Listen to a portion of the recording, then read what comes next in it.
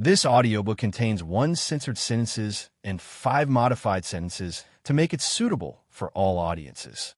Visit our website to listen to the original version without censorship or modifications. Link in the channel bio. That Venusaur over there seems to be his strongest Pokemon. Why don't you let me take this one? You want to play too? Natsui raised an eyebrow, quickly weighing the compatibility between the 2 Pokemon in his mind, and then nodded. All right, then go ahead. But be careful, or you might lose an easy fight due to carelessness. Nag. Haunter shot him a look, its body fully detaching from the shadow. It slowly floated towards the battlefield, leaving Natsui with a view of its stylishly departing back. Now you just stand there quietly and watch my performance. In the commentary box, the announcer saw Venusaur enter the field and couldn't help but smile. It seems Trainer Corey has chosen to send out his Venusaur at this time. This is indeed a good strategy. As the most outstanding partner among his many Pokemon, I believe it will surely be able to turn the tide and win back at least 1 round. Like many other professional analysts, this announcer also believed that while Natsui was highly likely to win the championship, he wouldn't be able to maintain his perfect streak and would lose at least 2 or even more Pokemon to Corey. However, upon hearing this, Lance had a different opinion. Perhaps. Lance nodded, then gave a mysterious smile. But from what I know, this Haunter is also one of Trainer Natsui's strongest Pokemon. It certainly won't be defeated so easily. Oh, this is his strongest Pokemon? The announcer said in surprise. I thought Gardevoir or Gyarados was his ace. In that case, an ace versus an ace battle is sure to be incredibly exciting. In reality, however, a battle of the strongest versus the strongest, aside from an intense clash, could also result in a one-sided domination. When the battle began, the spectators were amazed to find that, in front of Natsui's Haunter, this Venusaur seemed to be completely outmatched. Whether it was poison powder or sleep powder, all were blown away by a sudden, ominous wind. And the various other moves it used were all dodged by Haunter's ability to phase in and out of existence. Even a fully charged solar beam was somehow negated by a seemingly ordinary shadow ball. Nanny. Seeing this result, Corey was dumbfounded, completely stunned by the scene before him. What kind of monster is this? How can it be so strong? The spectators in the stands, while surprised, couldn't help but start murmuring among themselves. Wasn't this supposed to be a duel between aces? Why is Venusaur's performance so pathetic? They could see it clearly. Natsui was standing with his hands in his pockets, a relaxed expression on his face. He hadn't said a single word from beginning to end. It was Haunter, acting entirely on its own, that had pushed Venusaur into a desperate corner. Hearing the chatter around him, the announcer also looked embarrassed. After all, he had just been insisting that this would be a duel between aces, only to have his words thrown back in his face so quickly. Fortunately, everyone's attention was on the battlefield at that moment, and no one was questioning his commentating skills. In the end, Haunter teleported behind Venusaur and defeated it with an incredibly powerful Nightshade, changing the score to 3-0. At that moment, in the control center of Indigo Stadium, the broadcast director, John, was laughing so hard he could barely breathe as he watched the ratings soar. In fact, Natsui's current strength and popularity had already proven just how wise his initial decision had been. And because of his foresight, which had led to resources being poured into Natsui's coverage, he had not only reaped the rewards and ratings, but also increased his own influence within the Pokemon League. Therefore, looking at the cool, handsome man on the screen, John's admiration grew. Just then, the door opened and footsteps sounded from behind. He turned to see President Goodshow slowly walking in. Mr. President. The nearby staff quickly stood up, but the approachable Mr. Goodshow waved his hand dismissively, signaling them not to be so formal, and then walked slowly to John's side. How are the ratings? They're all right, John said with a calm expression, but the smug tone in his voice betrayed his true feelings. Just broke the historical record and surpassed it by a few points. Nothing special. Mr. Goodshow, you're not the one battling. Do you need to be so proud? Shaking his head, Mr. Goodshow ignored him and turned to look at the main screen.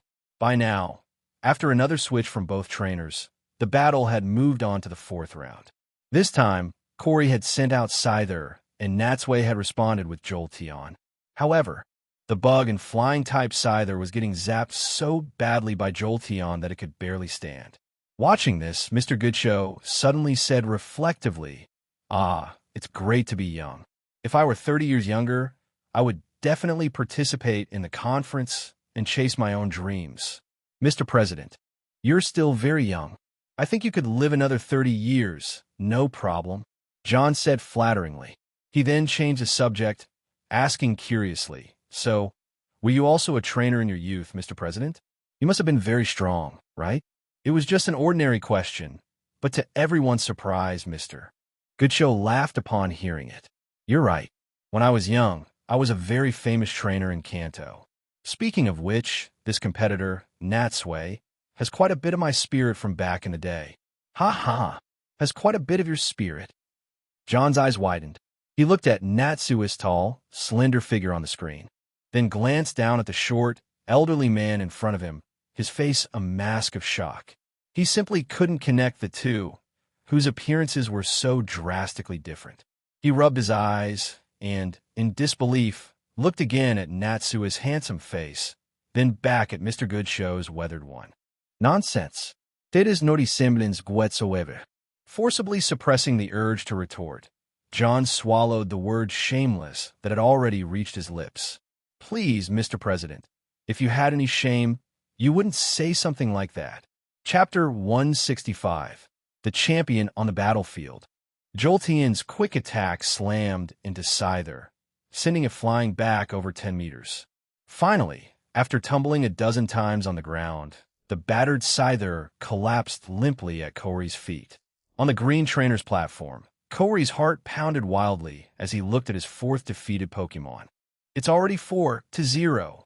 He was terrified that if this continued, he would be swept and become nothing more than a miserable backdrop for his opponent's glory. If that really happened, while his opponent would achieve glory, he would appear utterly incompetent in the eyes of the world. But the gap in strength and the constant type suppression left him feeling helpless. Urged on by the referee, he recalled his Scyther and sent out a Sandslash. But even though Sandslash's ground type was immune to Jolteon's electric type, Corey knew it was still futile. It was a no-brainer. He knew Natsui would definitely switch his Pokemon to reverse the unfavorable matchup. Sure enough, upon seeing the Sandslash, Natsui didn't hesitate, immediately swapping out Jolteon and sending in Blastoise. Water against ground again. Seeing this, Corey saw the inwardly. Ever since losing the first round, facing Natsui, who had the advantage of switching second, he truly had no idea how to make a comeback. However, the world is full of surprises. When the fifth battle began, Sandslash's outstanding performance made his eyes light up. Sandslash burrowed into the ground and then used Sand Tomb, creating a large, circular pit in the center of the field. The surrounding solid ground was broken into fine sand, which began to flow into the pit. Caught off guard, Blastoise slid into the pit. Although it struggled, trying to escape the area, its own weight caused its feet to sink deep, and it couldn't break free from the swirling sand. Sandslash's performance could only be described as unexpected, and it gave Corey a glimmer of hope in the pitch-black darkness. Could there still be a chance? On the other side, seeing Blastoise sinking deeper and deeper, Natsui thought for a moment and came up with a solution worth trying. Blastoise, aim for the center of the pit and use Water Gun. Hearing the command, the two cannons on Blastoise's back simultaneously shot out large streams of water towards the center of the pit. The area under its feet was quickly soaked, and the sand, having absorbed the water, clumped together and in the blink of an eye, turned back into wet soil. This soil, now dense with moisture, counteracted the downward pull of the Sand Tomb, breaking the move's effect. From a mud pit, Blastoise swam a few strokes and returned to a safe position, covered in mud. As for Sandslash, it had been hiding under the sand, waiting for an opportunity. But because of the influx of water, it choked on a few mouthfuls and was forced to scramble out in a panic. This incredibly creative counterplay drew gasps of amazement from the announcer and the audience. But for Corey, that glimmer of light vanished, and his whole world plunged back into darkness, his mood hitting rock bottom. So it's still not enough? On the field, the battle continued. Sandslash's long, sharp claws scraped against Blastoise's shell again and again, creating sparks, but Blastoise simply countered with a water pulse that sent it reeling. Finally, as if they had the same idea, both Pokémon began to spin. One retreated into its shell, the other curled its body into a ball. Like two spinning tops, they accelerated and then violently collided. Bang! After the dull impact, Blastoise and Sandslash separated and uncurled. But compared to Blastoise's minor scratches, Sandslash was wobbling. It took only a few steps before it lost its balance and collapsed onto the ground. Seeing the referee raise the flag, the announcer shouted, "That's incredible. Trainer Natsui has won another round." And the score is now 5-0. He's just one Pokemon away from winning the championship. Could it be that he's really going to set a record that surpasses everyone else's? At this moment, the cheers from the stands merged into one. It was unclear who started it, but the spectators began to rise to their feet, and the once chaotic shouting in the stadium gradually unified into a single voice. "Champion! Champion! Champion! Cham!" This was a spontaneous chant from the audience, a sign that in their hearts, Natsui's performance was truly deserving of the title.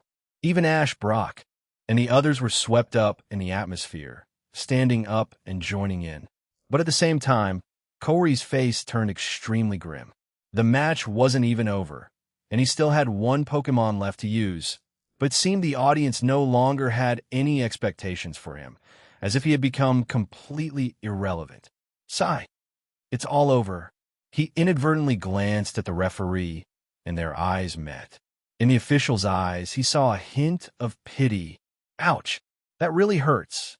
To think that even the referee feels sorry for me. Champion! Champion! Champion! Champion! The chanting showed no signs of stopping. As the center of everyone's attention, even Natsui hadn't expected this to happen. Although he was usually calm, at this moment, he couldn't help but feel his heart pounding with excitement. Just one more victory, and he would obtain the greatest honor of the Indigo Conference and hold the trophy in his hands. In the commentary box, Lance looked at Natsui, filled with emotion. In all his years as an Elite Four member, he had seen countless trainers, but whether in the Indigo or Silver conferences, he had never seen a competitor so overwhelmingly supported by the audience. No wonder even the international police had to ask for his help. On the battlefield, amidst this atmosphere, Corey, under immense psychological pressure, sent out his final Pokemon. It was a fighting type, a Hitmonlee. Seeing this, Natsui recalled his Blastoise and sent out his 6th Pokemon Gardevoir. Although Hitmonlee had helped Corey defeat many enemies before, at this point, Corey had completely lost his will to fight, both mentally and emotionally, especially when facing a Psychic-type Pokemon that countered his fighting type. He completely gave up resistance, wishing the battle would just end as soon as possible. One side had unstoppable momentum, while the other was utterly demoralized. The result was a foregone conclusion. When Gardevoir knocked out Hitmonlee with a single Psychic, it signified that the Indigo Conference, which had lasted for over half a month, had finally come to an end. As festive streamers shot out from both sides of the field, covering the entire sky, the announcer leaped to his feet and declared loudly, "A new Indigo Conference champion has appeared. Let's all congratulate trainer Natsui on winning this year's Indigo Conference." And what's even more incredible is that from the preliminary rounds to now, he has never lost a single battle, setting a new record that is almost impossible to achieve. Now, let's all shout his name and cheer for him. Chapter 166. The celebration in the lounge he won. Amidst the deafening cheers, Although he hadn't found this year's Indigo Conference to be particularly difficult, Natsui still couldn't contain his joy. As Guard of War returned to his side from the battlefield, he wrapped his left arm around its shoulders, raised his right hand into a fist, and shouted, loudly venting his excitement. At the same time, this heroic moment was captured by countless cameras and broadcast all over the world. In his embrace, influenced by his emotion, Gardevoir couldn't help but reveal a beautiful smile. On the other side, Corey recalled his unconscious Hitmonlee and walked over with a complicated expression. Seeing him, Natsui quickly jumped down from the trainer's platform and went to meet him. Congratulations to you. Faced with Corey's congratulations, Natsui wanted to say something encouraging, but Corey's memory had been erased by Mutwo. To him, Natsui was just a stranger who had defeated him. Thanks, but you shouldn't be discouraged either. You fought well in this match. If you hadn't run into me, I believe you would have had a high chance of winning the championship. With that, he extended his right hand to Corey. He'll look forward to you regrouping and challenging me again at the next Silver Conference. Oh no. Unexpectedly, Corey shook his head quickly and said with a wry smile, forget it. I won't be participating in the Silver Conference again, and I don't want to run into you again either. This last battle nearly gave me psychological trauma. I hope we never see each other again for the rest of our lives. Natsui, well, that's certainly disheartening. Seeing Natsui's speechless expression, Corey lipped. The joke seemed to dissipate much of his frustration. He reached out, shook Natsui's hand firmly, and then turned and strode away. After waving to the audience once more, Natsui was about to leave the stadium when the referee approached him. Trainer Natsui, please don't stray too far from the venue. Besides the award ceremony, there will also be a grand closing ceremony, and as the champion, you must be there in advance. I understand. Natsui nodded with a smile. Thank you for the reminder. When he passed through the contestant tunnel and returned to the lounge, he had just opened the door when he heard a light pop. The next second, a large amount of bubbly, white liquid sprayed all over him. He was instantly soaked. Before Natsui could even figure out what was happening, he saw figures moving in front of him and heard waves of cheers. Wiping the liquid from his face, he saw Professor Sakuragi standing at the front, holding a bottle of champagne. Beside him, Koru, Misty, Ash, and the others filled the entire lounge.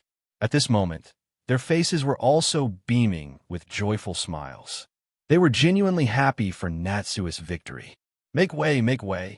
Our champion is back.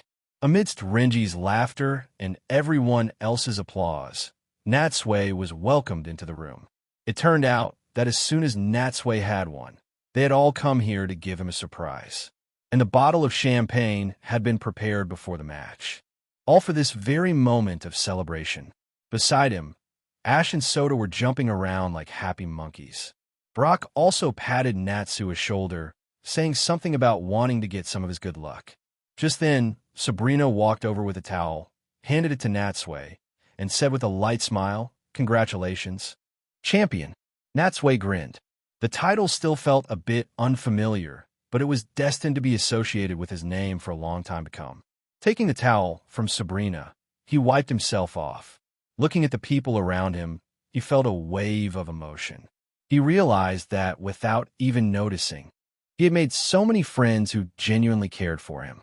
At that moment, Misa and Masa pushed through from the back and, on behalf of the entire biker gang, also congratulated Natsui on his victory. "Congratulations, boss," Masa said with a smile, rubbing her nose. "It's a great thing that you've become a champion. As your underlings, we're not only happy for you, but also very honored. Now, when we're out riding, no one will look down on us anymore. Now hold on." Hearing this, Natsui couldn't help but remind them. "Don't you go using my name to cause any trouble." "Of course not. We might be a bit energetic, but we're not bad people," Misa said, patting her chest in assurance. Then, she changed the subject. "By the way, boss, we've stayed for a really long time. It's time for us to say goodbye. You're going back? Are you leaving today?" Natsui asked in surprise. Seeing Misa nod, he tried to persuade them to stay. Why not stay one more night? After winning the championship, We have to have a big meal to celebrate together. It's more fun with more people. No matter how much of a hurry you're in, I'm sure one night won't make a difference. Hearing this, Misa and Masa looked at each other and agreed to stay. Professor Sakuragi got some glasses from his side, opened another bottle of champagne, and filled them all up. After doing so, he looked at the expectant faces of Koharu and the others and shook his head. You minors should stick to juice. It's still too early for you to be drinking champagne. Why? Koharu pouted, looking unhappy. It's such a happy occasion. We want to try some too. Her proposal received unanimous support from Misty, Ash, and the others. Professor Sakuragi wasn't a rigid person, and with Yoshino chiming in to support them, he was eventually persuaded. With a sigh, he took out a few more glasses and poured them a little bit as well. Everyone raised their glasses, and, as the eldest, Professor Sakuragi laughed loudly and said, "All right, then let's all toast to Natsui's victory. Cheers!" Everyone drank up. Unexpectedly, Sabrina seemed to be a lightweight. After just one glass, 2 rosy blushes appeared on her cheeks. Even Ash stuck out his tongue after drinking. Wow, so this is alcohol? It tastes awful, not as good as juice. And it tastes like Toro's pee. I think it's pretty good, Misty said, licking the corner of her lips with a sense of wanting more. She looked at Ash and shrugged helplessly. This is why I always say, kids will be kids.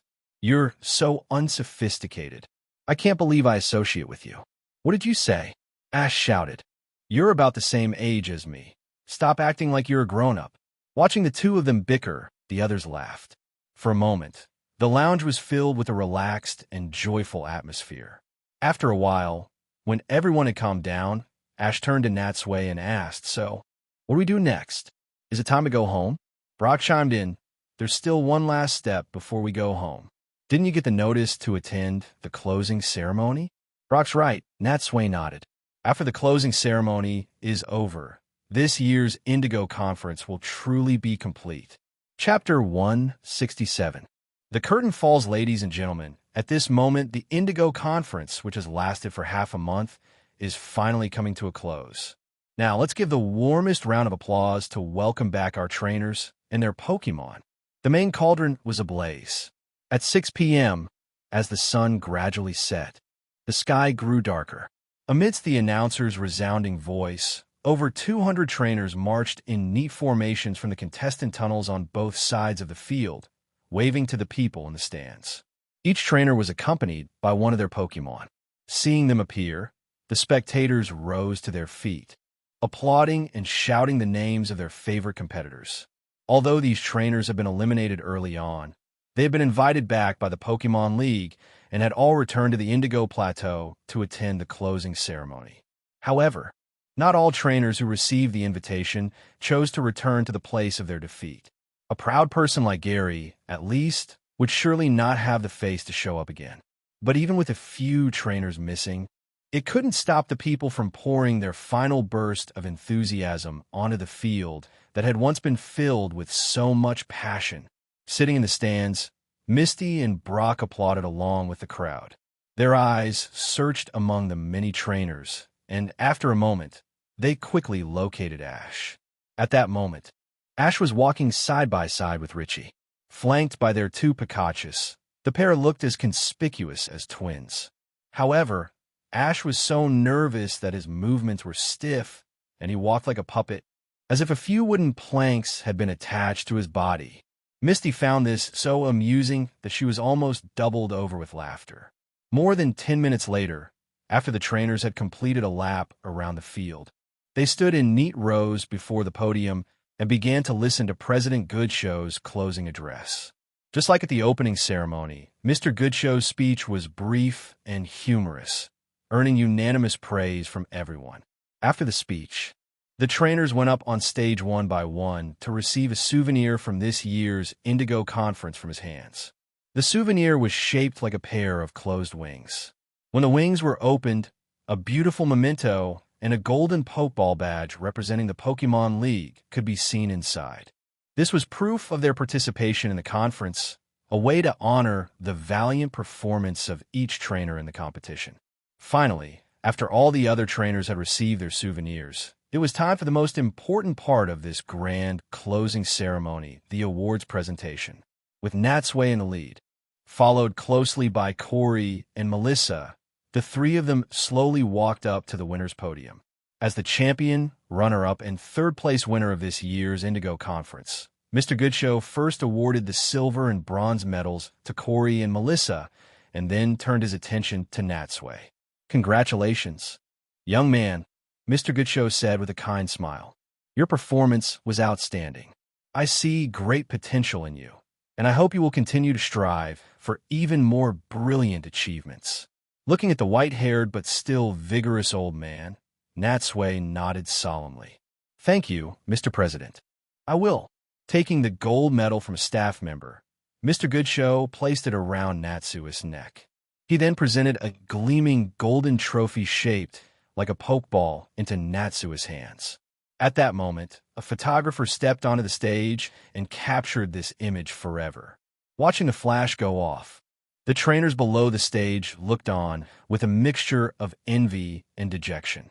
By now, night had fallen. Just as Natsui stood on the podium, waving to the crowd, the lights in the stadium suddenly went out with a click. The entire Indigo Stadium was plunged into darkness. Just as everyone was wondering what was happening, thousands of fireworks suddenly shot into the sky, and as they bloomed into beautiful patterns, they also lit up the festive night. After the closing ceremony, Natsui and his friends found a restaurant, and the group of several dozen people celebrated together boisterously. However, during the meal, amidst all the joy, he was also made to drink a lot of alcohol. By the time he returned to his room in the evening, his steps were unsteady. He reeked of alcohol, and his head was spinning. Only after a cold shower did he finally feel clear-headed again. Phew! Letting out a long breath, Natsui leaned back and lay spread-eagled on the soft bed. Only then did he feel that the world had finally quieted down. This time, besides the trophy and the gold medal, he had also received a handsome sum of prize money. Even after deducting a large amount in taxes, he still had an income of over $3 million. It seemed that overnight, he had not only won the championship, but also become a millionaire. It could be said he had achieved both fame and fortune. But even though all of this had really happened, as Natsui lay in bed and thought back on it, it all still felt so unreal, like a dream. Coming back to his senses, he picked up his phone. Since the end of the match that morning, he had received congratulatory messages from many friends. After being busy until now, he finally had the time to reply to them one by one. The next morning, after breakfast, everyone began to pack their things and leave. First was Koharu, who left with Professor Sakuragi's group. It was clear that she had changed a lot during this short trip, and one could also sense her reluctance to part with Natsui. But it couldn't be helped. After returning to Vermilion City, she still had to continue her studies and return to her normal life. Ash, Misty, and Brock also had to return to Palatown to attend the celebration party that Delia and Professor Oak were preparing for him in their hometown. Although he had only made it to the top 16 for a child participating in the conference for the first time, this was still a remarkable achievement. After saying goodbye to them, in the blink of an eye, only he, Sabrina, and the bikers were left in the dorm. Seeing Misa and Masa approach, Natsui thought for a moment and called Misa aside alone. "What are your plans after you go back this time?" Misa looked completely puzzled. "Plans? We don't have any. ITLL probably be the same as before." Natsui said thoughtfully, "I have an idea. I'm planning to put up some money to set up a base for you all. You can think of it as your regular activity center." "A base? An activity center?" Misa's eyes lit up with interest. "What kind?" Natsui shook his head. "Maybe a bar, a pool hall, or some other kind of facility. It would be best if it could serve as a base while also earning some funds for your activities. That way, when you come to cheer me on at future events, you can stay in a better place instead of camping out in the wild." As expected of the boss. So thoughtful. Seeing that Misa had no objections, Natsui took out his phone and directly opened the payment interface. "Since you agree, then you'll be in charge of this matter." "Eh, me?" Misa's eyes widened in surprise. "Why should I be in charge? Aren't you going to handle it yourself?" Are you really not afraid that, well, just run off with the money? Natsui shrugged. If that happens, it just means I misjudged you. But I still believe in my judgment and know that you can be trusted. Misa was deeply touched and patted her chest so hard it made her peaks tremble. In that case, leave it to me. He'll definitely manage the boss industry well. Natsui said no more and directly transferred 2 million to her. Although it wasn't a huge amount, the place where they lived was a small city. If they were careful with the money, they could still set something up properly. He deposited the remaining 1 million plus into the bank. Since he had no great material needs, this money was enough for him to live comfortably for a long time. After Misa and the others had waved goodbye and left, Natsui finally turned his head to Sabrina. All right, now it's just you and me. So where are you headed? Back to Saffron City? Unexpectedly, Sabrina shook her head and smiled. I'm not going back. I've decided to temporarily step down from my duties as gym leader and travel with you for a while. This time, it was Natsui's turn to stare with wide-eyed shock. What? Travel with me? Seeing his reaction, Sabrina's expression turned stern, and she frowned. What? Not happy about it? How could that be possible? Of course I'm very happy. Natsui grinned, offering a rare, smooth-talking line. If I have a great beauty like you accompanying me, even the toughest journey would surely become a pleasure. Hearing him say this, the smile returned to Sabrina's face. I see. In that case, champion, where are we heading next? Natsui pointed towards the distance and laughed heartily. I've already decided. Next, we'll keep heading south and set off for the Orange Islands. Chapter 168. Setting off the scorching sun baked the earth. For some reason, after the Indigo Conference, the weather had suddenly taken a sharp turn, becoming increasingly hot. Cicadas, hidden somewhere, chirped tirelessly, their noise grating on the nerves. And in the midst of this sweltering heat, a male and female traveler, having come from afar, walked into the famous Kanto region resort town Porta Vista. Porta Vista was as bustling as ever. People were shopping, surfing, swimming, and playing beach volleyball. It seemed that not even the hottest summer could stop people from expending their enthusiasm. The streets were crowded, but whenever anyone passed by the striking, charismatic couple, they couldn't help but steal a few extra glances. Both were around 20 years old. The woman was beautiful, with long, smooth black hair that fluttered behind her in the occasional sea breeze. Her exquisite and coolly elegant face made many men's hearts skip a beat. The man accompanying her was tall and slender, but because he wore a baseball cap and a large pair of sunglasses, it was impossible to tell what he looked like. Needless to say, these two were none other than Natsui and Sabrina, who had left the Indigo Plateau.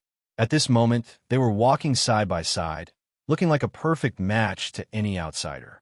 However, feeling the gazes of the people, Sabrina frowned slightly, extremely uncomfortable. Why are they all looking at us like that? Natsui chuckled. I can tell you don't get out much. If it were me, and I ran into a beauty like you on the street, I'd be staring just like them. See, that's the art of conversation. Not only had he answered her question beautifully, but he had also seamlessly woven in a compliment. And it worked. Hearing the flattery, the corners of Sabrina's mouth turned up, clearly pleased. In that instant, it even felt as if the sun overhead was no longer so scorching. Just then, they passed by a few tall buildings, and the view suddenly opened up. With a turn of their heads, they saw a long, narrow coastline and a fine, white sandy beach. Looking at the people playing on the beach, Natsui sighed. Ah, if I wasn't in such a hurry to get to the Orange Islands. I'd really like to spend a few days playing here without a care in the world. Now, in a cheerful mood, Sabrina tucked a strand of her beautiful hair behind her exquisite ear. I've heard the scenery in the Orange Islands is even more pleasant and better for a vacation. Since you want to rest, why be in such a hurry? Why don't we find a quiet place after you finish your business there, slow down, and properly relax? Hearing her say this, and imagining a tropical island with just the two of them, an image of her in a sexy swimsuit, sunbathing on the beach, instantly flashed through Natsui's mind. With a figure like hers, she must look incredibly alluring in a swimsuit. I wonder if she'll ask me to put sunscreen on her? At this thought, Natsui suddenly felt a rush of blood to his head. Cursing inwardly, he quickly rubbed his itching nose, not daring to let his imagination run any wilder. The day was already hot, and he was a young man full of hot blood. If he kept having such wild thoughts, he was definitely going to get a nosebleed. And if that happened, it would be utterly mortifying. Shaking his head, he forced himself to turn his attention elsewhere.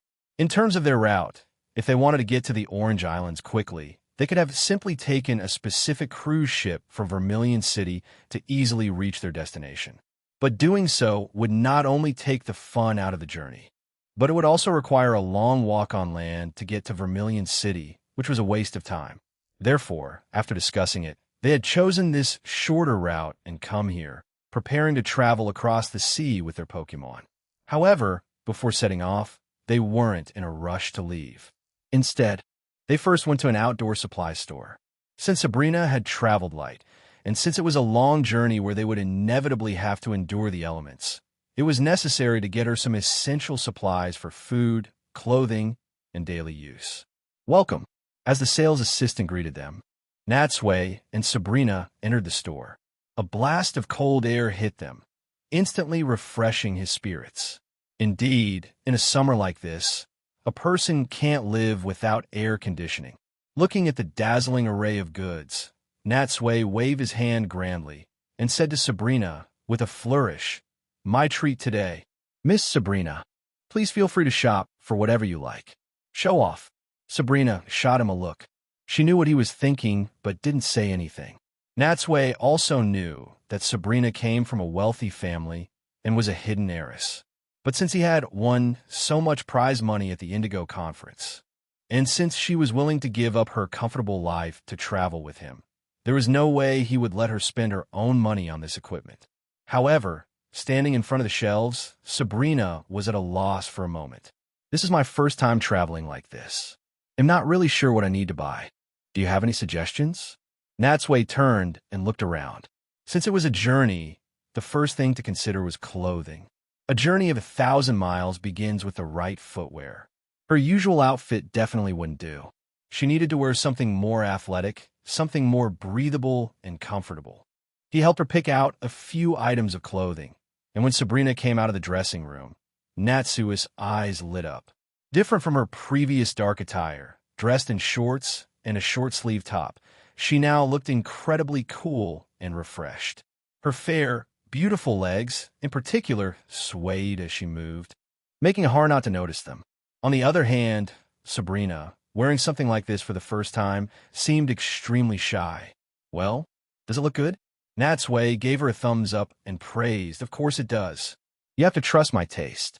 Besides, you're so beautiful and have such a great figure. You're a natural clothes hanger." Hearing him say this, Sabrina was both amused and annoyed. Is his mouth so sweet because he smeared honey on it? And why didn't I ever notice he had such a smooth-talking side to him before? After solving the clothing issue, the two of them picked out canteens and some other items. But when it came to choosing sleeping bags, Sabrina shook her head. "I don't like sleeping outside. It doesn't make me feel safe," Sabrina said, turning her gaze to the tent section nearby. "I think we should just buy a tent. Although it's simple, it can at least provide shelter from the wind and rain. And it's something of a temporary home." "Buy a tent?" Natsui was taken aback. He followed her gaze and saw that although there were many types of tents here, the smallest ones were all at least 2-person size. "She probably doesn't mean for us to share. She just doesn't want to sleep outside. Right?" Without thinking too much, he nodded. "Sure, whatever you like is fine." Unexpectedly, after browsing for a while, Sabrina ended up choosing a large, 4-person tent. Does she not like cramped spaces? Although he didn't understand her reasoning, since she didn't offer an explanation, Natsui naturally didn't dare to ask. After that, they added some canned food and other items. By the time Natsui paid and they walked out of the store, they were each carrying a huge backpack. Adding his previous luggage, they now had so much stuff that, in this heat, let alone traveling, They would probably be drenched in sweat after walking just a few hundred meters, which would greatly hinder their movement. Thinking of this, he opened a Pokeball and released his Charizard. Charizard was very strong anyway, and it could fly with the wind in the air. This little bit of weight would be nothing to it. In that case, he might as well just let it stay out and act as their mode of transport. Chapter 169. Meeting Lorelei beneath the white clouds. Charizard carried Natsui and Sabrina, soaring through the sky as it flew rapidly southward. The clouds blocked the sun, and the strong winds dispersed the oppressive heat. So even though they were high in the air, it didn't feel overly hot. On the contrary, the crisp, cold air currents hit their faces, forcing Sabrina to lean tightly against Natsui's back to shield her fair skin from the direct chill. Feeling the two soft mounds behind him, Natsui's heart skipped a beat. But he also understood what she meant.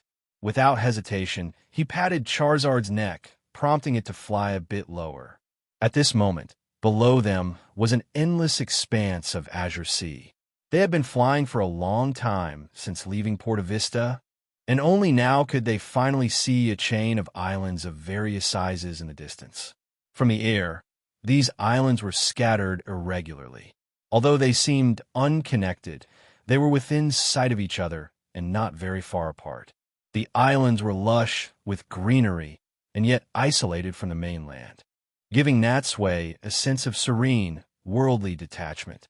"Sabrina, look, there are islands ahead." Hearing him, Sabrina peeked her head out. However, her voice was not very loud, and since they were flying against the wind, she had to press even closer to Natsui for him to hear what she was saying. "Are these the Orange Islands?" Natsui took out his phone. After a long flight with no reception, his phone finally picked up a weak signal, which meant there must be people living on the islands below. However, after confirming their location, he shook his head. "This isn't the Orange Archipelago. These are the Sevii Islands. We're still about halfway to the Orange Islands." The Sevii Islands? This was the first time Sabrina had ever heard this unfamiliar name. After all, she had always lived in the inland Saffron City, had never traveled far, and didn't pay much attention to current events. So she naturally wouldn't know about such a remote place. Seeing Natsui directing Charizard to fly towards the first island, she couldn't help but ask, "What? Are we landing here?" "That's right. The two of us, plus our luggage, weigh about 130 to 135 kilograms. Charizard has been flying for a long time, so it's time to let it rest and recover its strength. Besides, there's something here I'm very interested in. Let's go down and take a look." "Something he's interested in?" Sabrina raised an eyebrow. On this unplanned detour, she couldn't understand what on earth Natsui would be interested in. The Sevii Islands, also known as the Sevii Archipelago. It is a large group of islands located south of the Kanto mainland. As the name suggests, it is composed of 7 large islands and several smaller surrounding islets, basically marking the farthest maritime boundary of the Kanto region's southern waters. On the 7 main islands, there is human activity, and several small towns have been built. However, although people number the islands from 1 island, 2 island, 3 island, all the way to 7 island for convenience, they each had their own unique names. For example, the island where Natsui and Sabrina were now landing, though called 1 Island by the locals, was officially named Knot Island. The name Knot Island symbolized, just as it implied, that the Sevii Islands always welcomed fated guests from afar. However, the town on 1 Island was not large. The people mostly made their living by fishing, and there were no tall buildings. Apart from a well-equipped small pier, the most luxurious building was the Pokémon Center in the very center of town. Natsui directed Charizard to land on a beach just outside the town. All around, as far as the eye could see, were sparkling sands and large, uncollected pearls. Under the sunlight, the entire beach seemed to shimmer with a crystalline glow. After taking a picture with his phone, Natsui picked up a few smooth, round big pearls and put them in his backpack as a special souvenir. Once he was done, he brushed the sand off his clothes and entered the town with Sabrina, heading towards the pier. There was a small tavern there. Although the town had a free Pokémon Center, they didn't go there. Instead, they left Charizard outside the tavern with some food, then pushed open the door and went inside. Compared to the deserted streets, the tavern was much more crowded, though it seemed to be filled mostly with elderly fishermen sitting in small groups in the corners, talking in low voices. Upon the sudden entry of Natsui and Sabrina, the men all turned their heads. In an instant, the entire tavern fell silent. The people stared at them for a long time, only turning their gazes away after the couple sat down at the bar, at which point the usual murmur resumed. "What can I get for you two?" The speaker was the equally elderly bar owner. He was wiping a clean plate while looking them up and down with a scrutinizing gaze. "2 ice waters to start," Natsui said, not seeming to mind the man's stare. "By the way, do you have any local specialties?" "We'll have 2 orders of whatever that is." "In that case, it'll get you," but before the owner could finish a sentence, a woman suddenly plopped down on the stool next to them. "Owner, get them 2 orders of our Sevii Islands special seafood fried rice. Put all on my tab." Hearing her say this, Natsui and Sabrina both turned their heads towards the woman. She had long, vibrant red hair tied back in a ponytail, and she was wearing a form-fitting skirt, black stockings, and high heels, along with a pair of glasses. She wasn't exceptionally beautiful, but she was definitely attractive. In terms of demeanor, she had an intellectual charm, but what was most noticeable was her impressively busted figure. Truly magnificent, at least among all the people Natsui had ever met. No one had reached such heights. However, judging by her attire, she, like Natsui and Sabrina, seemed out of place among the locals. Yet, no one, including the owner, gave her a second glance. On the other side, after getting a clear look at her face, Sabrina said with some surprise, "Are you Miss Lorelei?" "Long time no see." Miss Sabrina, Lorelei smiled, then looked Natsui up and down. "And, if I'm not mistaken, you must be this year's new Indigo Conference champion, right?" It really is Lorelei. As one of the Elite Four, Lorelei was also an Ice-type master. He never expected that they would meet here of all places. Chapter 170. The Legend of the Sevii Islands. Out of politeness, Natsui took off his hat and sunglasses and extended a friendly hand to Lorelei. "That's right, I'm Natsui. It's a pleasure to meet you, Miss Lorelei." Lorelei's gaze shifted between the two of them. "I never thought the two of you, with such different styles, would end up together," she said half-jokingly.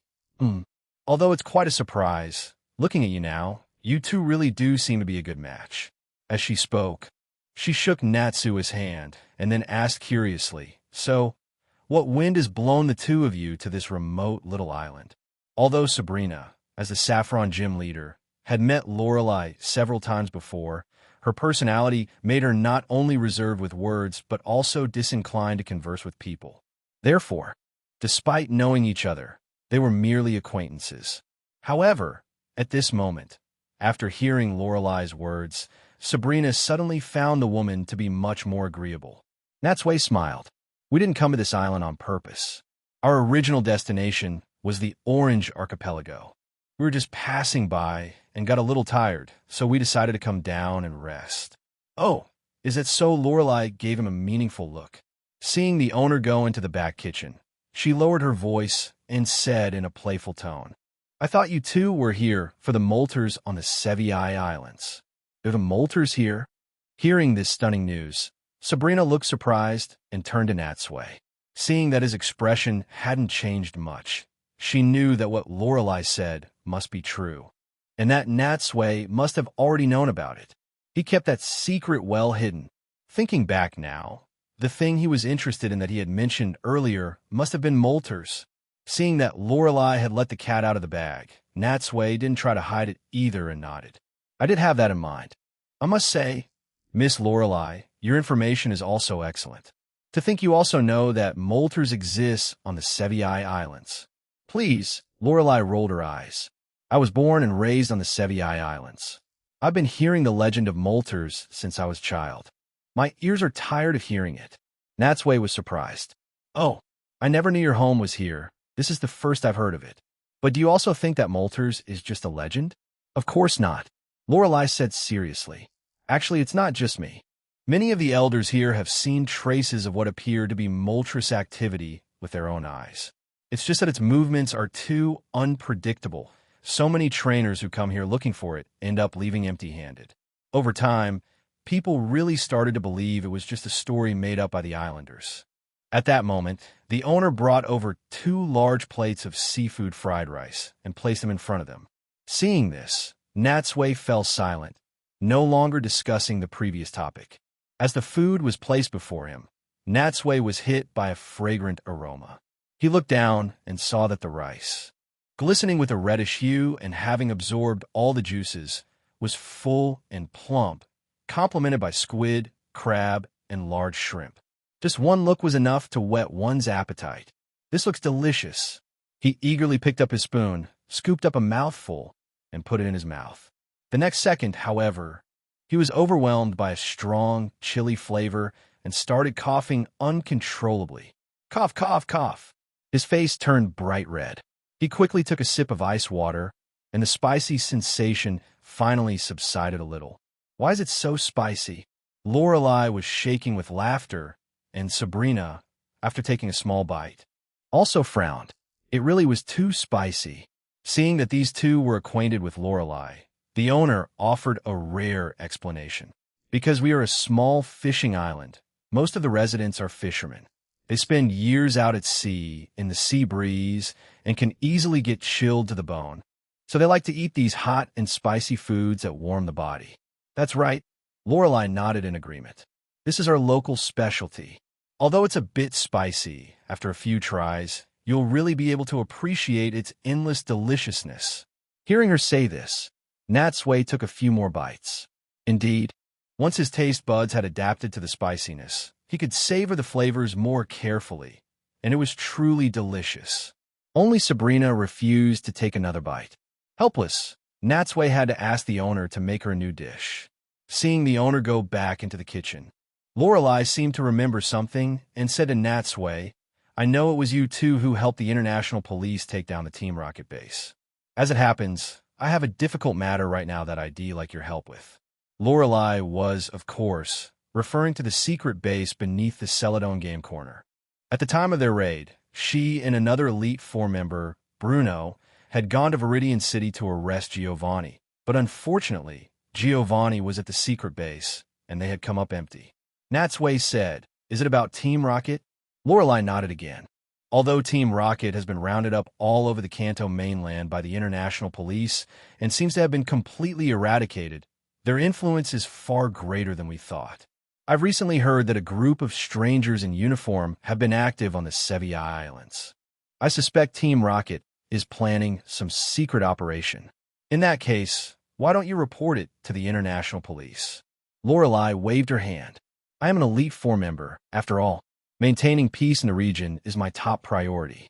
How could I take the initiative to ask those guys for help? But you two are different. One is a gym leader of the Pokemon League, and the other is the Pokemon League's new champion. We're all part of the league, all in the same system. So there's no need to be strangers. Part of the same system? That label. Natsui smiled helplessly. When did I become a part of the Pokemon League? However, since eliminating Team Rocket was also a matter of his own safety, he was very interested as well. Of course, no problem. But I can only stay here for a few days. If it takes too long, you'd better ask someone else. Don't worry, Lorelei said, patting her chest in assurance. I've already got a rough idea of their trail. It won't take more than a few days to find their exact location. Oh, right, if we succeed in capturing these Team Rocket members, as a thank you, I can take you to find that Moltres. Natsui was taken aback. Do you know where it is? Lorelei smiled confidently. Does that even need to be said? Of course, it's on MT Ember. But as for its exact location, we'll have to try our luck. MT Ember. Natsui pondered for a moment. Back on Earth, he knew from the games that there was indeed a Moltres on the Sevilla Islands. But because his memory was hazy, he wasn't very clear on the exact location. But with the help of a local like Lorelei, it would surely make things much easier. Chapter 171. Searching for Team Rocket after finishing lunch, they didn't delay, heading straight for their destination to begin the search for Team Rocket's trail. In fact, Before Natsui had even arrived, Lorelei had already searched one island by herself. Having found nothing, she was now setting her sights on the nearest island, 2 Island. However, because she didn't have any flying-type Pokemon, they had to accommodate her by taking her speedboat, choosing to set off by sea. The boat cut through the waves, but Natsui was in no mood to admire the scenery. He had a question that had been on his mind for a while, and seeing the next island getting closer, he couldn't hold it in any longer and finally asked, "Miss Lorelei, since you're certain there's a Moltres here, why haven't you thought of catching it?" While steering the speedboat, Lorelei glanced at him and said, as if it were the most obvious thing in the world, "Because I'm an Ice-type Pokemon master. Wouldn't catching a Fire-type Pokemon be beneath my status? Besides, not only does Moltres-type clash with mine, but it's also super effective against all of my Pokemon. So, why would I go looking for trouble and catch something so inconvenient?" So that was the reason. Natsui had thought she was acting as an unseen guardian, shouldering the responsibility of protecting her homeland's legend from being disturbed. He never expected the reason to be so simple. It seemed that, just like the other masters, while she had achieved fame and honor with her Ice-type Pokemon, it had also limited her from exploring other paths. The waves were broken into spray by the speeding boat, the droplets landing on their faces. After a journey of over 10 minutes, their speedboat finally reached 2 Island. 2 Island's official name was Friendship Island, so named because the 2 mountain peaks on the island were connected, resembling 2 brothers standing shoulder to shoulder. After disembarking at the pier, Natsui noticed that the population on this island was slightly larger than on 1 Island, and it could be considered the commercial center of the Sevii Islands. On certain days, an open-air market would be held here, allowing the islanders to trade goods or sell local specialties to tourists from afar. Unfortunately, today was not a market day, so the marketplace was empty, save for a few elderly women minding their stalls with bored expressions, selling some daily necessities. After a few glances, Natsui looked away. However, he inadvertently noticed that in the distance, there was a newly opened game corner. Given their past experience, this immediately raised Sabrina's suspicions. Is that game corner new? Could it also be a Team Rocket enterprise? However, Lorelei shook her head. I had the same suspicion before, but I investigated its background, and it has no connection to Team Rocket. It has, however, attracted some motorcycle-riding biker gangs. If not dealt with, I think they'll cause other disturbances sooner or later. Biker gangs. This was quite a surprise to Sabrina. She never thought that even on such a remote island, there would be biker gangs. She really couldn't understand why, on such a small island that might not even have proper paved roads, these bored people still insisted on riding their motorcycles every day. Are they competing to see who can drive into the sea first? Putting those thoughts aside, since there were no suspicious targets here, they didn't linger and headed directly into the island's interior. In truth, looking at all of 2 Island, the place that Lorelei suspected the most, and the one most capable of hiding secrets, was Cape Brink. However, after a thorough search, they still found no trace of Team Rocket. It seems they aren't on 2 Island either. Let's head to the next place. Although they had wasted their energy, at least they had confirmed the safety of this area. The only downside was that they had to go all the way back to the pier to take the speedboat to 3 Island. 3 Island was also known as Kin Island and consisted of 1 large and 1 small island connected by a rope bridge that looked quite precarious. However, when they arrived, they still found no sign of Team Rocket. But the trip wasn't a total loss. On the small island, there was a lush berry forest filled with ripe, wild berries. Natsui released his Pokemon and let them eat to their heart's content. By now, it was getting very late. After searching for so long, everyone was exhausted. At Lorelei's enthusiastic invitation, they went to her home on 4 Island. Although most of the Pokemon world remained untouched by humans, maintaining a perfect ecological balance, just like on the Earth he knew, the more prosperous cities were. The more polluted they became by residential and industrial emissions, as if covered by a layer of frosted glass that made everything hazy. Only on a remote island like this could one still enjoy a sky full of stars at this time of night. For Island, also known as Flow Island, could be considered the most unique among the Sevier Islands. While the other islands all had a subtropical climate with little temperature variation, this one, influenced by a cold undersea current, had an extremely cold northeastern part. Lorelei's house was built next to a small lake at the foot of a mountain on the east side. Although her parents were still alive, they couldn't stand the chill and didn't live with her, residing instead in another part of the island. But even though she lived alone, her house was warmly decorated and kept neat and tidy. It was clear that outside of work, she was also a capable homemaker. "Don't be shy. Please come in." Lorelei opened the door and went in first, with Sabrina following close behind. Just as Natsui was about to enter, he happened to notice a dark cave on the other side of the small lake, illuminated by the moonlight. "What's that place over there?" Hearing his question, Lorelei poked her head back out of the house. She followed the direction of Natsui's finger and smiled. "Oh, that place? It used to be just a small crack, but I later carved it out to its current size. The cave leads directly into the island's interior. It might not look like much, but inside it's a world of ice and snow, a whole different world. And the chill you're feeling now is mostly coming from in there." It had been a long time, so Natsui couldn't remember if such a cave existed in the games. "So, are there a lot of Pokemon living inside?" "Of course," Lorelei nodded. "I even go in there myself from time to train with my Pokemon." Hearing this, an idea sparked in Natsui's mind, and he stopped the foot he was about to move. "When was the last time you went in there?" Lorelei thought for a moment, then asked, puzzled, "About half a month ago, I think." "Why? Is there a problem?" Natsui didn't answer her. Instead, he asked back, "We've searched the islands for so long without finding any clues about Team Rocket. Have you ever thought of checking inside the cave?" "Inside the cave?" Hearing him say this, Lorelei was suddenly stunned.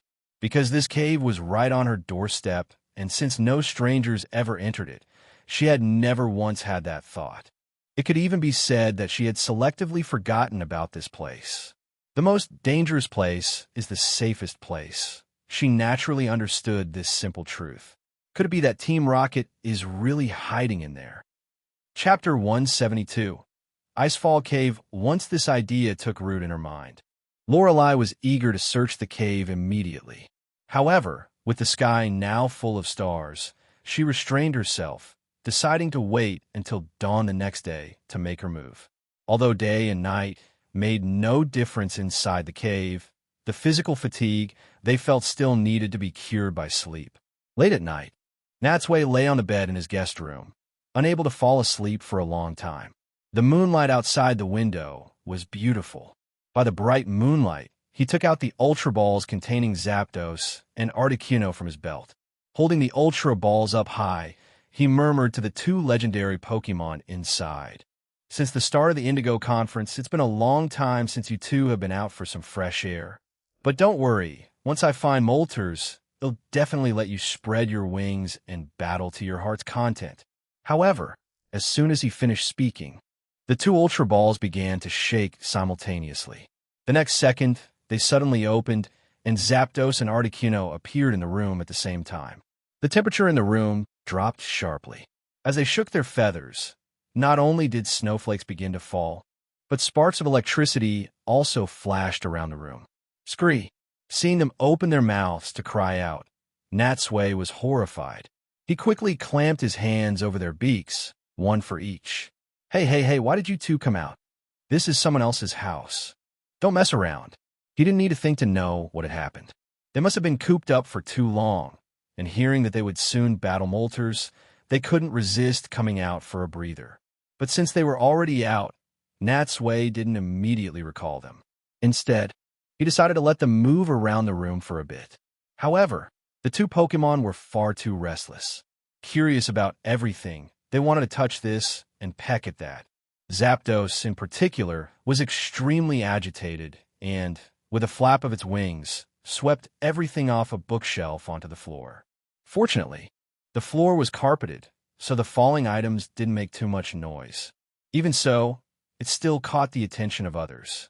The sound of footsteps came from outside the door, growing closer.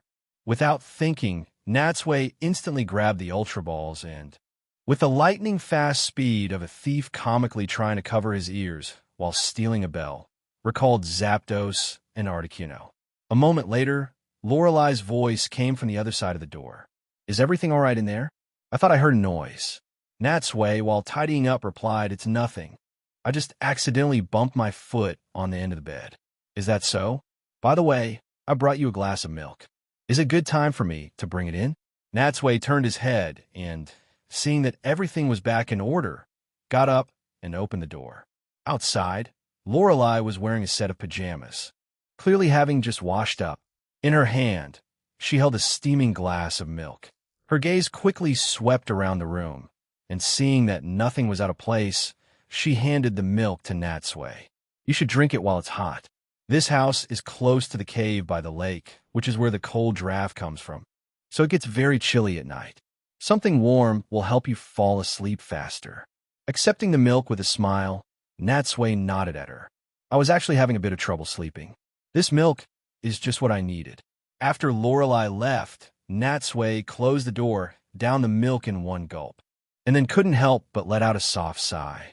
Although quite a few people already knew he possessed Zapdos and Articuno, out of an abundance of caution, he was always careful to protect his secret. After all, the fewer people who knew, the safer he was, and the more advantageous it was for him.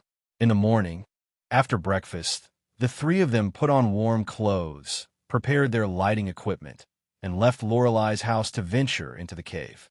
As the one who had first discovered it, Lorelai naturally had the naming rights, and she had given it a very fitting name, Icefall Cave. When Natsui entered the mouth of the cave, he found that, like many others, the entrance was narrow. But once they went deeper, it opened up into a whole different world. However, since they were constantly descending and the ice was very slippery, they had to be careful with every step, paying attention not only to their footing, but also to the sharp icicles hanging from the ceiling above. The beams of their flashlights shone on the ice surfaces, reflecting a bluish light. Lorelai walked in front, carefully leading the way, while also reminding them, "Be careful. The ice is very thin in some places and can easily break. You must be cautious." "We understand." Thanks to his experience in the Seafoam Islands, this was familiar territory for Natsui. He followed closely behind Lorelai, and whenever they reached a dangerous spot, he would naturally turn back and offer his hand to Sabrina. Although Sabrina could use her psychic powers to fly over these broken patches of ice, for some reason, she chose not to. Instead, she took Natsui's hand and carefully walked across. When Lorelai happened to turn back and see this, a knowing, I knew it expression appeared on her face. A single man and a single woman traveling together. Given what she knew of Sabrina, she wouldn't believe for a second that Sabrina didn't have some feelings for Natsui. She just couldn't imagine what this cool and aloof psychic would be like when she was in love. I wonder if she has a gentle, softer side? Their steps crunched on the ice. Tightening their clothes and seeing Natsui and Sabrina looking around, Lorelai couldn't help but smile. This cave actually extends down several hundred meters and is divided into several layers. At the very bottom, there's an undercurrent that connects to the sea. Hearing this, Natsui asked, puzzled, "Since it's an undercurrent, how did you discover it? Don't tell me you personally swam through it?" Lorelai laughed heartily. "What's the big deal? It's a form of training. After all, you're something else." Hearing this, Natsui couldn't help but give her a thumbs up. What normal person would go for a swim in such freezing water just to see where a current leads? You'd have to be incredibly bored to just jump into the water for no reason. They continued downward, and only after walking a great distance did they see a few wild Pokemon like Dugong and Cloyster. Neither Natsui nor Sabrina were interested in them, so they let them disappear from sight. Only Lorelai, despite not finding any trace of Team Rocket, frowned deeply upon seeing so few Pokemon after walking for so long. In fact, even Natsui, who was setting foot here for the first time, could tell something was wrong. Is it always this quiet here? After a moment's hesitation, Lorelai shook her head. Of course not. This place used to be teeming with Pokemon. But now, Sai, you're right. I think the reason their numbers have dropped so drastically is that something must have happened down below. With that, the three of them quickened their pace. But the further down they went, the colder it became, and the cave was a network of branching paths, like a natural maze. It was a good thing this place was so remote. If someone entered here without a guide and took a wrong turn, they would definitely be trapped here forever. Chapter 173. Am a kind person. Passing through the long, narrow tunnel, the three of them finally arrived in front of Frozen Waterfall. Upon seeing it, Natsui finally understood why Lorelei had given this cave the name Icefall Cave. Apart from a dozen or so streams of water less than a foot wide that were still flowing downwards, the massive waterfall was frozen solid, like a thick wall of ice, before they could even marvel at the wonders of nature. Their attention was drawn to the faint sound of voices coming from deeper within. The three of them exchanged a look and quietly crept closer. Rounding a huge pillar of ice, they saw several Team Rocket members crouching by the shore of a lake filled with floating ice, busy with something. Next to them was a huge metal net, and dozens of unconscious Pokemon lay lifelessly inside it. So there really are Team Rocket members here. Looking at what they were doing, they were taking out Pokeballs one by one and capturing these fainted Pokemon. This sent Lorelei into a rage. No wonder they had only encountered a few Pokemon on their way here. It turned out they had already been poached by them. There was an unwritten rule when it came to humans collecting Pokemon. To avoid causing extinction, Pokemon should be captured in a limited manner that does not affect the ecological balance. One must never, as Team Rocket was doing, catch all the Pokemon in a habitat in one fell swoop. Moreover, this was happening in her homeland, practically under her nose. How could she not be burning with fury? Natsui scanned the area and, confirming that there were only these few grunts, consulted with Lorelei and Sabrina. Then, he and Lorelei each sent out their Pokemon and charged toward the men. The sound of their hurried footsteps naturally caught the attention of the Team Rocket grunts. Seeing these people emerge from nowhere with such a menacing aura, the grunts were all horrified. Oh no, it's that damn woman Lorelei. Damn, woman.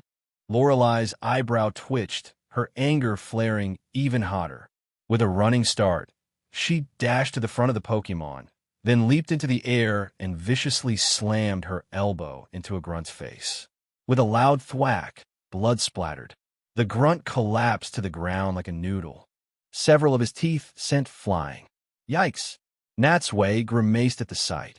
He never thought that Lorelei, who seemed so intellectual and easygoing, had such a violent side. Not someone to mess with. Definitely not someone to mess with. Only after their comrade was knocked down did the other grunts finally react, simultaneously sending out their Pokemon. In an instant, a battle broke out. Team Rocket's Pokemon were, of course, the eternal villains Golbat and Weezing. But how could their Pokemon possibly be a match for Natsui and the others?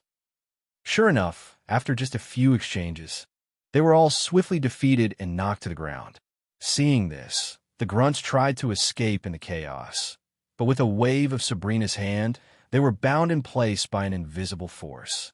With the dust settled, Natsui bent down to untie the knots of the metal net, while Lorelei walked up to one of the grunts and planted her foot on his chest. Spill it. What are you doing in the Sevii Islands? Where is your secret base hidden? Although Lorelei's tone was severe, the grunt didn't seem to care at all.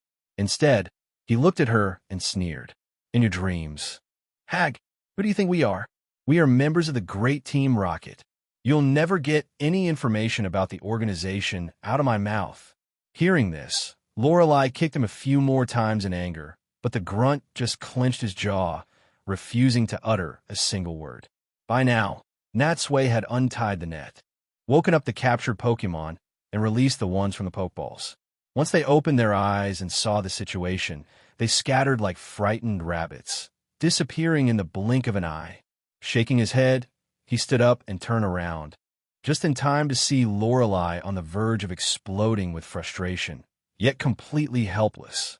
After a moment's thought, he couldn't help but walk over. Miss Lorelei, questioning them like this won't work. These guys are quite loyal, and they know you won't really do anything to them, which is why they're so brazen. Lorelei glanced at him and asked, "Then what do you suggest?" Natsui rubbed his chin and smiled.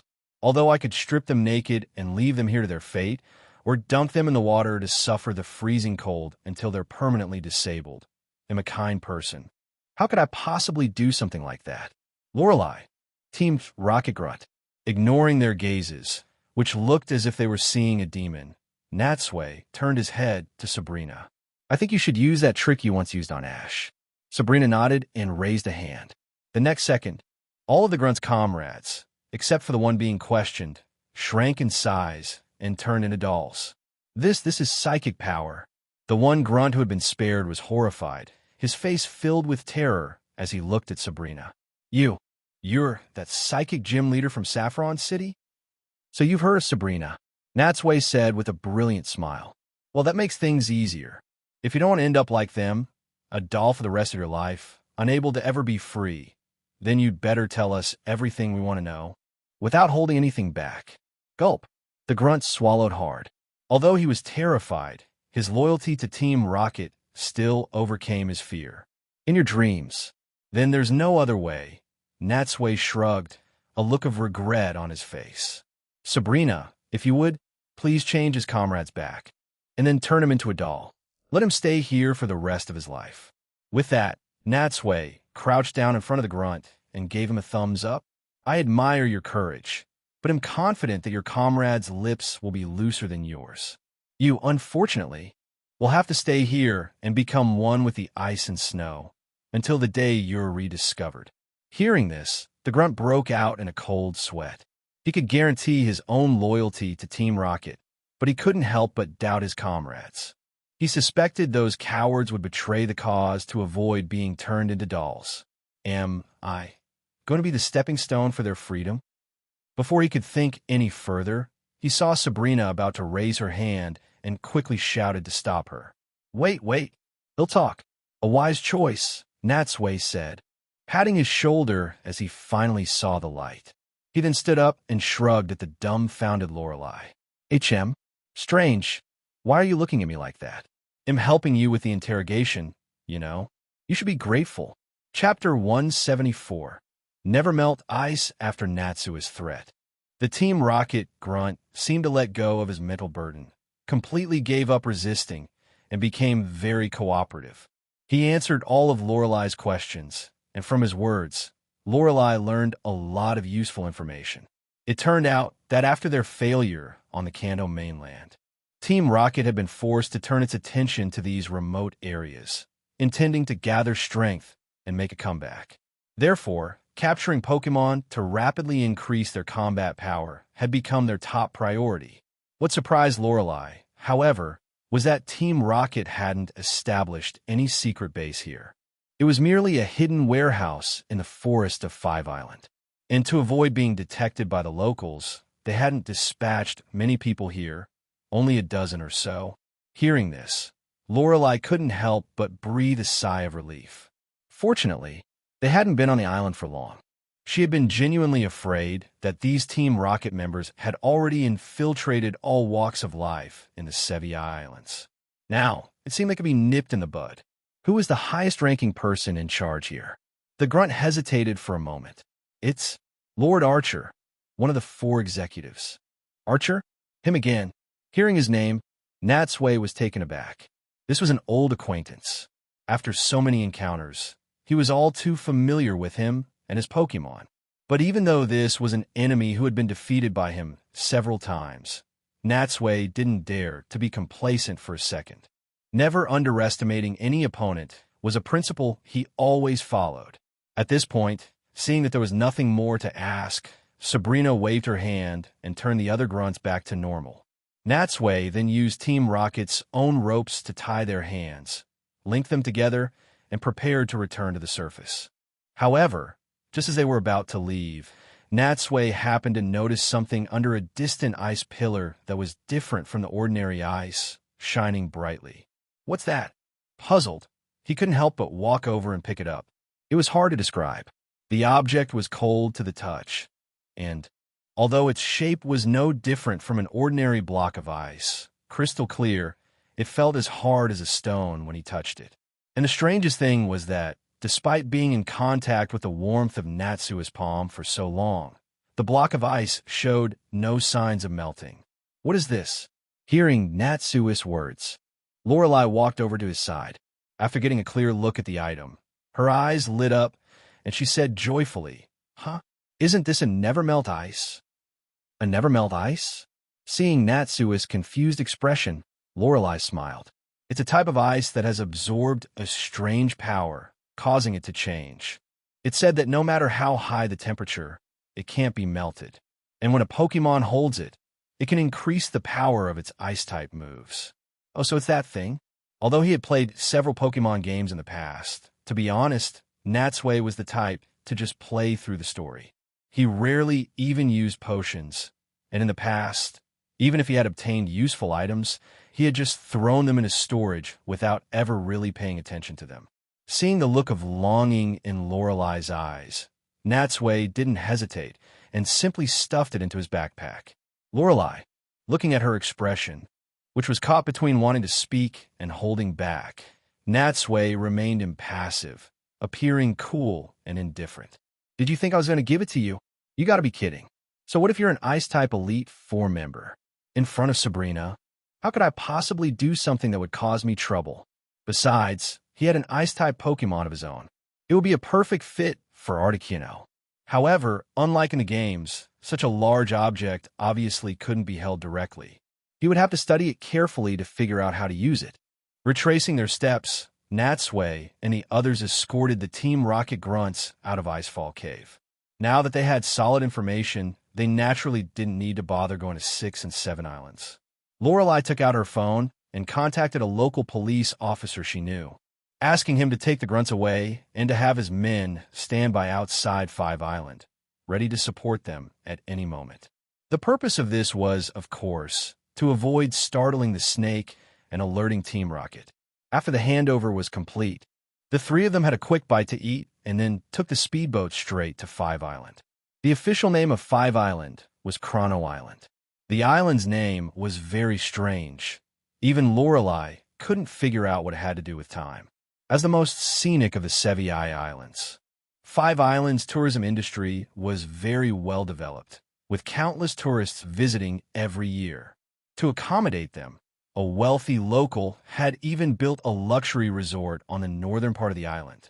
As they docked their speedboat and stepped onto the pier, they happened to see a ship named the SS Tidal, carrying a large number of tourists also arriving at the island.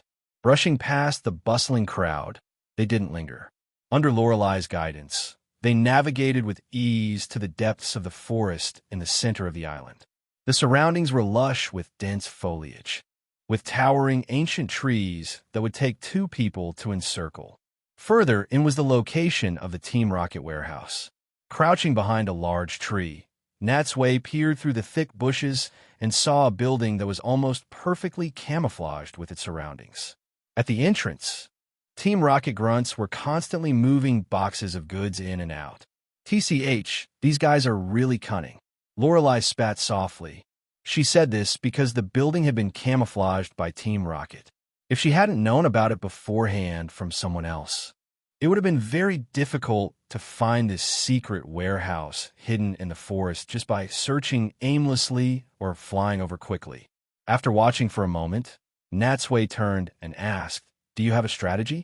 Lorelei observed for a while, not acting rashly, and instead asked back, "Do you have any suggestions?"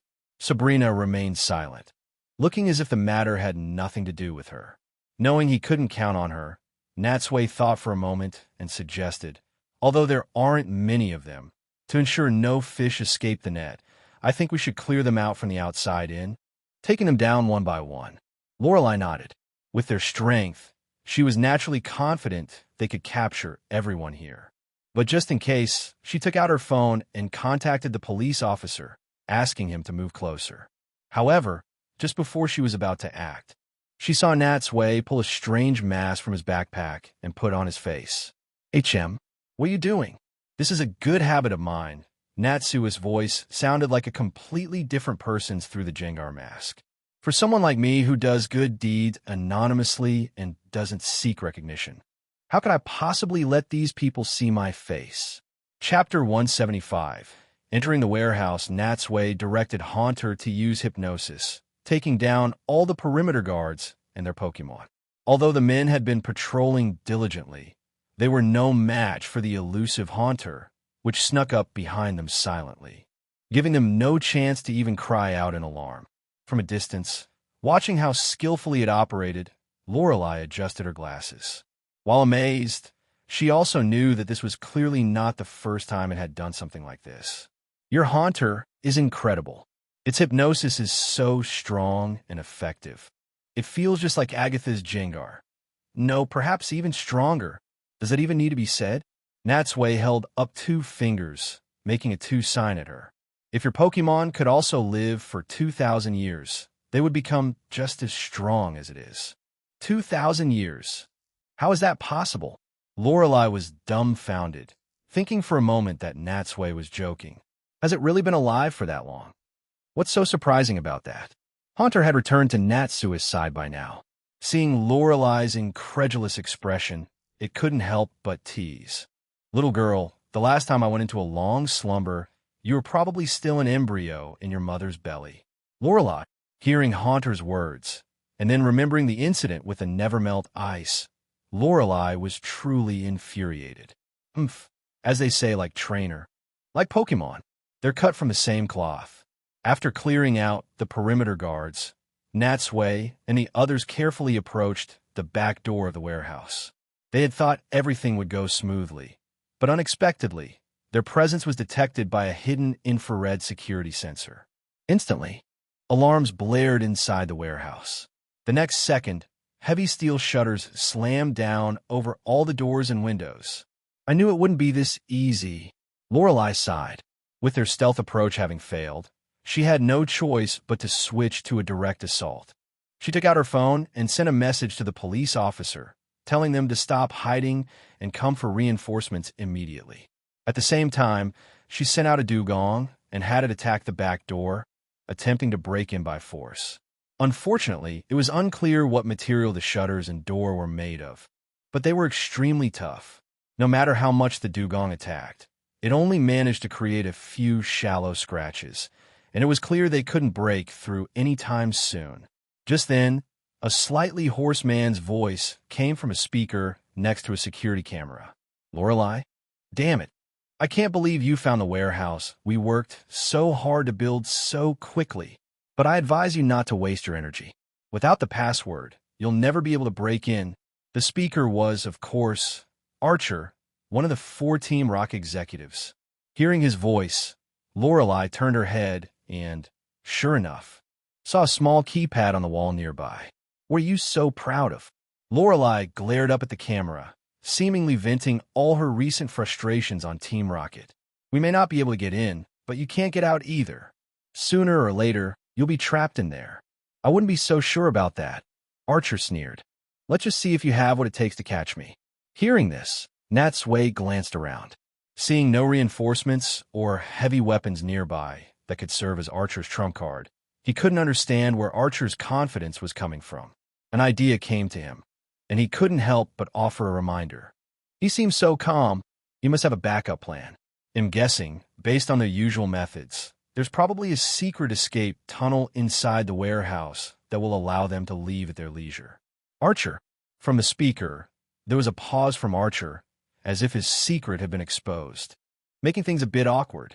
It was only then that he seemed to notice Natsui's presence. The security camera swiveled towards Natsui, its lens quickly focusing. It's you? Ridiculous. Do you think I wouldn't recognize you just because you're wearing a mask? Archer's voice was now filled with hatred. I can't believe you're here too. You're like a persistent ghost. You repeatedly ruin Team Rocket's great plans. Just you wait. Sooner or later you will fall into our hands. And when you do, we'll make you feel the full wrath of Team Rocket. I look forward to that day, Natsui said, completely unfazed by the trash talk. But for now, you should probably worry about yourself. Once we find that secret passage, you'll truly have no escape." With that, Natsui shot a look at Haunter. Haunter understood, and with a wicked grin, it phased through the thick wall. Originally, the Team Rocket members inside had planned to hold out behind the sturdy walls for a while and then retreat in an orderly fashion. But when Haunter appeared inside, it quickly descended into utter chaos. Wah! Screams and the sounds of battle intermittently came from inside the warehouse. Since Natsui and the others were outside, they had no idea what was happening inside. However, the noise quickly died down, and the keypad next to the door sparked a few times before going dark. Understanding that Haunter had disabled the wiring, Sabrina and her guard of war simultaneously used their psychic powers to slowly pry open the heavy warehouse door. Nearby, Lorelei, who had been struggling to figure out how to break in, was utterly amazed to see Natsui and Sabrina breach the warehouse so easily. "You two are really reliable. If it were just me here, I probably would have been helpless by now, just watching them escape. It seems that inviting you to deal with Team Rocket together was a truly wise decision." Natsui smiled. "You could say we're specialists. When it comes to dealing with Team Rocket, we're professionals." Inside the warehouse, several Team Rocket grunts and their Pokémon lay scattered about. However, after looking around, they saw no sign of Archer. Did he get away? Just then, they noticed several hundred cages stacked in a corner. Although most were empty, many still contained the Pokémon that had been poached. Seeing Lorelei about to go and release them, Natsui quickly stopped her. "No, there are too many Pokémon here. Releasing them will take too much time. Let's leave them for the police. We should hurry and chase after the one who escaped." Hearing this, Lorelei realized she had nearly lost sight of the bigger picture. She quickly composed herself and returned to Natsui's side. "You're right, but where could that guy be hiding?" They looked around. Although it was only one floor, the interior of the warehouse was vast.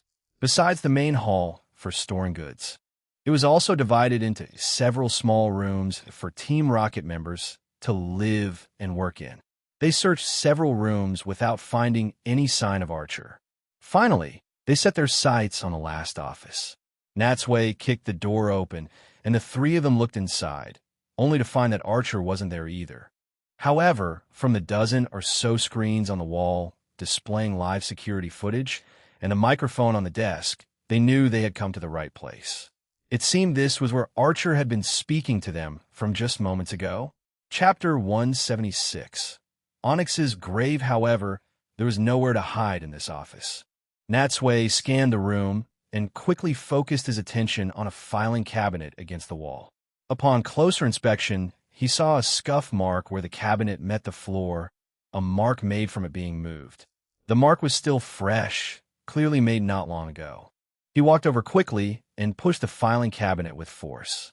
Sure enough, a deep, dark secret door was revealed behind it. The secret door was ajar, and through the gap, a staircase leading down into the darkness could be vaguely seen. Standing in front of the door, he could feel a draft, which meant the space below was not sealed. This had to be the warehouse's secret passage. Lorelei came over and also glanced down. It seems that executive escaped from here. Seeing that she was about to go down into the secret passage immediately, Natsui held out a hand to stop her. Lorelei asked in surprise, "What is it now?" Natsui said, "From what I know of Archer, he's a rather sinister person. We'd better be careful." With that, acting cautiously, he first gestured to Haunter, sending it into the secret passage to scout ahead. After a moment, Haunter returned and gave them an okay sign. Only then did he relax, and together with Lorelei and Sabrina, he stepped through the secret door. Behind the door was a long, straight, and narrow passage. It looked to be less than a meter wide. Perhaps it had been built in a hurry, as the ground was uneven and the walls still bore the square marks of a shovel. By the faint light of the emergency lamps, they had only taken a few steps when, alerted by Haunter, they suddenly saw a disabled flipboard trap not far ahead. So there really were traps. Below the trap, a dozen sharp spikes stood menacingly, glinting in the dim light. Seeing this, Lorelei felt a shiver of lingering fear and couldn't help but look at Natsui with even greater respect. He's bold, yet meticulous, and has his own ideas. His Pokemon are outstandingly strong, and he's very handsome. No wonder Sabrina has fallen for him. Bypassing the trap, they continued deeper. After walking quickly for another minute or so, the passage began to slope upwards. Finally, when they emerged from a cave opening, they had left the warehouse area and were now in a dense forest. "He's over there." Lorelei's sharp eyes were the first to spot a man running hastily towards the edge of the forest. Needless to say, this man was Archer.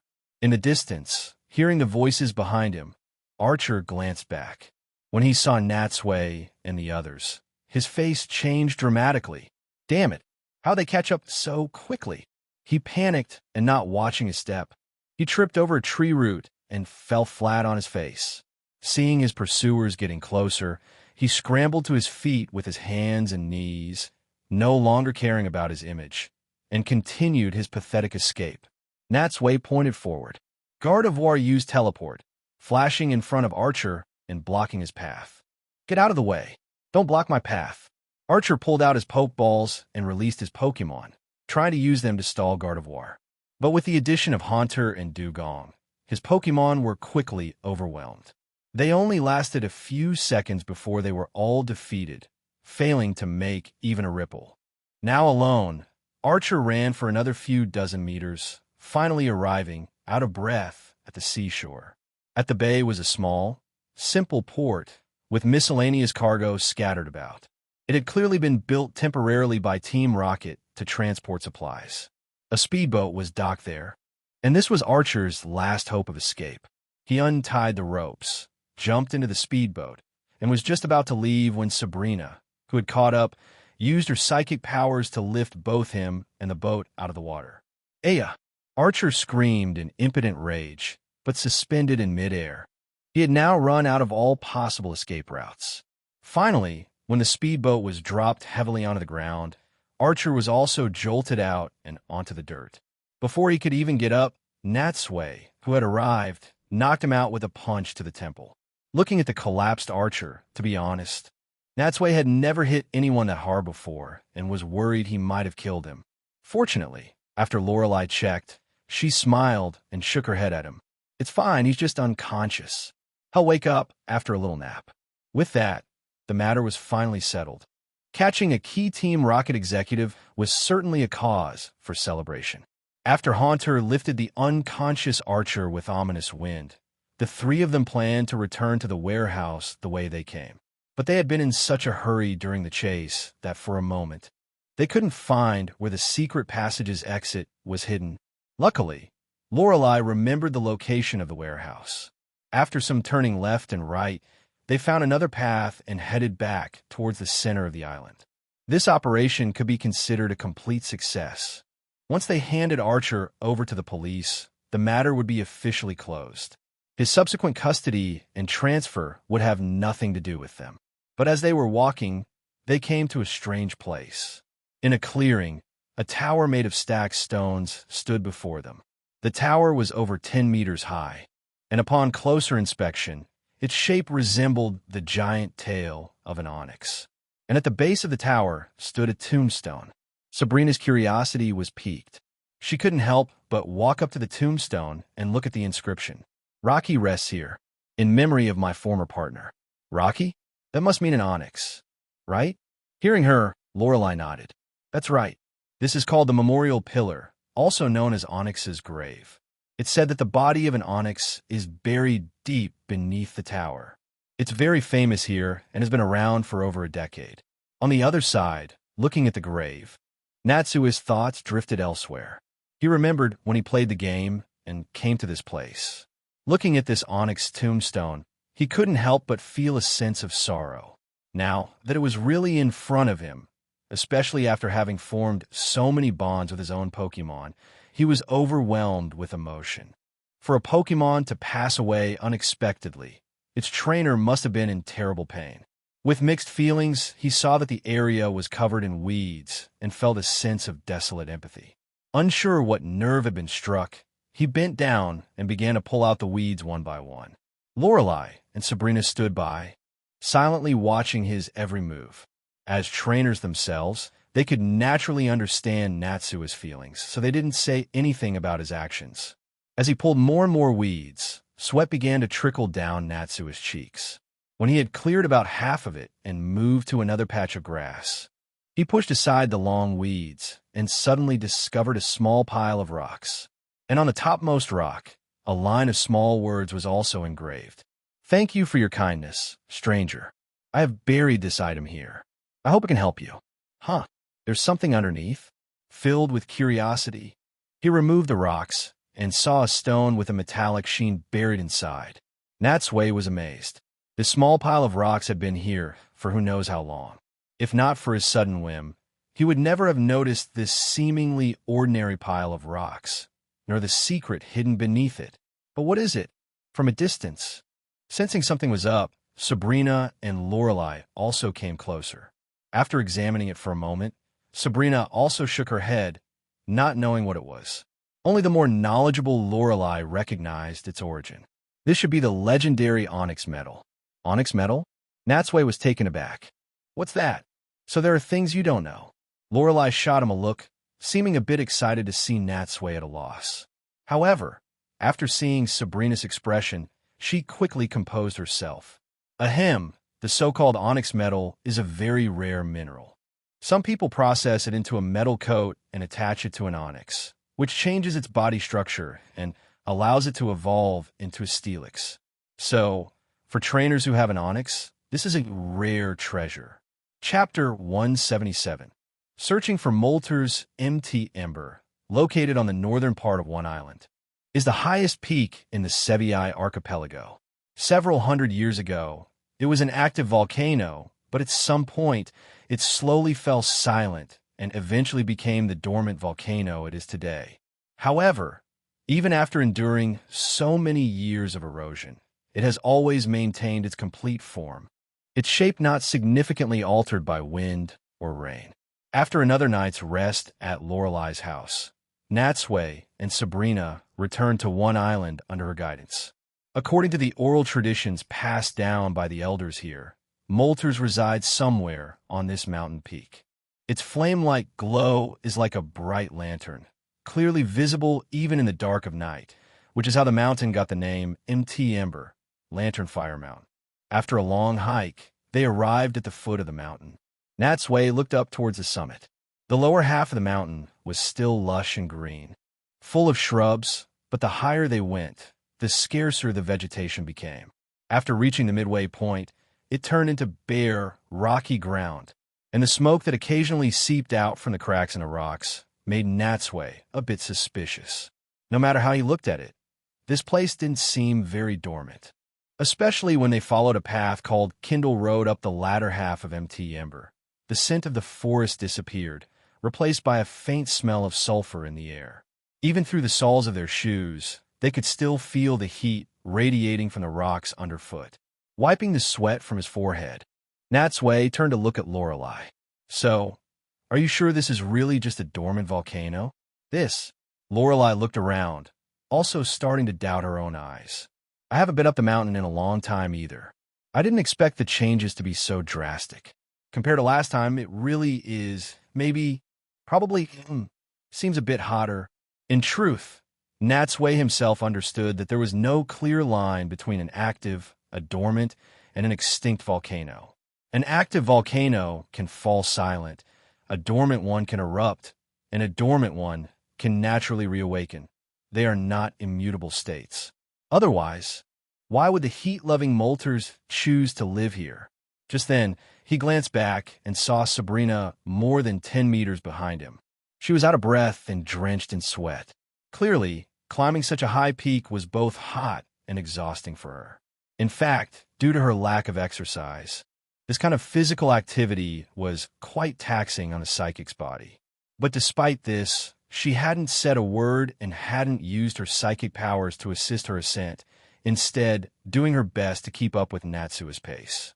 With a slight smile, Natsui was about to go back to meet her, but his eyes inadvertently fell upon Sabrina's figure. Because the sweat had soaked through her clothes, it perfectly outlined her beautiful form. He could even see her cup size quite clearly. However, perhaps his gaze was too brazen, as Sabrina seemed to sense something and suddenly looked up. Fortunately, in that split second, Natsui demonstrated the powerful reflexes of an Indigo Conference champion, retracting his gaze with lightning speed and responding with a big smile. He even managed to speak, proactively showing concern. "Are you tired?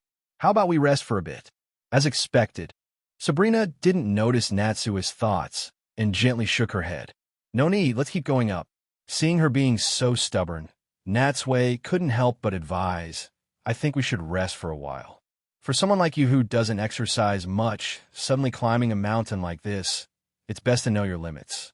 Otherwise, your legs will definitely be killing you tomorrow." Seeing that Sabrina was somewhat moved, Lorelei said, "If you want to rest, there's a hot spring not far ahead, Ember Spa. It's very helpful for relieving fatigue.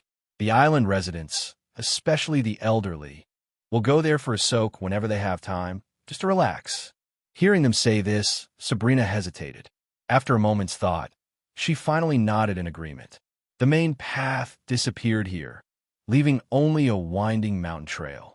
They continued along the path, but when they reached Ember Spa, they were all struck silent by the sight of the boiling, steaming hot spring water. The three of them stood side by side, staring at the hot spring for a long time. Finally, Natsui couldn't take it anymore and turned to look at Lorelei. "This water has to be almost 100 degrees, right? Are you sure the residents of the Sevier Islands come here to soak in a hot spring and not to make soup or boil themselves?" Lorelei. She shot Natsui a look, wanting to say something, but was at a loss for words. This shouldn't be. Why did it suddenly become like this? Could the volcano be about to erupt? Sabrina asked. Lorelei shook her head firmly. The volcano definitely won't erupt. I'm guessing a recent earthquake in the sea must have caused this change. The heat wave was scorching. It was clearly hotter here than anywhere else. Since it was impossible to rest, they had no choice but to continue deeper into empty ember. After walking for a while longer, even the small path disappeared. Lorelei led them, winding left and right through the loose rocks, finally arriving at a cave blocked by a giant boulder. Looking at this well-hidden cave, she said proudly, "Don't be fooled by the people who climb this mountain every year. This is a secret that only I know.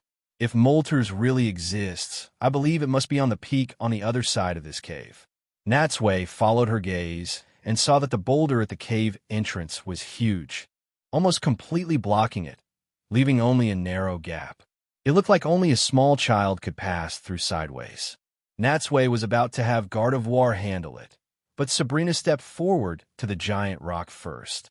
She stretched out her hands, and in an instant her psychic power erupted, slowly moving the boulder to the side. However, it was clear that even for her, moving such a massive rock, nearly 3 meters tall and weighing several thousand pounds, was a bit of strain. Fortunately, Sabrina didn't need to move the boulder completely, just widen the opening enough for them to pass through. Rumble. With the entrance half open, before they could even enter the cave, a cool mountain breeze blew out from within. The feeling was like standing under an air conditioner. It was incredibly comfortable. After the three of them had entered the cave one by one, Natsui looked around and realized that it seemed to be naturally formed, with no signs of artificial excavation. The inside of the cave was not only cool, but also a bit damp and slippery, due to the darkness and humidity.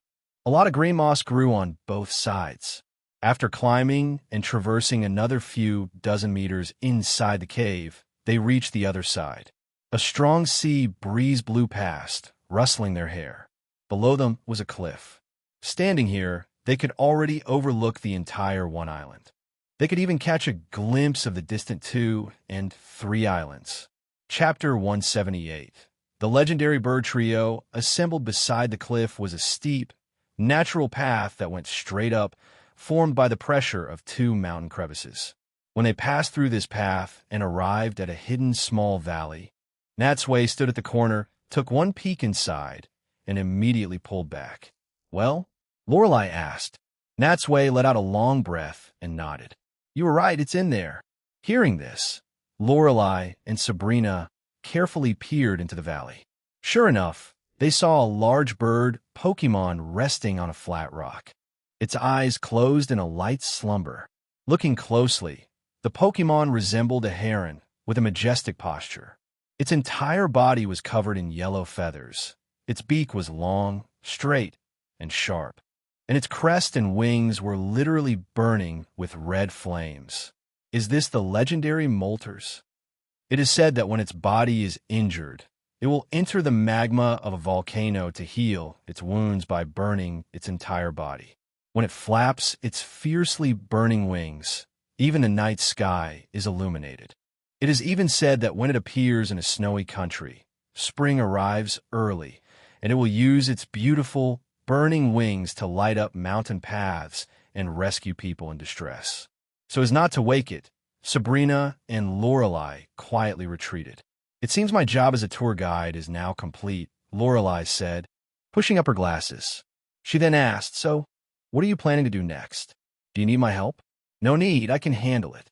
As Natsui spoke, he took out 2 Ultra Balls from the left side of his belt. Lorelei's gaze lingered on the Ultra Balls for a moment, as if trying to guess what Pokemon were inside. Could it be his championship lineup? No, if they were just ordinary Pokemon, why would he keep them in Ultra Balls? It must be some other rare Pokemon. But there were too many types of Pokemon in the world, and she couldn't imagine what other trump cards the new Indigo League champion was hiding. Shaking off her thoughts, Lorelei smiled. I'm very curious. Aren't you going to ask, why didn't just have us ride a Pokemon and fly up for the foot of the mountain, and instead made us waste our energy walking this mountain path? Seeing her look like she was dying to show off while pretending to be mysterious, Natsui played along. Oh, then I must ask for your wisdom, Miss Lorelei. Why didn't you let us do that? Lorelei was clearly pleased with his humble tone. Humph, humph. Of course, it was to avoid startling the snake and alerting Moltres. Besides, this location is very hidden and not easy to find from the air. Most importantly, don't you think hiking up the mountain adds a bit of fun to the exploration? Especially after climbing for so long. Didn't we see some rare scenery? As she said this, she winked at Natsui, her eyes repeatedly glancing towards Sabrina's chest. It was clearly a double entendre. Oh ho, so that's the scenery she was talking about. It seems that moment from earlier didn't escape her eyes after all. But at this moment, faced with Lorelei's teasing, although Natsui completely agreed in his heart, his face remained perfectly straight, completely unflustered. He waved his hand and said nonchalantly, so that's how it was. But the scenery doesn't matter. I just really enjoy climbing mountains. And I originally thought you were too embarrassed to ask us to fly up, because you don't have a flying Pokemon yourself. Lorelei, bringing up the fact that I don't have a flying Pokemon. Damn it, I should have picked the longest route to tire this annoying guy to death. As the person in question, among the 3 of them, it seemed only Sabrina hadn't yet grasped the hidden meaning in Lorelei's words. Nor had she realized that the scenery they were talking about was fundamentally different from what she understood. Just then, perhaps having heard their voices, the sound of light wing flaps came from within the valley. It was clear that Moltres had awakened, knowing that this opportunity might be fleeting. Natsui naturally didn't delay and quickly got back to the matter at hand. He glanced at Sabrina. Their eyes met, and Sabrina nodded in understanding. She then turned her head to Lorelei. Miss Lorelei, I'm not feeling well. Could you take me down the mountain? Huh. Hearing this, Lorelei almost coughed up blood. After all that effort to finally find Moltres, now you're saying you want to go down the mountain? You're trying to get rid of me. As the saying goes, when you drink water, don't forget the one who dug the well. We just got here. We haven't even caught our breath. And you're already thinking of kicking me out? You're not even going to give me a chance to watch? She maintained a friendly smile on her face, trying her best to make her voice not sound like she was gritting her teeth. Of course, then I'll take you down the mountain. Lorelei kept looking back every few steps, clearly very dissatisfied. After they were far enough away, and he was sure she wouldn't suddenly return, Natsui finally opened the Ultra Balls and released Zapdos and Articuno. His being so secretive and wary of outsiders wasn't because he was stingy. After all, the walls have ears, and this matter would sooner or later become known to others. But as the cornerstone of his security, the later people found out, the safer he would be. Take the attack on the bridge, for example. Fortunately, he had caught Articuno before Team Rocket did. So when Articuno appeared, it caught them completely off guard, allowing him to repel the enemies with ease. When the two Pokémon appeared, the disturbance they caused quickly caught Moltres' attention. It let out an angry cry, as if questioning who had dared to invade its territory. And as members of the same legendary bird trio, Zapdos and Articuno were not to be outdone. Without even waiting for Natsui's command, they flapped their wings, soared high, and charged into the valley. Scree! Seeing the uninvited guests approach, Moltres also rushed to meet them. But it never in its wildest dreams imagined that the intruders in its territory would be the other two legendary birds. With its bird brain, however, it couldn't figure out why Articuno and Zapdos would come looking for it together. In midair, the three legendary Pokémon formed a triangle. A tense standoff like the calm before a great battle. But even facing two opponents, Moltres showed no intention of backing down. Just then, Natsui also jumped out from behind the rock. Gay, gay, gay, gay. He cackled, imitating Haunter's tone. With a cringy, over-the-top flair and a wicked smile, he shouted, "Moltres, your doom has come. Surrender at once." With that, he turned and gave orders to Zapdos and Articuno. Zapdos, you're the main attacker this time. Articuno, your type is at a disadvantage, so just focus on providing support. To ensure there were no mistakes, he even released his other Pokémon, but only had them stand guard on the sidelines to prevent any interference or other accidents, and also to prevent Moltres from making a desperate escape. The atmosphere had reached its peak, and the great battle was about to begin. Chapter 179, Riding Off on the Wind in the Valley. The capture battle had officially begun. By this time, Lorelei and Sabrina had already made their way to the midway point of Empty Ember. Since they had just walked the route, they were familiar with it, and going downhill was much faster than climbing up. However, although the descent also consumed energy, unlike the light-hearted mood on the way up, the atmosphere between the two women as they walked side by side was now exceptionally heavy. Sabrina was naturally disinclined to talk much, and Lorelei was clearly still holding a grudge. Coupled with the lack of common topics between them, neither had initiated a conversation by the time they reached this point. But Sabrina didn't mind at all. After all, they had different mindsets, and her personality was very cool and detached. Even if they walked in silence, she didn't feel awkward. In fact, she quite enjoyed the quiet and leisurely pace. Craig boom! Just then, a sudden clap of thunder exploded behind them. Hearing the sound, Lorelei couldn't help but turn and look back. The summit of Empty Ember had, at some point, become shrouded in thick, dark clouds, and bolts of lightning were continuously brewing and appearing within them. KRAKOM. As the lightning strikes hit the mountain peak one after another, the immense energy even caused Empty Ember itself to shake. Lorelei lost her footing and nearly fell, but she managed to grab onto a nearby rock just in time, avoiding making a fool of herself in front of Sabrina. Once she had straightened up, she turned her head again to look at the thundercloud, her expression now grave. What a massive thundercloud! What a powerful thunder attack! What kind of Pokémon could possibly cause such a phenomenon?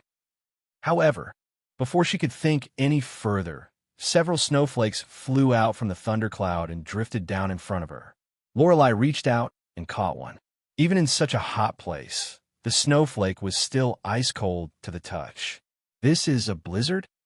So this thick, dark cloud was caused by thunder and blizzard at the same time. No wonder it has such tremendous power.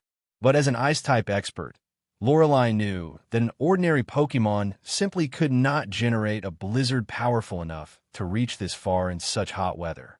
Could it be? that this man has some kind of legendary Pokemon? The names of several legendary Pokemon that could potentially be captured flashed through her mind, but after thinking it over, she was still clueless. She turned her head and saw Sabrina calmly watching the thundercloud. But unlike her, there was no surprise in Sabrina's eyes, only a palpable sense of admiration. Looking back at the storm clouds, she could see flashes of fire within them. But no matter how the flames twisted and turned, they could not break free from the cloud's embrace. And faintly from within, the cries of several different birds could be heard. Seeing this, Lorelei couldn't help but ask, with such a huge commotion, the battle up there must be incredibly fierce. Don't you want to go see it? She had intended to pique Sabrina's curiosity, but unfortunately, Sabrina just gave her a faint glance. Why? Do you want to go? Of course I want to. The words were on the tip of Lorelei's tongue, but she forced herself to swallow them back down. As an Elite Four member and one of the strongest trainers, Lorelei had also grown through countless battles. She was naturally very curious about how Natsui was capturing molters, but seeing that Sabrina had no interest at all, she was truly perplexed. This is an extremely rare sight. Aren't you curious how he's capturing molters? I'm not curious, Sabrina replied, completely unmoved. No matter how special molters is, in my eyes, it's just a Pokemon. There's nothing worth paying special attention to. Hearing her say this, Lorelei felt a headache coming on. Is that really something a gym leader should say? Please, Pokemon League, next time you're reviewing candidates, can you find some qualified people who are actually passionate about Pokemon? However, just as she was lamenting this, another tremor came. But this time, the tremor was much more violent than the last. Before she could even see what was happening, with an earth-shattering boom, the entire MT Ember began to shake. The next second, the crater of the volcano, which had been dormant for hundreds of years, suddenly erupted, spewing a towering pillar of magma into the sky. What? The volcano actually erupted because of this battle? The immense energy directly broke through the dark clouds, and as the lava fell from the sky, it began to flow down the mountain like a slow-moving, massive red wave. This is bad. Natsui is in danger this time. Lorelei's face changed, and she said anxiously, that valley isn't far from the crater. The eruption just now could have easily swept him up. However, a long time after she had spoken, she saw that Sabrina was still unflustered, without a hint of panic. She said in disbelief, Hey, why are you still standing here? Natsui is at the top of the volcano. Aren't you worried about his safety? His luck has always been good. He can't possibly die that easily, Sabrina said unhurriedly, looking towards the summit. If you don't believe me, look there. Following Sabrina's gaze, Lorelei looked into the distance and saw a black dot in the sky slowly approaching. As the dot flew over their heads, she could finally see clearly that it was Natsui, completely unharmed, sitting on the back of his Charizard. Just then, she heard Sabrina suddenly call her name. Miss Lorelei. Lorelei was taken aback, not understanding why Sabrina's tone had suddenly become so formal. What is it? I advise you to hurry down the mountain. Otherwise, it might really be too late. Lorelei was stunned. Why is she only telling me to go down the mountain? Confused, she couldn't help but ask, what about you? Are you going to wait here for Natsui? Sabrina just looked at her quietly, with no intention of explaining. However, just as Lorelei was wondering the next second, she saw a dark shadow flash before her eyes, and Sabrina was swept up by a pair of large hands. A fierce gust of wind immediately followed, not only messing up her hair, but also blowing the glasses right off her face and onto the ground. By the time she hastily picked up her glasses, put them back on, and looked around, Sabrina was nowhere to be seen. A bad feeling welled up in her heart. She quickly turned her head and looked up at the sky. Sure enough, she saw a Charizard flying rapidly down the mountain, and on its back, Natsui was holding Sabrina in his arms, looking like a knight and princess from a Western fairy tale, making their triumphant departure. As if sensing Lorelei's gaze, just as he was about to fly out of her line of sight, Natsui turned and shouted to her. Hey, Miss Lorelei, hurry up and go. You won't make it if you delay any longer. Hearing this, Lorelei was on the verge of tears from frustration. Hey, you're just going to leave me here? Didn't you think to maybe take me with you? Chapter 180. Gains and departures at the port of One Island, in that same small tavern, sitting at the same bar as before. Natsui and Sabrina had plates of the local specialty in front of them. They were eating slowly, occasionally conversing in low voices. With a loud bang, the tavern door was forcefully pushed open. The next second, under the confused gaze of the owner, an enraged Lorelei strode into the tavern, walked straight to Natsui's side, slammed her hand on the table, and sat down heavily. This scene couldn't help but remind Natsui of when they had first arrived on One Island.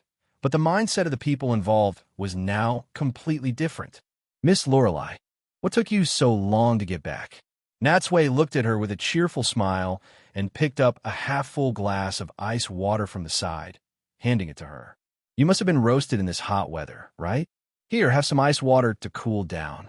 Lorelei snatched the glass and brought it to her lips. However, after just one sip, she tasted the greasy flavor of food. Only then did she realize it was Natsui's used glass. With a puff, she spat the water back out. Are you messing with me?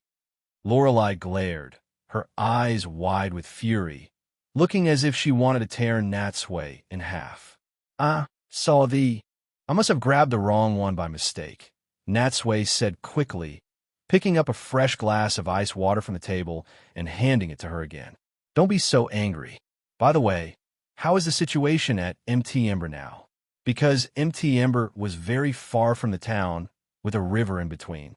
The recent volcanic eruption hadn't actually caused much panic among the island residents. Only a light layer of volcanic ash had cast a gloomy shadow over the town. Lorelei said huffily, I just contacted the police.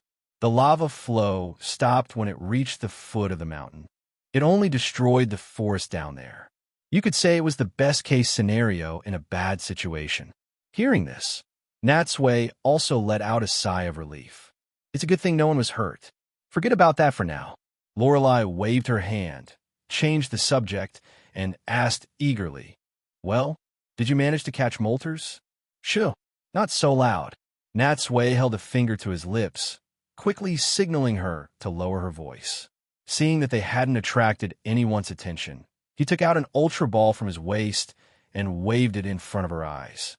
Although the situation was quite dangerous. Fortunately, at the last moment, I managed to seize the opportunity. Lorelei's eyes were fixed on the ultra ball. Is that molters inside?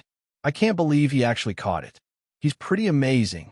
Just then, she noticed a slightly crude, flame bird-shaped symbol on the switch of the ultra ball.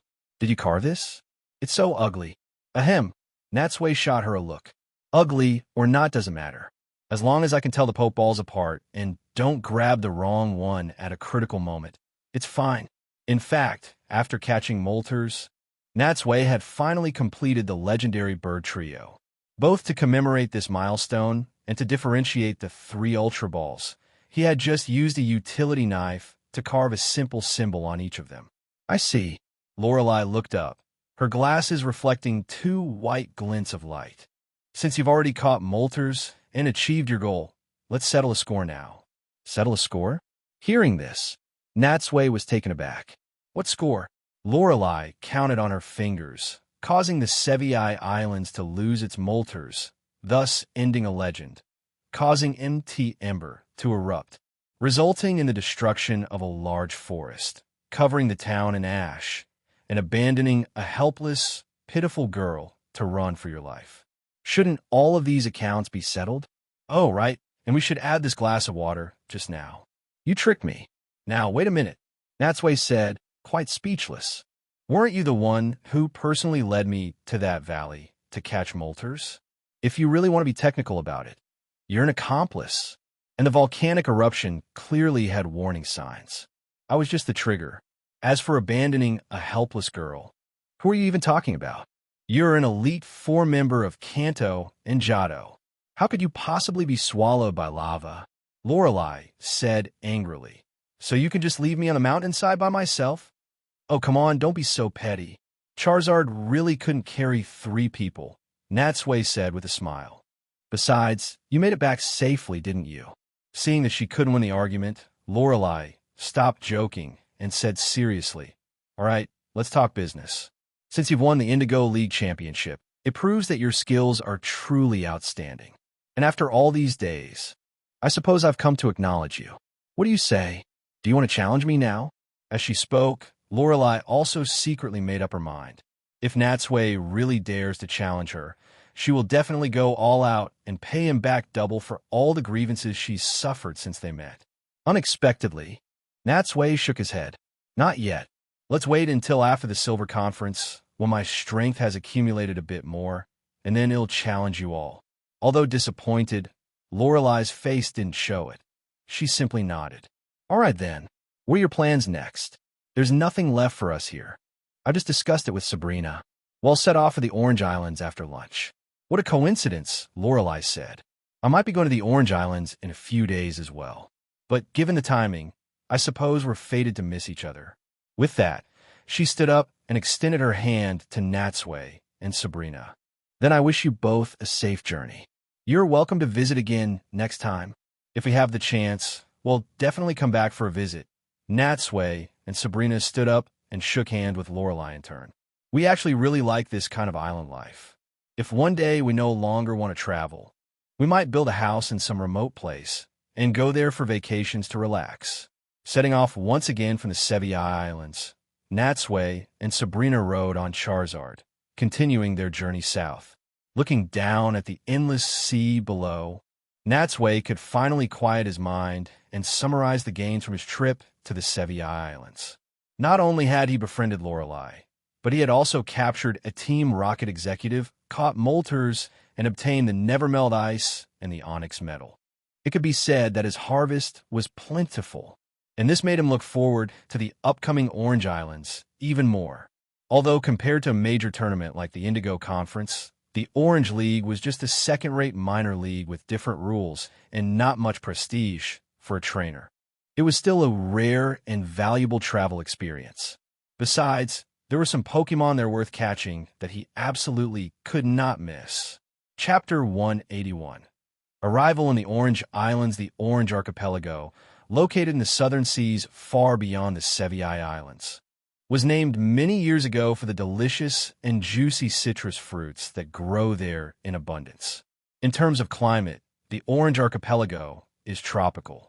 Coupled with its pleasant scenery, it is very suitable for sea activities like surfing and diving, attracting large numbers of tourists who travel great distances to vacation here every day.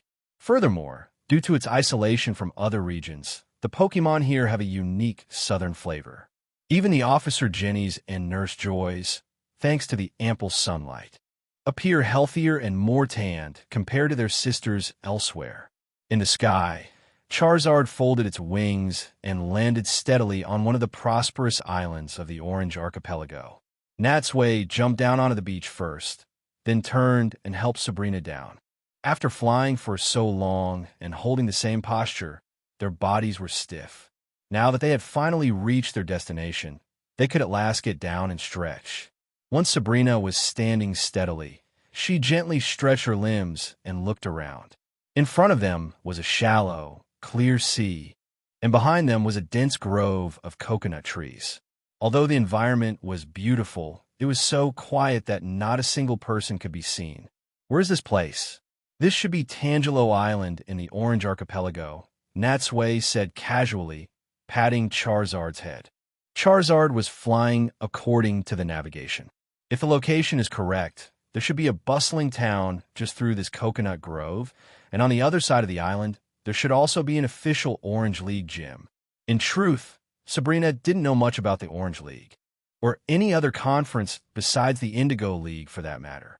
She said in surprise, I can't believe that even a small chain of islands like this would have a Pokemon League. Well, Natsui smiled. Unlike the Indigo, Johto, Hoenn, or other leagues, the Orange League isn't an international competition, nor is it run by the Pokemon League. It seems to be organized by a group called the Southern Cross.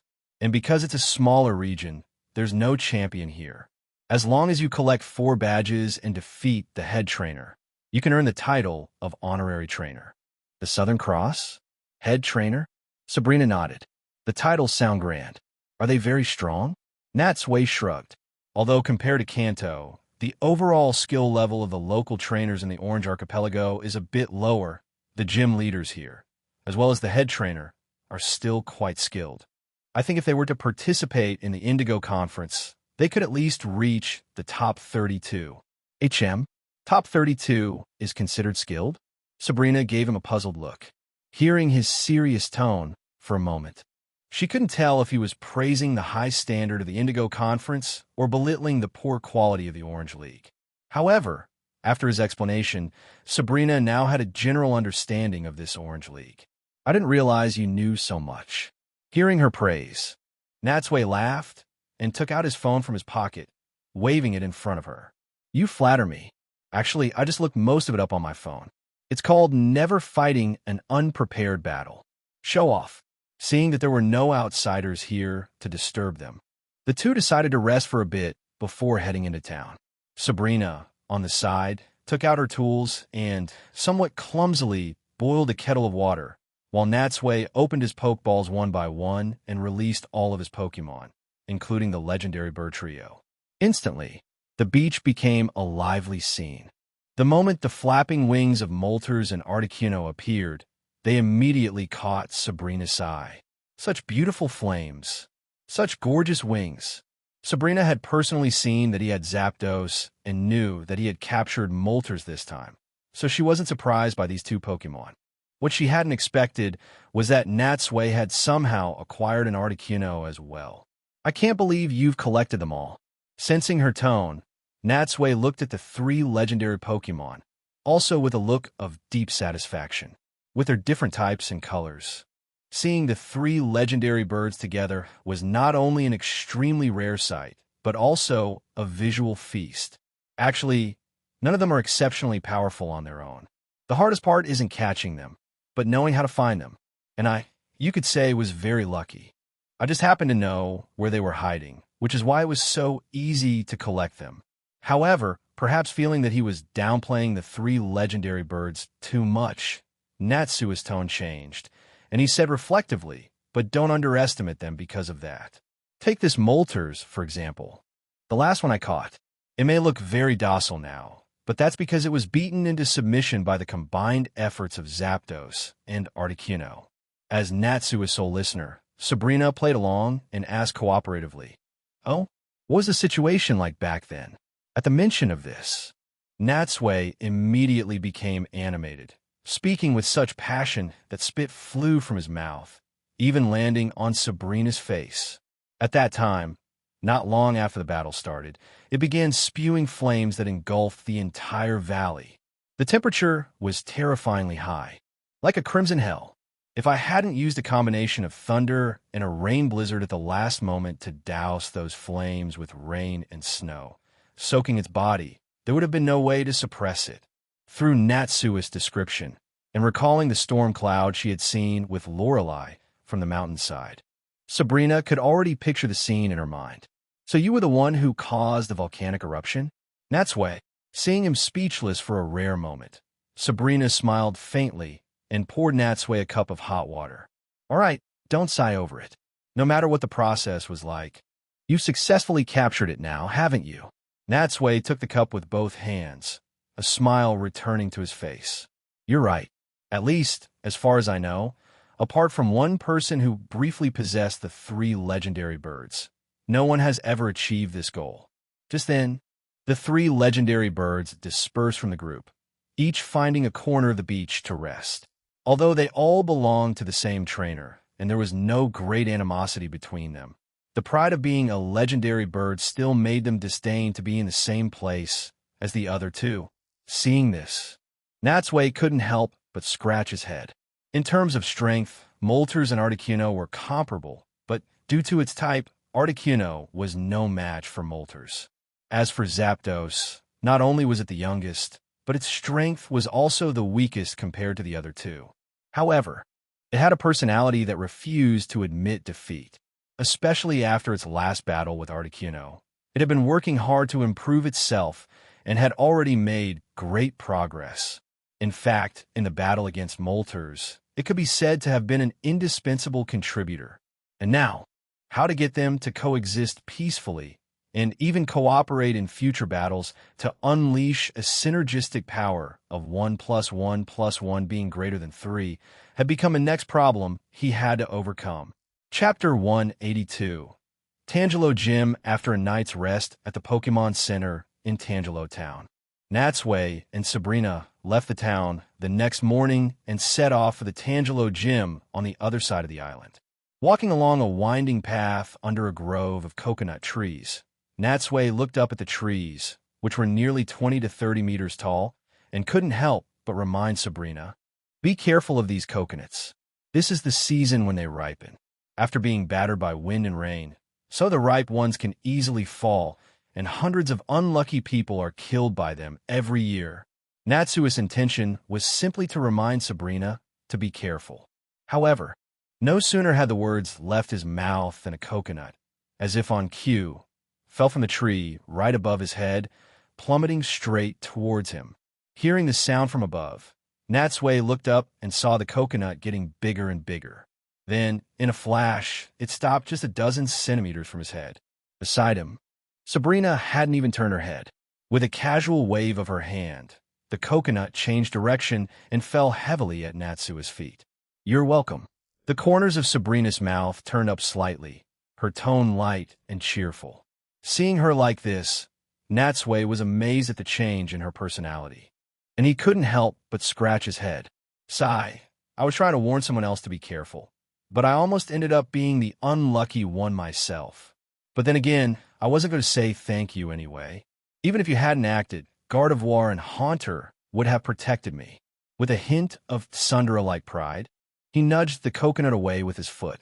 He and Sabrina continued on their way, and just as they were about to leave the coconut grove, they spotted a warehouse-like building built by the sea. "Is that the Tangelo Gym?" Sabrina asked. "It should be." Natsui nodded. Just as he was about to step towards the gym, the shadow at his feet suddenly stirred, and Haunter emerged from it, floating over to the base of a coconut tree. Seeing it bend down, seemingly studying a half-buried coconut on the ground, Natsui asked curiously, "Haunter, what's wrong? Did you find something?" Gay. Come and see." Hearing Haunter's slightly excited tone, Natsui and Sabrina exchanged a look and walked over to the coconut. Upon closer inspection, they saw a fishing line tied to it.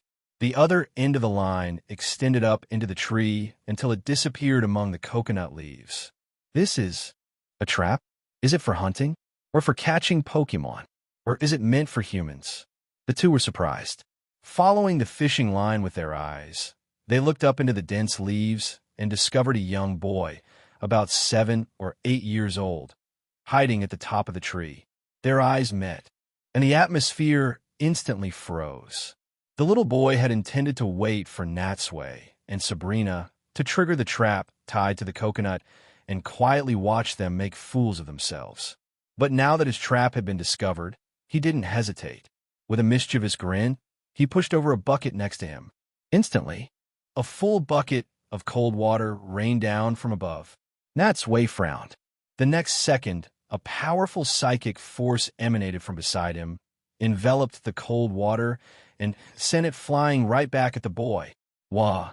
The boy, who had been waiting to laugh at others, was startled by this sudden turn of events. Not only was he soaked by the cold water, but his smile also froze on his face. Caught off guard, he lost his footing and fell from the tree.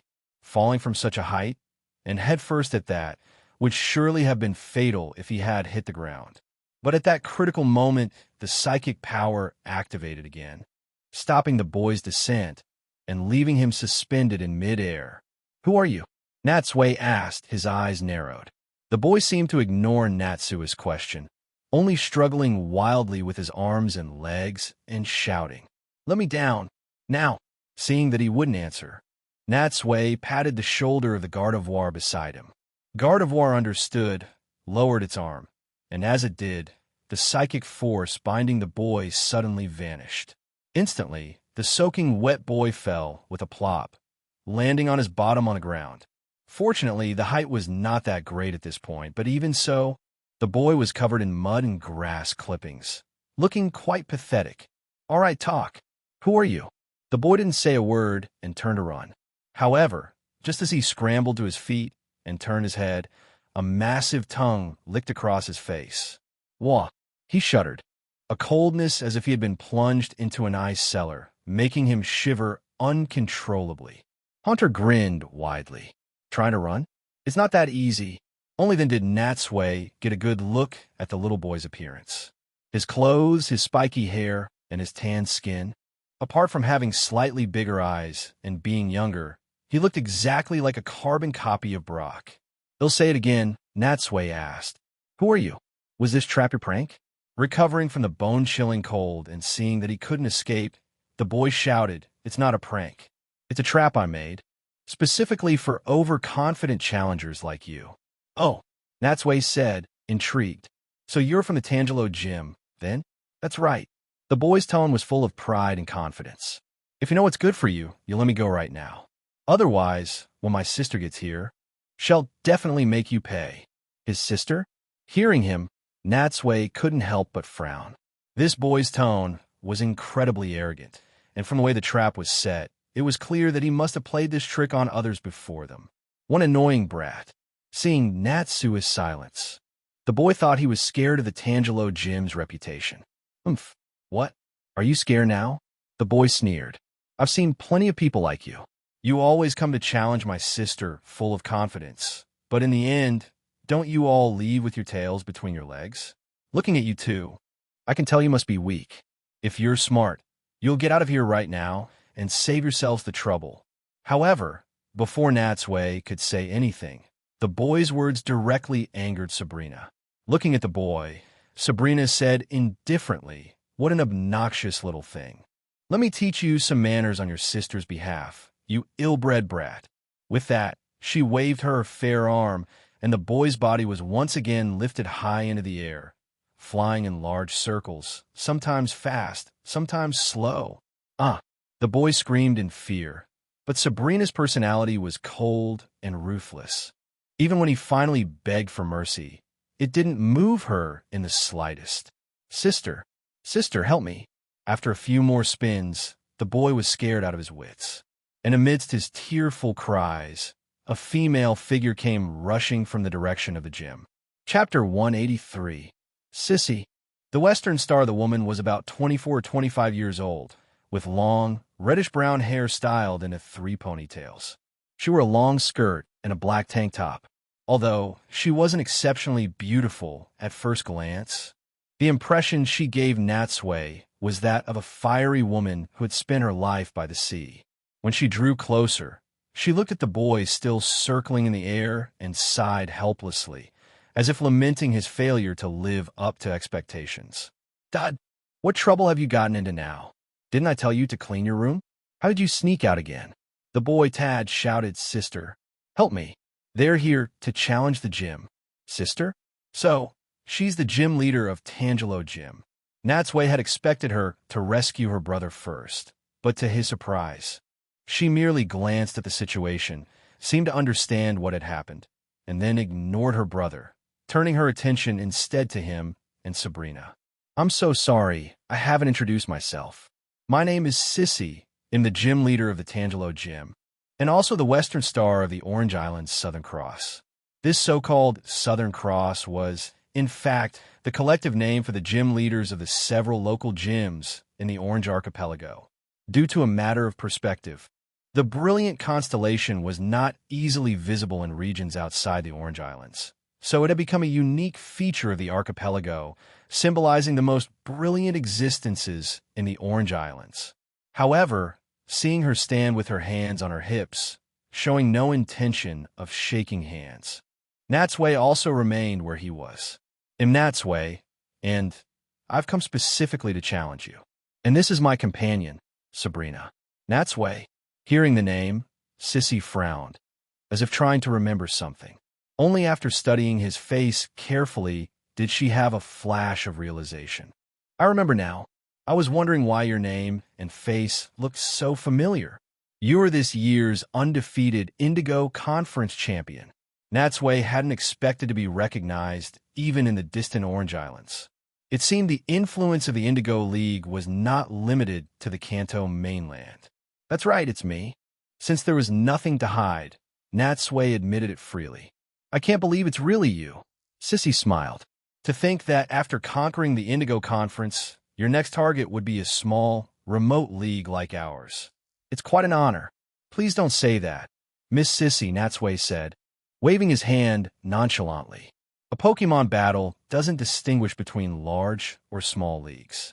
As long as I think it's worthwhile, they'll travel across the ocean to get there, no matter how far. Hearing this, Sissy couldn't help but applaud. Spoken like a true champion. You certainly have a way with words. Only then did she speak with sincerity. Speaking of which, my disappointing little brother has really caused you trouble. I've scolded him many times before, but he just can't seem to kick this habit of playing pranks. Whatever he did just now, I apologize on his behalf. Could I ask you to let him down for my sake? Although she was complaining about her brother, a hint of affection could still be heard in her tone. There was nothing to be said. He was her brother, after all, and since Sissy had pleaded so earnestly, Natsui signaled to Sabrina to let Tad down. However, after a moment's thought, Natsui added a stern warning. Miss Sissy, I'd advise you to keep a better eye on him. This time, he was lucky to run into us. If he encounters someone more vicious, there's no telling what more egregious things they might do to him. Sissy gave an awkward smile, her expression a bit embarrassed as she nodded. Don't worry, they'll be stricter with him. Nearby, as Tad's feet touched the ground, his legs gave out, and he collapsed, vomiting heavily. The dizziness in his head felt as if he had ridden the pirate ship ride at an amusement park dozens of times in a row. He was completely disoriented. After he had recovered a bit, his gaze toward Sabrina was now filled with sheer terror. What a terrifying woman. She's even scarier than my sister. They continued towards the sea, and under Sissy's guidance, Natsui and Sabrina arrived inside the Tangelo gym. Standing on the floor, Natsui looked around and found that not only did the gym look like a warehouse from the outside, but its interior decoration was also very simple. Compared to the lavish gyms in the Kanto region, it was far too humble. As Sabrina and Tad each went to the sidelines of the battle area, Natsui also refocused his thoughts and looked at Sissy on the other side. Miss Sissy, may I ask what the battle rules are here? Good question, Sissy smiled. Actually, the gym battles in the Orange League are quite different from those in the Kanto region. In the past, many challengers who only knew how to battle and didn't understand the local customs would just demand a battle right away. It really gave me a headache. With that, she took out a remote control and pressed a few buttons. A nearby panel opened, revealing a row of empty cans. Then, the battlefield beneath their feet split down the middle, revealing a standard rectangular swimming pool. Once the pool was fully revealed, Sissy opened a Pokeball and released a Seadra into it. All right, now that you're here, regardless of whether you're the Indigo Conference champion, I, Sissy, the Western Star of the Southern Cross, accept your challenge. The upcoming match will be held in 3 different stages. For the first stage, we will each send out 1 Water-type Pokemon and use Water Gun to hit those empty cans in sequence. Whoever hits the most cans will win the first round. In the stands, hearing that such a match format existed, Sabrina couldn't help but frown in surprise. Is this really a gym battle? And not some children's game of playing house? How ridiculous! To think that the esteemed Orange League would use such a childish method for its competitions. No wonder the trainers here are so weak. Compared to Sabrina's thoughts, Natsui actually had no objection to this battle format. Although it was different from an intense confrontation and looked very simple, it required a high degree of precision from the Pokemon. For a Pokemon that hadn't been trained in this area, or whose proficiency was not high enough, completing this challenge would undoubtedly be very difficult. No problem. Then the Pokemon I'm sending out is this one. Natsui opened a Pokeball. As the blue light faded, a Blastoise appeared in the swimming pool. Among his Pokemon, Only Blastoise and Gyarados were water types. However, Gyarados was all about destruction and would be completely unable to perform such a delicate task. Therefore, Natsui had no choice but to send out Blastoise for this challenge. Chapter 184. Cans and clay pigeons as the second form of Horsia, the evolved Seadra was undoubtedly more powerful. Its body was covered in hard horns and poisonous spikes, its tail was curled, and its mouth had changed from its previous cylindrical shape to a triangular one. According to Pokemon observers, a mere touch of the fins on Seadra's back could instantly paralyze a person, and at night they would wrap their tails tightly around coral to avoid being swept away by the current while sleeping. Due to its small size, Seadra naturally possessed agile movement in the water. Compared to it, Blastoise's body was undoubtedly much larger, making it appear quite clumsy by comparison. However, Blastoise was not without its advantages. Its mouth, combined with the two cannons on its back, allowed it to use 3 water guns simultaneously. Thus, even if its precision was inferior to Seadra's, it could make up for this deficiency in sheer quantity. On the other side, perhaps wanting to showcase her and the Orange League's strength in front of the Kanto champion, so as not to be looked down upon, Sissy turned and had Tad bring out a bubble machine to give Natsui a small demonstration. Our gym style is to combine Pokemon moves with sports as our competition events. In these 3 trials, as long as you can win one more than me, your challenge will be considered a success. So now, let me give you a demonstration so you can see for yourself. With that, Tad blew on the bubble machine, and instantly 6 or 7 bubbles the size of ping-pong balls flew out, floating towards the sky. Without waiting for Sissy's command, the Seadra in the pool shot out needle-thin jets of water from its mouth, popping the bubbles one by one. Pop, pop, pop. Natsui applauded. Short, fast, and precise. Although the diameter of the water gun had been reduced by more than 10 times and was only a short burst, it had to be said that to use every water gun in such a manner showed that this Seadra's mastery of the move was truly outstanding. Most other trainers would only try to find ways to make their Pokemon's moves bigger, stronger, and longer lasting. Very few would go in the opposite direction and pursue such a degree of precision. That's truly amazing. Compared to your Seadra, my Blastoise certainly can achieve that level of skill. But since I'm here, I won't give up so easily. Hearing Natsui openly admit his own shortcomings, Sissy first raised her eyebrows in surprise, then said with no small amount of pride, "So even the Indigo Conference champion has things he's not good at." It seems this small-time gym leader from a remote region has her own unique strengths too. A hint of smugness could be heard in her tone. It seemed that Natsui's show of weakness had made her feel that this man, apart from his grand title, was no different from any other challenger.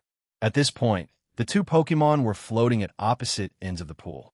Seeing that they were ready, after Sissy shouted begin, 2 streams of water, one thick and one thin, shot out from the left and right simultaneously, hitting the empty cans in front of them. Clang, clang, clang. The number of cans on both sides rapidly decreased. Struck by the water guns, the cans made a crisp sound as they were sent spinning into the air. Natsui watched the competition calmly. Compared to Seadra, no matter how much Blastoise tried to compress its water gun, it could never be as fine or as fast. However, this competition was about who could hit the most cans. Even if it couldn't hit the dead center of the can every time like Seadra, Blastoise's thick stream of water was like a fist. As long as it grazed the edge, it could still send the can flying. However, seeing Seadra's speed increasing and Blastoise gradually falling behind, Natsui still gave the command, "Blastoise, use multiple water guns." The 2 cannons on Blastoise's back fired water guns at the same time. Instantly, 3 jets of water shot towards the cans in a triangular formation. Although it couldn't guarantee that every stream of water would hit a can, with each volley, 1 or 2 would always hit an extra target. Clang, clang. Seeing this, Tad shouted anxiously, "Sister, he's cheating. He's using 3 water guns." Although Sissy frowned at this, she didn't say anything. After all, This was a unique part of Blastoise's body structure and didn't count as using an external aid. Besides, before the competition began, she hadn't specified how many water guns could be used at once. Clang! With the help of its two cannons, Blastoise made a comeback, and the number of cans it had hit soon drew level with Seadra's. When both Pokémon knocked over their final cans at the same time, the result was clear. Sissy let out an imperceptible sigh, then put on a smile and praised, "Your Blastoise did well. It seems we've ended in a tie this time." In truth, her words were not entirely sincere. Hitting empty cans was Seadra's specialty, and before they started, she never would have imagined that it would end in a draw. However, Sissy was not discouraged. She was equally confident in the next event. And for Natsui, a draw was actually a pretty good result. It had to be said that this was the first time Blastoise had ever controlled its water gun with such precision. He had originally been prepared for defeat, but despite the element of luck, who would have thought that Blastoise would come through and give him such a pleasant surprise? Just then, Sissy pressed the remote control again. After the sound of gears turning, a wall on the side of the gym opened up, slowly retracting upwards and downwards. Instantly, the wall disappeared. Outside the gym, under the blue sky and sea, the leaves of the coconut trees swayed gently, and a refreshing sea breeze blew in from outside, brushing against their faces and invigorating their spirits. Next up is a moving target competition. Seadra, show them how it's done again. As usual, Sissy had Seadra give a demonstration to explain the rules. As she spoke, a clay pigeon machine in the corner started up. The next second, a red frisbee was launched from the machine, flying high into the sky outside the gym. In the pool, Seadra held its breath. When the frisbee reached its highest point, it tensed its abdomen, and in an instant, a jet of water shot out from its mouth, shattering the target. Pop, pop, pop. Watching the frisbee break into countless pieces and fall to the ground, Natsui applauded again. Clean, sharp, and a direct hit. It seems your Seadra is very well trained.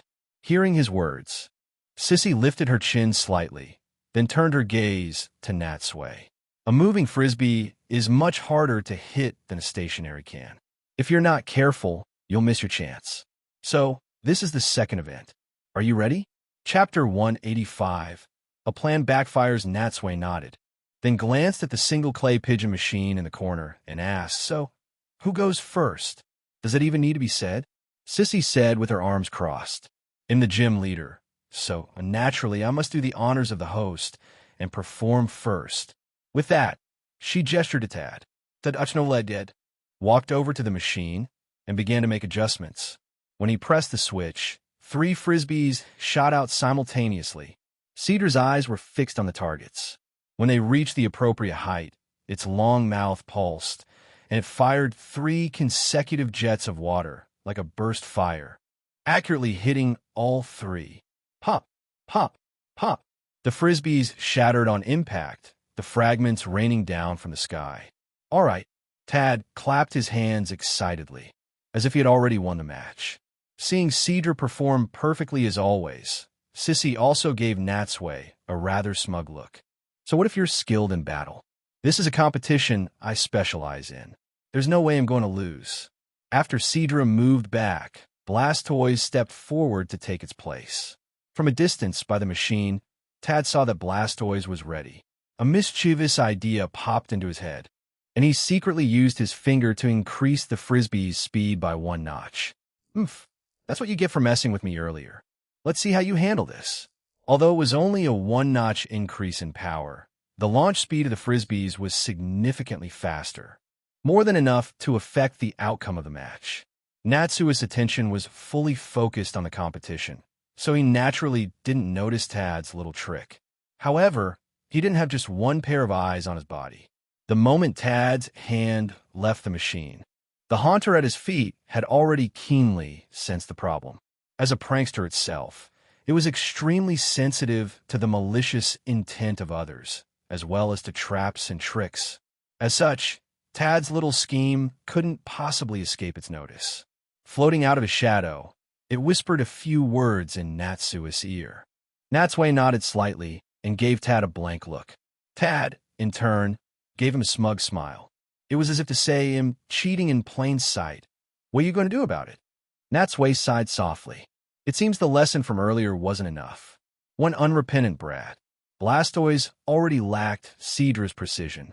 And now, with Tad's tampering, the difficulty of the competition would undoubtedly increase significantly. In that case, after a moment of thought, he waved his hand, called Blastoise to his side, and whispered a few instructions. Blas? After listening, Blastoise looked at its trainer in surprise. Seeing that Natsui wasn't joking, it couldn't help but nod. Blastoise! On the other side, Sissy thought Natsui was simply laying out a strategy. Because she was too far away, she couldn't hear what he said. Once he was done, she asked, "Well, can we begin?" "Let's begin," to Sissy's surprise, at Natsui's calm voice. Before the frisbees were even launched, the two cannons on Blastoise's back had already begun to charge up. Sissy stared at Blastoise's every move, puzzled. She knew that charging up a water gun now would increase its power, but as the pressure built, it would also become difficult to control and very unstable. She was sure that Natsui, as the Indigo Conference champion, couldn't possibly be unaware of this. So what on earth is he planning? Compared to her, Tad by the machine hadn't thought that far ahead, seeing that Natsui hadn't questioned the setup. He thought his plan had succeeded. He excitedly pressed the switch, his eyes already envisioning the scene of Blastoise's water gun missing and its subsequent failure.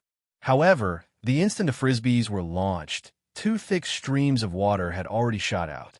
But their target was not the predicted peak of the frisbee's trajectory. Instead, they flew straight towards a machine in front of Tad.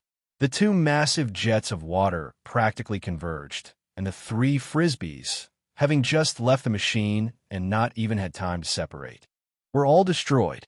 The scattered water also sprayed all over Tad's face, soaking the clothes he had just changed into, and many of the frisbee fragments were carried by the water and landed on him. Ack! Tad scrambled to get out of the way, but it was too late. Only then did Sissy understand. So that was Natsui's method. She knew that the initial launch speed was too fast, making it easy to miss the frisbee. The optimal time to shoot was actually when the frisbee slowed down, just as it was about to reach its peak, or just as it began to fall. Wiping the water from his face, Tad shouted, "That doesn't count. It doesn't count. Sister, he aimed at me on purpose. I think you're the one who did something on purpose." At Natsui's signal, Haunter flashed in front of Tad, forcefully pulled the machine, which had been bolted to the ground, up from its base, and presented it to Sissy. "Miss Sissy," Natsui said, his eyes narrowed. "Take a good look. I never knew the Tangelo gym had such special features." Sissy was stunned at first. After a close look, she instantly understood what had happened, and her face changed dramatically. "Dad, you!"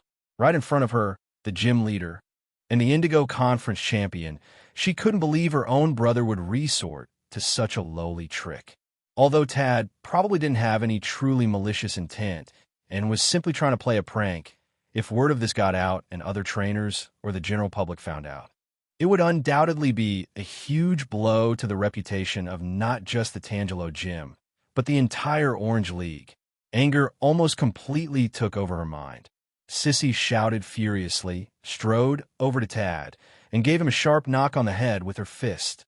"Ow, that hurts! Sister, get out! Sister, I said, get out!" Sissy's terrifying voice echoed through the gym. Having never seen his sister so angry, Tad trembled with fear, not daring to disobey her. He could only leave the gym dejectedly through a side door. Seeing Tad disappear, Sissy let out a long breath to calm herself, then forced an awkward smile. "I'm so sorry you had to see that. It's all my fault for being too lenient with him, which is why he's developed such a mischievous personality. But this was not my intention, so I beg you, Mr. Natsui, please don't let this get out." Hearing her say this, Natsui didn't pursue the matter further, but his tone was slightly stern. "I've told you before that your brother needs to be disciplined. I can't believe he would make such a mistake on such an important occasion. I don't think this is just being mischievous anymore. It's a malicious incident showing a complete lack of character.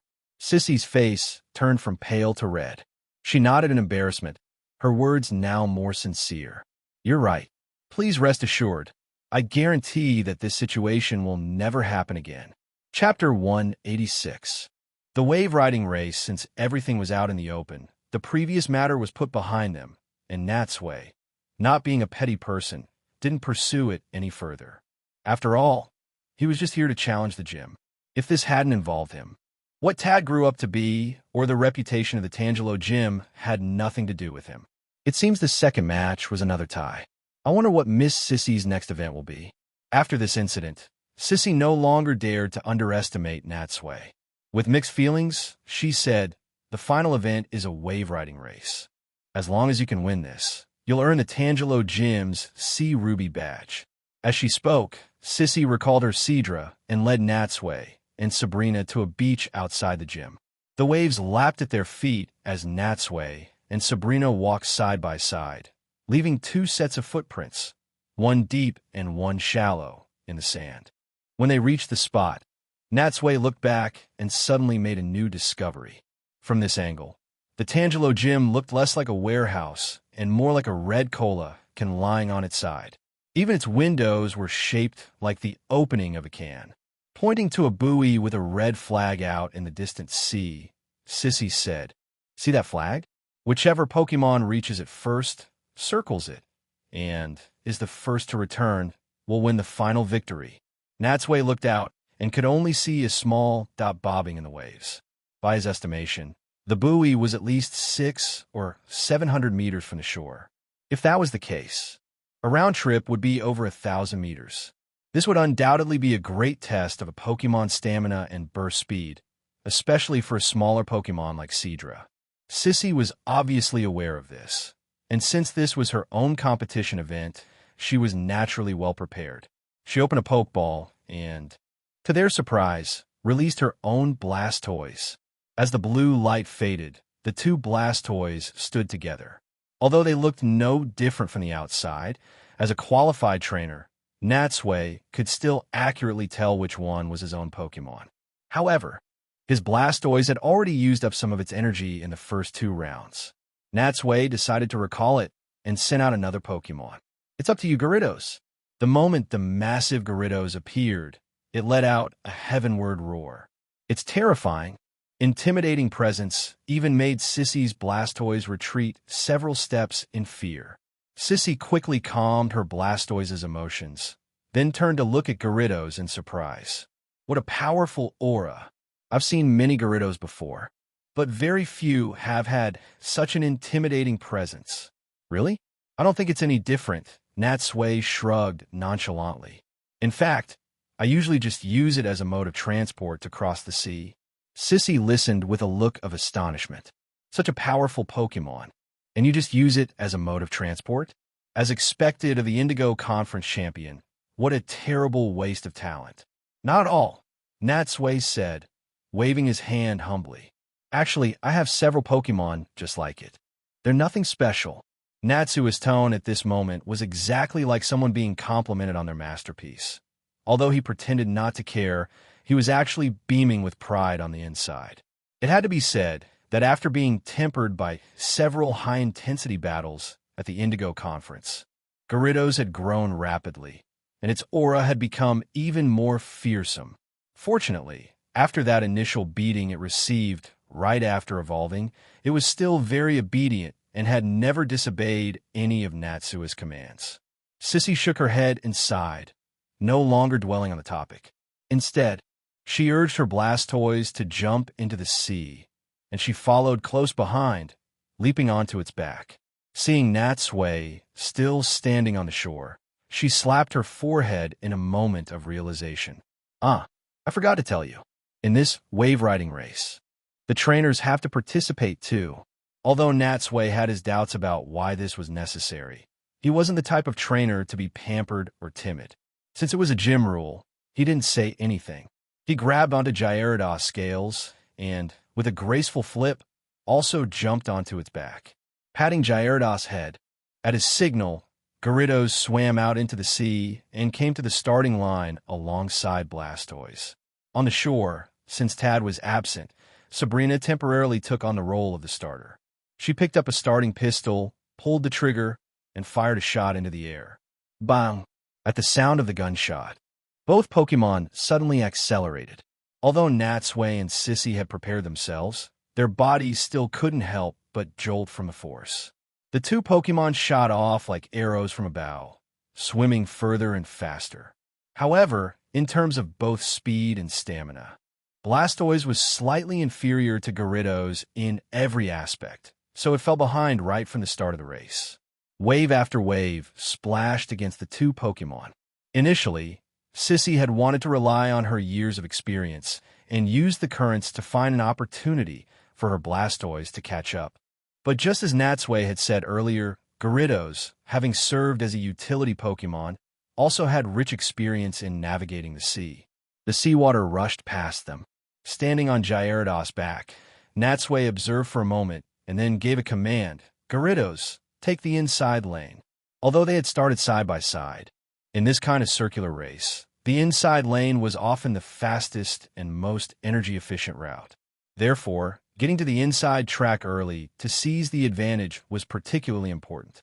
However, just as Gyarados was about to change its course, its body suddenly jolted again. Natsui almost lost his footing. Fortunately, his reflexes were quick, and he wrapped his arms around Gyarados' neck, avoiding a fall into the sea. When he had steadied himself and looked back, he realized that Sissy had also been trying to take the inside lane, and her Blastoise's hard shell had slammed viciously into Gyarados' side. Seeing Natsui look over, Sissy shouted, "Sorry about that, but this is a Pokémon race after all. Physical contact is unavoidable. I hope you don't mind." Natsui shook his head and refocused his gaze on the distance. With Gyarados' sheer size and weight, it was certainly not afraid of Blastoise. Now that he was prepared, he was even more fearless. And so, although the two Pokémon occasionally bumped into each other, Natsui maintained his lead throughout. He was the first to pass the buoy and began to head back towards the shore. And Sissy's Blastoise, despite chasing with all its might, simply lacked the ability to catch up to Gyarados.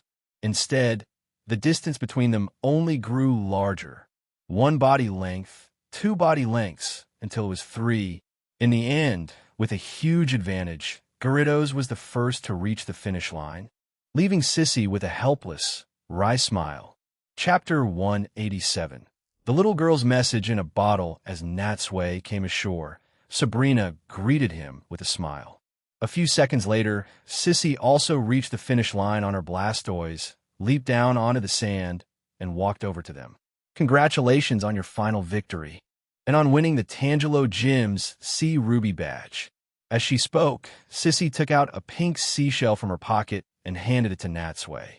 Natsui looked down and saw that the shell had clearly been carefully polished, shining in the sunlight and looking incredibly smooth.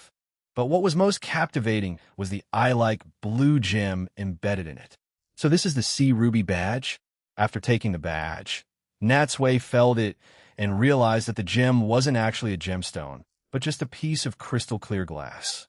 And the shell itself was a unique type found only in the Orange Archipelago called a Sakura shell. Although the materials seemed common and unremarkable, the craftsmanship of the badge was still very meticulous, and it looked quite exquisite. A girl would probably really like something pink like this, right? Sure enough, when he handed the badge to Sabrina, although she still looked expressionless, the way she kept fiddling with it made Natsui understand that, deep down, Sabrina was just like any other girl and also really liked cute, accessory-like trinkets. Seeing that both Natsui and Sabrina were interested in the badge, Sissy explained from the side, "Actually, it's not just our Tangelo gym. The badges of the other three gyms are also made from seashells, just different types." "I see." Natsui nodded, drew his gaze away from Sabrina, glanced at his phone, and then turned and waved goodbye to Sissy. "Well, it's getting late. Since we've achieved our goal, we won't stay any longer. We'll be on our way." "Wait a minute." Seeing that the two were about to leave, Sissy took out a small box and handed it to Natsui. "Take this badge case with you too. Consider it an apology for what happened earlier. Seeing the box, Natsui then remembered that, apart from his Indigo League case, he really didn't have any other container for his badges. Then I won't be polite.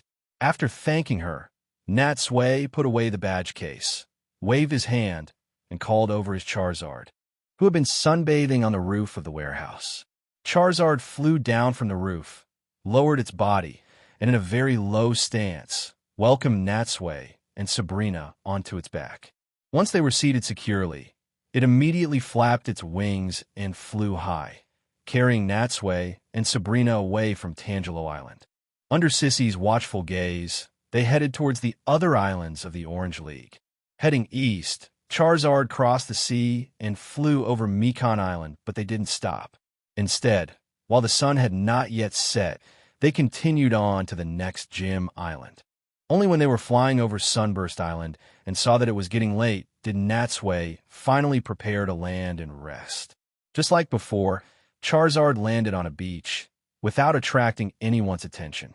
And at dusk, on the beach, they saw a little girl about 5 or 6 years old with pigtails, throwing several glass bottles, one by one, into the sea. Perhaps frightened by the Charizard descending from the sky, the girl let out a small eek, took a step back, and after throwing all the bottles she was holding into the sea at once, she ran off without looking back. She looked so flustered, as if Natsui and the others had stumbled upon some secret of hers.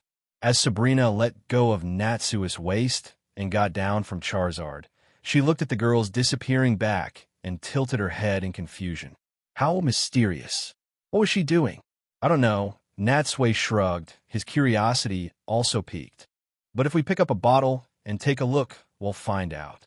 With that, he walked a few steps into the sea, his shoes getting wet, and picked up a glass bottle that hadn't drifted away yet, bringing it back to shore. The last rays of the setting sun shone on the bottle, reflecting beautiful orange light. When Sabrina came closer, she saw that there was a rolled-up piece of paper inside the bottle. It was a message in a bottle. Sabrina was surprised. This isn't a deserted island, and people can communicate with just a phone call. Why would someone still use such a primitive method to send a message? Shaking his head, Natsui smiled. I guess it's probably just a little girl's wish. She's doing this in the hope that the sea, or whoever finds the bottle, will help her make her wish come true. In truth, at this point, Natsui had already remembered the plot from the anime related to the message in a bottle. And to verify his guess, he pulled out the cork, opened the letter, and let its contents be seen by both of them. If anyone knows about the crystal onyx, please be sure to tell me. Thank you for everything. Marissa from Sunburst Island. Just as I thought, it's this exact plot point. Marissa? Sabrina looked up, then in the direction the girl had run. That must be the name of the girl from just now, right? But, crystal onyx? Does she mean it's made of crystal? Does such a Pokemon really exist? Natsui nodded. Looking at the crooked and uneven handwriting, it really did look like it was written by a beginner. Of course it does. This is a magical world. There are surely many miracles of life that we have yet to discover.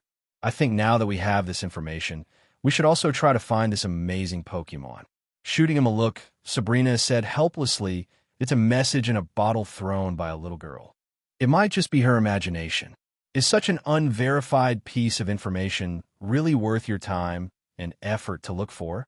In fact, when he watched the anime back then, Natsui had a deep memory of this crystal onyx. Even now, he vaguely remembered the storyline and where the onyx was hidden. Don't worry, Natsui said, putting the note back in the bottle, pressing the cork in tightly, and throwing it back into the sea. He had a brilliant smile on his face. Actually, I happen to know some clues about the crystal onyx as well.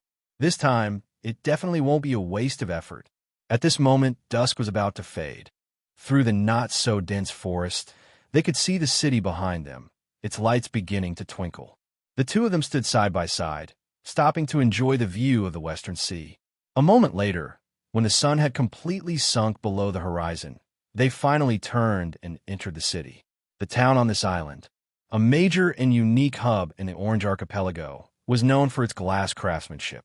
Although there was no gym or Pokemon Center here, and very few trainers visited the island, it was famous far and wide for its glass art.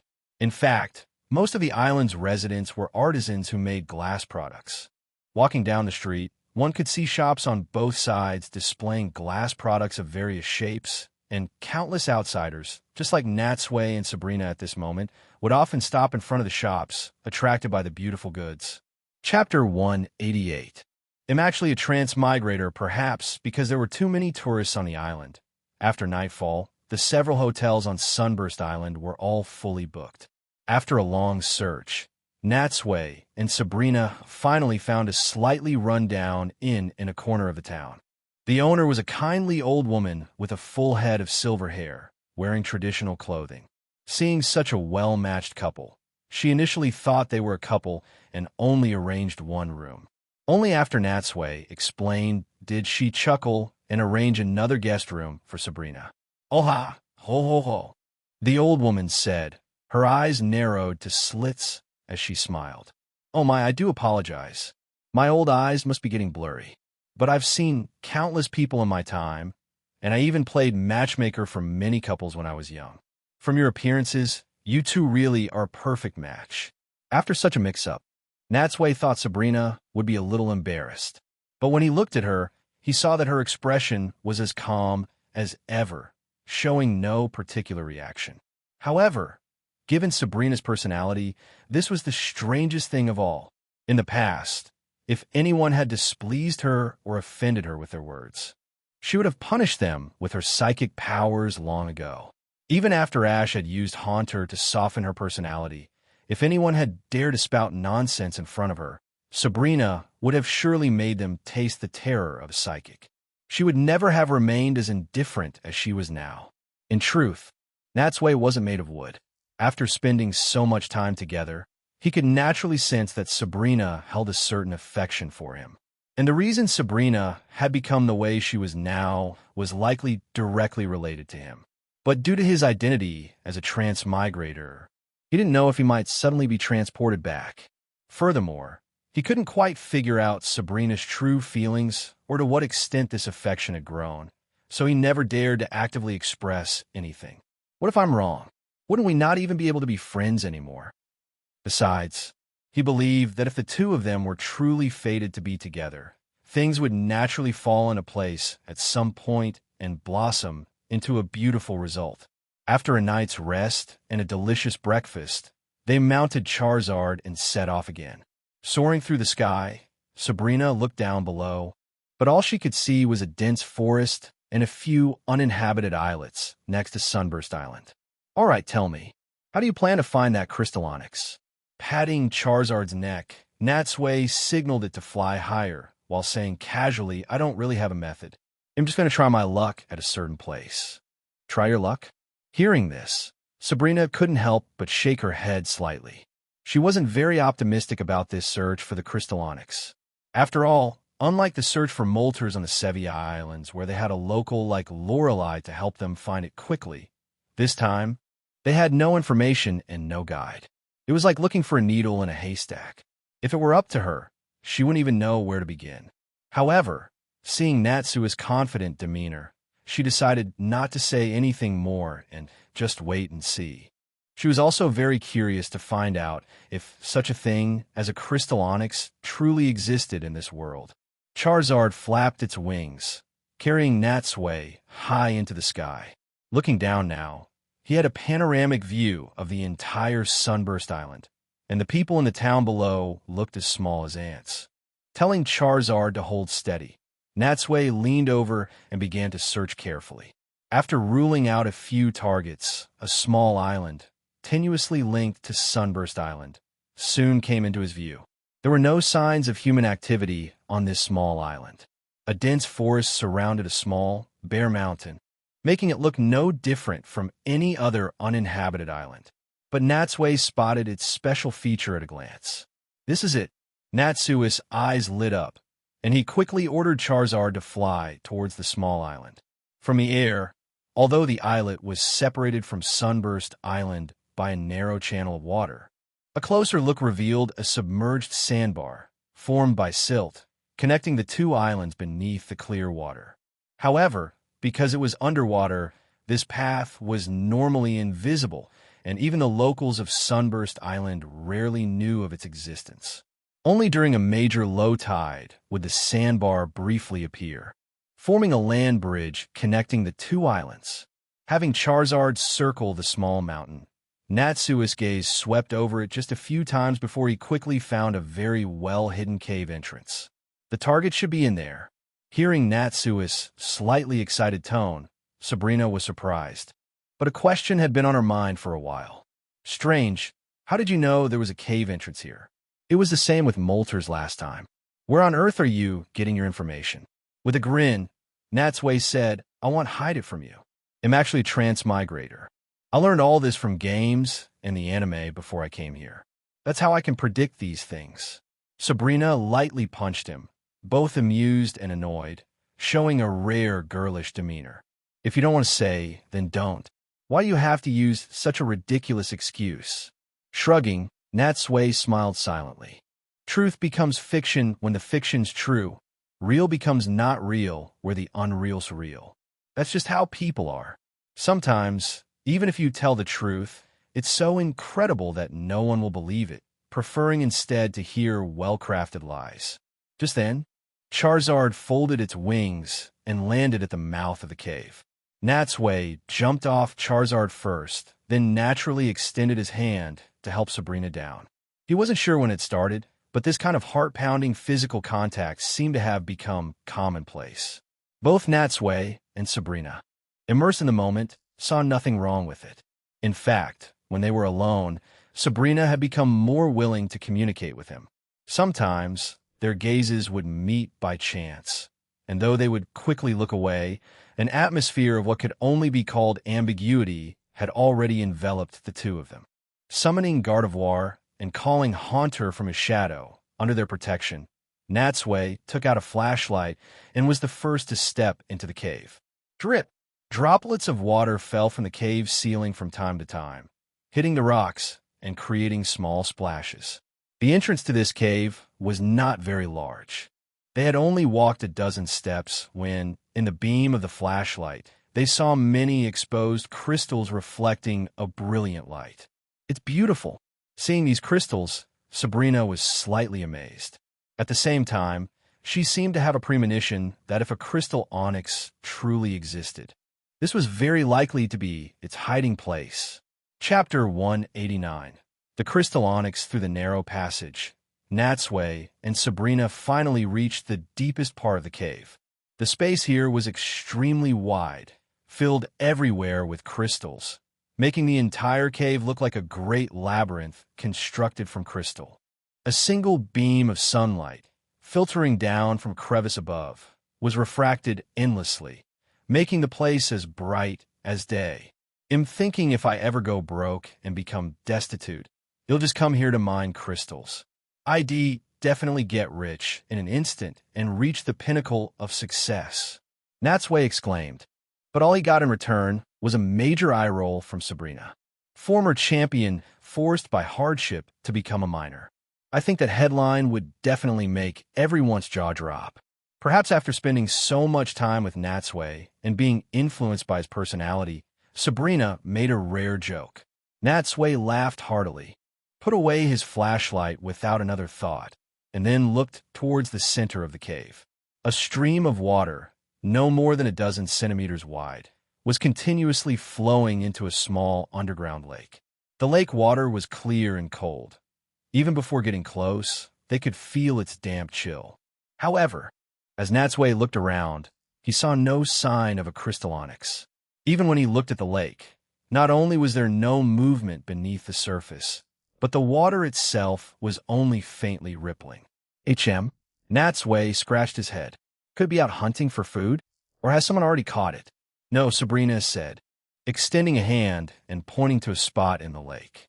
I can feel something there. I don't know how it's hiding, but it should be the Pokemon we're looking for. That's right, Haunter added. There's definitely a Pokemon concealing itself there. With Sabrina's psychic powers, Haunter's perception, and Gardevoir also present, with his team of 2 psychics and 1 ghost by his side, ordinary methods of concealment were useless, and Natsui himself remembered that due to its special body, this crystal onyx did indeed have the ability to move stealthily in water. Thinking of this, he took his Jengar mask from his backpack and put it on his face. After its modification, this Jengar mask had been fused with a sylph scope, giving it the ability to see through invisibility. He hadn't had a chance to use it before, but now was the perfect time. When he looked again at the spot Sabrina had just pointed to, he indeed saw a massive Pokemon, about 7 or 8 meters long, floating on the water's surface, watching them with cold eyes. And upon seeing its full form, Natsui immediately understood. Just like the Vaporeon he had seen in Stone Town that could merge with water, this Onyx's crystal body could refract the surrounding water, which also gave it a similar ability to become invisible in water. That's right, it's right here. Everyone get ready. In the lake, seeing that it seemed to have been discovered, the Onyx moved its body and rose from the water. As it revealed itself, Sabrina and Natsui's Pokemon could finally see its true appearance. So this is the Crystal Onyx? Sabrina observed it for a few moments, her eyes full of curiosity. It really is beautiful. I never thought such a peculiar Pokemon actually existed in this world.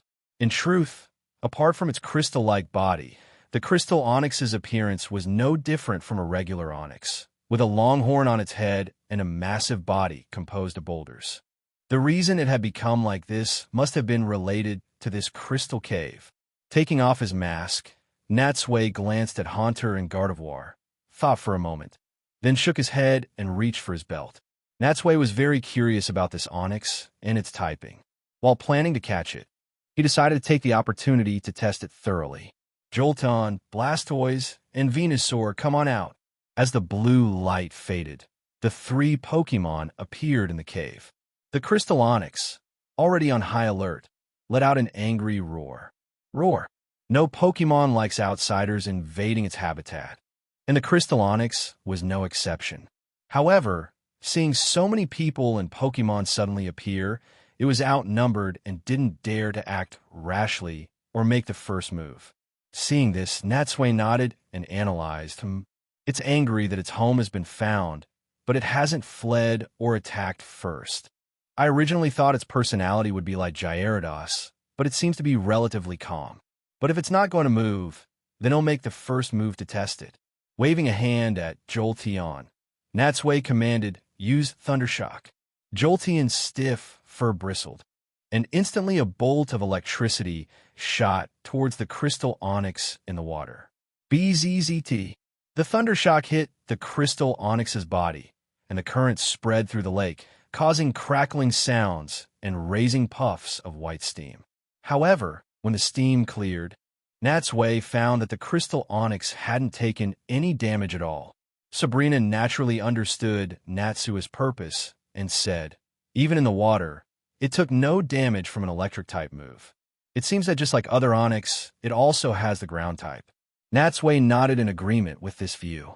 At this point, the Crystal Onyx could no longer hold back and began a counterattack.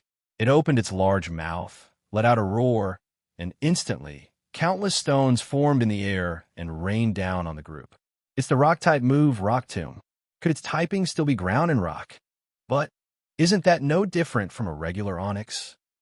However, Natsui didn't jump to conclusions and decided to continue the battle to see if it had any other abilities or moves. Seeing the falling rocks getting closer, before Sabrina could act, Gardevoir raised its arms and stopped all the rocks in midair. Good job, Gardevoir. Blastoise, use Water Gun. Blastoise shot a thick stream of water from its mouth at the Crystal Onyx. However, the Water Gun, which should have dealt 4 times the damage to a ground and rock type, seemed to have no effect on the Crystal Onyx. As if it didn't feel a thing. It has a resistance to water-type moves? Natsui nodded again. In fact, he had roughly guessed this from the fact that the Crystal Onyx lived in water. He had Blastoise use Water Gun simply to verify this theory. Now, seeing that the Water Gun was indeed ineffective, he had his answer. Although its body was made of crystal, the Crystal Onyx's typing was indeed ground and rock. It was just that due to its Botus density, it had a certain resistance to water, which allowed it to live in the water unaffected. Chapter 190.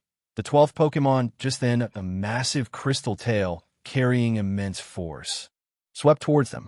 To protect Natsui, Blastoise used all its strength, try to block the Crystal Onyx's iron tail.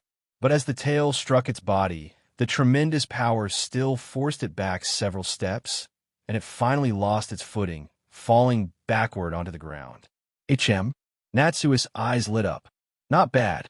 To be able to knock back the sturdy Blastoise head-on. It seems that besides its crystal body, its strength is also quite impressive. You're up next, Venusaur. Use Vine Whip. At Natsui's command, 2 vines shot out from the center of Venusaur's blooming flower, whipping fiercely at the Crystal Onyx. With 2 sharp cracks, the Crystal Onyx finally reacted, recoiling in pain. Seeing this, Sabrina said with understanding, "It seems you were right. Its typing is indeed rock and ground, which is why grass-type moves deal so much damage to it." Natsui nodded. Then, as if suddenly remembering something, he took out his Pokédex from his pocket and aimed it at the Crystal Onyx.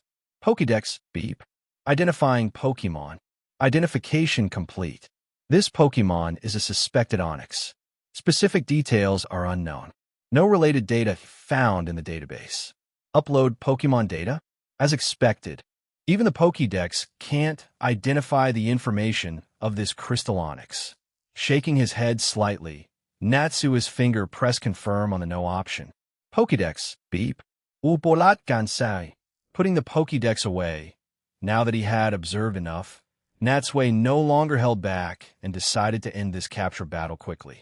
Venusaur, use Razor Leaf.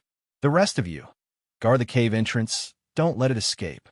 Blastoise, you get in the lake and block its potential escape route. Under Natsui's coordination, his Pokémon sprang into action. In the direct confrontation, Venusaur's Razor Leaf accurately struck the Crystal Onyx. Its huge body made the already precise move even easier to hit. Hundreds of green, blade-like leaves enveloped the Crystal Onyx, causing it to roar continuously in pain. As the pain mounted, the Crystal Onyx began to think of escaping. But just as it dove into the water, it was knocked back by the waiting Blastoise's Skull Bash. Instantly, water splashed high into the air, hitting the shore and breaking into even smaller droplets. Try to run now? Natsui said calmly. It's too late. Venusaur, continue with Razor Leaf. Razor Leaf struck the Crystal Onyx again. This time, while enduring the pain, the Crystal Onyx also counterattacked with Stone Edge. But in the instant that Venusaur dodged, the Onyx charged headfirst into the cave wall, trying to dig its way out. However, before it could even hit the wall, it was stopped in its tracks by a psychic from Gardevoir. After taking so many attacks, the Crystal Onyx was now teetering, looking as if it could collapse at any moment. Seeing its condition, Natsui decisively took out a Pokeball and threw it. A red beam of light flashed, pulling the Crystal Onyx into the Pokeball. After shaking violently for a moment, under Natsui's watchful gaze, it finally fell silent with a click. Nicely done, Sabrina said, applauding lightly. Congratulations on catching a rare Pokemon. Unable to hide his pride, Natsui raised an eyebrow at her, then happily walked forward, picked up the Pokeball, and placed it in his waist pouch. With the successful capture of the Crystal Onyx, he now, without realizing it, had 12 Pokemon. With that, the Pokeballs carried in the 2 pouches on his waist were now all full. If he were to catch another, his 13th Pokemon would be transported back to a research lab. Originally, his Pokédex was a gift from Diantha, which she had obtained from Professor Sycamore in Kalos. Logically, any extra Pokemon he caught should have been sent to Professor Sycamore.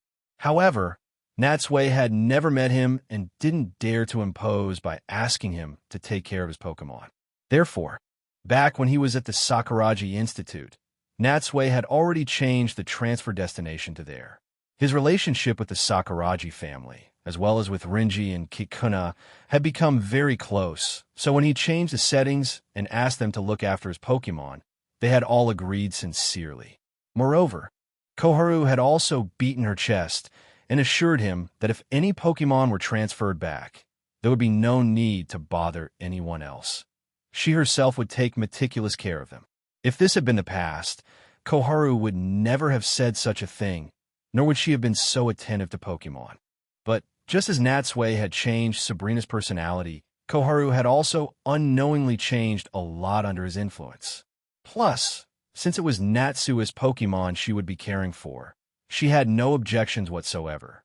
And because of this, just as Ash had Professor Oak as his backup, with Koharu helping to take care of his Pokemon, Natsui was also free from any worries and could continue his journey with peace of mind, catching the Pokemon he loved, bringing his thoughts back to the present. Now that his goal had been achieved, Natsui and Sabrina prepared to leave. But before they left, as usual, he took out his phone and took a few pictures of the surroundings as a memento. He even boldly leaned next to Sabrina and took a selfie with her. Click! Reflected in the crystals, a man and a woman were leaning shoulder to shoulder.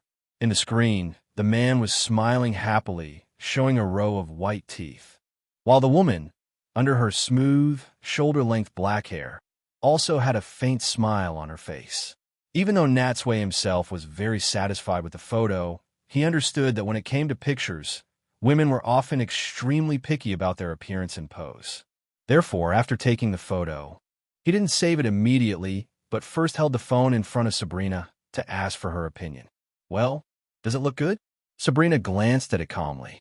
In the photo, against the beautiful scenery, the two of them not only looked very well matched, but their heads were even leaning slightly towards each other.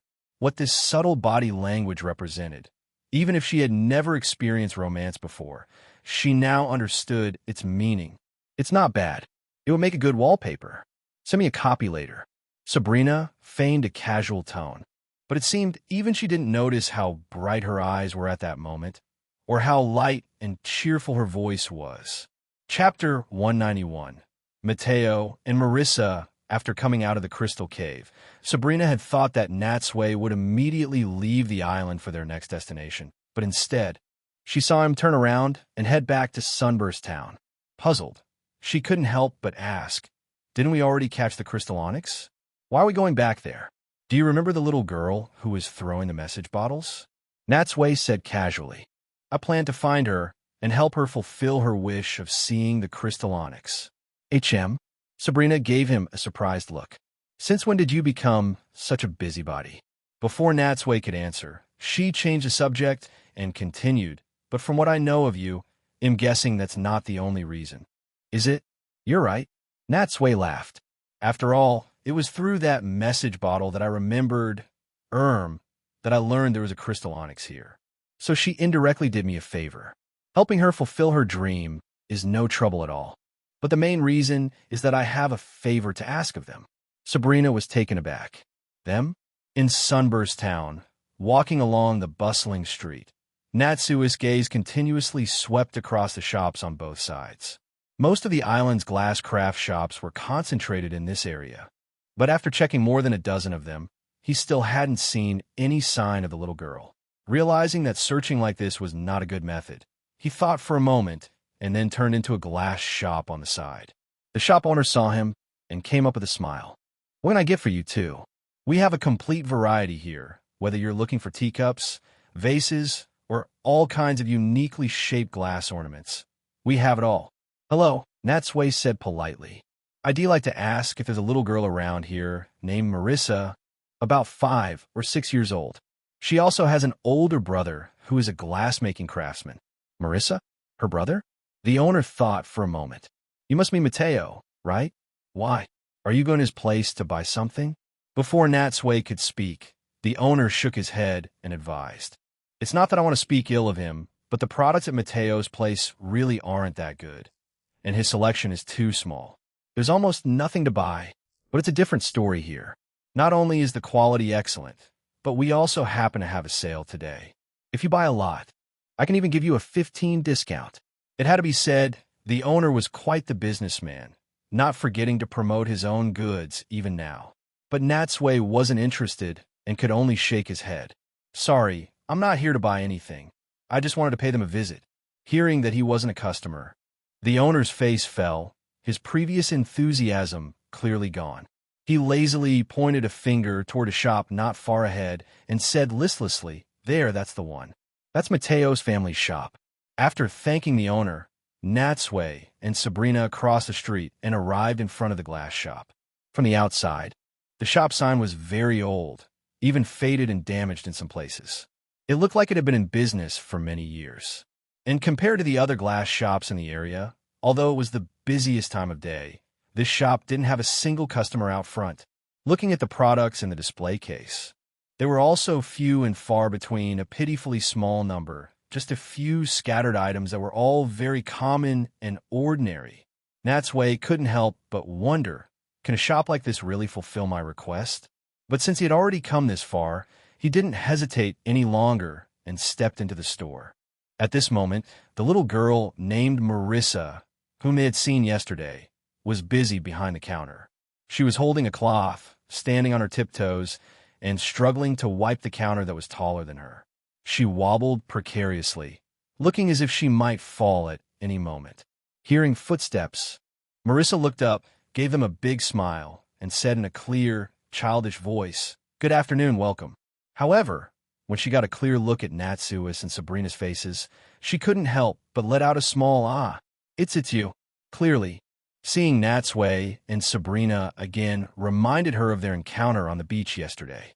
Then, as if remembering something else, she peeked behind Natsui, looking to see if the terrifying-looking Charizard from last night was with them. Natsui first scanned the area. Compared to the dilapidated exterior, the inside of the shop was spotless, clearly well-maintained by someone every day. Looking towards the workshop in the back, he saw a young man in an apron, firing glass. Even without getting closer, Natsui could almost feel the waves of heat coming from the furnace. "Your name is Marissa, right?" The little girl took a step back and said warily, "How do you know my name?" Natsui smiled. "Don't be afraid. We actually saw the contents of your message in a bottle, which is why we've come to visit." Marissa said, pleasantly surprised. "Do you know where the crystal onyx is?" Natsui didn't answer her. Instead, he looked toward the workshop and said, "Why don't you ask your brother to come over so we can all talk together?" Mateo, who had been focused on his glasswork in the workshop, had also heard the conversation in the shop. At first, he had just thought they were customers. But after hearing the words crystal onyx, he could no longer remain calm. He put down the half-finished piece in his hand and hurried over. "My name is Mateo. I'm her older brother. What can I do for you?" From his backpack, Natsui took out a sealed bag wrapped in many layers of cotton cloth. He opened the bag and took out the never-melt ice he had gotten from the Sevii Islands, presenting it to Mateo. "Master Mateo, I have a rare piece of never-melt ice. Could I ask you to craft it into an accessory for a Pokemon to wear?" Mateo glanced at the never-melt ice and shook his head. "Sorry, I'm a glass artisan. I don't work with this kind of material." "I see." Natsui feigned a sigh. "What a shame. I was hoping to let you see the crystal onyx after you finish the work as payment for the job. But since you won't do it, I guess we'll just forget about it." "Wait, what did you say?" Mateo's eyes widened, and he said loudly, "You can let me see the crystal onyx?" Natsui took a pokeball from his waist and spun it continuously on his finger. "Of course, but that's nothing to be surprised about. After all, I wouldn't have come all this way just to mess with you." Staring intently at the pokeball, Mateo was dazed for a few seconds, then suddenly shook his head with a smile. "Sorry, I still can't believe you have the crystal onyx. It's not just me.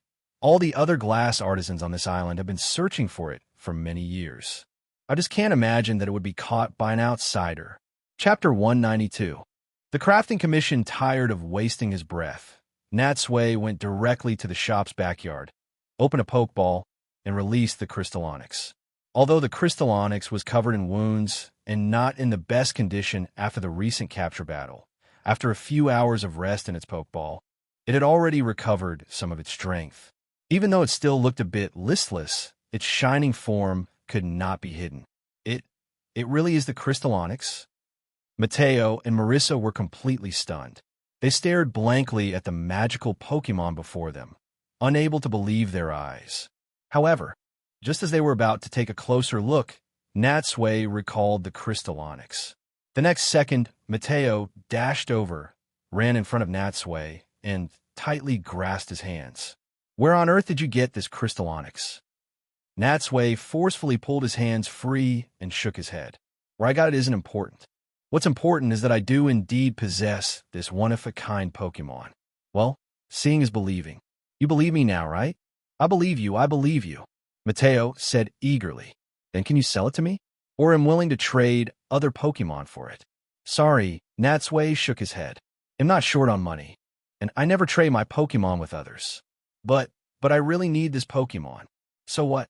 I'm a trainer, and I also really need this Pokemon. You should stop dreaming." Natsui refused decisively, then asked again, "Let's go back to my previous offer. I'll ask you one more time.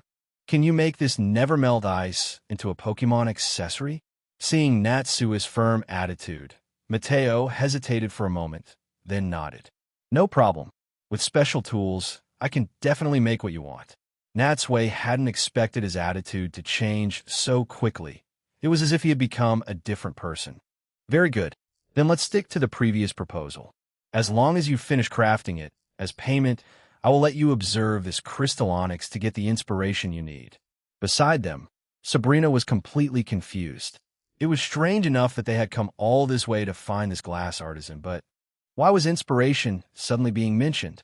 Seeing her confusion, Mateo explained, "Actually, when my grandfather ran this shop, business was always very good. He was a highly skilled glass artisan, making Pokemon-related glass products every day. But after my grandfather passed away, no matter how hard I try, I can never create works as satisfying as his." Hearing him say this, Sabrina finally understood why the shop's display window only had a few items. However, she turned her head to look at a row of tables, where several glass Pokemon figures were also displayed. Looking closely, they seemed just as the products in other shops, with no apparent flaws. It must be that he sets his standards too high for himself. He wants to match his grandfather's craftsmanship, which is why he's never satisfied with these ordinary products. With such ambition and family heritage, no wonder Natsui came all this way to find him. Beside them, Mateo continued, "How should I put it? The things I make seem to lack a soul. Every piece is too rigid. I heard that when my grandfather was training in his youth, he encountered the crystal onyx. After that, he successfully created many lifelike works. I think that if one day I also encounter the crystal onyx, maybe I, like my grandfather, can get the inspiration from it to break through my own limits." However, having said this, Mateo belatedly looked at Natsui with a puzzled expression. "But how did you know that I needed the crystal onyx?" Natsui said, "Didn't you just say it yourself? All the glass artisans on the island are looking for it, so I assumed you were no exception." Besides, Marissa also wrote about the crystal onyx in her message in a bottle, so it was easy to guess the whole story with a little thought. "Oh, so that's how it was. In that case, it's all thanks to Marissa."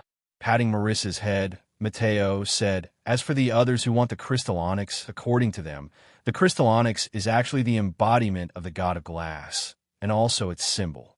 That's why these people are so desperate to get this Pokemon, to make their own product sell better. Aren't you also trying to make your own works better?" Although one was pursuing artistic progress, and the other wanted their products to sell well, in essence, both Mateo and the others wanted their glass products to be more popular. There was no difference between them. But none of this had anything to do with Natsui. He handed Mateo a set of partial photos of Articuno and a slip of paper with various measurements. However, even though the photos only showed parts of Articuno and didn't reveal its full appearance, his years of dealing with all sorts of Pokemon products allowed Mateo to recognize its identity at a glance. "This is Articuno." Since the other party had already seen through it, there was nothing to hide. "That's right, it is indeed Articuno. You're amazing," Mateo said with genuine admiration. "Not only did you catch the crystal onyx, but you also have an Articuno. So, what kind of accessory do you want me to make this into?"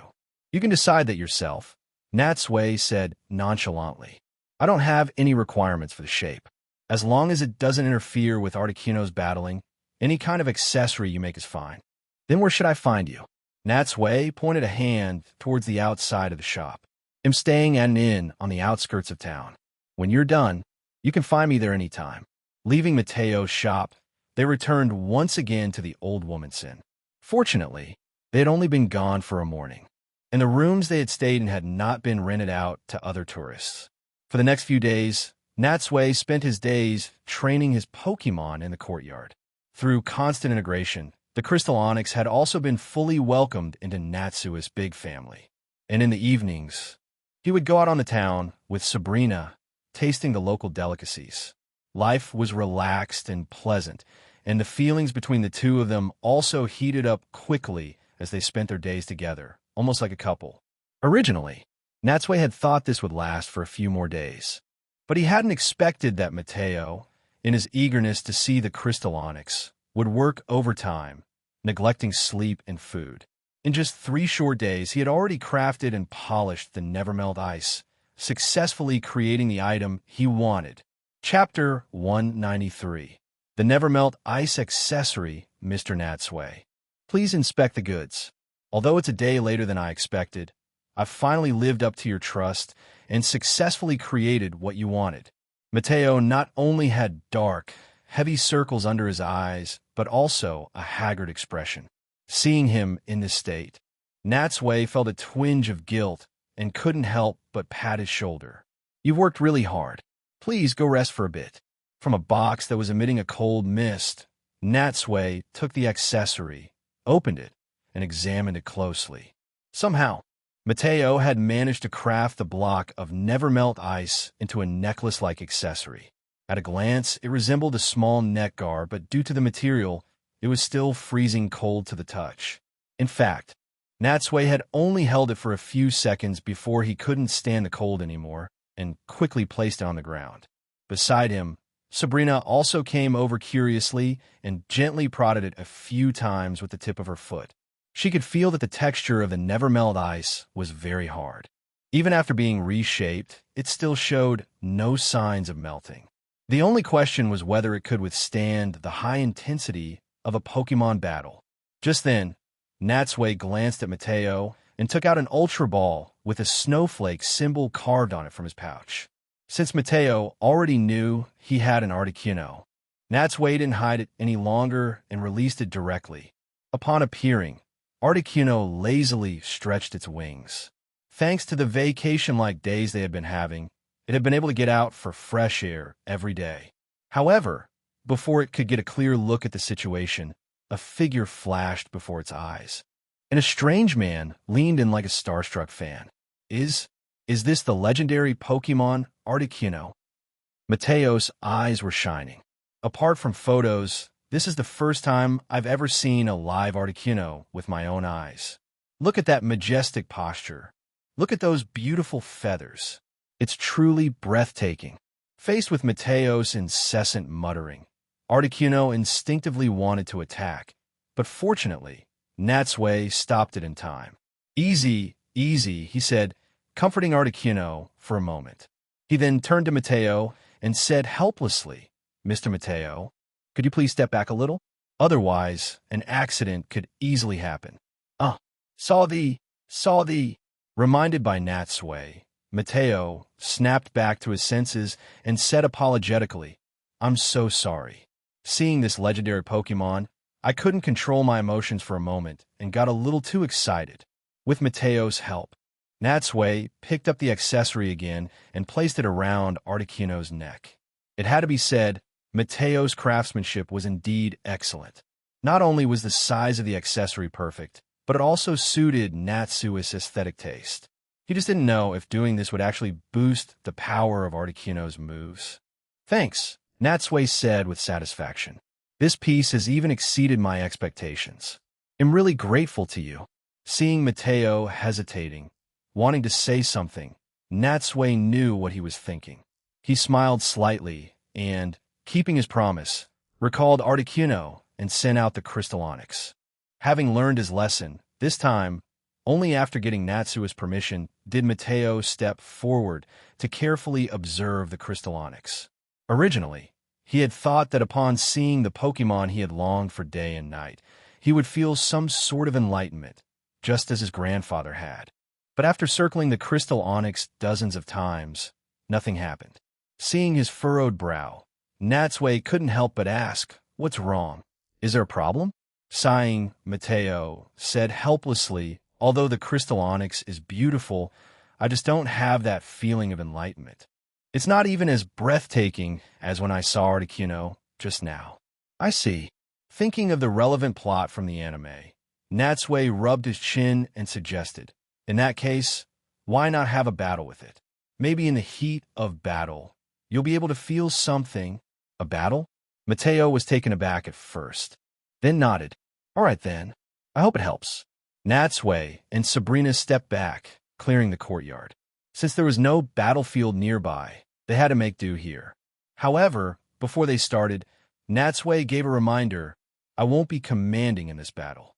You can just battle the crystal onyx freely. But I must say, this is an inn, after all. It's best to be moderate during the battle and not destroy anything." "Don't worry, I understand." With that, Mateo also took a few steps back, took out a Pokeball, and released his Pokemon. As the blue light faded, Natsui saw that it was a water and ice-type Cloyster. A water-type Pokemon? Against a normal Onix, that would be an excellent choice. But it's clear that Mateo doesn't know about the Crystal Onix's immunity to water. However, Natsui didn't point this out, deciding to wait and see what would happen. Noticing the strange look in Natsui's eyes, Mateo thought he had seen through something and gave a self-deprecating smile. "Actually, this Cloyster is a Pokemon I prepared a long time ago. I had originally intended to use it to catch the Crystal Onyx, but now it seems that's destined to be impossible." When Mateo said it was impossible, he was naturally referring to the fact that Natsui had already caught the Crystal Onyx, and that this missed opportunity meant he and the Crystal Onyx were fated to never be together. When the battle began, Mateo had his Cloyster attack first. But after firing a water gun and seeing that the Crystal Onyx seemed completely unfazed, he couldn't help but freeze in surprise. Strange. Why did it have no effect? In disbelief, he had his Cloyster continue to attack with water gun. But all he got in return was an iron tail from the Crystal Onyx. Smack! Seeing his Cloyster scent spinning through the air, Mateo's face was filled with shock. This is impossible. Why doesn't it take damage from water-type moves?" Only then did Natsui say unhurriedly, "Ah, I forgot to tell you. When I encountered this Crystal Onyx, it was living in the water.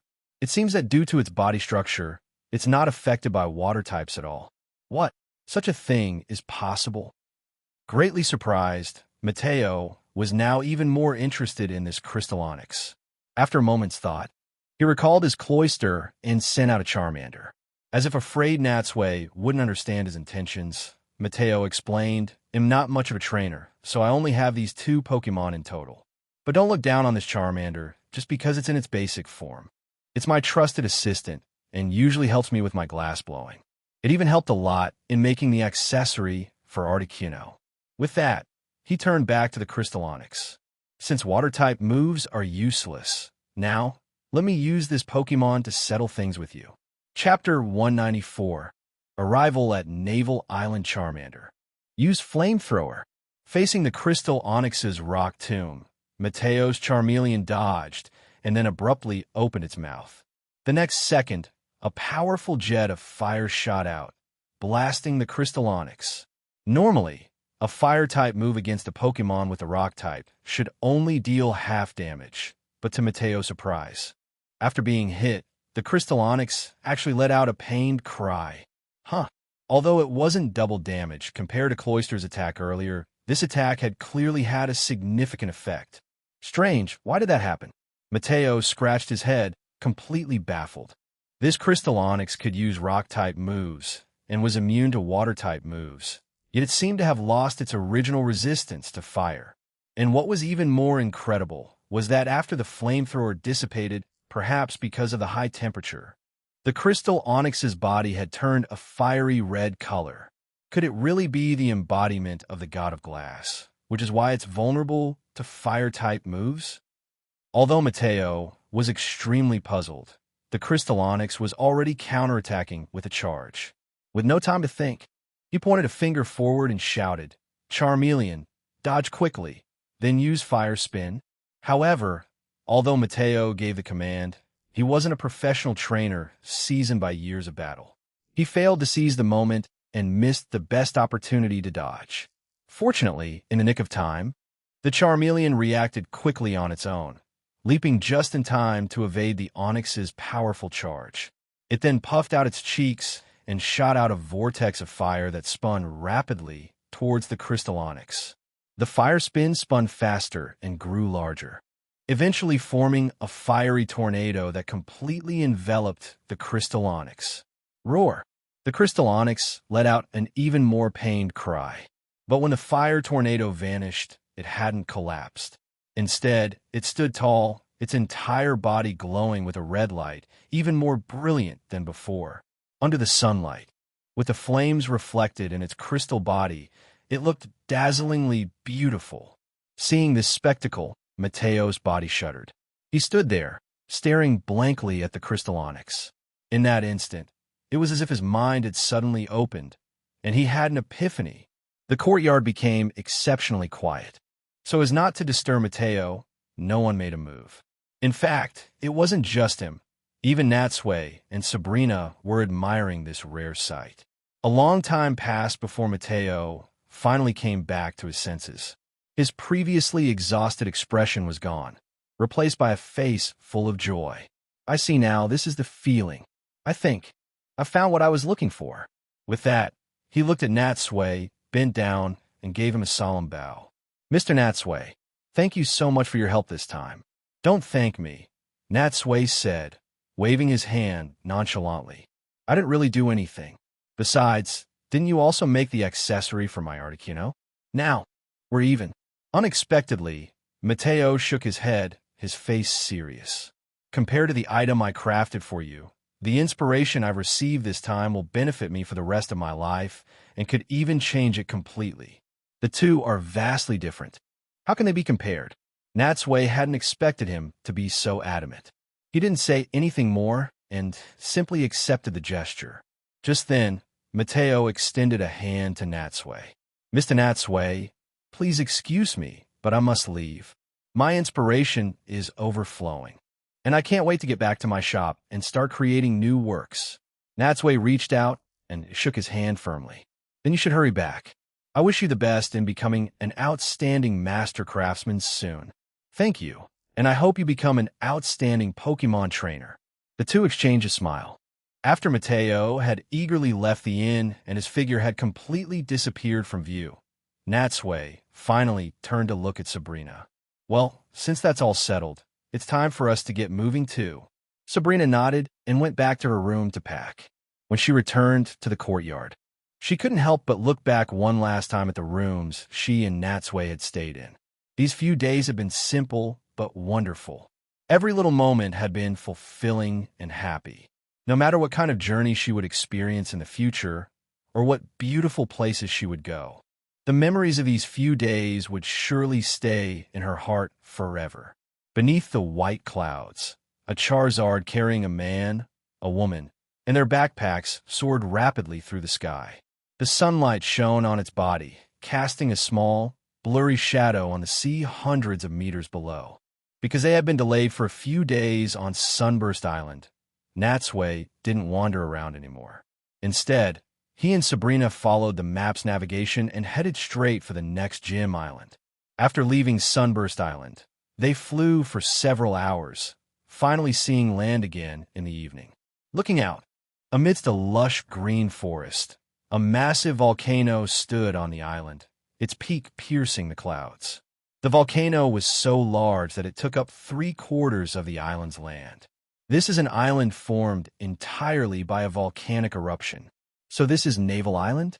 Sabrina said with a half-smile. I wonder if it's an active volcano and if there's a risk of it erupting. It looks quite dangerous anyway. Knowing she was alluding to the MT Ember incident, Natsui deliberately pretended not to understand and didn't take the bait. Some things just get worse the more you try to explain them. If someone who didn't know the situation overheard, they might actually think I caused the volcano to erupt. I refused to take the blame for being a volcano killer. The closer they got, the larger the volcano appeared. When they landed on a beach and walked into the only village on the island, Natsui discovered that compared to Tangelo Island or Sunburst Island, the population here was extremely sparse. As the only human settlement on the entire island, it didn't even seem to have the scale of a town, because the layout was scattered and consisted of single-story, tile-roofed farmhouses. The whole village seemed very quiet. They walked for a long time before finally seeing a few elderly people tending to their vegetable gardens in some of the yards. Seeing this, Sabrina couldn't help but feel some doubt. Are you sure we're in the right place? It's so remote. Is there really an official Orange League gym here? Don't worry, this is the right place. Natsui nodded and explained. Although most gyms are dedicated to promoting local development and choose to build their facilities in bustling cities, some people, because of their personality or for other reasons, prefer to set up their gyms in sparsely populated places like this, precisely to avoid being disturbed by ordinary people. Chapter 195. Danny, the Eastern Star with the sky not yet completely dark, they found the only inn in the village and got 2 rooms. In fact, because the area was so sparsely populated, Natsui didn't have to worry about the inn being full. After all, besides them, there were no other tourists on the entire island. However, for a rural inn like this, the accommodations were naturally not ideal, especially when night fell and a slight breeze blew into the room from the open window. You could smell the scent of Toro's manure. Perhaps for the people who lived here, after getting used to it, the smell was nothing. But as the wind came and went, the smell would appear and disappear, making both Natsui and Sabrina quite uncomfortable. Fortunately, the room itself was clean and tidy, and compared to camping in the wild, staying in a warm room was obviously much more comfortable. After moving Sabrina to another room that was more sheltered from the wind, Natsui also tightly shut his windows and door. Although it was a bit hotter, it at least blocked out most of the smell. At night, though it was only 7 or 8 o'clock, the surroundings were already silent. It was pitch black outside, with not even a few lights to be seen. Used to the fast-paced life of the city, Natsui lay in bed, completely unable to fall asleep. He tossed and turned for over an hour before finally drifting off into a hazy dream. But perhaps because the bed was too hard, when he woke up the next morning, he didn't feel refreshed at all. Instead, his whole body was sore and extremely tired. Sigh, the scenery may be nice, but I really don't want to come back to this place a second time. After washing up, the 2 of them went down to the inn's main hall and had a hearty breakfast. As they were preparing to check out, the stout, weathered landlady looked them up and down a few times and couldn't help but smile. Did you 2 sleep well last night? Looking at you, you must be here to challenge Danny, right? It was all right, except for the fact that your Toros seemed to have an upset stomach last night. Everything else was acceptable, Natsui said with a wry smile. He then rubbed his nose and asked, The Danny you're talking about, is he the gym leader of the naval gym? That's right. The landlady nodded, a hint of pride in her voice. He's the Eastern Star of our Orange League, and he's very strong. He's defeated many challengers before, so you'd better not underestimate him. Thanks for the tip, Natsui said confidently as he slowly gathered the bowls on the table. I'm pretty strong myself. Just a few days ago, I even defeated the Western Star of the Tangelo gym. Oh, the landlady raised her eyebrows in surprise. You've already defeated Miss Sissy? Then you must have some skill. Beside him, compared to Natsui, Sabrina appeared more cautious. How did you know we were going to challenge the gym? What's so hard to guess about that? The landlady said cheerfully. Our naval island is just an ordinary agricultural island. Not only is it sparsely populated, but we don't have any local specialties either. So, throughout the year, we hardly get any outsiders. 4 unfamiliar faces like you. I can tell without even asking that you must be here to challenge Danny. I see, Natsui smiled. Then may I ask if you know where Danny's gym is? The landlady pointed to the volcano outside the window. His gym is at the very summit of MT Naval, but Danny doesn't really like to stay in the gym much. Before you go there, I think you could first check the seaside or the foot of the volcano to see if you can find him. Leaving the inn, Natsui and Sabrina followed a narrow, winding path, walking towards empty navel. However, they were only halfway there when, passing by a stretch of beach, they suddenly heard music with a strong tropical island vibe coming from the sea.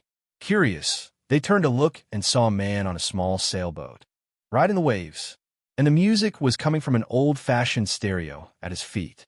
Sabrina merely glanced at him before continuing on her way, but Natsui stood in place, watching for a few more moments.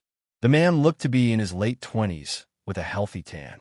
Judging by his attire, a red shirt with a Geodude print and board shorts, he was clearly not a sullen person.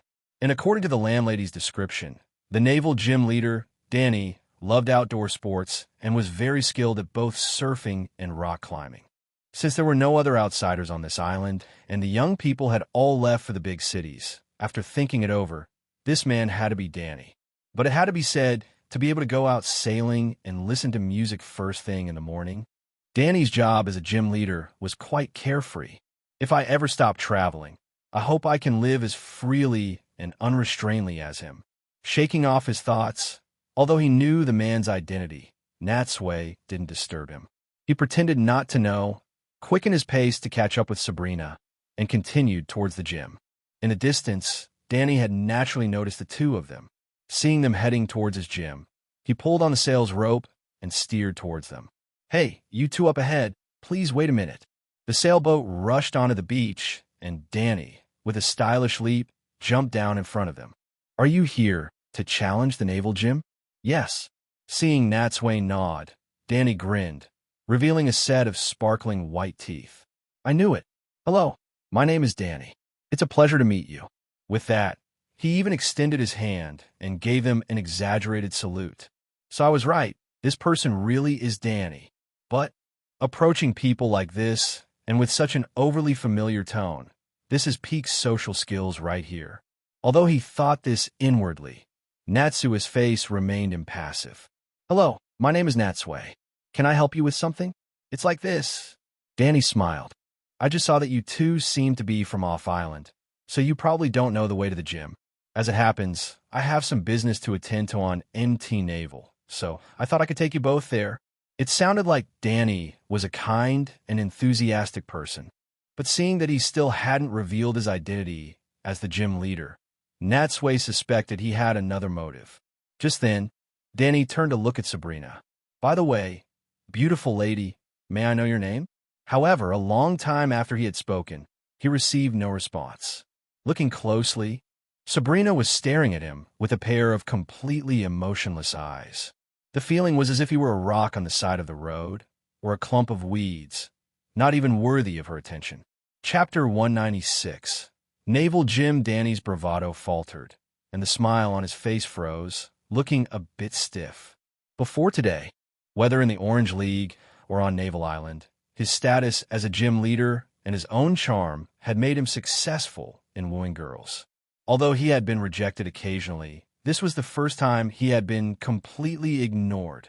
He had thought it was his lucky day to meet such a beautiful girl, but he never expected this kind of attitude from her. He turned to look at Natsui and saw that the young man was not only more handsome than him, but also several years younger. In terms of charisma and appearance, he really did fall a bit short. Could it be that she likes this man? Or are they already in a relationship? But he had been observing them for so long and hadn't seen any intimate gestures between them. But it doesn't matter. She doesn't know that I'm the naval gym leader yet. Once she finds out my identity, she'll definitely be surprised and change her attitude immediately. With Danny joining them, the trio continued along the path towards the naval gym. Along the way, Danny led from the front, telling them about the history of Naval Island and stories of things that had happened there, seemingly trying his best to showcase his wit and humor. Unfortunately, his words failed to arouse any interest in Sabrina. Even Natsui was yawning constantly, only occasionally responding with a word or two to make him feel like he wasn't just talking to himself. But I wonder if it's just my imagination. Relying on a sudden sixth sense, Danny kept feeling a mysterious force directed at him. This force felt like psychic power, like thorns pricking his back, and it seemed to strongly resent his presence. It must be that guy Natsui. He must feel threatened, which is why he doesn't want me getting too close to his female companion. He scratched an itch uncomfortably and, taking the opportunity, glanced back quickly. But he found Natsui looking completely bored, occasionally looking at the distant scenery or turning back to talk quietly with the woman, showing no strange behavior. Huh, strange, it's not him. Could I be imagining things? Inadvertently, his gaze met Sabrina's eyes, and he happened to see a cold glint flash through them. Somehow, even in the middle of such a hot summer, Danny suddenly broke out in a cold sweat. He rubbed his eyes and looked at Sabrina again, but she seemed perfectly normal. What's going on? Did I see that wrong just now? He was puzzled but couldn't figure out. After walking for a long time, they finally arrived at an arched mountain gate at the foot of the mountain. The arch was made of iron, and on both sides, two long stone walls extended, completely obscuring the world behind the gate. Danny turned back and smiled, his tone carrying a sense of relief. We're here. This is the main gate of the naval gym. Working together, they pushed open the heavy iron gates. Natsui looked inside and saw that the view suddenly opened up to a wide clearing. There was a wooden cabin, a stationary cable car behind it, and to the side, a steep mountain path with a guardrail leading up to MT Naval behind it. Natsui glanced around and found that apart from the three of them, the place was completely empty. It seemed that besides Danny, this gym had no other staff. He wondered how he usually managed to maintain such a large facility. Under Danny's guidance, Natsui walked over to a notice board next to the guardrail. To all challengers, welcome to the Naval Gym. At this gym, the first requirement for all challengers is to climb the mountain. Please comply. In addition, this climb must be done using your own strength. If you use the power of a Pokemon during the ascent, you will be immediately disqualified from the challenge. Please keep this in mind. Natsui read it once, and then saw a line of small text at the very bottom. Accompanying personnel may use the cable car at will. What now? Sabrina walked up to him and asked softly. Natsui first glanced at Danny, who was standing with his arms crossed, saying nothing, as if waiting for him to make a decision. After a moment's thought, he joked, "Why worry so much? Since there's no one else here and no security cameras, I think I'll just take the cable car with you to the top. You definitely shouldn't do that." Sure enough, hearing his words, Danny quickly spoke up to stop him. Seeing that both Natsui and Sabrina were now focused on him, he cleared his throat and explained, "Mountain climbing is an important part of the Naval Gym's challenge. Although there's no one else here, the gym leader is actually watching you from somewhere. If you take the cable car, he will definitely find out."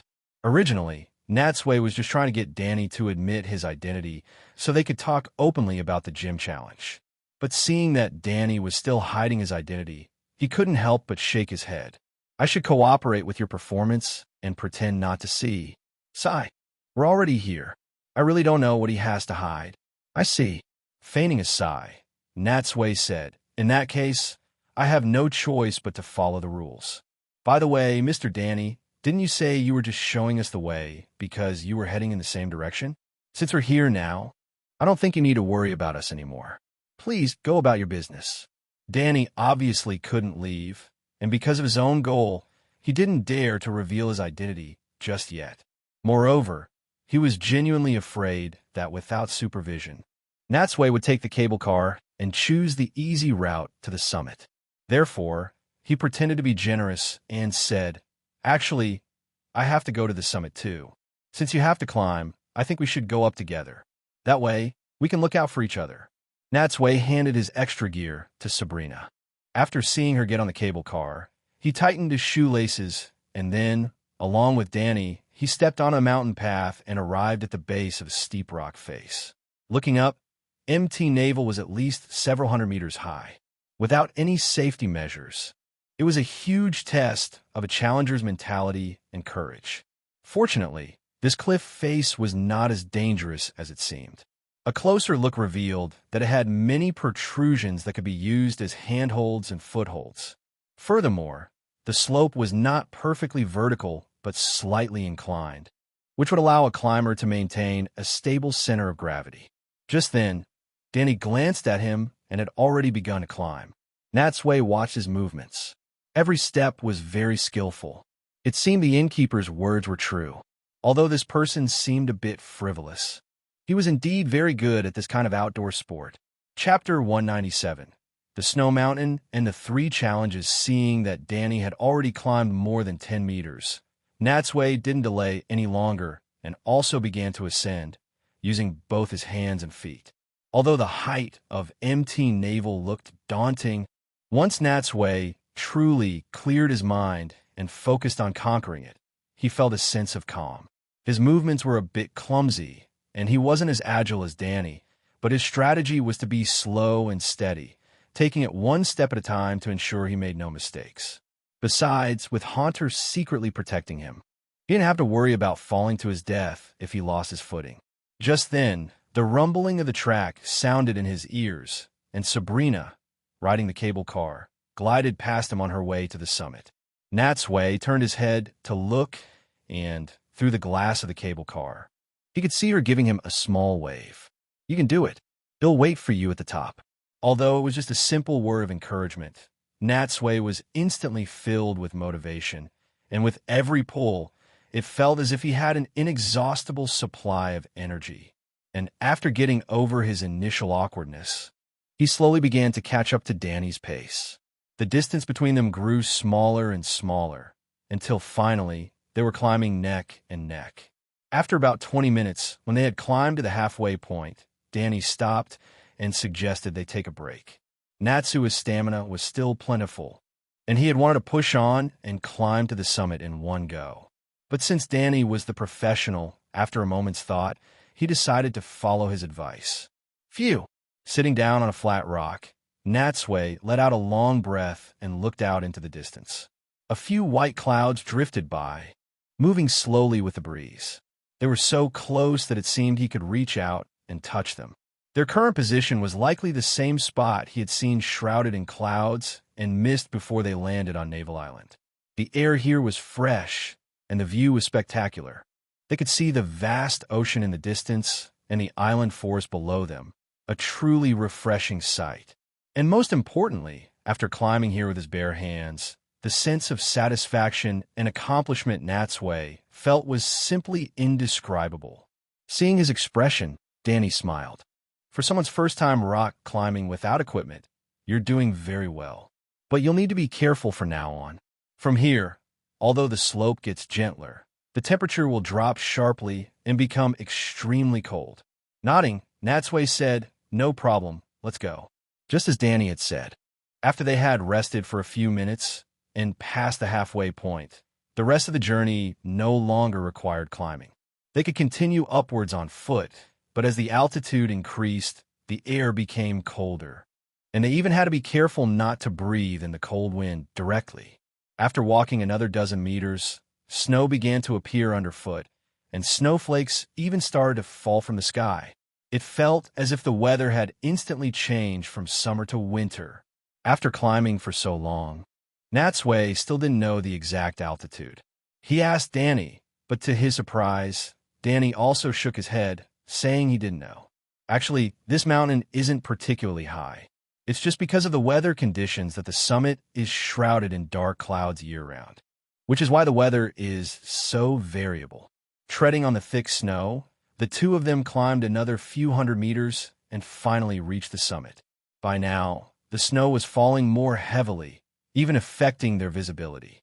And because of the prolonged exertion, Natsui's fingers and calves were already a bit sore. He had been sweating earlier and hadn't felt it much, but now that they were at the summit, the falling snow felt bone-chilling. Through a gap in the snowfall, he could see dozens of geysers on the summit, continuously erupting amidst the thick snow. In the distance, Sabrina, who had reached the top earlier, quickly walked out of a small wooden cabin next to the cable car station. She had a thick red blanket, which she had found somewhere, draped over her shoulders. When she reached Natsui's side, she draped another blanket over his shoulders. Instantly, with the protection of the thick fleece, Natsui no longer felt cold. On the other side, Danny, who had been completely ignored, was left speechless by this scene. "There are two people here. Why couldn't you have brought one for me too? And besides, that's my blanket." Shaking his head helplessly, he had no choice but to go into the cabin himself and grab a blanket to put on. When he walked back in front of Natsui, the confidence had returned to his face. "Congratulations, you've passed." After this abrupt congratulation, Danny had expected Natsui and Sabrina to look surprised, but he saw that their expressions were calm, without a hint of astonishment. "I figured as much," Natsui smiled. "You're the gym leader of this naval gym, right?" A deep sense of defeat welled up in Danny's heart. He was silent for a moment, then said with a wry smile, "What? You already knew? You're pretty smart." "That's right. I am the Eastern Star of the Southern Cross, the gym leader of the naval gym, Danny." With that, he turned to look at Sabrina and asked hopefully, "And you, miss, did you also guess my identity?" Looking at Sabrina, her expression was still unchanged. She just glanced at him and said nothing. She showed no sign of the shock he had imagined she would upon learning his identity. In truth, after traveling together for so long and picking up on a few small details, Sabrina had also vaguely guessed Danny's identity. But even if he was a gym leader, so what? She really didn't understand why a gym leader from a minor league, remote island would be so keen on revealing his identity in front of her. The gym leader of Saffron City, the most prosperous city in the Kanto region. Seeing that Sabrina was still completely unmoved, Danny opened his mouth as if to say something, but in the end, he could only sigh helplessly. "Forget it. First of all, welcome to the naval gym. After passing the initial test, I agreed to have a match with you." With that, Danny held up 3 fingers. The naval gym match is divided into 3 rounds. As long as you can win 2 of them, you'll have successfully completed the challenge. So, the first round is a hot water, freezing competition. As if on cue, a fissure nearby suddenly erupted, and in an instant, a jet of water several meters high shot into the air.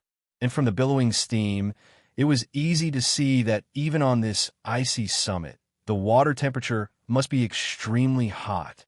A freezing competition? It seems that just like an Ashes match in the anime, the events here haven't changed. But Natsui rubbed his chin and asked, "But I don't have any ice-type Pokemon. What should I do?" Danny crossed his arms and shook his head with feigned regret.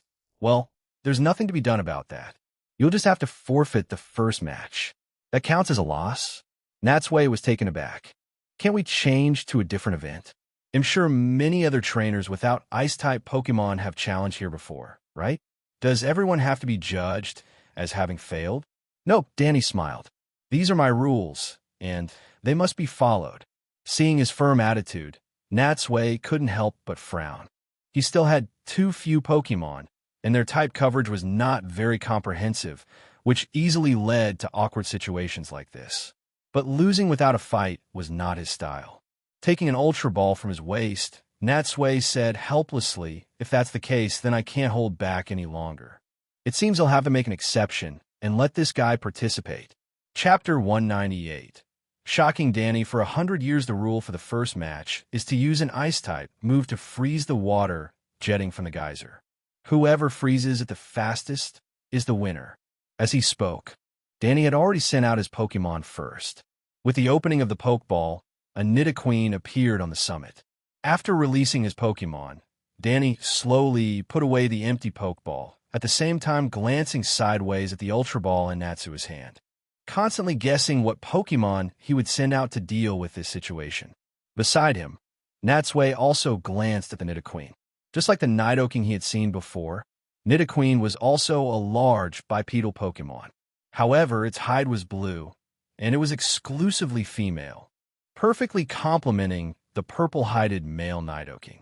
It was said that Nidoqueen are very caring towards their young and will become extremely fierce to protect them.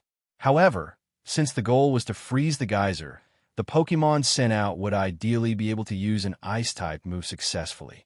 But as a Poison and Ground-type, Nidoqueen was originally unable to learn Ice-type moves on its own. It seemed that for this competition event, Danny must have used some other method to teach this Nidoqueen an Ice-type move.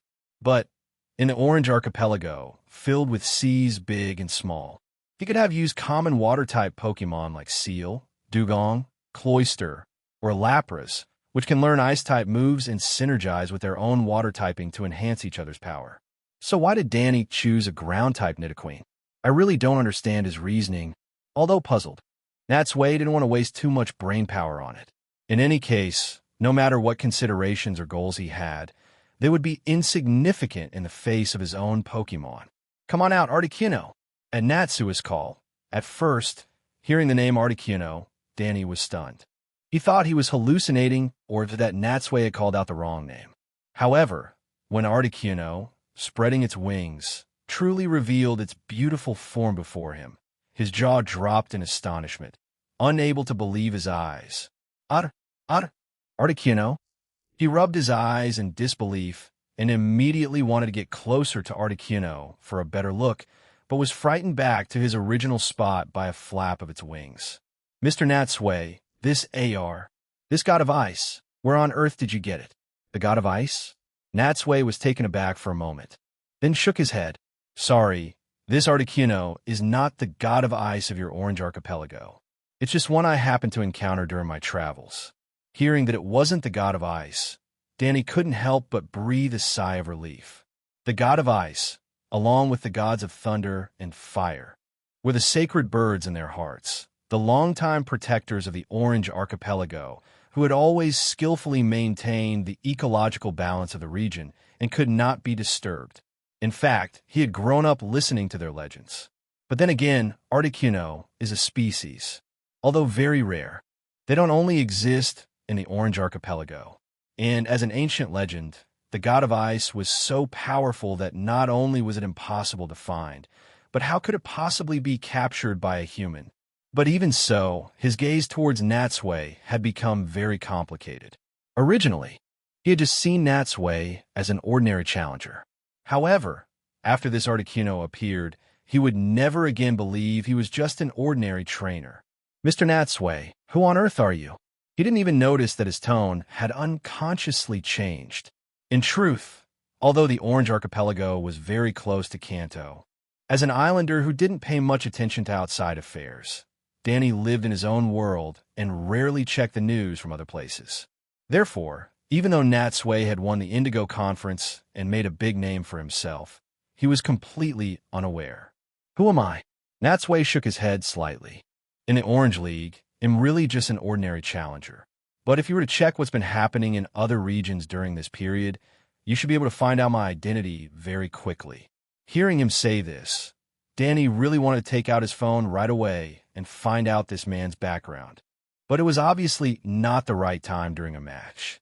Reining in his thoughts, the two of them refocused their attention on their Pokemon.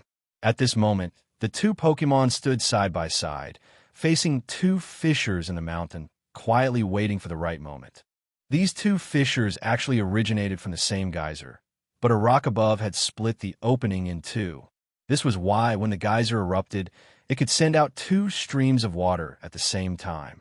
But Danny looked at the Nidoqueen he had once been so proud of. Standing next to Articuno, it now seemed lackluster and incredibly ordinary. After waiting for a while, with a slight tremor underfoot, the geyser suddenly erupted, and two adjacent streams of water shot up from the fissures into the air. Now, Natsui and Danny gave their commands almost in unison. Articuno, use Ice Beam. Nidoqueen, use Ice Beam. The water, billowing with steam, shot 3 or 4 meters high. When the ice beams hit it, a large amount of steam was instantly generated. Because the water temperature was so high, to freeze it completely required the Pokemon to use extremely powerful force in an instant. However, for Natsui, this was nothing. Articuno was already incredibly strong, and wearing the Never-Melt Ice accessory made it even stronger. As a result, its Ice Beam was visibly thicker and more powerful than Nidoqueen's. Almost instantly, its Ice Beam froze the stream of water into a pillar of ice. In contrast, it took Danny's Nidoqueen a full 5 or 6 seconds to completely freeze the water column. The difference in skill was immediately apparent. And most importantly, the pillar of ice that Articuno had frozen was extremely solid. Unlike in Ash's challenge, where it had already melted halfway before the final match was over. Even compared to Danny's, This pillar of ice was extremely hard and cold. Danny watched this scene, both envious and helpless. It was over in an instant. Is this the power of Articuno? It's incredible. At this moment, the snow had let up a bit. After being outside for so long, a thin layer of snow had settled on their bodies. Seeing this, Sabrina quietly walked over to Natsui and carefully brushed it off for him. Natsui gave her a slight smile, not refusing her kindness, and then turned to look at Danny. It seems I've won the first match. So, may I ask what the second match will be? Chapter 199. Making an ice sled and a speed race faced with this result. Danny gave a wry smile, but in the face of absolute power, he accepted the loss gracefully. That's right, I lost. However, the second match will no longer be a test of who is stronger, but rather a challenge to use the ice you just obtained to craft something. With that, he pointed to a wooden board. Natsui glanced over and saw a simple diagram of an ice sled. This trial is limited to 3 Pokemon. Whoever can first carve the block of ice into the shape of a sled will win the second match. So it really is this. It seems Danny's competition events are exactly the same as they were in the anime, completely unchanged. No problem, I accept the challenge. Seeing Danny speak of such an event with such a serious expression, Sabrina, who was standing to the side, couldn't help but shake her head. Making a sled out of ice? Is this the standard of the naval gym? Freezing ice, making a sled? What's next? Are we going to slide down the mountain? How absurd. Not only were these events surprisingly childish, but they were even a bit less impressive than the water gun target practice at the Tangelo gym. Compared to the Indigo League, they weren't just a little different, they were worlds apart. It could be said that they had completely deviated from the Pokemon League's rules and abandoned battling altogether. In truth, ever since she had arrived in the Orange Archipelago, Sabrina had been captivated by the local customs and scenery, and the days she had spent with Natsui had left her with many wonderful memories. But in her heart, she looked down on this Orange League, which seemed like child's play, whether it was the gym leaders or their competitions. Everything seemed to exude an air of amateurism and unprofessionalism. Without any actual battles, what's the point of deciding a winner? Are they trying to become all-around athletes? But seeing that Natsui, the challenger, had no objections, she knew he must have his own reasons and didn't say anything more. At this point, Danny had summoned a Mach-Hoke and a Scyther to join his Nidoqueen, forming his team. Natsui thought for a moment, recalled his Articuno, and sent out Gardevoir and Jolteon, who, along with the Haunter and his Shadow, also formed a team of 3 Pokemon. Danny's gaze first swept over Jolteon and Haunter, finally lingering for a moment on the Gardevoir he had never seen before. What kind of Pokemon is that? It's so beautiful. Did he catch it in another region? Not only did he have an Articuno, but he also had such a strange Pokemon. This made him even more curious about this man's identity. Coming back to his senses, and seeing that Natsui was ready, Danny waved his hand, and both teams of Pokemon began to work on their ice blocks. He himself stood to the side with his arms crossed, not participating in the command. After all, the gym had been open for so long, and his Pokemon had made countless ice sleds. Practice had made them perfect, and their movements were extremely fast, requiring no further instruction. His Scyther, in particular, with its 2 scythe-like forelimbs, could easily cut through the ice and create the shape he wanted. Compared to his, Natsui's Pokemon were undoubtedly much slower. On one hand, the ice that Articuno had just frozen was too solid, which was now a hindrance. On the other hand, they were simply inexperienced, having to be careful with every step, afraid of breaking the ice block. Gardevoir, use your Psychic to turn this ice pillar a little. Haunter, quickly cut off that extra part. Jolteon, hurry up and clear away these ice chips. With every cut and carve, a large amount of ice shards flew everywhere. Under Natsui's commands, his 3 Pokemon were bustling with activity. But even so, Danny's Pokemon still finished their ice sled a step ahead of them. Seeing this, Natsui was quite helpless. But it couldn't be helped. After all, this was his opponent's specialty. Even if his Pokemon possessed greater power, in a competition of skill like this, they still couldn't change the outcome. However, even though he lost this round, Natsui didn't mind too much. He just treated it as a fun game with his Pokemon. At least they all had a good time. With this, we're tied at 1-1.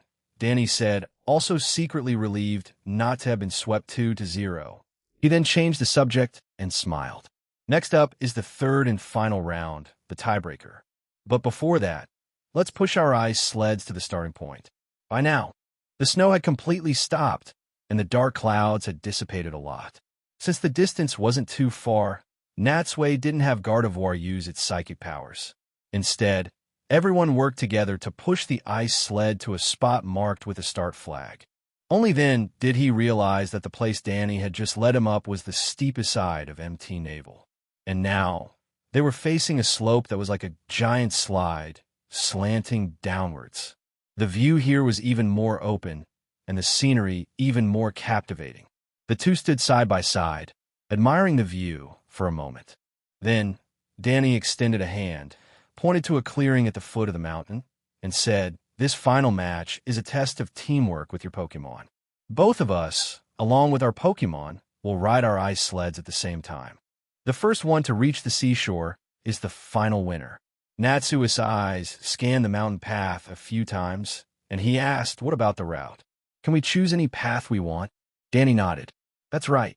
As long as you and your Pokemon don't leave the ice sled, you can use any method and take any route. As long as you can reach the finish line, everything is fine. A no-rules race." Natsui made an okay sign, indicating that he understood. For the final round, Danny also changed his Pokemon again. He switched out his Nidoqueen and Machoke for a Geodude and an Electrode who, along with the Scyther that had performed so well in the second round, all got into the ice sled. Natsui didn't adjust his lineup. He followed Danny's example and sat at the very front of his ice sled, with Gardevoir, Jolteon, and Haunter in order behind him. Beside them stood a signal light. The moment the red light turned green, both of them leaned forward and pushed off at the same time. Instantly, the two ice sleds shot down the thick layer of snow. Seeing them depart, Sabrina also got back on the cable car and headed towards the finish line via another track. From high in the air, she had a perfect bird's-eye view of the race below. At first, the ice sleds moved down slowly, but as their speed continuously increased, they became faster and faster. On both sides of the sleds, the snowy landscape flew by, and in front of Natsui were occasional rocks and other strange obstacles.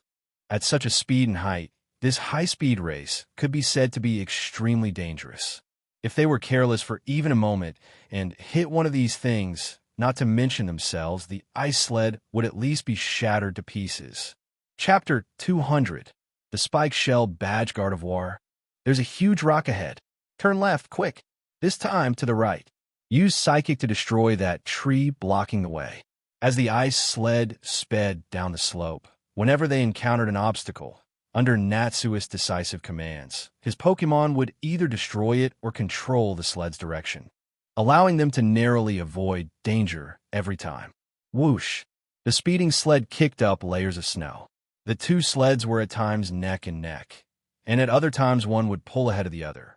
They seemed evenly matched, yet each had its own advantages. Compared to Danny's sled, Natsui and his Pokemon were much lighter. Haunter was even floating completely above the sled.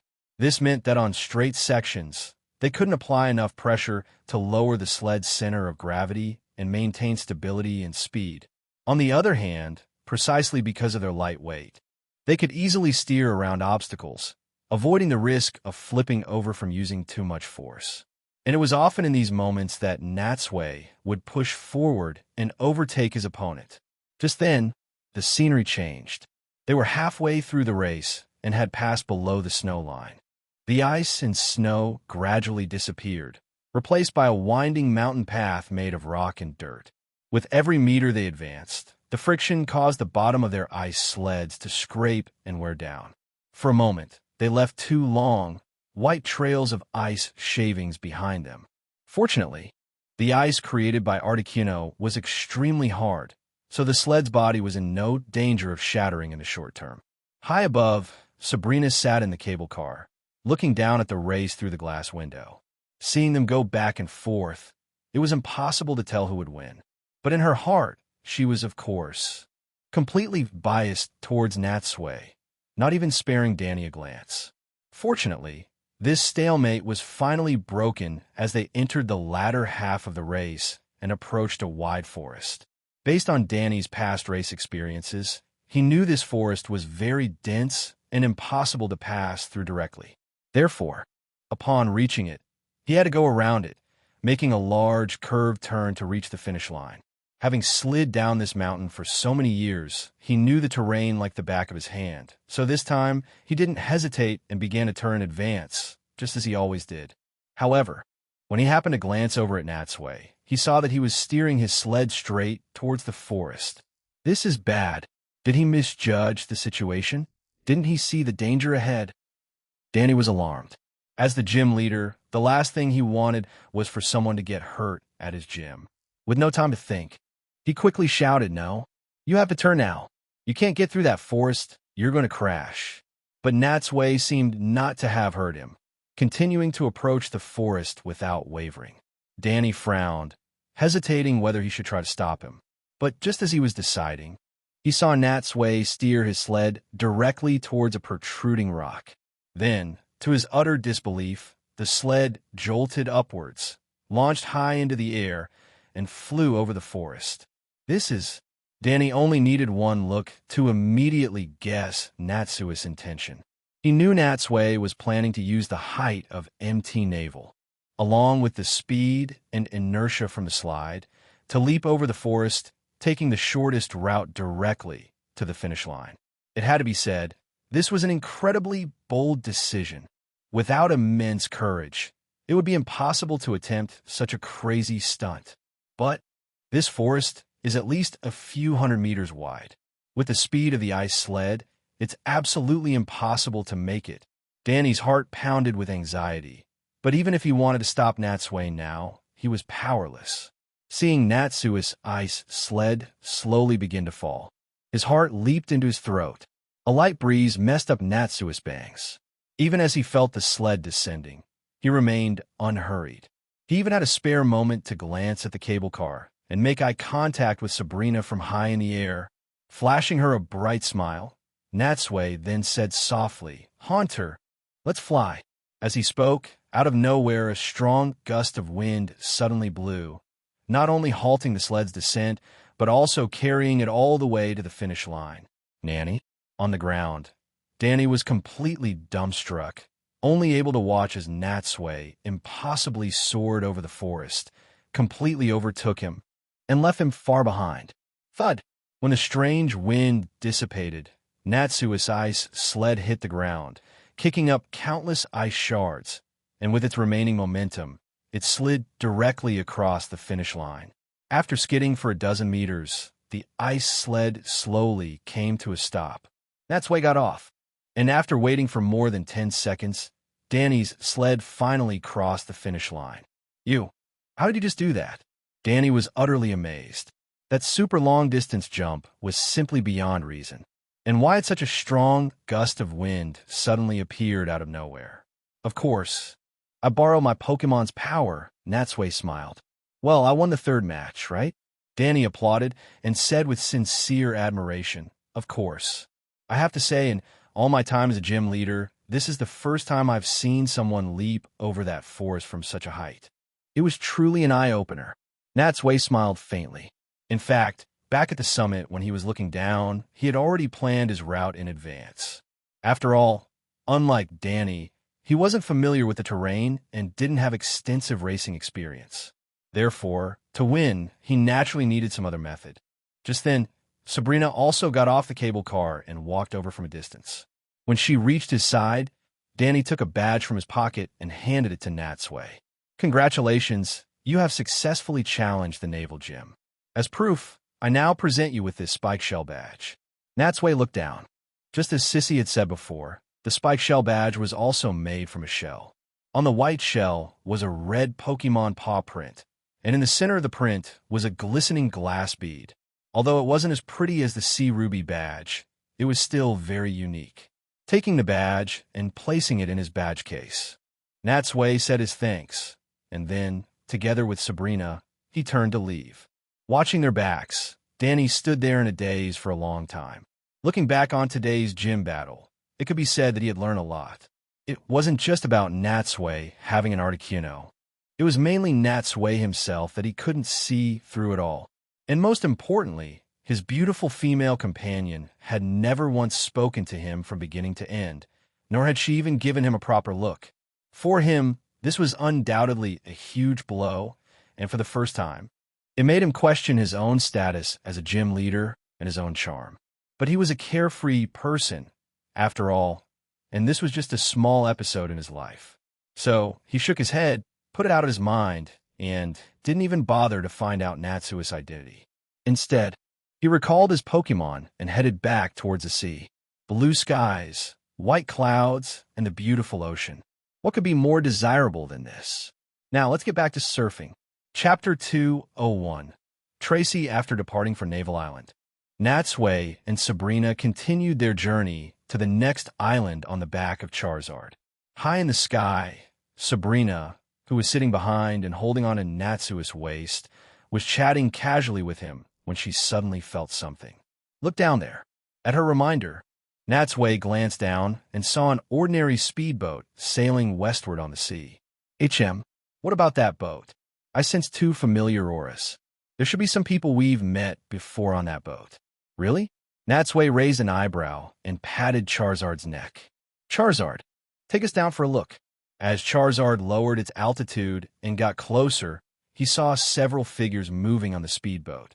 A closer look revealed that it was Ash and Misty. So they've made it here too. But thinking about the timing, he had been delayed on Sunburst Island for quite a while. Even if Ash had relaxed for a few days in Pallet Town, it was indeed time for him to start his Orange League Challenge.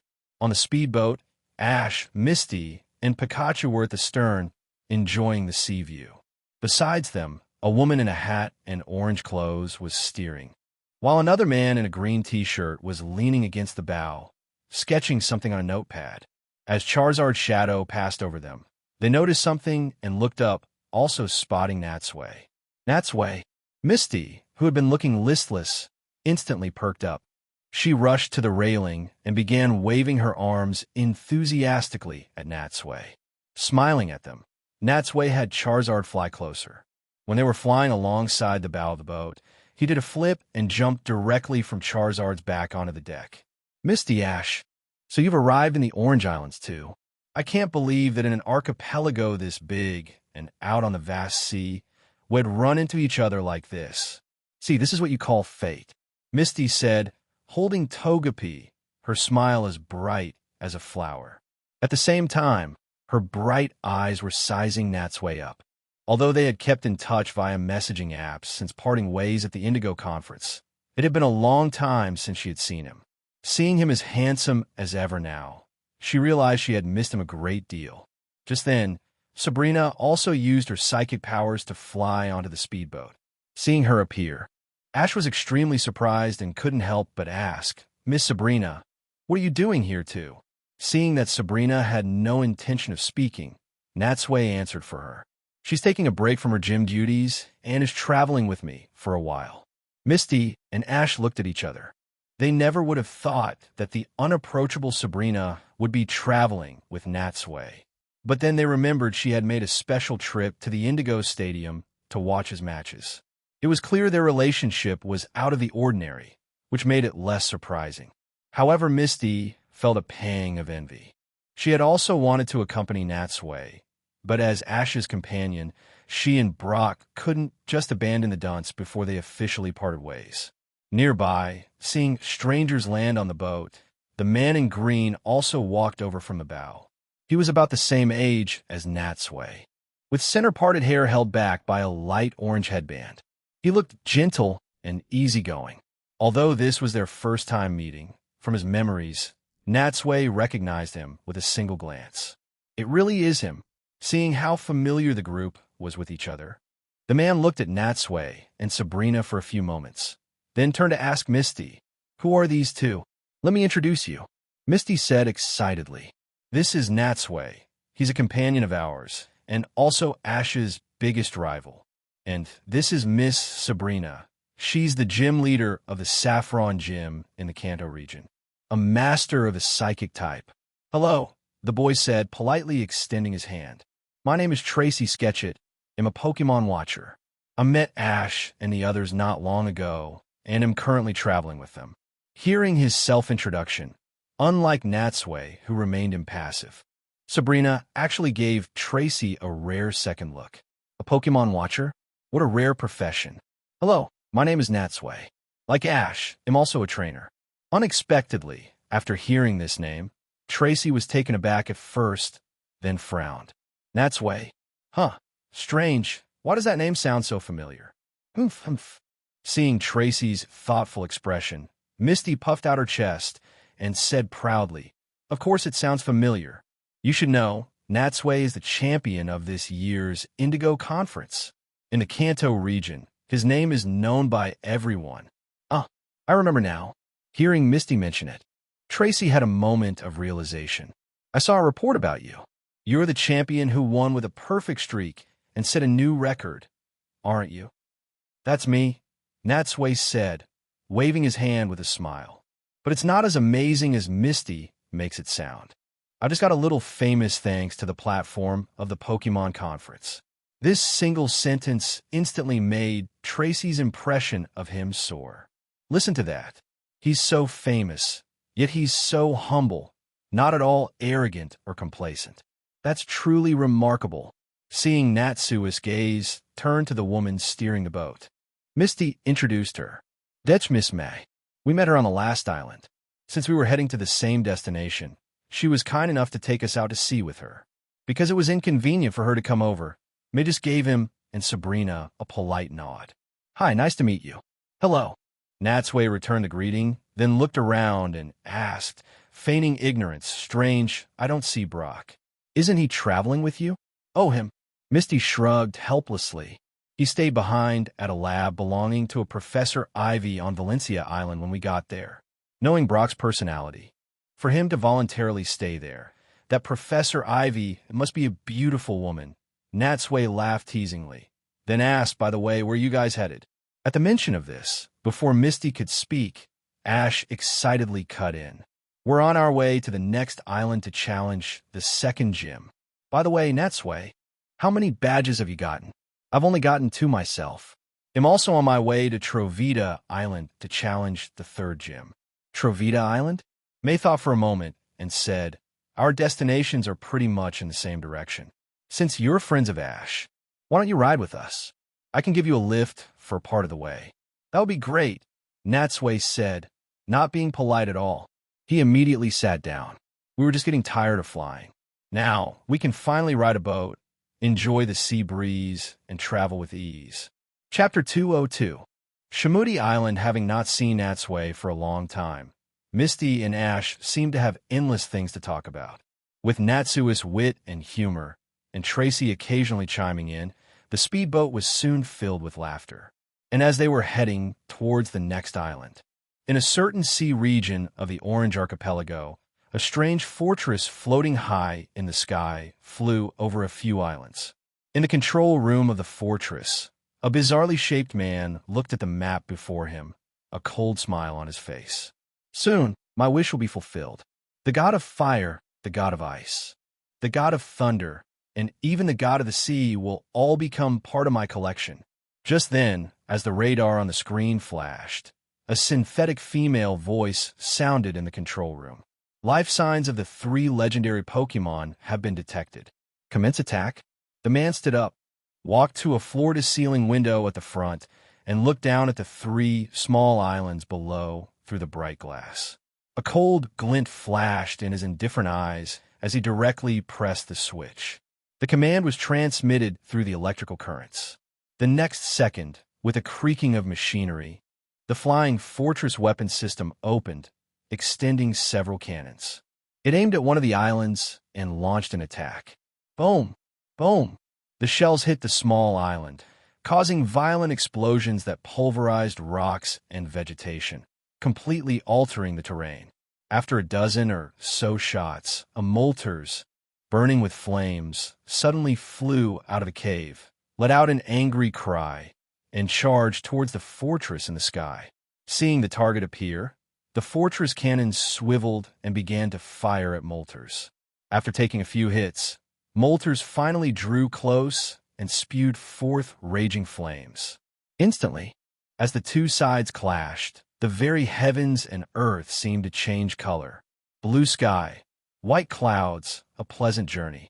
On the speedboat, after their mouths had gone dry from all the talking and the initial excitement of the reunion had passed, everyone had now quieted down, each finding a place to rest. Natsui leaned against the railing, took a sip of water, and began to softly tell Misty, who was kneeling beside him, a few interesting stories from his time in the Orange Islands. Opposite them, Sabrina turned her head to look at the sea. Listening to the stories Natsui was telling stories she had also been a part of, she would only occasionally cast a scrutinizing glance at Misty. Given Misty's age, she naturally wouldn't consider her a rival in love, but seeing her so close to Natsui still made Sabrina feel very uncomfortable. Glancing at Misty's slightly developed chest, Sabrina gently shook her head and sighed. Forget it. She's beautiful, but she's just a child. I want to lower myself to her level. As they chatted idly, the speedboat cut through the waves. After traveling for a long time, they could already see the city on the next island in the distance. Seeing this, May shouted to them, "Everyone, we're almost there. Grab your luggage." However, no sooner had her voice faded than the sky was suddenly covered by thick, dark clouds, becoming as dark as the bottom of a soot-blackened pot. Is the weather changing?" Misty asked in surprise. "No," Natsui said, looking up for a moment before shaking his head. "This kind of sudden weather change must have been caused by a Pokemon." "A Pokemon?" Ash and Misty were both shocked to hear this, wondering what kind of Pokemon could have the power to change both the sea and the sky at the same time. He's right. May agreed with Natsui's view. Although the sea is unpredictable and ever-changing, it still follows certain patterns. It's impossible for it to turn completely dark like this without any warning. And as they were speaking, a giant wave crashed against the side of the boat. Everyone lost their balance and stumbled to the side. Even May, who was at the helm, was caught off guard and fell to the deck. Under the influence of the violent waves, the rudder spun wildly. In an instant, the speedboat was thrown off course, drifting with the current towards parts unknown. May struggled to her feet and quickly tried to right the rudder, but no matter how hard she tried, she couldn't turn it in the slightest. "It's no use. The boat is out of control. I can't move it." Ash was about to go and help, but he was knocked back against the side of the boat by another giant wave. "Everyone, be careful. Hold on tight. Don't fall into the sea." Amidst my shouts, the speedboat tossed and turned, drifting further and further away with the current. Lightning flashed and thunder roared in the clouds. Fierce winds howled across the sky, and the sea's surface churned with massive waves. In the face of such power, everyone was reminded of just how small humanity truly is. Tossing and turning, rocking and rolling. After who knows how long, the wind gradually died down, and the waves began to subside. Feeling that things were calming down, they finally had a chance to poke their heads out and see where on earth they were. May was completely disoriented. When she had cleared her head a bit and took a good look, she saw that they had been blown to another island. After identifying it for a moment, she said in surprise, "This is Shamuti Island.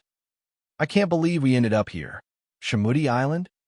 Natsui was taken aback. He certainly remembered this place, but perhaps it was fate. It seemed that whenever he ran into Ash in the wild, some major plot event would always be triggered. Misty asked Miss May, "Is Shamuti Island far from our destination?" "Yes," May nodded. "This is already near the very center of the Orange Archipelago. We're quite a bit off course, but it's all right. Since we're here, we can rest and make repairs." By now, the speedboat had entered the inner bay of Shamuti Island, drifted towards a beach next to the port, and was then washed directly onto the shore. Ash was the first to jump onto the beach, letting out a long sigh of relief. "We're finally saved. Land is so much better. I was about to get sick from all that tossing around. I think Tracy's voice trembled. We might have just gotten into another kind of trouble. Hearing him, at first, no one understood what he meant. However, when they followed Tracy's gaze, they saw that on the nearby seawall, a group of strange creatures was standing there. At first glance, they had bodies similar to humans, but their heads were like those of birds, and their bodies were covered in colorful feathers. They stood in silence, then jumped down from the seawall and surrounded Natsui and the others, staring at them with strange eyes. Everyone was startled and took a step back. Misty was so scared she hid behind Natsui. However, just as they were about to send out their Pokemon to defend themselves, a woman's voice suddenly came from the mouth of one of the creatures. Huh, isn't that May? Hearing this voice, everyone was stunned. Looking closely, they finally realized that these strange creatures were just humans in costumes. Chapter 203. The festival maiden, May, was taken aback. You are? The woman took off the mask on her head, revealing her true face. Only then did Natsui see that she was a short-haired woman of about the same age as May, around 24-25. It's me, May. It's been so long. Oh my, recognizing her. Mai's eyes lit up, and she said happily, it's Carol. After graduating from the mandolin branch school, it's been a full 5 years since we've seen each other, right? Yeah, Carol smiled. After being apart for so long, I never thought we'd meet again at a time like this. Although she was very happy to see her friend, May looked at her strange attire and asked, puzzled, what's with this outfit? The festival. Carol waved her hand. The annual festival starts today. For us residents of Shamudi Island, it's a big day. Ah, is it that time of year already? May said with realization. So, are you still playing the flute as the festival maiden like you used to? As she spoke, May even mimed the action of holding a flute to her mouth. From their conversation, it was easy to tell that the two were good friends, or at least very familiar with each other. But the mandolin branch school? Natsui had never heard that name before. It was probably some kind of university unrelated to Pokemon. I retired long ago, Carol said. I'm not a kid anymore. My younger sister has taken over the role of the festival maiden. With that, she was about to wave her sister over, but looking left and right, she couldn't find her anywhere. Huh, where is she? Just then, a girl appeared on the seawall, seemingly out of nowhere. I don't want to be any festival maiden, the girl said, looking down at the crowd, her hands on her hips as she complained. You force everything on me. It's so unlucky to be your sister. Natsui and the others looked up at the sound and saw a girl who looked to be a year or two older than Ash and Misty. She wore a beret slanted on her head, sunglasses, jeans, and a pink tank top with an orange messenger bag slung over her shoulder. She looked very trendy. As for the girl's tone, Carol seemed to be used to it. Even when being contradicted by her sister to her face, she didn't seem to mind at all, showing no signs of anger. Oh, so there you are. What's with that outfit? Where are your festival clothes? The girl waved her hand with a look of disdain. No way. I'm not wearing that tacky outfit right now. The festival doesn't start until the evening anyway, so what's the rush? Honestly, sighing helplessly, Carol turned back to Natsui and the others. As you can see, this is my sister Melody. She's a bit rebellious. I'm sorry you had to see that. It's understandable. We've all been that age. Just then, Carol's gaze turned to Natsui's group. By the way, who are these people with you? Ah, I forgot to introduce them.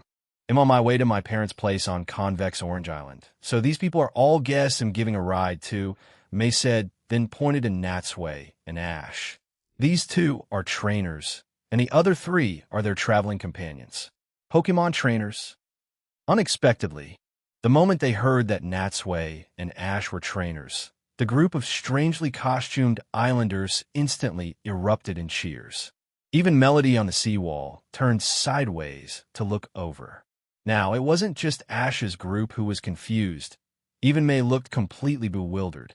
And, just as they were trying to figure it out, a short, elderly man slowly walked out from the crowd, took off his mask, and said in a deep voice, "The legend says that when the world is on the verge of destruction, the god of the sea will appear and, together with the chosen one, will quell the anger of the gods." And the chosen one refers to a Pokemon trainer. When he drew closer, he said seriously, "And you are the chosen trainers from the prophecy." Perhaps feeling that his tone was too serious, or seeing the nervousness on Ash's face, the old man's attitude changed, and he suddenly smiled. "Relax, this is just a tradition on the island. We say it every year." Hearing this, Ash breathed a sigh of relief. For a moment there, he thought he was about to be chosen as the savior of the world. However, just then, Melody had somehow come down and joined the crowd. She came closer and looked Natsui and Ash up and down with a scrutinizing gaze. "So, you're both trainers?" Melody put a finger to her lips. "This handsome man looks the part, but as for this little kid, oh well, it's just a tradition anyway. Come on, give us a kiss." With that, Melody took off her sunglasses, and before anyone could understand what she meant, she stood on her tiptoes, gave Natsui a kiss on the cheek, and then turned and kissed Ash as well. This action could be said to have instantly angered both Sabrina and Misty. Sabrina's brow furrowed, but since she had heard the word tradition, she didn't do anything to Melody. Only Misty, like a mother cat whose fur was standing on end, stepped in front of Natsui and demanded loudly, "What do you think you're doing?" My, what a big reaction. Melody glanced at Misty and teased, "You wouldn't be his girlfriend, would you? Girlfriend?" Misty's face instantly turned bright red, and for a moment, she didn't know how to answer. Seeing her like this, Melody found it amusing. No, I think that pretty lady in the back is his girlfriend. As for you, you must be his little sister." Misty was not happy to hear this, but she didn't know how to refute it and could only purse her lips. "Oh, not his sister?" For some reason, seeing Misty like this made Melody want to tease her even more. She feigned surprise and said, "Could it be that you have a secret crush on him?" Misty's face turned an even deeper shade of red, as if her secret had been exposed. In front of so many people, she was both shy and extremely embarrassed. She could only open her mouth, silently admit defeat, and take a step back. Just then, the dark clouds in the sky began to gradually disperse, and the last rays of the sun filtered through the gaps, falling upon the earth. With it, the festival begins. From the old man, the islanders present began to beat hand drums, shake bells, and play special instruments, welcoming Natsui and the others into the town behind the seawall. As the oldest and most geographically central island in the Orange Archipelago, the town on Shimudi Island was much larger and more populous than any of the other islands they had seen before. Walking down the streets, they could see men and women in traditional clothing everywhere. And just as Carol had said earlier, the whole place was decorated with lanterns and colorful banners. In an instant, the entire town of Shimudi was filled with the atmosphere of a festival. Chapter 204. The handed-down traditional ceremony, tens of thousands of tourists were gathered on the long main street. Most of them were from off-island, here for sightseeing. They wore rented or purchased local specialty clothing, making them almost indistinguishable from the local islanders at a glance. Small vendor stalls had also popped up like mushrooms after a spring rain, lining both sides of the street, with vendors hawking their goods. By the time Natsui and his group arrived, the other people dressed as strange birds had dispersed, leaving only Carol with them. Even Melody had run off somewhere. However, the street was so packed with people that it was almost completely blocked, making their progress extremely slow. It took them a full 5 minutes to cover a distance of just 100 meters. Come and see. These are local Shimudi specialty pearls. I guarantee every single one is perfectly plump. Sakura shells, white spiral shells, yellow horn shells, all kind of shell accessories. We have every variety. Orange cookies. This is a specialty snack here. Come and try some. The jumble of sounds merged into a noisy din. Before they knew it, the sky had completely darkened, and under the glow of the lights, the entire island took on an even more festive atmosphere. Natsui looked around and couldn't help but exclaim, "It's so lively." With so many people, it could almost rival the Indigo Conference. Hearing this, Carol couldn't help but chuckle. It can't be helped. This is the biggest festival on Shimudi Island. This is the most important day of the year. Not even the whole Orange Archipelago, Not even the metropolis of Big City on Little Orange Island has a grand celebration like this. From her tone, it was easy to tell how proud she was that her hometown could host such a celebration. But it was understandable.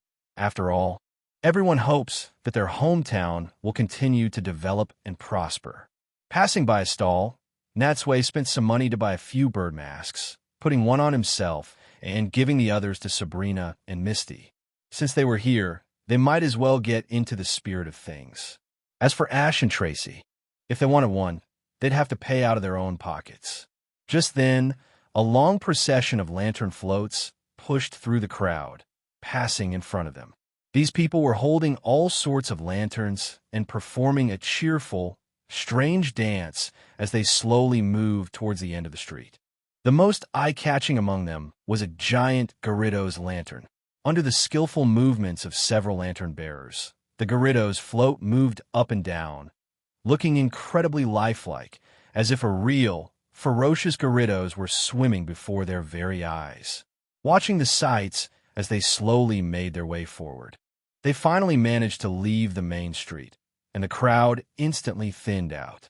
They walked a bit further, and finally, Carol led them into a banquet hall with a structure of grass and stone, somewhat similar in style to Mayan architecture.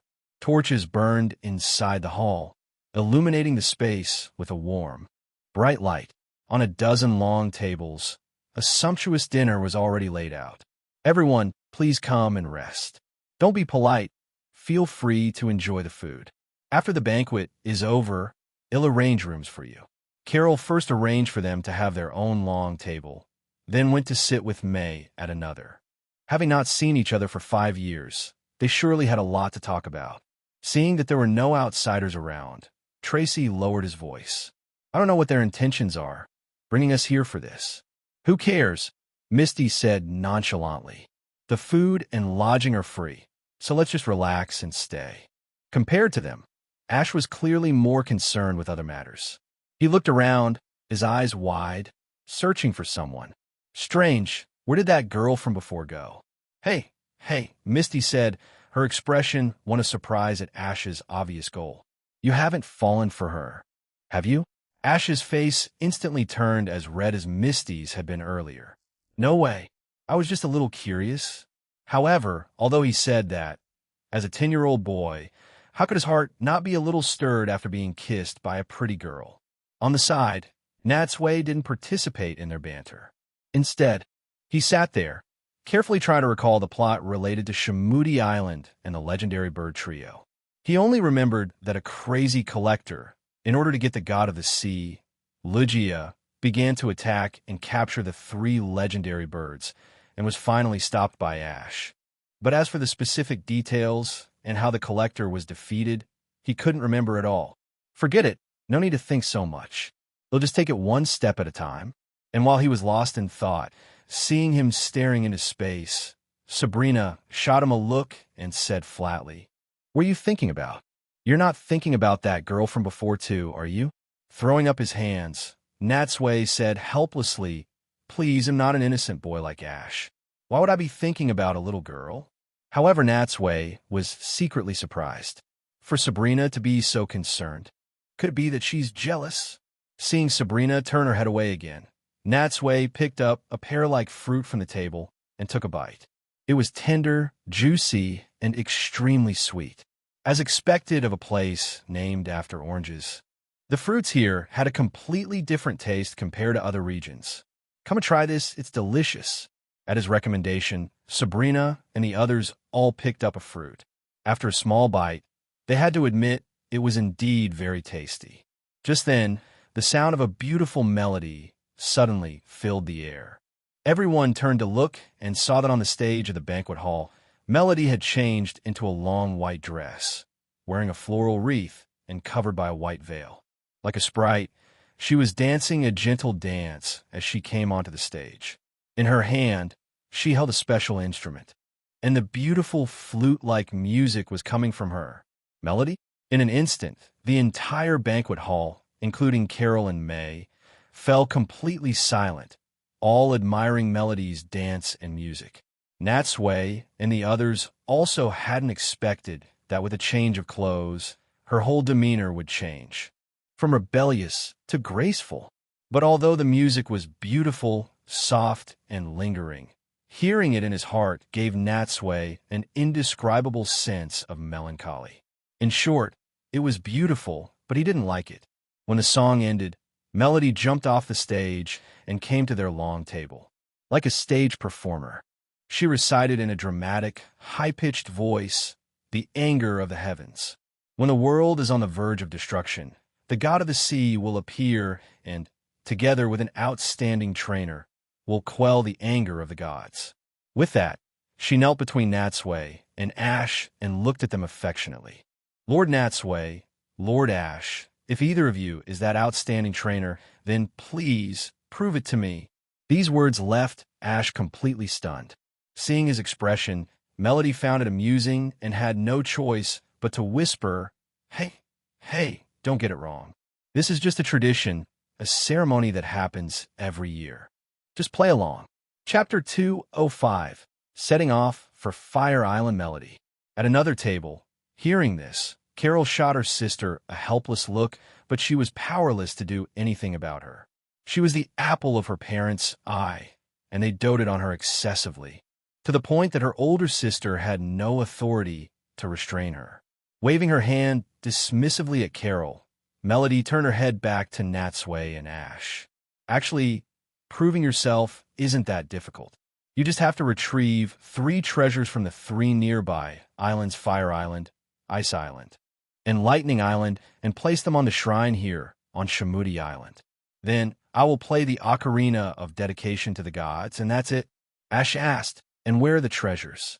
In the shrines on the 3 islands, of course. After saying this, Melody saw Ash frown slightly. Thinking he was worried about his ability to reach the islands, she smiled. Don't worry. If you want to go there are special boats to take you. And once you get to the shrines, there are even stairs to climb. It's really simple. Natsui and Tracy exchanged a look. From the sound of it, this activity was clearly a gimmick, a means for the islanders to attract people by using the local legend. It was obvious that the treasures were also prearranged items they had placed there in advance. All in all, it did indeed sound very simple, a task that should be easy to complete. In truth, given Ash's personality, he wasn't worried about how difficult the process would be. The reason for his hesitation was simply that he knew he was just an ordinary person, not some chosen one. However, hearing Melody's words, Ash thought he was being looked down upon. He quickly stood up and nodded. Understood. I'll go there right now and take a look. But the main reason was that Melody was too close.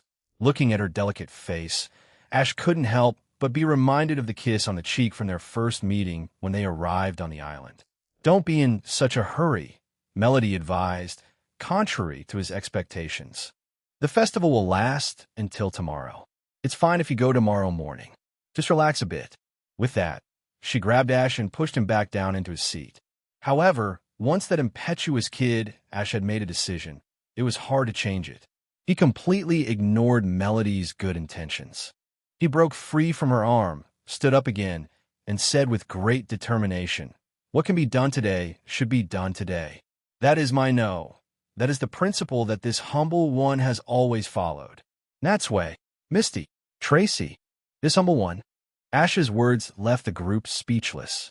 His pretentious self-address, in particular, was jaw-dropping. Look at that. Is this still the same hopelessly dense Ash we know?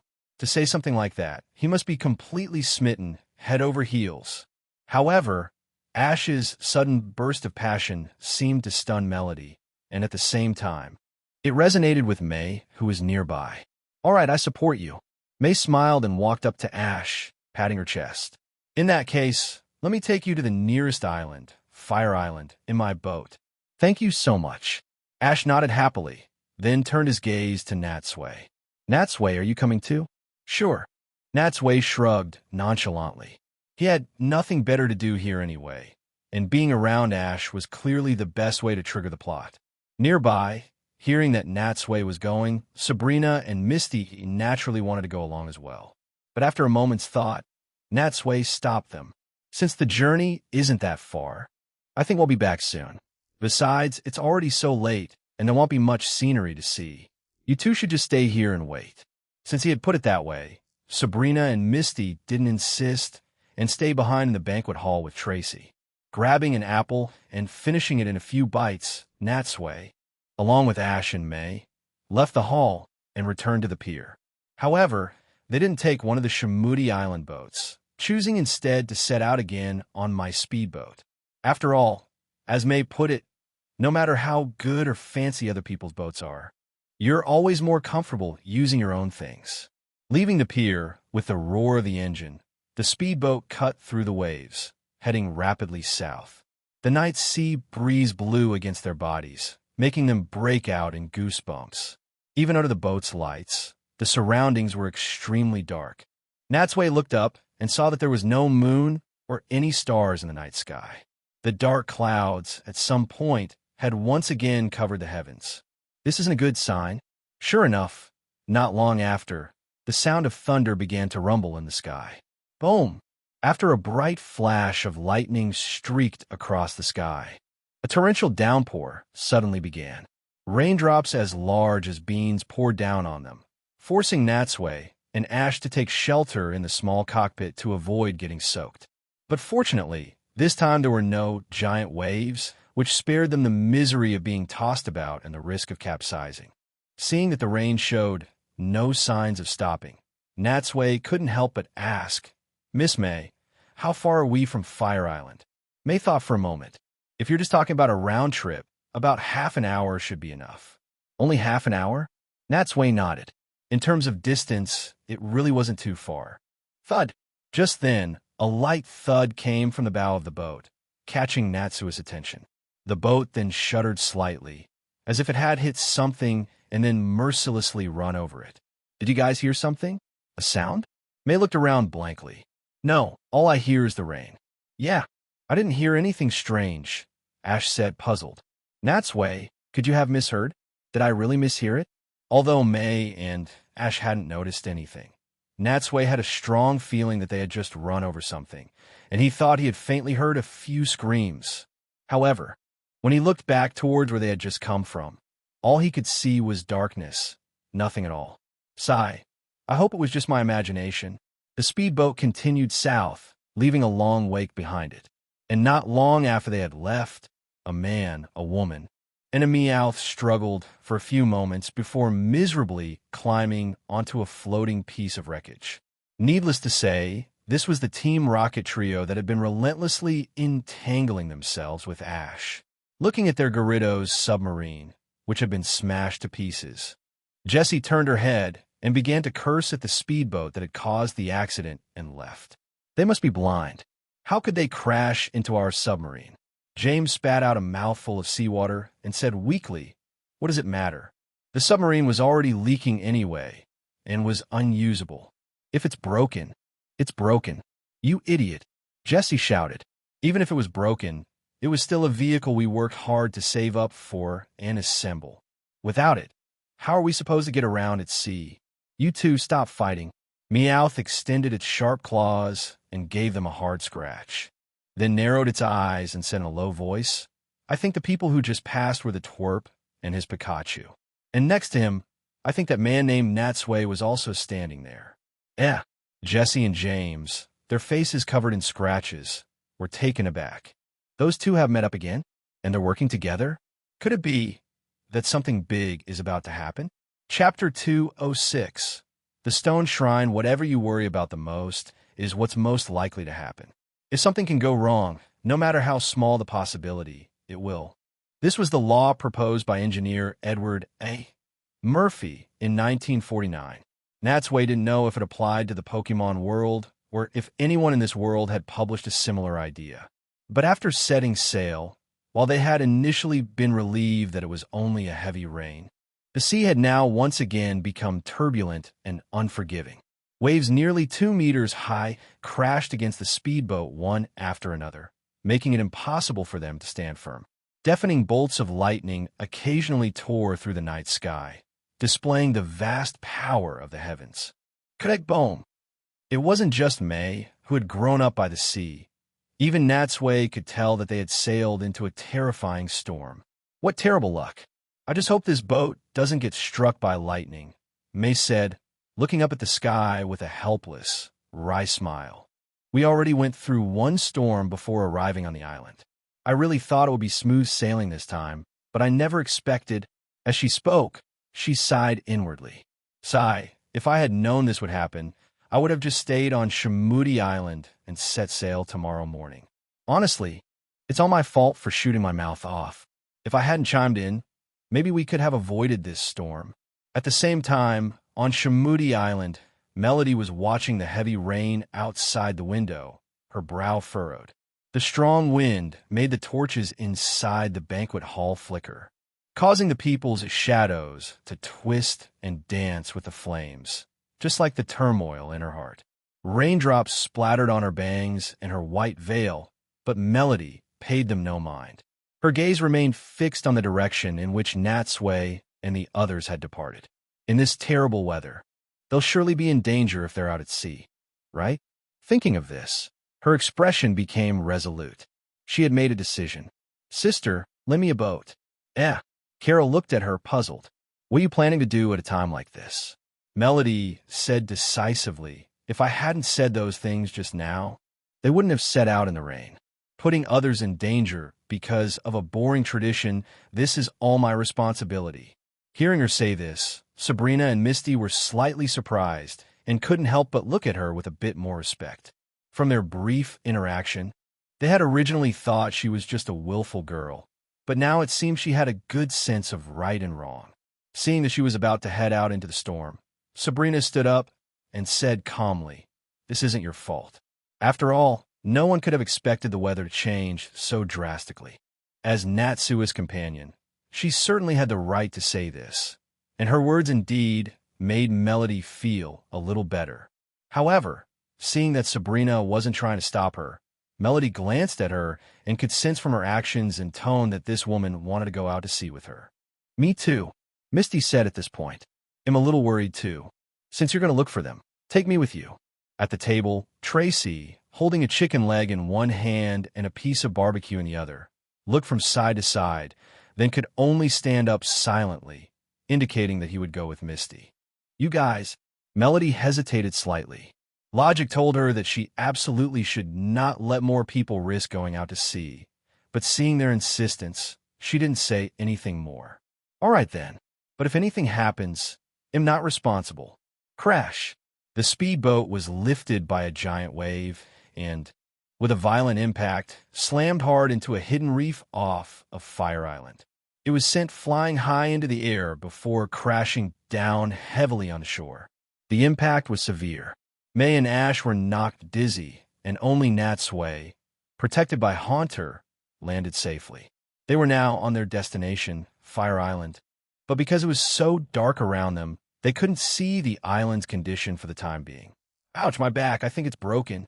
May clutched her back and cried out in pain. But ignoring the pain, she carefully inspected the boat's hull and said with relief, "Not bad. Although there's some damage to the hull, at least we've made it to shore safely."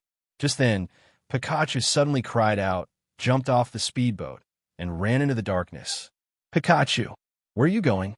Ash was alarmed, but no matter how much he called, Pikachu ran off without looking back. It felt as if something on the island was attracting it. Pikachu. Seeing this, Ash had no choice but to quickly chase after it. "Come back." Seeing that Ash was also leaving the coast, May shouted at his retreating back. In this weather, it's better to stay here and not move around. However, Ash had already disappeared from sight, leaving only her voice echoing on the beach full of round stones. "Forget it," Natsui smiled. "Miss May, thank you for bringing us here, but we can handle the rest ourselves. You should stay here and check on the speedboat. After all, we'll need it to get back later." "All right," May shook her head. "You're the boss. You are the trainers, after all. I wish you the best of luck." Taking out a flashlight and turning it on, Natsui left the coast.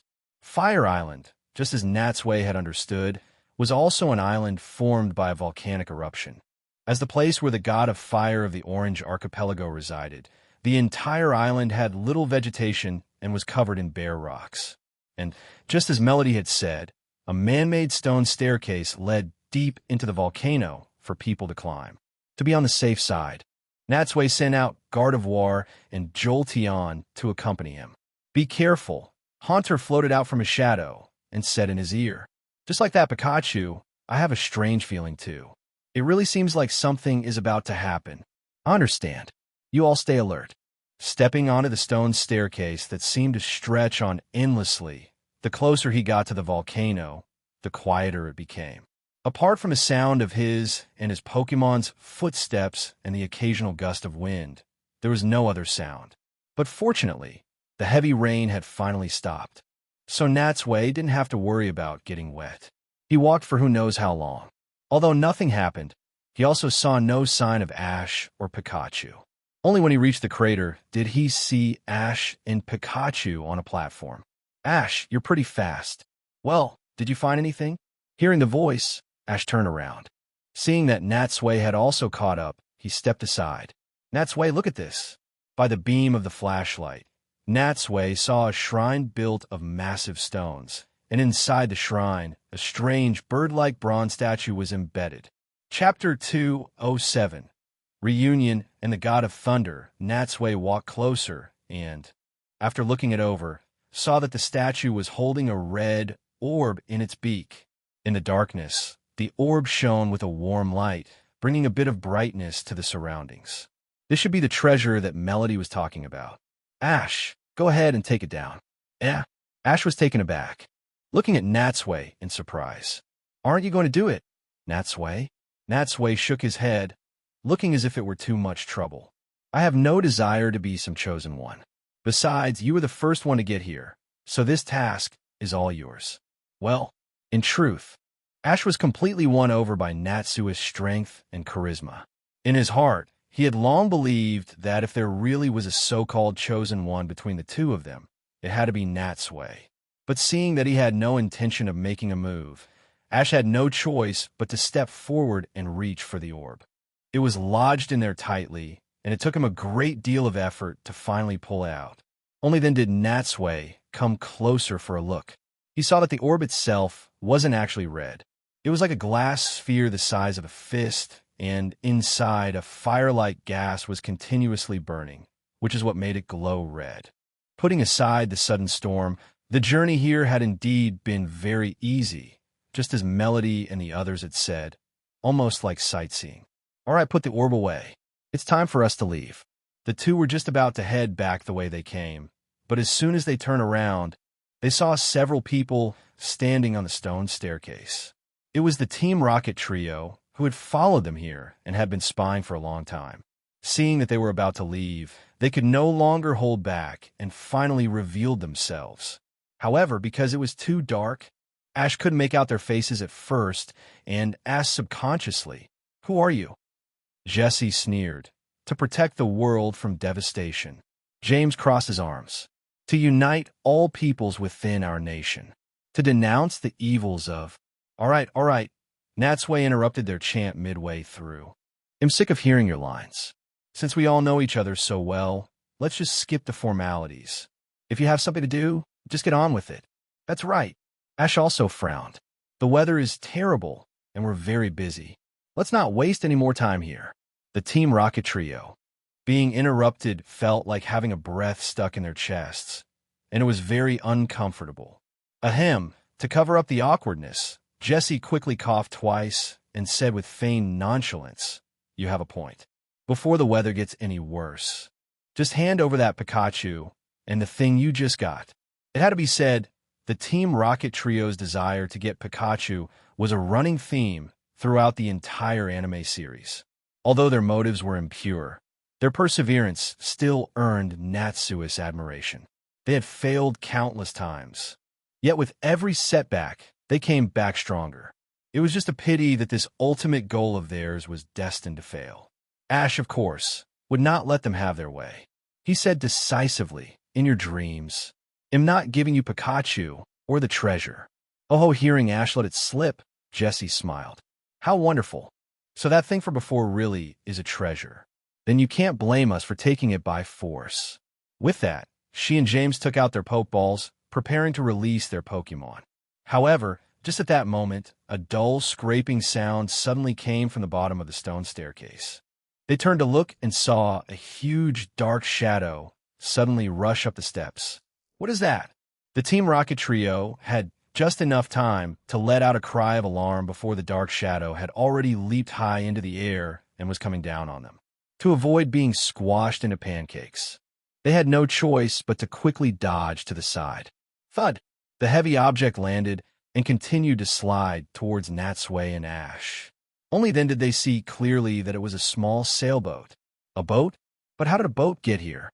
The sailboat slid all the way to Natsui before finally coming to a complete stop. However, before they could figure out what was going on, several heads had already popped out of the sailboat's cockpit. "Natsui, Ash, we're here to get you." The voice was Misty's. When Natsui shone his flashlight over, he also saw the figures of Melody, Tracy, and Sabrina. "What are you guys doing here?" "Of course we were worried about you, so we all came," Misty smiled. "Honestly," Melody complained, "in weather like this, you should have returned to Shamoody Island right away.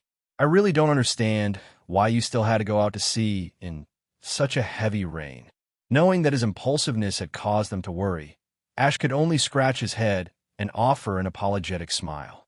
"All right, since we're already here, there's no point in talking about that now," Natsui said, waving his hand. He then looked at the sailboat and asked in surprise, "But by the way, how did you guys get up here?" This was the highest peak on Fire Island, at least several hundred meters in a straight line from the coast.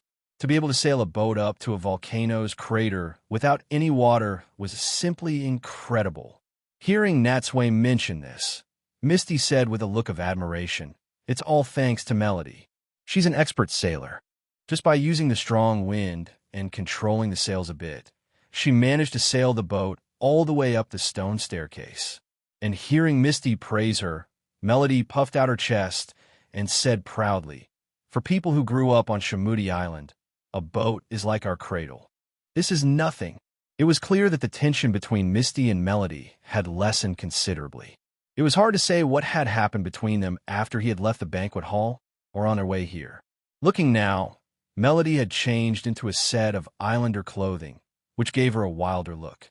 Just then, the Team Rocket trio, seeing that the situation was not in their favor, was about to sneak away. But before they could make a move, a Pokemon, glowing with a dazzling light, streaked past them in the dark night sky. With just one glance, everyone recognized its identity. Zapdos. It's the god of thunder. Melody also let out a cry of alarm, but her brow immediately furrowed. This is Fire Island, the territory of the god of fire. Why would the god of thunder suddenly appear here? And at the same time, the 3 Ultra Balls on Natsui's left hip were also shaking slightly. As if sensing the presence of their own kind, they could no longer hold back and were eager to come out for a fight. Chapter 208. The flying ship The Lightning Strikes, generated by the god of thunder, as it flapped its wings, fell indiscriminately all around. Ash, the Team Rocket members, and the others instinctively ran under the sailboat to take cover from the lightning. Only Natsui stood his ground calmly, and just as a bolt was about to strike near him, Gardevoir raised its arms and blocked it with Psychic. The lightning struck the Psychic barrier, and with a bang, sparks flew everywhere. Meanwhile, the Ultra Balls at Natsui's waist were shaking even more violently. His legendary Pokemon seemed ready to break out at any moment.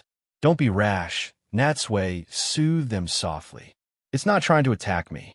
Besides, the main character of this grand show hasn't appeared yet.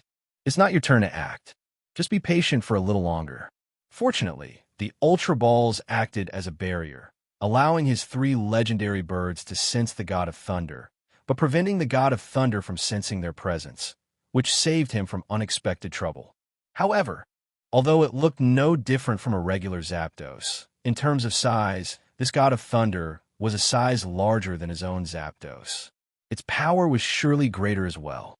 Just then, the god of thunder circled a few more times above their heads, as if searching for something, then folded its wings and landed on top of the shrine on Fire Island. The next second, it released a massive amount of electricity, which spread out in all directions. At the same time, a strange blue, mist-like gas began to spread within the volcano's crater. The sound of footsteps was heard, and Sabrina, Misty, Melody, and the others had come to Natsui's side. Watching the god of thunder's actions, Sabrina frowned. What is it doing? Natsui didn't answer immediately. Instead, he touched his own hair. It wasn't just him. Everyone present could feel that their hair was becoming extremely dry and standing on end. This is a static electricity reaction? The thought flashed through his mind, and Natsui guessed. It's probably using its own energy to change the magnetic field here. I'm guessing it wants to turn this island into its own territory too. Hearing him say this, Melody immediately looked around. Strange, this is Fire Island. Logically, with the god of thunder invading so brazenly, the god of fire should have come to drive it away long ago. No need to wonder, something must have happened. Although he said that, Natsui already knew that the crazy collector must have made his move and captured Molters. Otherwise, this Zapdos would never have dared to barge in here. At this moment, Pikachu, which had been acting strangely since earlier, fired a small bolt of electricity at the god of thunder. Jessie, who was trembling nearby, saw this and asked, puzzled, "What are you doing? An attack like that could never defeat it." "You idiot," Meowth said helplessly. "That's not an attack, it's talking to it." Pikachu is trying to ask it why it has come here when this is Moltres Island.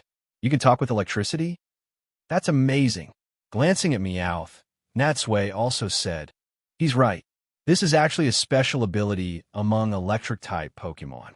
Just like the telepathy between psychic types, they can communicate directly with each other through electric waves." "I see. What a convenient ability."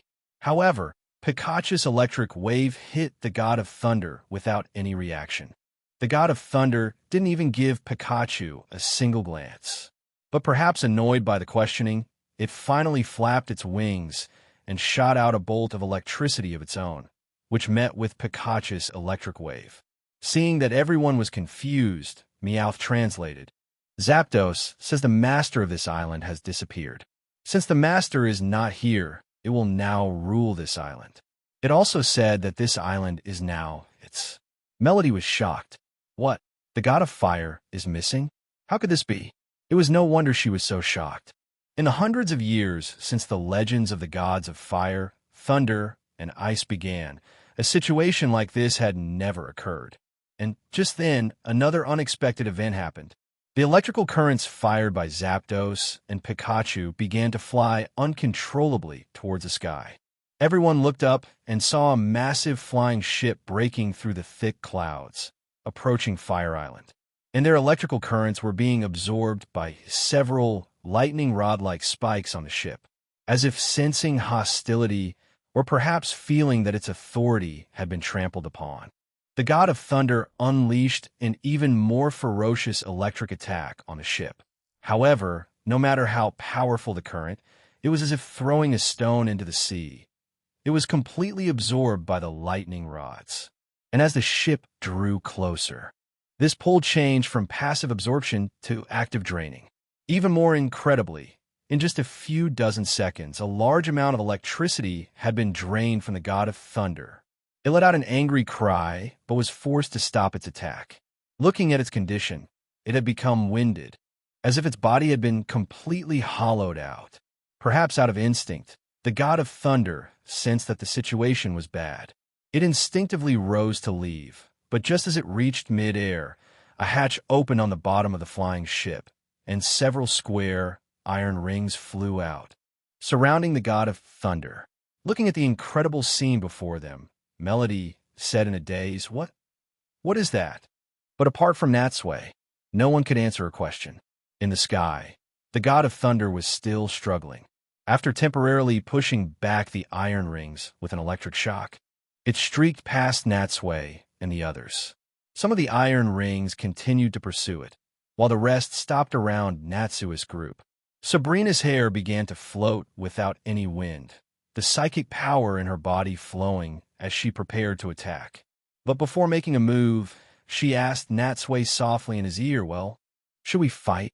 No, Natsui said, shaking his head after running the fragmented plot through his mind.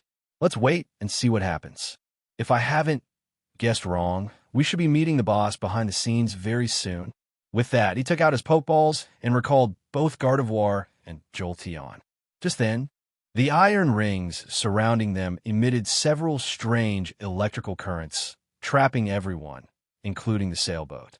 After their initial confusion and panic, Ash and the others began to hit the iron rings, but were only zapped and left covered in bruises. It was unclear what kind of high-tech product this was, but even Pikachu's attacks couldn't scratch the rings in the slightest. As they struggled, under the influence of a magnetic force, the rings began to slowly lift them into the air towards the flying ship.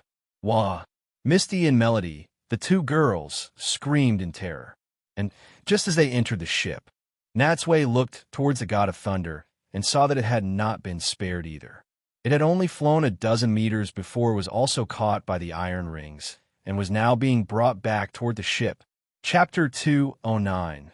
The collector inside the ship's hold, in a sturdy iron cage suspended in the air. The captured group was crammed together, with no extra space to move. Ash rubbed the forehead he had just bumped. Ouch! Is everyone okay? I'm fine. Tracy was the first to respond, but his face was pressed against the iron bars, his features distorted under the pressure. It was clear he was just putting on a brave face. What about you, Natsui? I'm fine too. Natsui's voice was calm. Although he wasn't in as pathetic a state as Tracy, he was currently facing another serious problem. Due to his position, he was practically surrounded by women. Sabrina was pressed against his front. Misty was at his left, Melody was at his right, and it even seemed like Jesse's backside was against his back. Although it looked like he was in an enviable position, Natsui could swear he absolutely didn't do it on purpose. It was just that in the tumbling chaos, he had accidentally ended up in this position. Just then, feeling something strange in front of her, Sabrina couldn't help but ask, "What do you have in your pocket? Why is it bulging?" As she spoke, she shifted her body slightly. Seeing this, Natsui quickly said in embarrassment, "Wait. Sabrina, just don't move for a moment." Imavit, uncomfortably squeezed. Due to her personality, Sabrina clearly didn't understand the meaning behind Natsui's words at first. She just shot him a look and said helplessly, "I really don't understand why you stopped me just now. If I had acted, we could have completely avoided this situation." "Don't worry," Natsui said, arching his back slightly, trying his best to make his expression look not so comfortable. "Now that they've caught us, they'll have to explain whether they're going to kill us or let us go. Besides, this gives us a chance to see what the people on this ship are really up to." Just then, perhaps from standing for too long, Misty and Melody also began to shift restlessly. In that instant, both of Natsui's arms were enveloped in softness. "Oh no, my heart is beating even faster." Ahem. To distract himself, Natsui's gaze swept around, taking in their surroundings. However, with just one look, he saw the bound God of Thunder, and not far from it, a Moltres, also trapped in a cage. "It's the God of Fire. It's here too," Melody said, and to get a better look, she practically threw herself onto Natsui. But for Natsui, he was now in a position where he couldn't move, nor could he stay still. How to describe it? This feeling, while wonderful, he couldn't bring himself to refuse. And while everyone's attention was focused on the God of Fire, Natsui made another discovery. On the floor was a display case about the height of a coffee table, and through the glass cover, an ancient stone tablet could be clearly seen. "What's that?" He gently nudged Melody with his elbow. His original intention was just to get her to look at the stone tablet, but he hadn't expected to accidentally touch her on the abdomen. And because of the earlier chaos, her shirt had ridden up, revealing the smooth skin underneath. Instantly, a delicate and soft sensation was transmitted through his arm.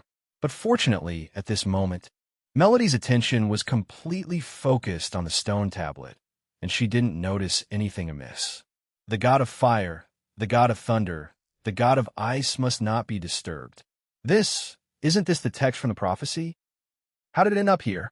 There's nothing strange about it, Natsui said, again forcing himself to shift his focus to clear things up for the confused Melody. It's precisely because of this stone tablet that the god of thunder and the god of fire were targeted for capture. As a very smart girl, Melody understood immediately. But even so, she still turned back to look at Natsui and said in disbelief, "The god of fire, the god of ice, are you saying that the next target of the people on this airship is the god of the sea, Lugia?" And only after they were face to face did Melody suddenly realize that she was almost completely draped over the man. She let out a small eep, struggled for a moment to get off Natsui, and her face turned crimson. On the other side, Misty looked at Melody with a teasing, gloating smile. As if to show off, she didn't let go, but instead wrapped her arms tightly around Natsui's arm, lifted her head at Melody, and looked completely triumphant. This time, it was Natsui's turn to pretend not to notice anything. As if he hadn't seen Melody's embarrassment, he stared straight ahead and said, "I'm afraid we'll only know that when they tell us themselves."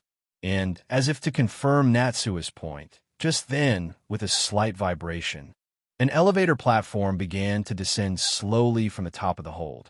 Everyone looked up and saw, beneath a ceiling covered in murals of angels, a man with a somewhat wicked charm, lounging on a sofa, sizing them up with a scrutinizing gaze. "You are the first people to come here without an invitation." When the elevator landed, the man stood up, his cold gaze sweeping over them. "How does it feel? The god of fire, Molters, the god of thunder, Zapdos. These are my new acquisitions." His words could be said to have completely shocked Misty and the others. "Wait a second, mister," Misty shouted. "If you're going to catch Pokemon, why don't you do it in a proper battle? Isn't this an insult to them?" "I am no Pokemon trainer," the man said in a deep voice. "I am a collector, capturing rare Pokemon and putting them on display. Now that is what you call collecting. Well then, please feel free to tour my collection, but out of courtesy, please do not touch them." With that, he snapped his fingers. The next second, they heard the sound of gears turning, and the iron cage binding them suddenly split in two. Instantly, everyone lost their footing and fell from midair, landing in a heap. And just before they hit the ground, Natsui, with his quick reflexes and also worried that Sabrina might use her psychic powers and expose her strength, wrapped his arms around her and turned, shielding her with his body. And as he fell towards the ground, a barely perceptible gust of wind caught his body, slowing the impact of the fall. Sure enough, the collector glanced at them but noticed nothing unusual. Actually, Natsui had thought about simply taking out the crazy collector right here and now, but doing so would mean he wouldn't get to see Lugia appear. Therefore, after weighing the pros and cons, he had chosen to bide his time. Just then, a synthetic female voice sounded from beside the collector. "Articuno's trail has been detected. Commencing tracking. Beep. Tracking successful. Excellent," the man said with a smile, sitting back down on the elevator as it began to return to the upper cockpit.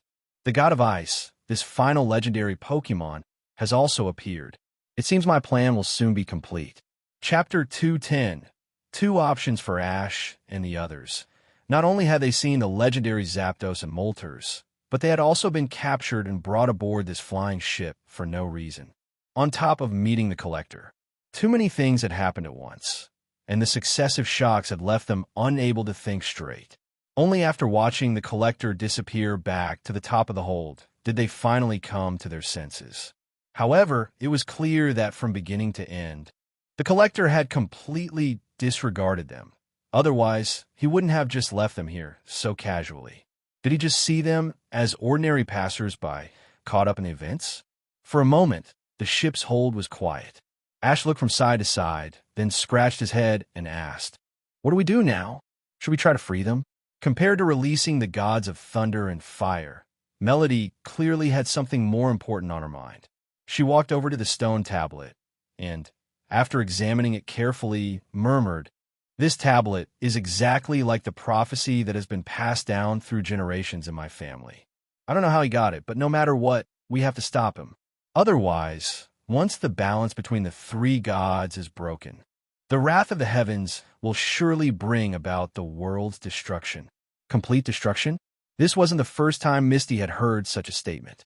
She frowned and said, "It can't be that serious, can it? They're just three legendary Pokemon. Even if they're captured, how much of an impact could they have on the world? Don't underestimate the seriousness of this matter." Melody said earnestly, "This is a prophecy recorded in legend that has been passed down on Shamudi Island for hundreds of years. Once the conditions are met, the disaster will surely happen."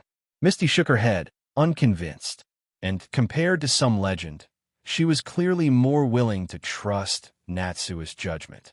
Thinking of this, she turned her head and asked in a sweet voice, "Natsui, what do you think about this?"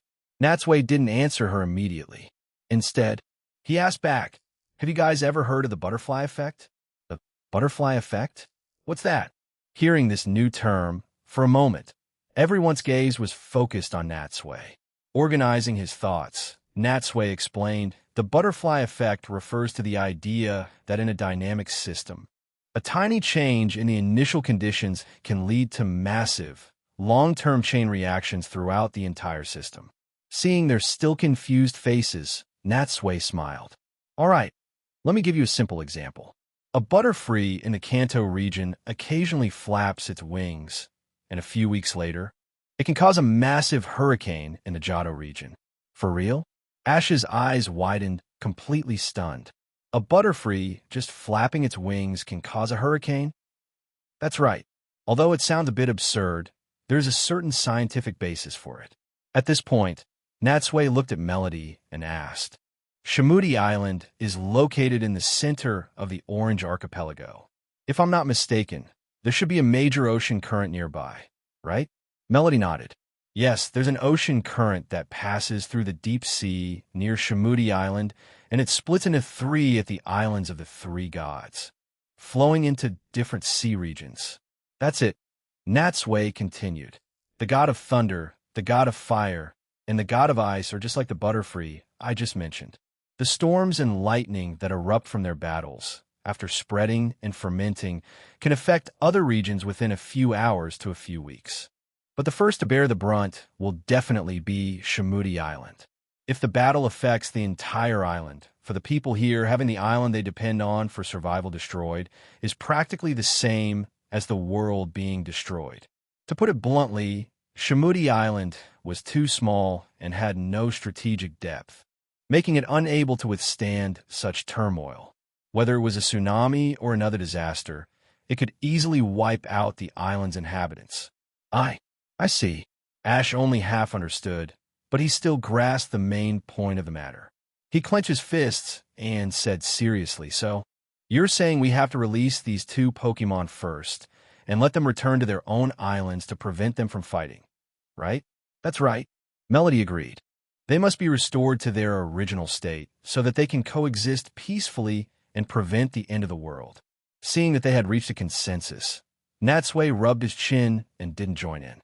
In fact, thinking about it from another perspective, if this collector really did capture all three of these Pokemon, and the three islands were left without their respective gods, it could actually eliminate the problem for good, forever preventing a battle from occurring and ensuring the safety of humanity.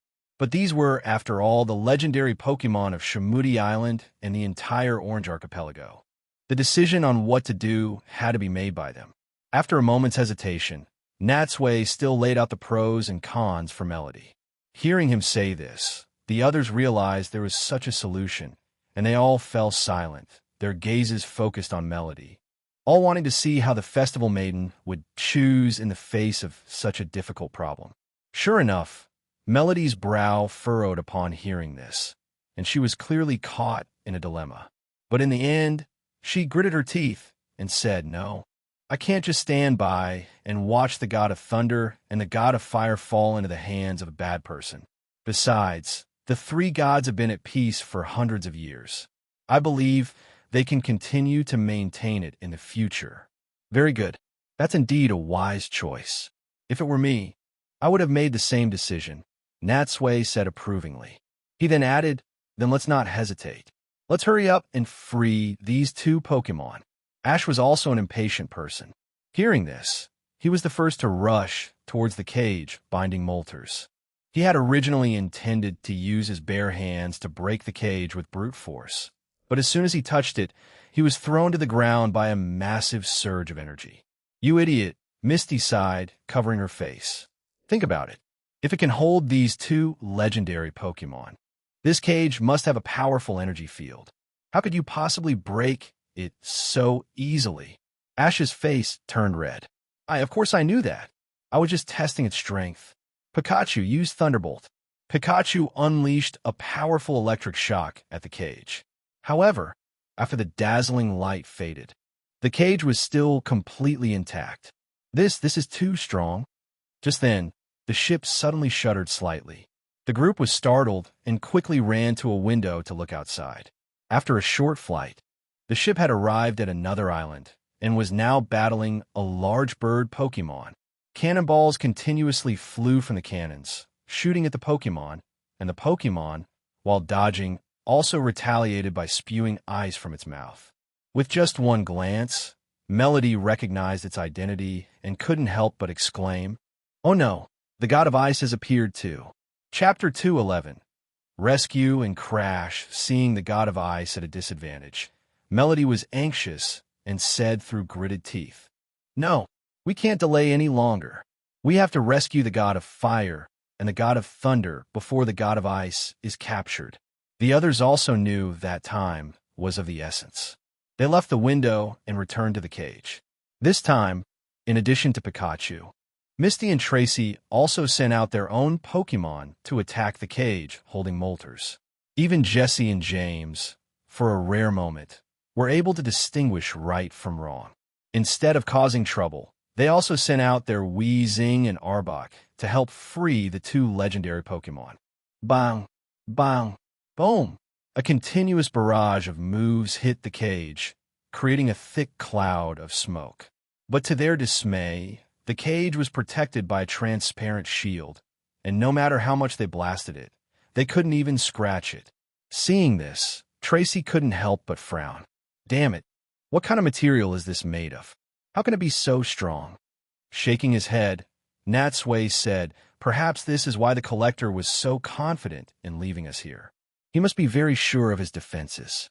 But even so, Ash was not ready to give up. "I don't care what kind of material it is. As long as we keep attacking, I believe that even the strongest shield will eventually break." With that, he took out a few more Pokeballs and sent out his Charizard, Squirtle, and Bulbasaur, increasing the intensity of the attack. Facing difficulties head-on, that's certainly Ash's style. Natsui remembered that one of the Hoenn Elite Four had once described Ash's battle style as plenty of ferocity, but not enough calculation. Although continuous attacking was indeed one way to solve the problem, it would undoubtedly waste a lot of time and energy. There might be another way. Natsui's mind raced as his gaze scanned their surroundings, finally settling on the connection point between the cage and the floor. Seeing his thoughtful expression, Misty couldn't help but ask curiously, "Natsui, what are you thinking?" While having Haunter destroy the floor, Natsui replied without looking up, "Although I don't know the principle behind this cage, to keep it running both to restrain the captured Pokemon and to withstand external attacks, I'm guessing there must be some kind of power source continuously supplying it with energy." By now, Haunter had already used Shadow Ball to blast a large hole in the floor. Although the ship's floor was made of a tough alloy, it still couldn't withstand the damage from Haunter's move. Debris flew everywhere, and when the dust settled, Natsui walked to the edge of the hole and looked inside, immediately spotting various colored wires exposed. He bent down and carefully traced the direction of the cage, and sure enough, he saw a thick black pipe extending from under the floor up to the cage. And from the humming sound coming from the pipe, he could clearly feel a powerful energy flowing through it. "Found it! This is it!" Natsui's eyes lit up, and he immediately commanded Haunter, "Quick, destroy this pipe." "Got it." Haunter formed another Shadow Ball and fired it at the black pipe. When the Shadow Ball made contact with the energy in the pipe, a violent explosion occurred. Boom! With a crackle of electricity, flames erupted, and a searing heat wave forced Natsui back several steps. But Natsui paid it no mind. He turned to look at Molters, and sure enough, the next second, the cage holding it flickered a few times, suddenly lost power, and fell to the floor. "Nice job, Natsui," Misty shouted excitedly. Freed from its restraint, Molters spread its wings, let out a loud cry, and shot a massive ball of fire at the cage holding Zapdos. After the immense flame passed, the seemingly indestructible cage was simply destroyed. Everyone was amazed. From this, it was clear that Moltres' power was indeed immense. A task that so many Pokémon combined couldn't accomplish before had now been completed by it with ease. However, they had originally thought that Moltres had destroyed Zapdos' cage to rescue its fellow captive. But when both Pokémon were free, they unexpectedly attacked each other at the same time. Fire and lightning collided beneath the ceiling. The group quickly ducked to avoid being caught in the crossfire. Melody said in amazement, "They heard what the collector said just now. Why are they still fighting each other at such a critical moment?" Natsui gave a wry smile. "Although you call them gods, in the end, they are still just Pokémon. They don't have that kind of long-term foresight. And for them, a rivalry that has lasted for hundreds of years is clearly more important than an insignificant change in their environment." How could this be? Melody felt a headache coming on. But this way, their own islands will also be destroyed. Before Natsui could speak, Tracy, the Pokémon Watcher, had already answered the question. For humans, the homes we depend on for survival are indeed very important. But for bird Pokémon like Molters, even if their nests are destroyed, they can still migrate to other places. Just like Zapdos did before. They can completely change the environment with their magnetic fields and create new habitats. Seeing them fight more and more fiercely, Melody couldn't help but feel a pang of regret, wondering if she had made the wrong decision. Does this mean we can't stop them anymore? Just then, the attacks of the two legendary Pokémon accidentally broke through the ship's wall. Seeing an opening, they flapped their wings and flew out. Natsui and the others ran to the window again and looked outside. They could see the two Pokémon still chasing and attacking each other. However, they clearly hadn't forgotten the damage this ship had done to them. Therefore, after flying out of the hold, they began to circle the ship, continuously destroying it. In an instant, tremors and explosions occurred frequently, and fires and thick smoke began to spread. A dozen or so seconds later, it was unclear if they had hit the core power source, but the ship began to tilt severely, and the warning lights in the hold flashed brightly. "Oh no, we're going to crash." Misty let out a cry of alarm, and before the group could even escape, they felt the floor slip out from under them. They fell backward uncontrollably as the entire ship began to plummet diagonally towards Lightning Island below. "Sabrina!" In the chaos, Natsui shouted, and Sabrina, understanding, immediately used her psychic powers to envelop and protect everyone. Chapter 212, The Voice Thud. After landing, the ship slid forward another few dozen meters before slowly coming to a stop at the edge of the volcano's crater. When the violent shaking stopped, even with psychic protection, everyone was still left dizzy and disoriented. Helping Sabrina up from the ground, Natsui rubbed his temples and turned to the others. "Is everyone okay?" "I'm fine." Misty was the first to respond. "I'm fine too," Melody added. Finally, seeing that Ash, Tracy, and the Team Rocket members were also unharmed, Natsui pointed to the hole in the hull and urged, after a fall from that height, "There's no telling if this ship will explode. In any case, we should get out of here quickly." Hearing him say this, before anyone else could move, the Team Rocket trio had already demonstrated their specialty. As if their feet were greased, they were the first to run out. And as they ran, Jesse and James even turned back to make a face at them. "Nine, our Pokémon may not be as strong as yours, but when it comes to running away, we're professionals." These guys, seeing them already so far away and still acting so childish, Natsui found it amusing but didn't say anything. He and Ash's group followed close behind, also leaving the ship. Only after escaping through the ragged opening did they realize how astonishingly large the ship was. The hull, covered in propellers and wind turbine blades, was over 500 meters in diameter. In the face of such a behemoth, humans were as small as ants. And for that very reason, if the ship were to explode, the danger to them would be devastating.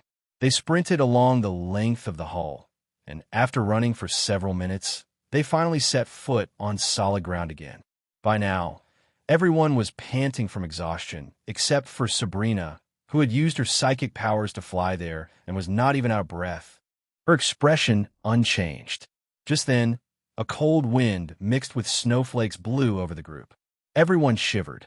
Melody looked around and was surprised to find that Lightning Island, which was supposed to be lush and green, had somehow turned into a world of ice and snow. Whether it was under their feet, on the surrounding trees and rocks, or on the neighboring ice and fire islands, and even the entire sea, including the distant Shimudi Island, everything was sealed in hard ice. For 100 miles, it seemed to be a world of white, like a sign before the end of the world. How did it get like this? No need to wonder. Just like the god of thunder did before, the god of ice must have sensed that the other two Pokemon were gone and used its power to try and turn all 4 islands, including Shimudi, into its territory. Natsui let out a puff of hot air. Seeing them still standing there in a daze, he added, "All right, let's not stop. It's not safe here yet. We should keep moving forward." However, as if his words were a command, the ship indeed began to slide further down, and, at the same time, some of its external equipment began to fall off, plummeting from the sky. Boom! Countless fragments crashed around them, sending up showers of ice shards. The group could only cover their heads and continue to flee. But they hadn't gone more than a few steps when a massive fan blade landed on the nearby shrine. With a loud rumble, the stone shrine collapsed, and a yellow, glowing orb happened to bounce and land right in front of Ash. It's the treasure of Lightning Island. Melody recognized it at a glance. This orb, apart from its different color, was similar to the one from Fire Island. But instead of flames, its interior held what looked like a flowing golden light. Just as Ash was about to pick up the treasure, a bolt of lightning flashed before his eyes, shattering the ice in front of him and knocking the orb away. It turned out that after dealing with the ship, the god of fire and the god of thunder had resumed their entangled battle, and the god of ice, having come from who knows where, had also joined the fray. Instantly, the 3 Pokemon were attacking each other in the sky, none willing to back down, unleashing their moves while also indiscriminately destroying the island. Seeing the orb rolling further and further away, Ash had no time to think. He lunged forward and caught the orb in his hands. This was the second festival orb they had obtained. "Look over there." Misty pointed into the distance. It was their sailboat from before. It had also fallen from the ship and had landed right in a lake on the island. And most importantly, after all that turmoil, the sailboat still looked intact. Great! The Team Rocket trio, as if grabbing a lifeline, dove directly into the cabin. Natsui and the others also realized this was their best option to leave the island and followed close behind, jumping onto the boat. A huge fireball suddenly crashed into the water's surface, and the resulting splash soaked everyone, wiping the water from his face before he could even sit down properly. Misty said impatiently, "Melody, hurry up and start the boat." I know. Melody's expression was serious, her movements clean, swift, and smooth. The next second, as the engine started, the sailboat immediately turned and headed towards the sea. However, to their surprise, at the mouth of the lake, the previously clear path had been frozen solid by a passing Articuno's ice beam. "Oh no, we're going to crash," Melody cried out in alarm. And just as Natsui was about to have Haunter use a move to destroy the ice, Zapdos suddenly flew over their heads. A dazzling bolt of lightning erupted from its body, not only shattering the ice, but also destroying a large part of the original exit to the sea. Instantly, the lake water, carrying shards of ice, rushed towards the sea as if a dam had broken. Their sailboat was carried uncontrollably with the current, shooting out from Lightning Island and being thrown into the air by the inertia. Wah! The piercing screams of Misty and Melody filled the air. Influenced by them, for a moment, Natsui's heart also leaped into his throat. But just as the sailboat began to fall, a massive waterspout suddenly broke through the ice on the sea's surface, shooting up dozens of meters from the ocean and accurately catching the sail. Everyone was stunned, their faces a picture of astonishment, not understanding why this waterspout had suddenly appeared and why it had saved them. Seeing the waterspout carrying them directly towards Shimudi Island, Natsui was the first to react. He went to the side of the boat and peered down into the sea, but apart from the thick ice, he couldn't see anything. At the same time, everyone seemed to hear a deep sound. Well, the sound was somewhat similar to a whale's, but much more prolonged. And listening to this lonely sound, Melody's eyes widened. This voice, could it be that Lugia has appeared? Chapter 213. The Talking Sloking Lugia? Hearing the name, Ash and the others were shocked. They also came to the side of the boat to peer into the sea, but after looking for a long time, they still saw nothing. Looking back at Melody, Ash asked doubtfully, "Are you sure it's Lugia? You didn't mishear it, did you?" "It must be," Melody said with a serious expression. Lugia is the god of the sea. According to the prophecy, when the end of the world comes, it will definitely appear to stop this chaos. And besides it, I really can't think of who else in the sea would have such immense power. That's true. Just then, the waterspout carried the sailboat forward several thousand meters at an incredible speed, bringing them to the coast near the southern side of Shimudi Island. Influenced by the god of ice, this area had also turned into a world of white ice and snow, and a journey that should have taken over 10 minutes had been shortened to just 3 minutes by the power of the waterspout. Upon reaching the shore, the waterspout flicked its head, tossing the sailboat next to a shrine on a cliff on the island. Thud! As snowflakes flew, the sailboat came to rest on the edge of the cliff. Everyone tumbled once again, and Natsui, rubbing his aching back, counted the number of times he had fallen that day. After being tossed around so much, he felt like his bones were about to turn to jelly. However, just as they were celebrating their safety, the sailboat suddenly tilted backward. Sensing that something was wrong, everyone scrambled to their feet and managed to jump off the boat just before it fell off the cliff. Crash! Almost the next second, the sailboat plunged off the cliff, and this time, after its meritorious service in the incident, it was not spared, smashing into pieces. That was too close. Ash, lying on the ground, allowed a long sigh of relief. However, when he got up from the snow and looked back at the shrine, his eyes met with those of a pink Pokemon. What's this? Upon seeing an unfamiliar Pokemon, Ash subconsciously took out his Pokédex and scanned it. Pokédex, beep. Slowking, the royal Pokemon. A water and psychic type. It evolves from Slowpoke when traded holding a King's Rock. It has extraordinary intelligence and inspiration. It is always calm and unhurried, with a leisurely demeanor. Although it worries every day about solving the world's mysteries, if the shelter on its head is removed, it will forget everything it has researched. A Slowking?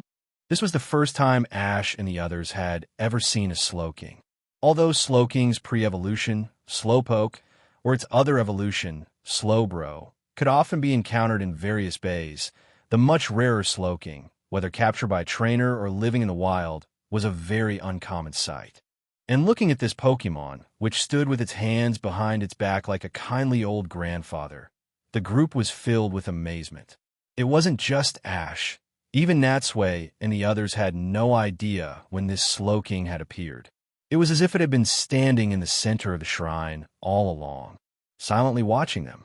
It was well known that ordinary wild Pokemon would actively avoid humans to prevent being captured, so it was rare to see one as calm as this. And before anyone could react, the Slowking had already extended a hand and pointed to a stone tablet in the shrine. Place the treasures there. It's talking. Tracy pointed at it, his face full of astonishment. this Slowking can also speak human language? In truth, when it came to talking Pokemon, whether it was Team Rocket's Meowth or Natsui's Haunter, the group was already used to it. But since Pokemon that could speak human language were a minority, no one had expected to find another one hidden here. After a moment's thought, Melody said, I've heard my sister say before that there's indeed a magical Slowking on Shamudi Island, but I've never encountered it myself. I can't believe it's been living here all this time. Seeing Ash still frozen in place. The Slowking repeated itself. Place the treasures there. Huh? Oh. Only then did Ash snap back to his senses. He walked over to the stone tablet, took out the 2 orbs he had obtained from Fire and Lightning Islands, and placed them in a recess. However, seeing that there were only 2 orbs, the Slowking came closer and couldn't help but shake its head. 2. No. The ceremony cannot be completed unless all 3 treasures are gathered. On the side, while they were talking, Natsui, with nothing to do, turned his head to survey the surroundings. Geographically, this shrine was located on the opposite side of the island from the town, one to the south and one to the north. It faced the 3 islands, was constructed entirely of rock, and had hibiscus flowers growing beside it. It was hard to say how many years it had been standing there. He brought his gaze back, and was about to speak to Sabrina, but when he turned, he found that Sabrina was observing the Slowking with great interest. What's wrong? Are you interested in it? Sabrina nodded slightly. Yes, it's indeed a rare psychic-type Pokemon. As her traveling companion, Natsui was, of course, very supportive of Sabrina wanting to catch this rare Slowking. After all, as a gym leader, she also needed to enrich her own Pokemon roster. However, Natsui couldn't remember what role this Slowking played in the plot. To be on the safe side, he whispered in Sabrina's ear, the timing is a bit off. Let's leave it for now. I think you should come back and catch it after this incident is over. However, as soon as his words fell, the Slowking in front of the stone tablet seemed to sense something. It slowly turned its head and looked in their direction. Their eyes met, and looking at the man and woman who clearly had ill intentions, for some reason, the Slowking's heart suddenly pounded, and it had a very bad feeling. Seeing that it seemed to have noticed, Natsui let out a light cough, to prevent the Slowking from realizing and escaping beforehand. He had no choice but to pull Sabrina away to another spot. Only then did he realize that it was too quiet around him, as if something was missing. He looked around and discovered that Team Rocket had disappeared at some point. Those guys, they really know how to take advantage of a situation. They must have used the chaos to escape. Just then, above Lightning Island, the god of thunder, the god of fire, and the god of ice, for some reason, had drawn closer in their battle, and were now slowly moving their battlefield towards the vicinity of Shamudi Island. The group frowned. If they continued any further, they would surely affect the island's residents, and they themselves would be the first to be caught up in the battle again. At this critical moment, the water spout that had disappeared earlier appeared once again.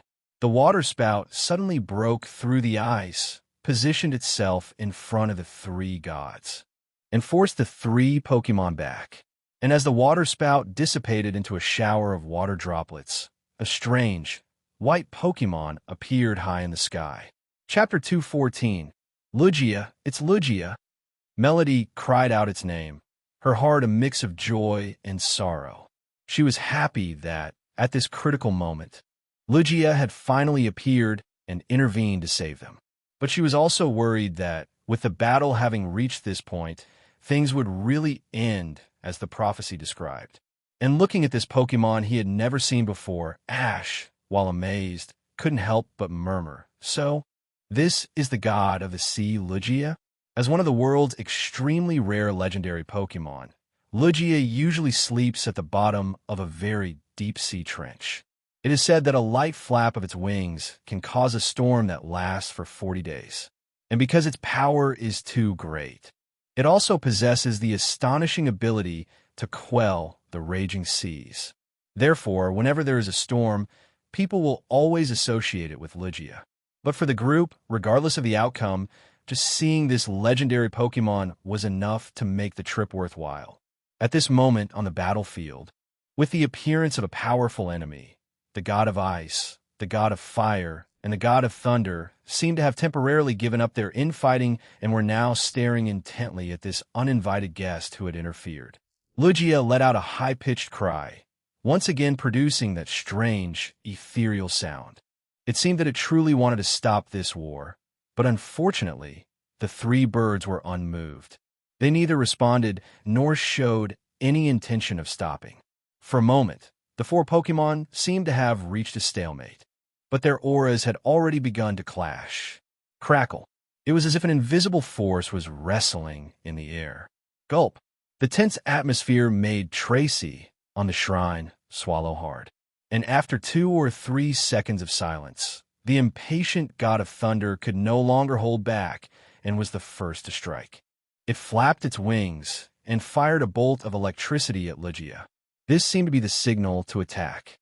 Seeing this, the god of ice and the god of fire followed suit, launching a simultaneous assault on Lugia. Faced with lightning, fire, and frost, Lugia twisted its body and flew high into the sky to evade. And as the powerful moves grazed past it, it didn't forget to counterattack. But it was outnumbered and outgunned. Although its individual power was higher than any of the other Pokémon present, being suppressed by the combined force of the three birds, it was at an absolute disadvantage. "This is troublesome," the Slowking said with a sudden sigh after watching for a long time. The god of the sea only appears to save the world from ruin, but it seems even it cannot stop the world's destruction. Hearing this, Natsui, who had been intently watching the battlefield, narrowed his eyes, his mind racing. After a moment of thought, he finally made a decision. "We can't wait any longer. Ash, let's split up. You go to the final island, Ice Island, and get the treasure as quickly as possible. If the legend really comes true and Melody's ocarina has the power to calm their anger, then that's the only way we can stop these guys." "I understand." Ash was taken aback at first, then nodded. But just as he was about to leave, he saw Natsui still standing in place and couldn't help but ask, "What about you? Aren't you coming with me?" "No," Natsui said, taking 3 Ultra Balls from his waist as he spoke. "They'll stay here and hold them off.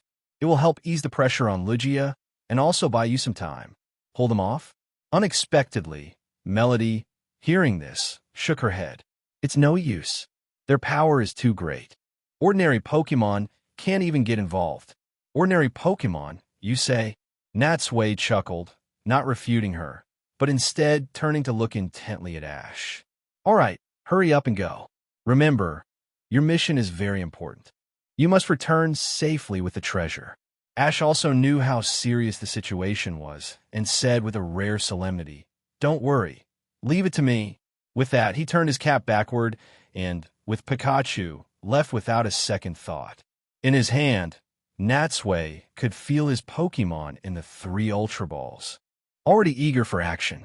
And since there were no outsiders here, there was no need to keep them hidden any longer after being cooped up for so long. Now, it's my time to show off my skills." Thinking of this, he decisively threw the Ultra Balls high into the air and shouted, "Come on out, my Pokémon." To the utter shock of everyone except Sabrina, 3 flashes of blue light streaked across the sky, and another 3 legendary Pokémon appeared in midair. Misty let out a cry of alarm. Moltres? Zapdos? Articuno? Tracy also felt his scalp tingle. "I can't believe it. It's another set of the 3 legendary birds." The group gasped in unison, staring in shock at the 3 soaring Pokémon, unable to believe their eyes. In fact, during the giant Tentacruel incident, Misty had vaguely guessed that the Zapdos that had appeared might have been related to Natsui. But she had never imagined that, besides Zapdos, Natsui had also captured the other 2 Pokémon, and Ash, who had not gone far, heard the commotion behind him and quickly turned around. Seeing the 3 very real legendary Pokémon, he was also momentarily stunned. "Natsui has already caught the 3 legendary birds? When did this happen?" "So, without me even realizing it, the gap between us has grown this large." But among the group, the most shocked of all was Melody. To the people of Shamudi Island, the god of thunder, the god of fire, and the god of ice were all sacred and inviolable. But she never thought that Natsui would possess their counterparts. She looked at Natsui in disbelief, a question rising in her heart. Who on earth is he? At the center of it all, Natsui was oblivious to the thoughts of the others. Seeing Lugia being repeatedly attacked, he waved his hand and commanded, Moltres, Articuno, Zapdos, let's go. Now let's cause some chaos. Scree. Hearing the command, the three legendary birds circled a few times and then shot straight towards the other three birds. Just then, Melody finally snapped out of it and quickly grabbed Natsui's sleeve. Wait a minute, she said anxiously. If it's as you said before, want an even more intense battle cause even greater damage to the environment of other regions?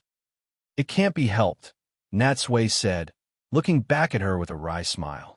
But just because we're afraid of destroying the environment, should we just sit back and do nothing? As they say, short-term pain is better than long-term pain. I'd rather take decisive action and solve this problem quickly. Besides, nature has an extremely strong ability to regulate itself. While we should fear it, we must also believe that it can create miracles. Chapter 215.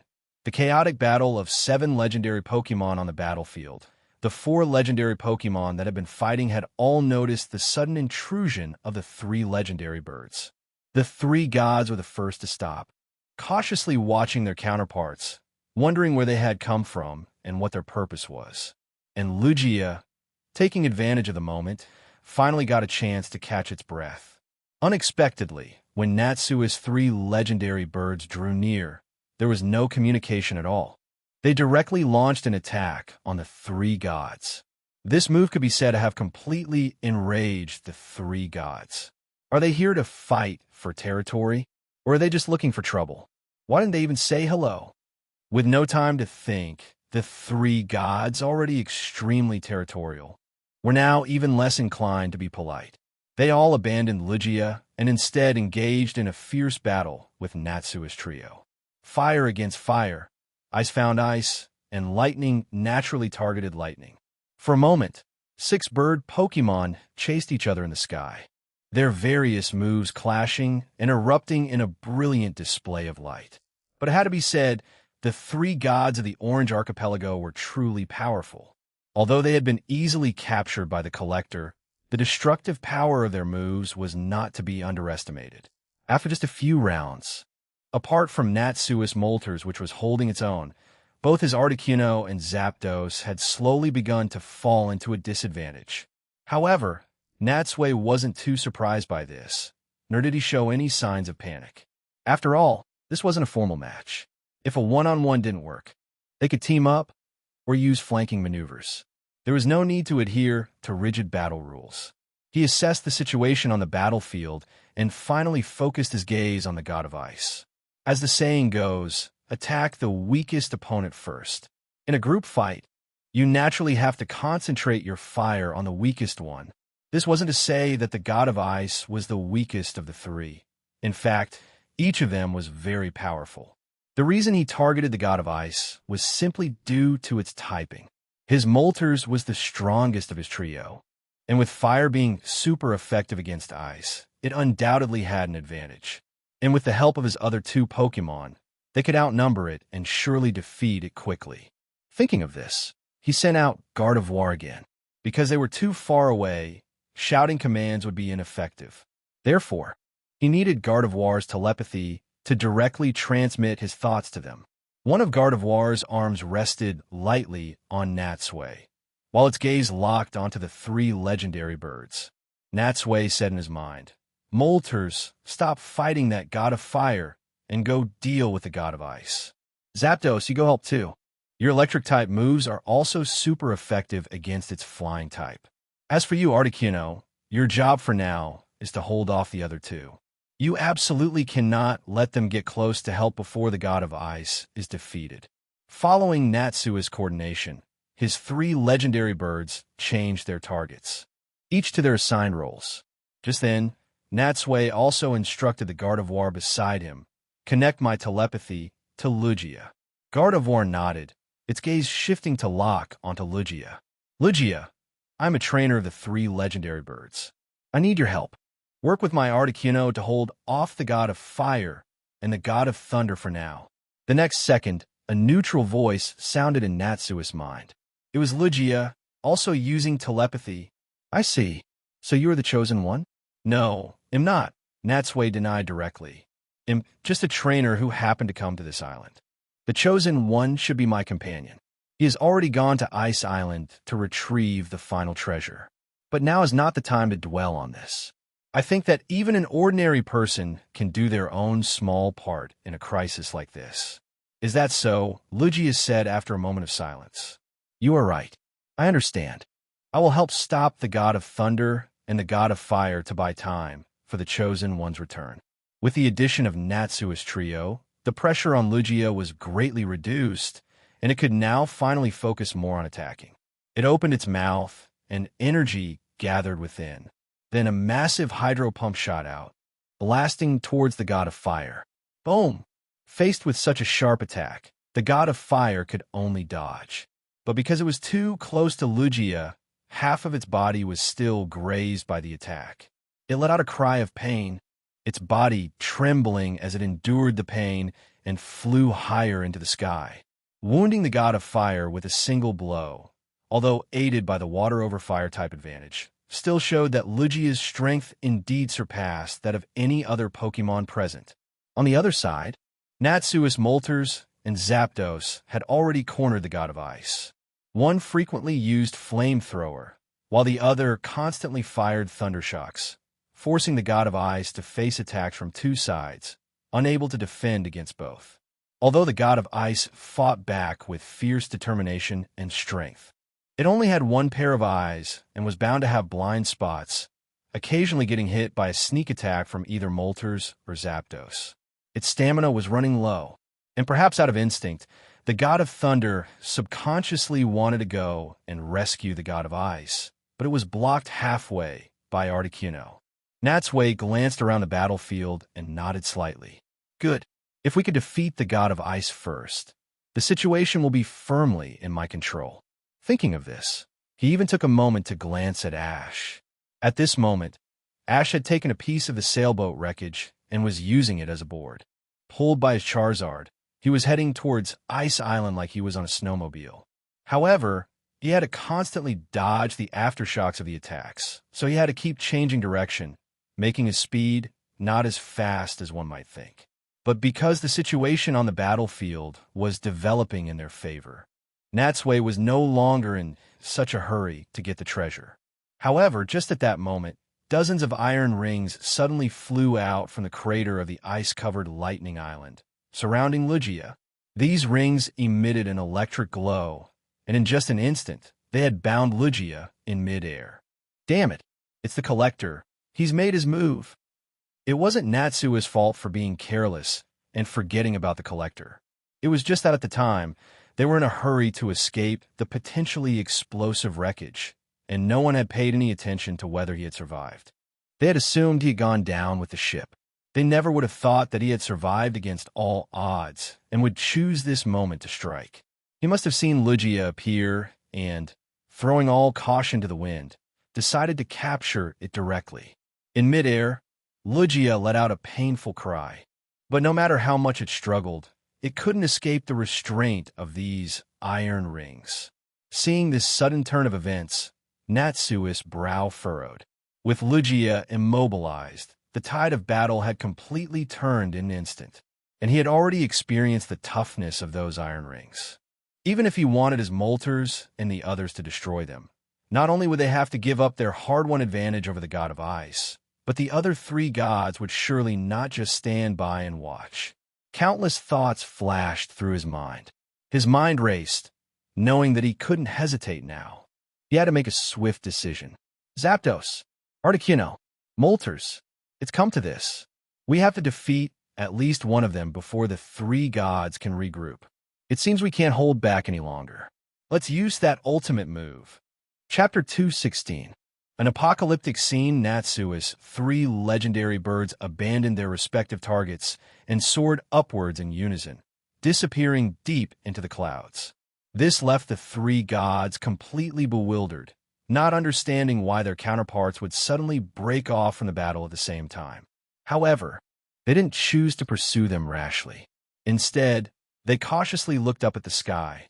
The next second, the dark clouds rapidly gathered, growing and thickening at a speed visible to the naked eye. In just a few short breaths, they had completely enveloped the entire sky. And this didn't just mean covering a single island. A massive sea area with a radius of over 200 kilometers was now completely obscured by the enormous dark clouds. The sky, which was already gloomy due to the chaos caused by the three gods, was now pitch black, without a single ray of sunlight able to barrado through. A light breeze, caused by the change in air pressure, rustled everyone's hair. Misty tightened her clothes, feeling that the weather was truly frightening. The atmosphere was so oppressive she could hardly breathe. She couldn't help but ask cautiously, "Natsui, what on earth are you doing?" Melody and Tracy, out of curiosity, also focused their attention on Natsui. Patting Misty's shoulder, Natsui chuckled, in preparing to use an extremely powerful combination move. "But, although my trio has practiced it a few times in private, to be honest, it's still in the trial phase and has only succeeded once. If it weren't for this critical moment, I wouldn't want to use it so easily. So, you all should probably take some precautions." Hearing him say this, Misty and the others felt a headache coming on. It didn't sound very reliable, but they had no choice but to send out their Pokemon and stay on high alert. Seeing that Melody had no Pokemon, Misty even made a point to send out her Starmie to protect her. At this point, snowflakes had already begun to fall, and everyone knew this was the prelude to a blizzard. And as thunder rumbled but did not strike, it was clear that a terrifying amount of electricity was gathering in the dark clouds. Could it be a combination of blizzard and thunder? Misty thought. She knew that when Pokemon released their ultimate moves, it could cause celestial phenomena. But she had never seen a storm cloud this massive. On the battlefield, in just a moment, the three gods were already covered in snowflakes. And as the snowflakes made contact with their bodies, they were melted by their body heat, turning into water droplets that slowly soaked their feathers. Crack-a-boom! When the power had accumulated to its peak, with a loud clap, lightning streaked across the sky. But to Misty's surprise, this thunder attack wasn't a single bolt like usual. Instead, a dozen or so smaller bolts of lightning fell simultaneously, striking towards the four legendary Pokemon on the field. At the same time, Natsui said in a low voice, "Here it comes." The three gods did their best to dodge, but because they were in mid-air with no cover and their bodies were covered in water droplets, the lightning bolts, as if they had eyes, accurately struck them. Scree! The god of ice and the god of fire let out cries of pain. Fortunately, because the power was dispersed, although the lightning looked terrifying, it wasn't as fatal as one might imagine. Even so, they still fell towards the sea. Only the god of thunder, due to its type resistance, seemed to be an acceptable condition. However, it wasn't over yet. Just as the lightning disappeared, a fierce blizzard swept in, once again enveloping them. This time, it was the god of ice's turn to only take half damage, while the god of fire and the god of thunder cried out in pain. But it had to be said, as truly deserving legendary Pokemon, their stamina was extremely high. Although they had been hit by 2 attacks, they still managed to endure. But at this moment, their condition was extremely poor. Each one was covered in wounds, panting heavily, their feathers in complete disarray. They looked as if they had reached their limit. What a pity. Misty sighed. She had thought they could defeat the 3 gods in one fell swoop. "Don't be hasty," Natsui said with a calm expression. "It's not over yet. There's still one final blow." Hearing him say this, Misty looked up at the sky and indeed saw a massive fireball, like a second sun, suddenly break through the dark clouds and plummet straight down. "What is that?" Melody asked in surprise. "Is it a meteor?" No, Natsui shook his head. "It's Moltres' move. It's using burn-up, and because it's coming from high in the sky, it's creating a meteor-like effect. As he spoke, the molters had already descended to just a few dozen meters from the ground. On the ice surface, sensing the threat, the three injured gods wanted to flee. But they had just begun to flap their wings when molters crashed heavily into the god of thunder. Boom! The flames exploded violently, and the searing heat wave instantly shattered and melted the ice. Then, a storm of countless water droplets and gas erupted from the center, spreading rapidly outwards. Whoosh! A strong wind blew past Natsui and the others, nearly knocking them over, and the ice shards it carried made it impossible for them to open their eyes. Fortunately, the ice blocks and debris mixed in were blocked by their Pokémon, so they were not affected by the battle. The strong wind blew for a long time. When the airflow slowly dissipated, Natsui and the others quickly looked towards the battlefield. The previously frozen sea surface now had a huge crater several hundred meters wide, burned into it, and the god of thunder was now floating on the sea, completely unconscious and unable to battle. Nearby, Molters was flying in midair, looking a bit winded as well. Although this burn-up wasn't a big deal when used normally, diving from such a great height, while increasing its speed, had also taken a toll on its own stamina, a double-edged sword. In fact, Natsui had originally intended to use this combination move from his legendary trio against a powerful enemy like Mutwo. Because of its immense power, if it hit fully, it could completely one-shot a Pokémon as strong as Lugia. Using it on the god of thunder was indeed a bit of a waste, but it couldn't be helped. The situation just now was urgent, and they desperately needed to weaken their fighting power. The dark clouds dissipated, and the wind and waves calmed. When everything had settled down, looking at the battlefield again, they saw that the god of ice and the god of fire had been blown to other places by the blast wave and were now struggling to get up. Because they had been further away from the god of ice, and the target of burn-up was only the god of thunder, they hadn't taken much damage. Misty looked at the situation, then let out a small huh. Strange, where's Lugia? Hearing her say this, Natsui scanned the area, and indeed, there was no sign of Lugia. After a moment's thought, he guessed it probably dove into the sea. The thunder attack just now was indiscriminate. It must have shattered the iron rings binding it. Lugia must have taken that chance to escape. I hope so, Melody said, placing her hands on her chest in prayer. I really hope it's okay. At the same time, on the other side of Shimudi Island, the town's residents were all standing at their windows, looking at the apocalyptic scene from before with grave expressions. Although they were too far away to see the battle itself, the terrifying thunder, the blizzard, and the meteor had still filled their hearts with panic. Could this be a sign of the end of the world? Chapter 217. Unexpected guest. Just then, Lugia emerged from the sea. Although it had severe electrical burns on its body, its condition was still acceptable, and it was not seriously injured. It shook the seawater from its body, then opened its mouth and shot a searing orange-yellow beam, accurately hitting the wreckage of a ship on the crater of Fire Island. Boom! In an instant, the ship exploded, bursting into raging flames. Clearly, it had not forgotten about being attacked just moments ago, and this was its response to those iron rings. Seeing this, Natsui couldn't help but nod. Good. With the Collector and the God of Thunder dealt with, the situation is once again developing in our favor. Thump, thump, thump, thump. And just as Natsui was about to press his advantage, the roar of a helicopter's propellers suddenly sounded in his ears.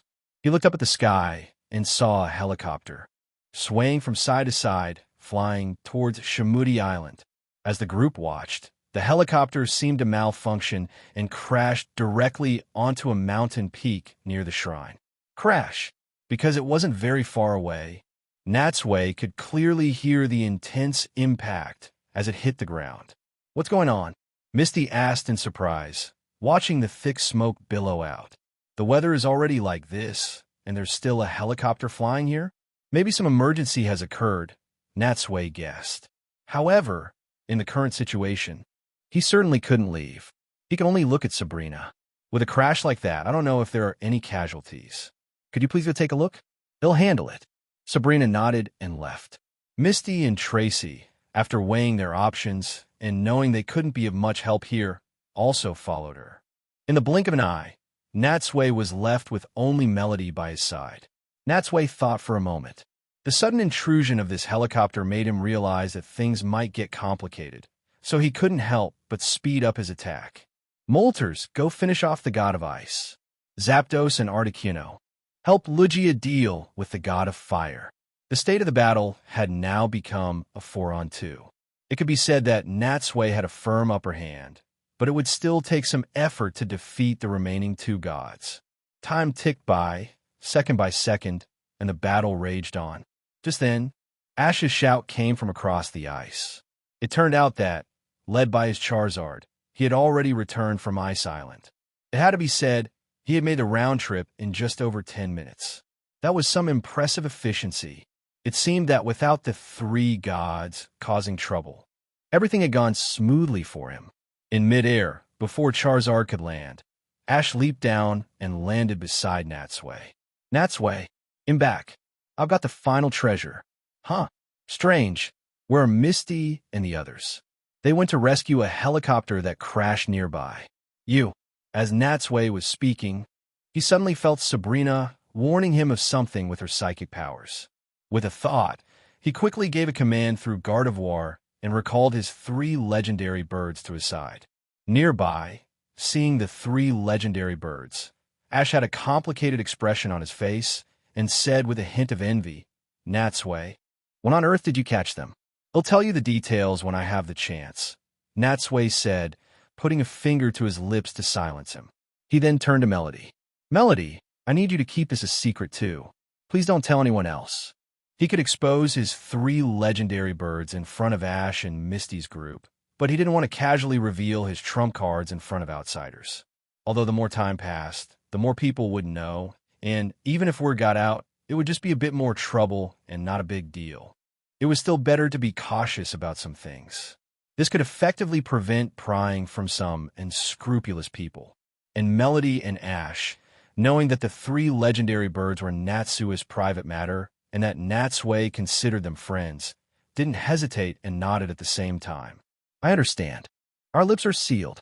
Natsui took out his Ultra Balls and recalled all three Pokemon. It was a pity.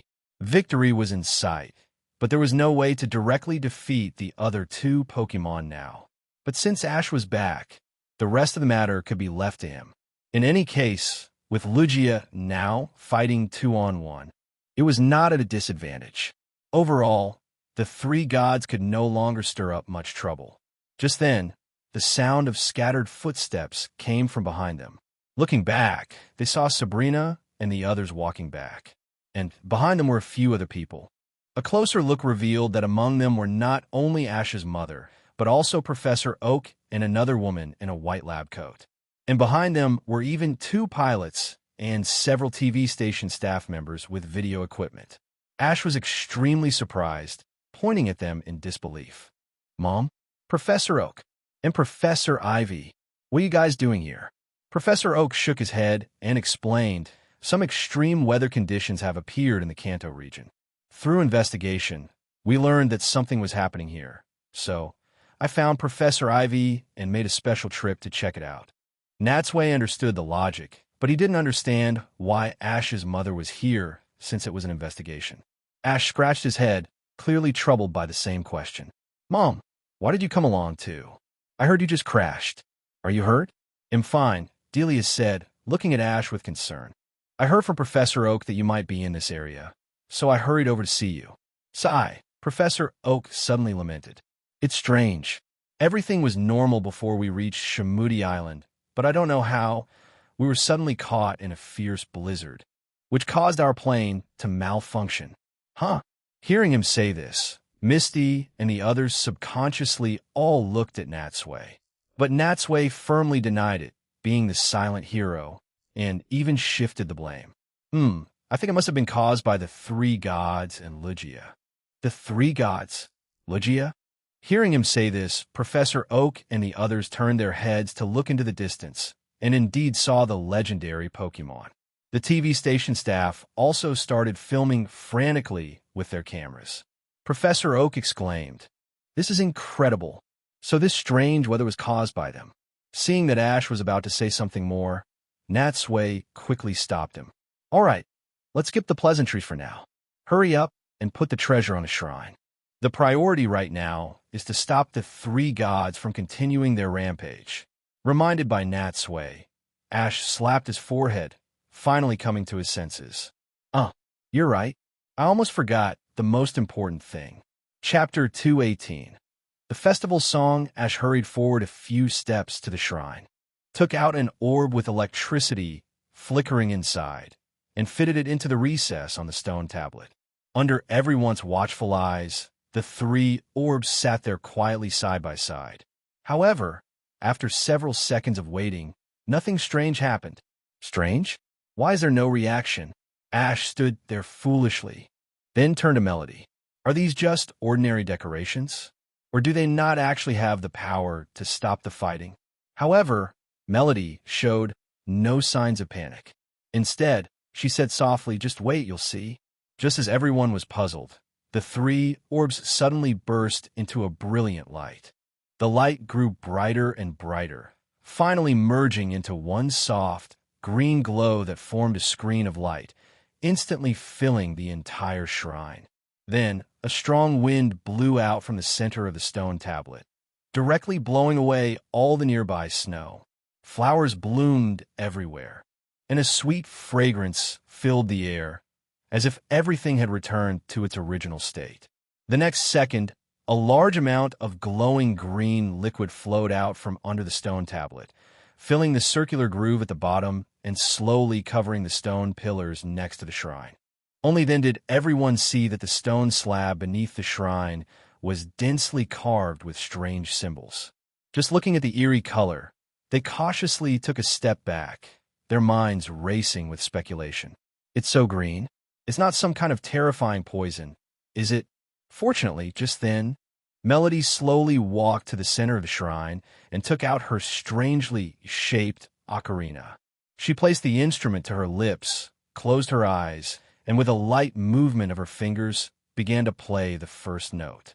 Oh, a melodious tune flowed from the ocarina, and when the sound waves hit the stone pillars, they seemed to possess some kind of magic, causing them to resonate.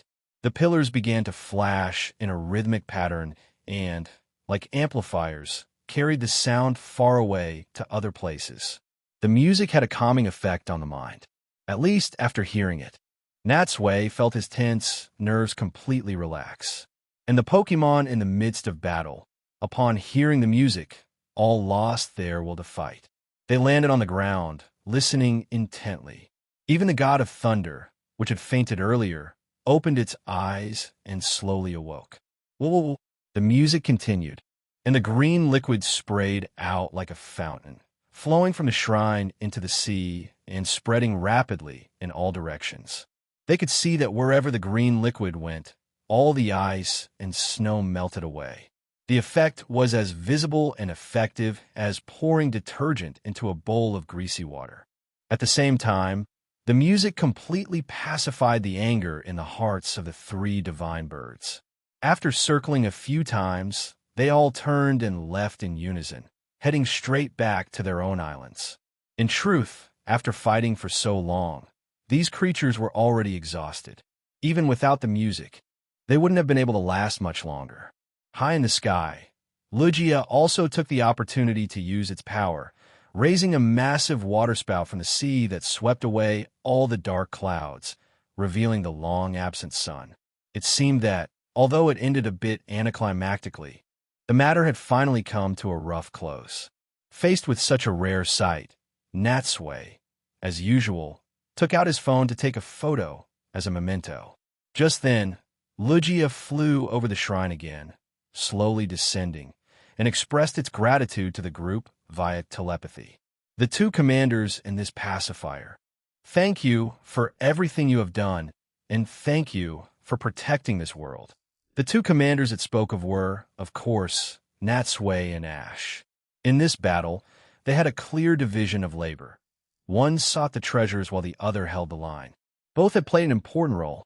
As for the pacifier, that referred to Melody.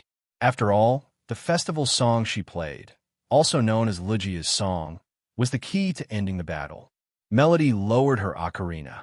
Seeing that the fighting had indeed been stopped, she breathed a sigh of relief. She then placed her hands on her chest, looked up at Lugia, and said gratefully, "We're the ones who should be thanking you. Thank you, God of the Sea. Thank you for protecting Shimudi Island and maintaining the balance of the three divine birds for so long." At this point, the TV crew, after their initial shock of seeing legendary Pokemon, finally turned their attention to the humans. And seeing the handsome man among them, they recognized Natsui's identity at a glance. Isn't that the newly crowned champion of this year's Indigo Conference from our Kanto region? But what is he doing here? Could this incident be related to him? With no time to think, the TV crew quickly aimed their cameras at Natsui. After all, the champion, Lugia, the three divine birds, a battle of the century, and strange weather across various regions connecting these keywords would surely make for a sensational story. However, before they could start recording, Professor Oak had already walked in front of the cameras and stopped them. "Gentlemen, I'm very sorry," Professor Oak said, "but please do not broadcast what has happened here." "Huh?" The staff was taken aback. "Why is that?" Professor Oak chuckled.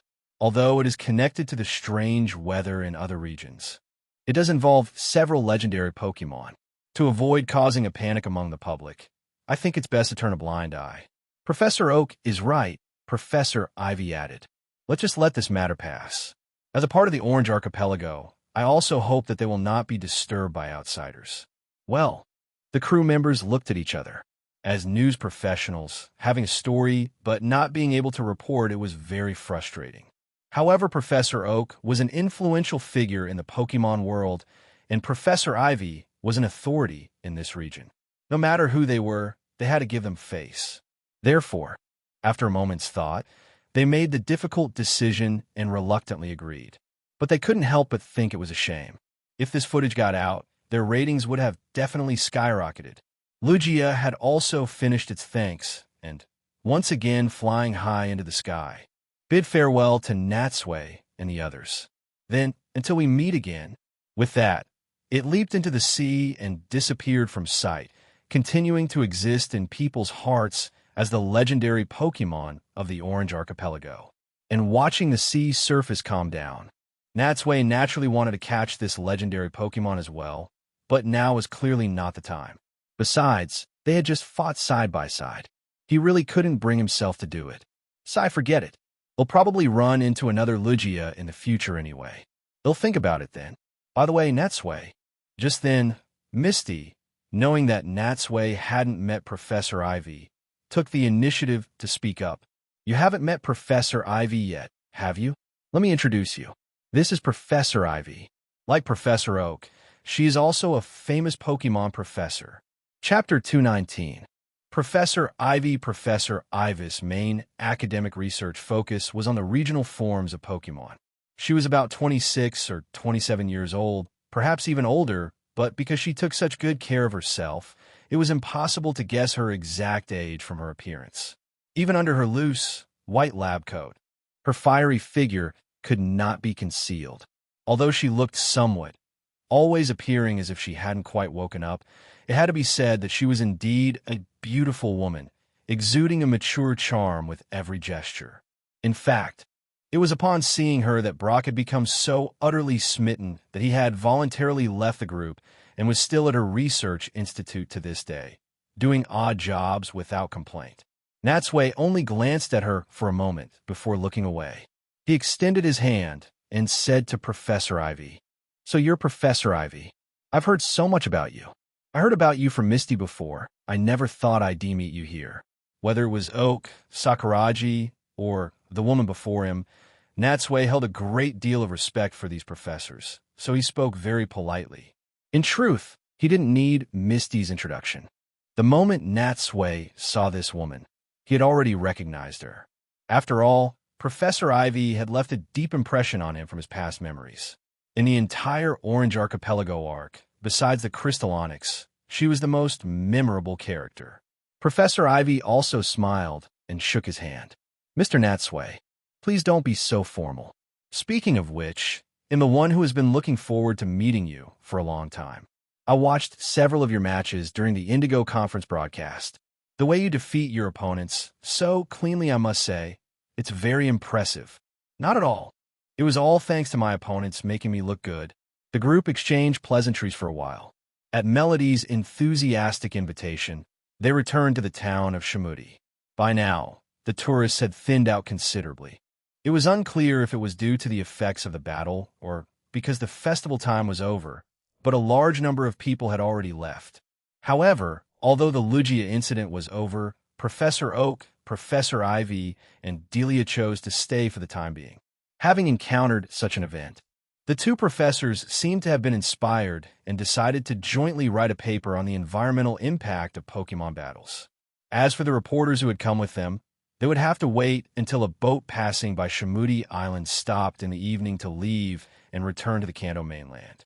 The two helicopter pilots had to wait for their company to come and investigate, answer questions, and help finalize the report on the crash. By now, the sky was approaching dusk. Melody led them directly to the same banquet hall they had been in before. She first had someone arrange for food, then found her sister and the old man and began to whisper with them.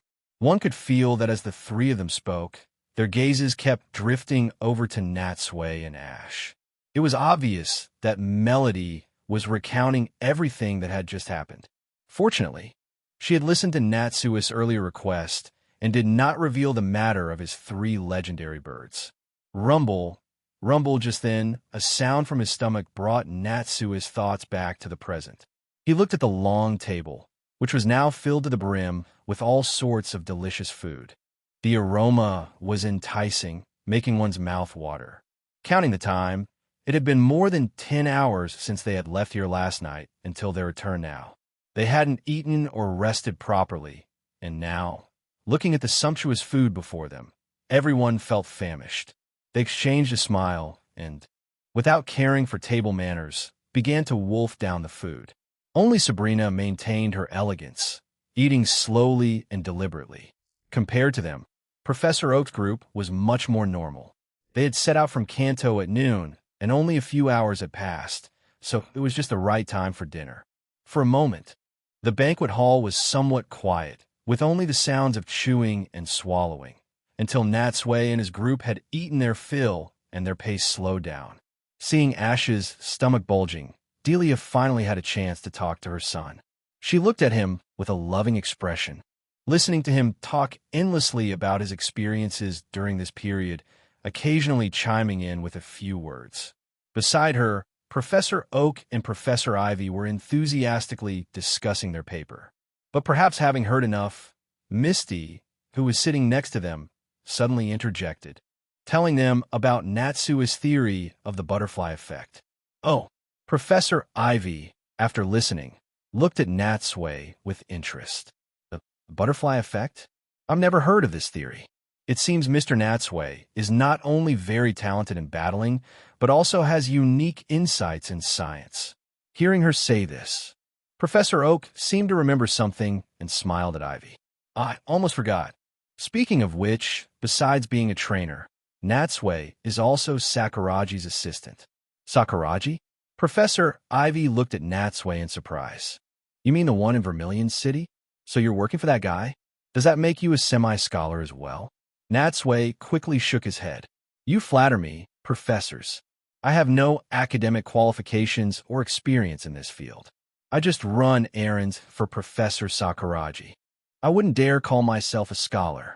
Unexpectedly, Professor Ivy didn't believe him at all and just took it as him being modest.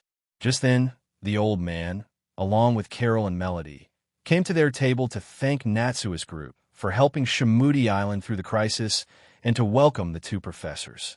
Commanders, thank you so much. If you hadn't intervened, the world might have been destroyed. In truth, Natsui knew that even if the place had exploded or frozen over, the world would not have been destroyed. But he couldn't be bothered to explain, knowing it was an ingrained belief of the people here. So he just went along with the old man's words. And only then did he learn that this old man who had been acting so mysteriously before, was actually the mayor of Shimudi Town. However, looking at Carol, Natsui had a feeling he had forgotten something. It was only when Carol's gaze also turned to him and she asked, "Mr. Natsui, did May not come back with you?" that he remembered. "Oh no," Natsui said with a wry smile. "We forgot her on Fire Island. I'm so sorry, but I think she should still be there.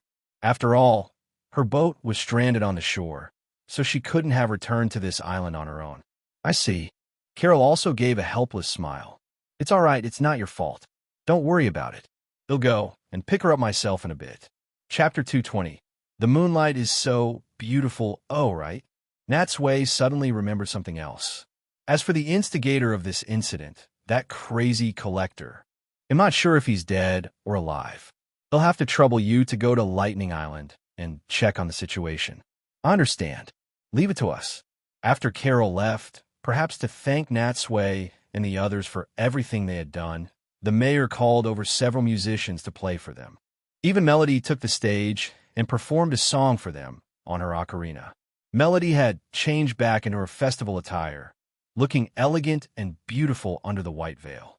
After going through so much with Natsui and the others, her perspective had already changed. At the very least, she now considered them her friends. Listening to this piece, it was completely different from Luigi's song. The rhythm was light and cheerful, leaving one in a very pleasant mood.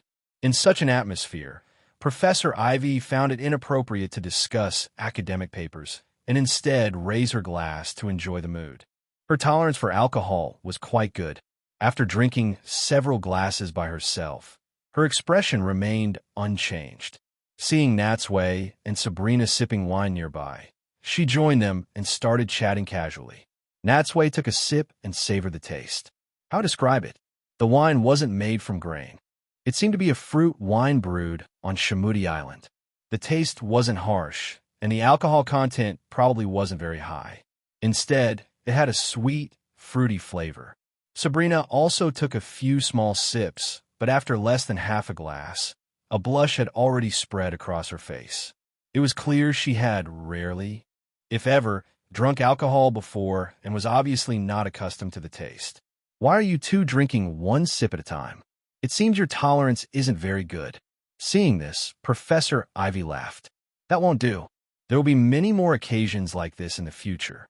If you get drunk so easily, won't you miss out on a lot of fun? Come on, let's toast." Without another word, she raised her glass and clinked it against Natsui's. Seeing this, Natsui sighed helplessly and had no choice but to down the entire glass.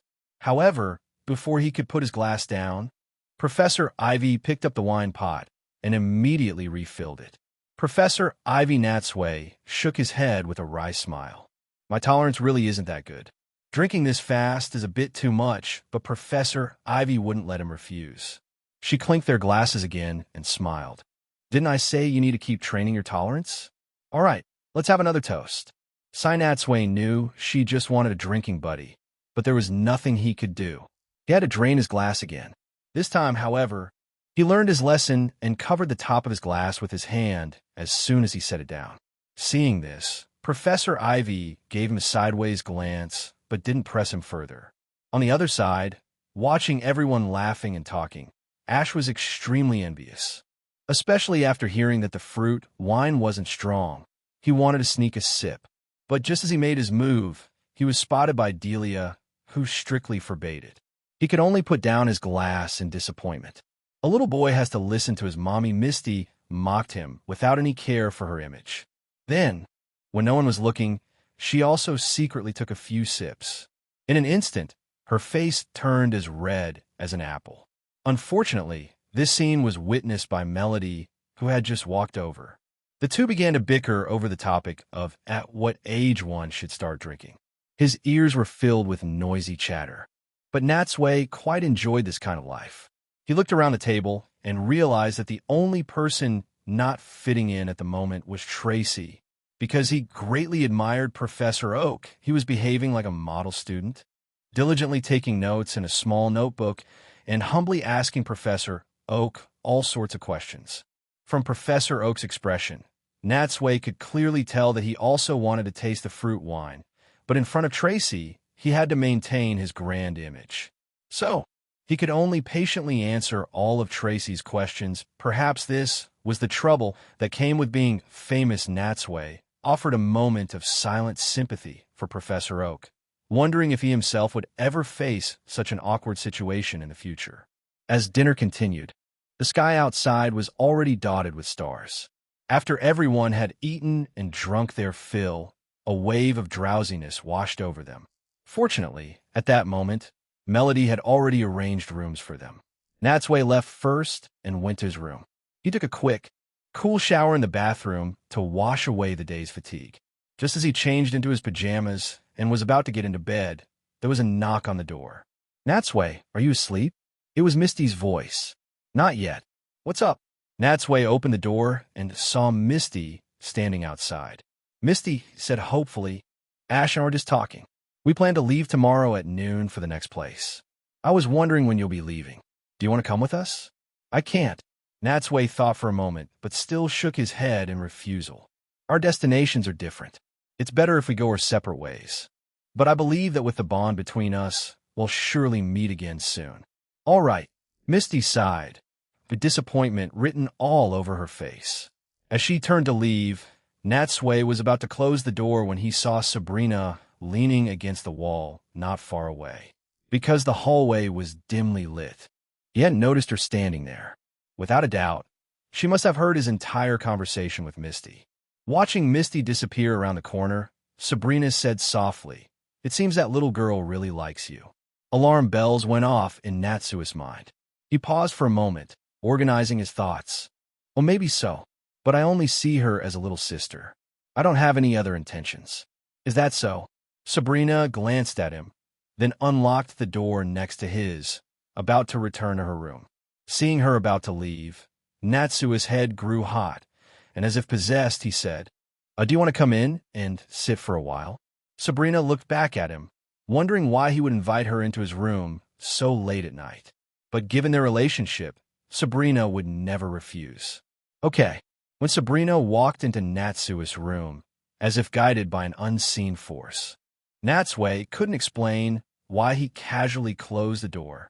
From her damp hair, it was clear that she had also just taken a shower. But because she had been drinking, there was still a faint scent of wine on her. Her graceful figure, her exquisite face bathed in the moonlight. She looked more and more beautiful the longer he looked. Seeing Natsui remain silent for a long time, staring at her with a burning gaze, Sabrina couldn't help but smile. "What are you looking at?"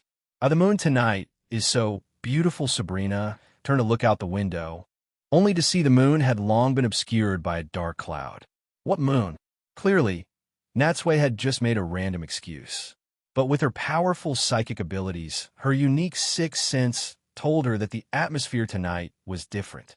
Even Natsui seemed different from his usual self.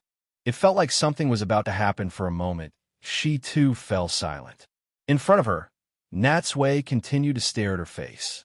Even though he had just had water, his mouth felt dry. Perhaps it was the effect of the alcohol that made him stop thinking. His head grew hot, and he slowly moved closer to Sabrina. Sabrina didn't dodge or move away, neither resisting nor refusing, simply watching him calmly. And this seemed to give Natsui immense courage. They say alcohol gives courage to the timid, and besides, he was not a timid person to begin with. Finally, impulse triumphed over reason. He walked up to Sabrina, getting closer and closer, until his breath brushed against her face. He stared at Sabrina for a long moment, then lowered his head, aimed for her lips, and gently pressed his own against them. Chapter 221. The morning after, Natsui slept until the sun was high in the sky before lazily opening his eyes. He rubbed his temples. He had to admit, the fruit wine had a strong kick. He had originally thought the effects of the alcohol would disappear after a night's sleep, but it turned out that no matter how low the alcohol content, drinking too much would still inevitably go to his head. Even now, his head was still spinning. Half awake, he reached out to his side, but the pillow was empty. Sabrina was clearly not there. "Huh? Where is she?" Letting out a big yawn, He lazily sat up and looked around, but he couldn't see Sabrina anywhere. Thinking back, he had indeed been a bit too impulsive last night. After washing up, he folded the bedsheet and put it in his backpack, planning to find a place to secretly throw it away after leaving. This was, after all, the evidence of his crime, and of course, he couldn't leave it here for others to laugh at. Once he was ready, he went to Sabrina's room and knocked on the door, but after waiting for a long time, there was no sound from inside. Puzzled, Natsui turned and went to the banquet hall. At this time, Ash, Misty, Tracy, and Delia were slowly eating lunch. Seeing Natsui, they all greeted him. "Natsui, you're up so late." "We've been awake for ages," Ash said, chewing his food and raising an eyebrow at Natsui. "After we finish this lunch, we're leaving to challenge the gym. Misty was just saying that if you didn't get up soon, we were going to come and pull off your blankets."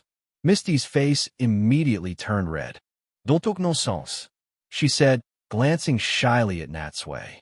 Then, ignoring that Delia was right there, she gave Ash a sharp rap on the head. "You were the one who said that. Don't try to blame it on me." Natsui glanced at Ash's feet. Their bags were already packed and bulging, clearly full. He smiled. "I couldn't help it. I've been so tired these past few days, I really didn't want to get out of bed. Besides, I'd advise you not to barge into my room so easily." Ash was stunned. "Why?" Natsui spread his hands and grinned. "Because for some reason, I've recently taken a liking to sleeping naked, and if you two gentlemen were to see something you shouldn't, I'm afraid you'd feel inadequate." Ash, Tracy, after making a small joke, Natsui walked over to them. Just as he was about to sit down at the table, he noticed a few people were missing and couldn't help but ask, "By the way, where are Professor Oak and Professor Ivy?" Misty studied Natsui. She wasn't sure if it was her imagination, but she felt his aura was a little different than before. It seemed that overnight he had matured a lot. The thought flashed through her mind, but she answered without hesitation. They went to the 3 islands with Ms. Carroll with diving equipment for their research paper. From what they said, it seems they're going to observe the ocean currents at the bottom of the sea to verify something. "Is that so?" Natsui smiled. "That must be really tough. I originally thought professors like them would just stay in their labs all the time." Just then, Tracy remembered something and whispered to Natsui, "By the way, Ms. Carroll said this morning that last night, on her way back to pick up Ms. May, she also took a look around Lightning Island, but didn't find the collector or his body. She only saw debris everywhere.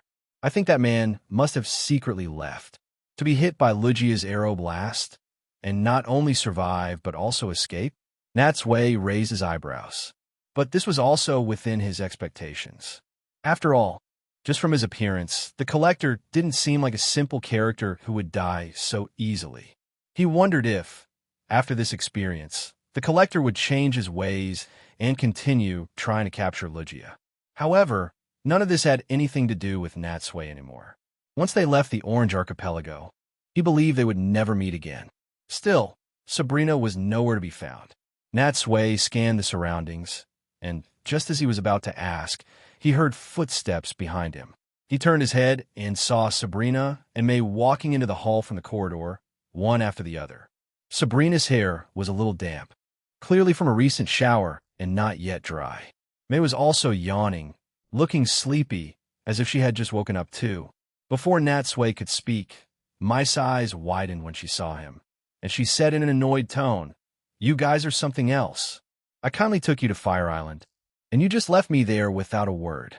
Poor me, waiting and then getting blown by the cold wind all night." Actually, May wasn't the type to hold a grudge. She had already heard the whole story from Carol and didn't blame Natsui and the others. She was just joking now to ease their awkwardness. However, hearing her hoarse voice and stuffy nose, it seemed she had caught a cold, and Natsui still felt a little guilty. "I'm so sorry. We were captured by the collector at the time and had no way to inform you." Misty and Tracy also apologized profusely, seeing their serious expressions.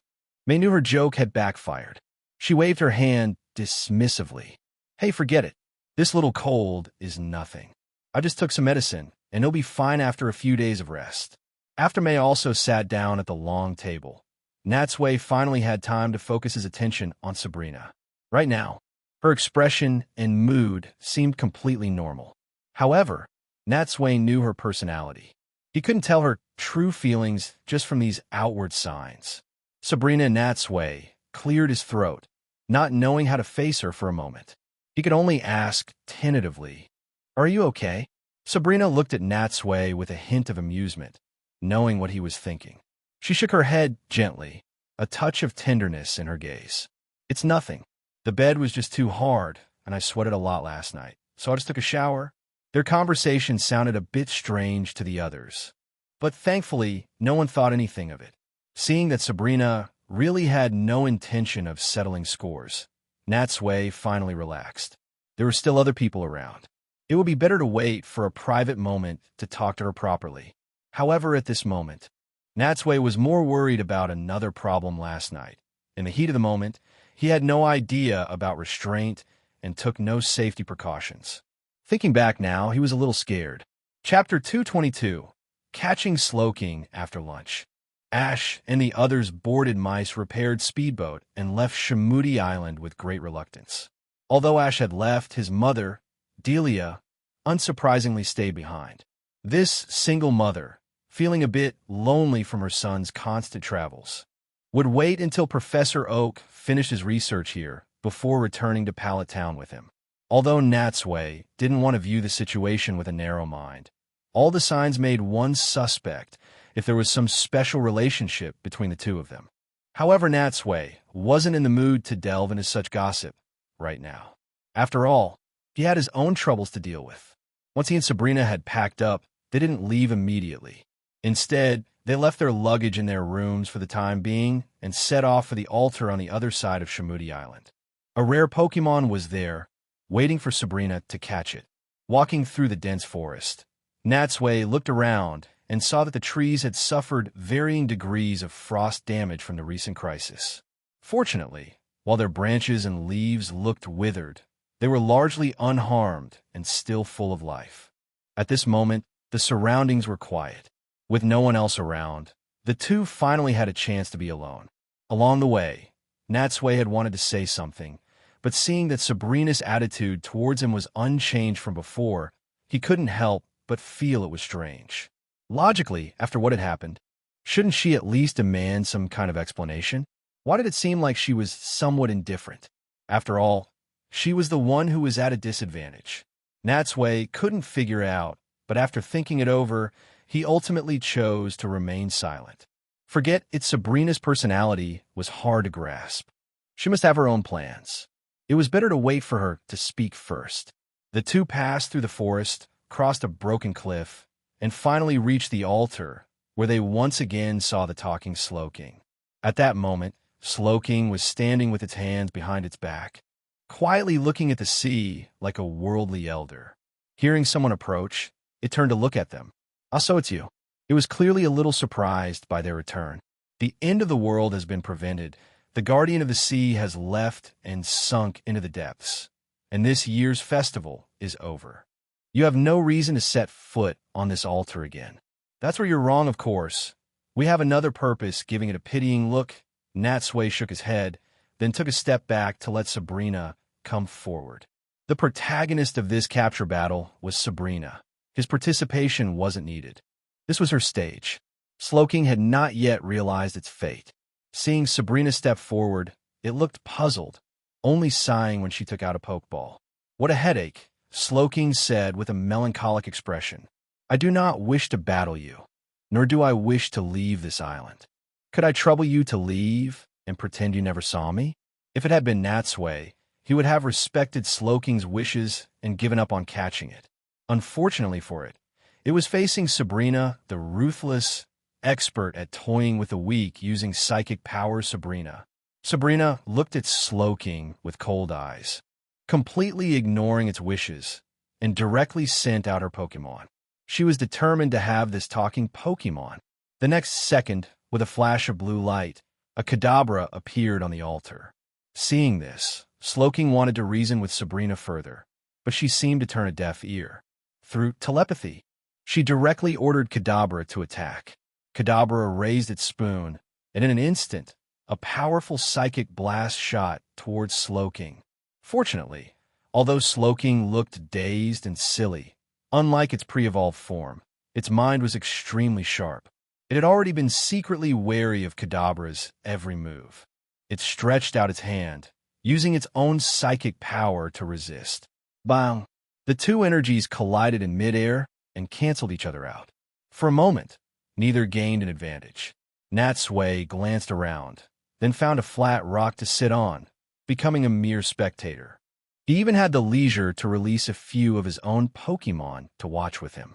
In terms of typing, both Kadabra and Slowking possessed the psychic type. However, unlike the monotyped Kadabra, Slowking was also a water type, which gave it a certain advantage in battle. But that didn't mean Kadabra was at a disadvantage. After all, with Sabrina's command, not only were its moves used more strategically, but it also had an extra pair of eyes to look for weaknesses that Slowking might expose during the battle.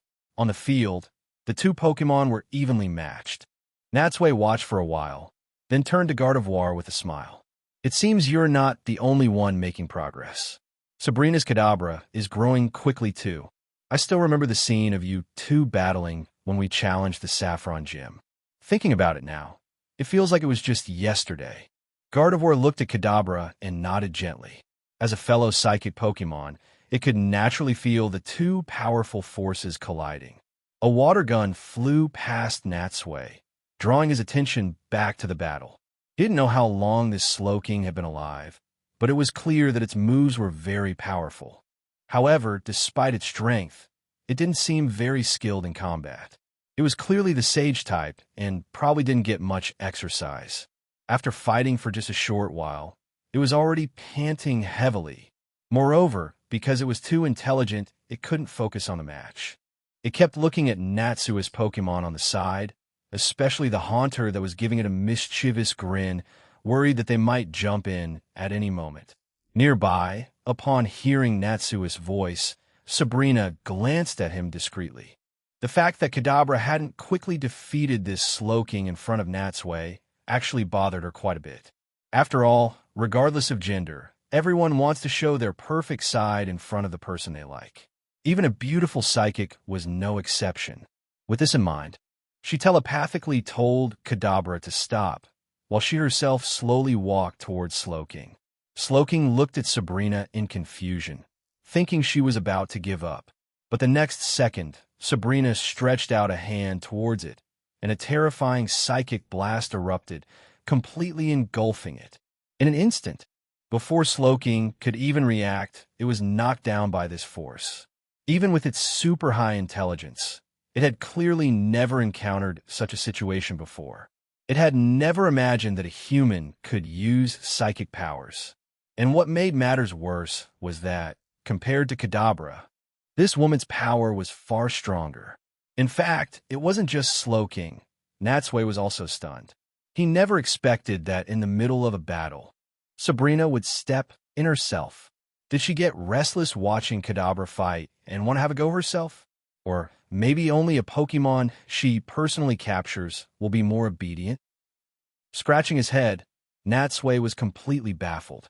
Just then, Slowking struggled to its feet, but just as it was about to resist, a second and then a third psychic blast followed, knocking it down again. As its body endured the pain, Slowking lamented in its heart. It seemed its freedom was now far away. It had already used up a lot of stamina fighting Kadabra, and now it was simply unable to continue battling this terrifying woman. Seeing that Slowking had given up resisting, Sabrina decisively took out a Pokeball and threw it at it. Chapter 223. Melody's feelings when Natsui and Sabrina returned to the main town of Shamudi Island. They happened to run into Professor Oak and Professor Ivy, who were just arriving at the banquet hall. Their paths crossed, and they all nodded to each other in a friendly manner. Now that the festival was over, the islanders had returned to their normal lives. The crowds had dispersed, and with Ash and his friends gone, the place felt quite deserted. Inside the hall, Professor Ivy took a laptop out of her bag, opened a document, and showed it to Natsui. Take a look. This is the data we gathered from our investigations yesterday and today. Although it's just a first draft, the general direction is set. All that's left are some details that need to be revised. Me? Natsui raised an eyebrow in surprise. This is the result of two professors' research. It doesn't seem appropriate for an unrelated person like me to look at it. It's fine, Professor Oak interjected. Actually, we took the liberty of adding your idea about the butterfly effect. So strictly speaking, you also have a share of the credit for this paper. Natsui felt a sweat drop. The butterfly effect wasn't his idea at all. It was one thing to mention it in conversation, but seeing it included in a research paper made him feel both ashamed and a bit nervous. But since the matter was tied to his identity as a transmigrator and the background of his original world, he couldn't explain the truth. He could only bite the bullet and lean in to look at the screen.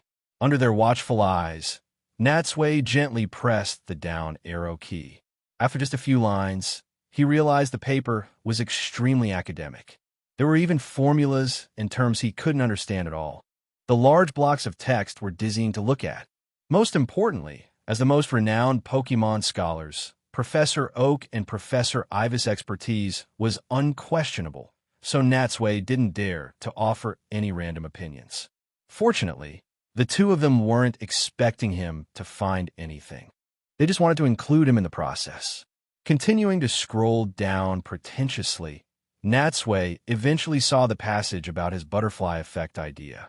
At the very end, he discovered that in the author attribution section, his own name was written after the two professors. Why is my name on this? This isn't right, is it? Professor Ivy waved her hand. You were a direct participant in the events, so of course, you have the greatest say. Besides, Professor Oak has already agreed to it, so don't worry. Professor Oak added, Ivy is right. We just use our brains a little. If you and Ash hadn't stepped in to resolve the situation, we wouldn't have the peace of mind to be here conducting research. And aren't you a research fellow for the Sakuragi Institute? Including you fits your status perfectly. All right then, Natsui sighed softly. He could foresee that with the publication of this paper, his name would naturally become known to others in the field. Although he had no plans to become a Pokemon scholar, and this wouldn't bring him any tangible benefits other than more recognition. The decision had already been made, so there was nothing more to say. Protesting further would be a complete disregard for the two professors' kindness. After such a long delay, it was finally time to leave. Natsui took his luggage, went outside the banquet hall with Sabrina, and summoned Charizard, ready to depart for the next gym island. The two professors chose to stay behind to continue the next phase of their research. They, along with Delia, only walked them to the door before stopping. Hearing that Natsui was leaving, Melody and Carol also came to see them off. On the steps, Melody looked at Natsui with a complex expression. Through their brief contact over the past 2 days, she had to admit that she had developed a strong liking for Natsui. The moment in the cage of the collector's airship, in particular, had made her heart flutter. Not only was he handsome, but he also owned the 3 legendary birds. But watching his busy figure, Melody knew that after this farewell, they would probably never meet again in this lifetime. To think that love, having just begun to sprout, was about to be mercilessly nipped in the bud. Sigh. If only he could stay here forever at this thought. She couldn't help but feel a bitter pang in her heart. She took out her ocarina and placed it to her lips. A melodious yet slightly melancholic tune drifted out, echoing over the small town. But no matter how unwilling she was, some things could not be changed by human will. On the other side, Natsui naturally didn't notice the young girl's feelings. He was just a bit surprised by her somber attitude. Why would such a cheerful girl be saddened by their departure? He waved to the group as a final farewell, then helped Sabrina onto Charizard's back. Just as he was about to climb on himself, he heard Melody suddenly call out to him, Natsui, please wait. This was the first time Melody had called him by his name. Natsui turned around and saw Melody quickly walking towards him. She opened her arms and, to everyone's confusion, gave him a big hug. He didn't understand. Just as he was about to say something, he saw Melody stand on her tiptoes and plant a light kiss on his cheek. Looking up at Natsui, Melody said with tears in her eyes, don't overthink it. It's a farewell kiss. As is tradition, Melody in the distance, Carol watched her sister, wanting to say something but holding back. She had also been a festival maiden before and knew very well that there was no such tradition as a farewell kiss. This was all Melody's own doing. Without a doubt, her younger sister had fallen for the man before her. Carol sighed softly, unlike the others who were still in the dark. She had cleaned his room after Natsui and the others checked out and had seen some used tissues in the trash can. She naturally knew about Natsui and Sabrina's relationship. Silly sister, not only is there an age gap between you, but he already has a girlfriend. You shouldn't hold on to such unrealistic fantasies since he had a similar experience before. Natsui didn't think too much of it. He looked at the girl in front of him and gently hugged her back. Take care of yourself. Let's hope our paths cross again after a solemn farewell. Natsui released his arms and, without any hesitation, mounted Charizard. With a gentle kick of his heels, the next moment, Charizard flapped its wings and soared into the sky. The strong wind from its wings not only made it hard for people to open their eyes, but also tousled the girl's hair. At that moment, apart from Carol, no one else saw the two streams of clear tears running down Melody's face.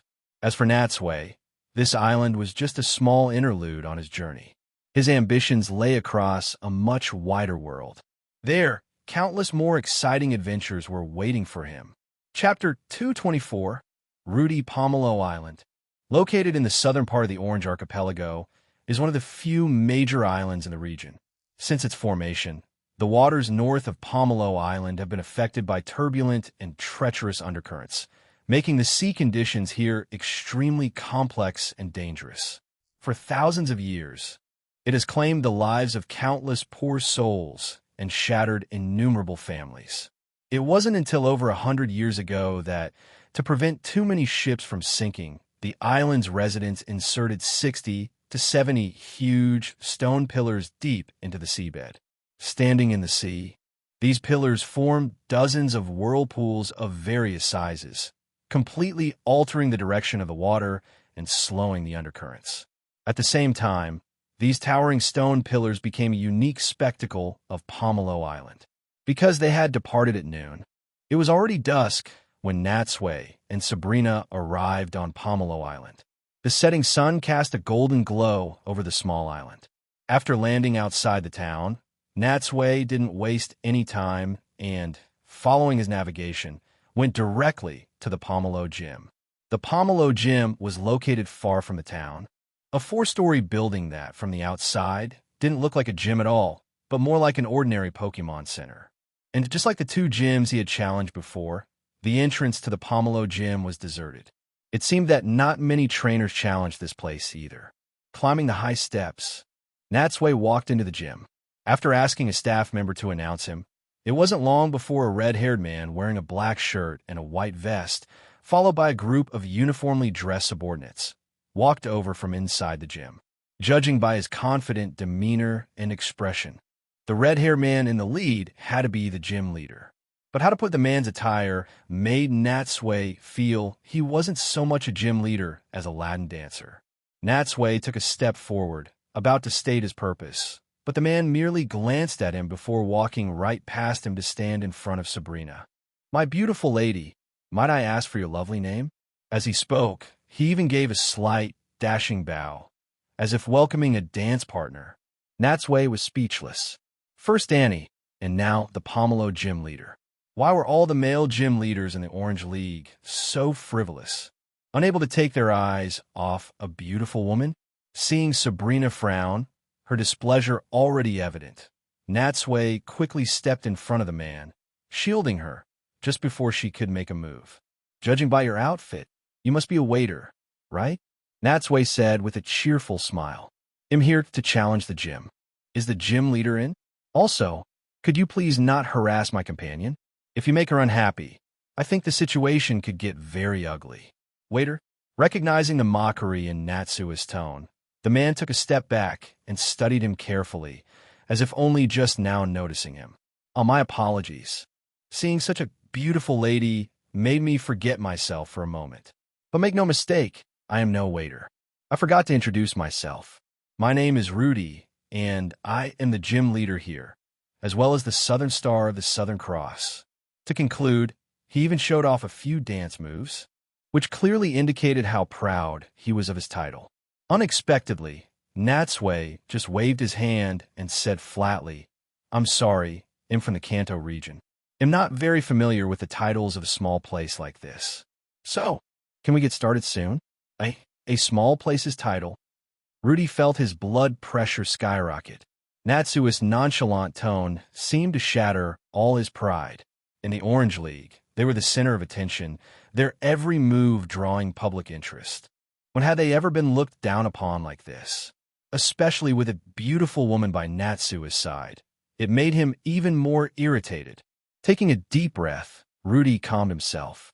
Normally, he considered himself quite handsome, but now he had to admit that the man in front of him was indeed a tiny bit better looking. What an annoying guy. Pouting, Rudy crossed his arms and said coldly, "It doesn't matter if you haven't heard of it, but my time is very precious. I don't just battle with anyone who comes from who knows where. If you want to challenge me, you must first prove that you are worthy of being my opponent." "Oh, proof?" Natsui thought for a moment, then took out his badge case from his bag, opened it, and showed Rudy the 2 Orange League badges inside. "I've successfully challenged 2 gyms before you. Do these 2 badges count as proof?" Rudy glanced at the case and snorted dismissively. Even among gym leaders, there are differences in skill. Those 2 don't understand battling at all. Don't compare me to them. Is that so? Natsui said with feigned surprise. That's great to hear. To be honest, I was worried that the matches here would be as childish as the last 2 gyms. Hearing you say that is a real relief. It's been a while since I had a proper gym battle. I've almost forgotten what it feels like. Nearby, Sabrina could clearly feel the war of words between them, their conversation thick with tension. Usually, when she was approached like this, she would handle it herself, using her psychic powers to warn these people to stay away. But now, she never expected Natsui to get jealous and competitive with someone else for her sake. And after last night, she could distinctly feel that Natsui seemed to regard her as his private property, not to be touched by outsiders. This was a feeling she had never experienced before. It was strange, even though she was being treated as a possession. It wasn't unpleasant at all. Instead, her heart felt enveloped in a wave of warmth. Just then, led by Rudy, they arrived at a river behind the gym. The river was flanked by cliffs covered in dense bushes. A small dock had been built on the bank, where a speedboat was moored. Rudy pointed at the speedboat and said, "Proving yourself is simple.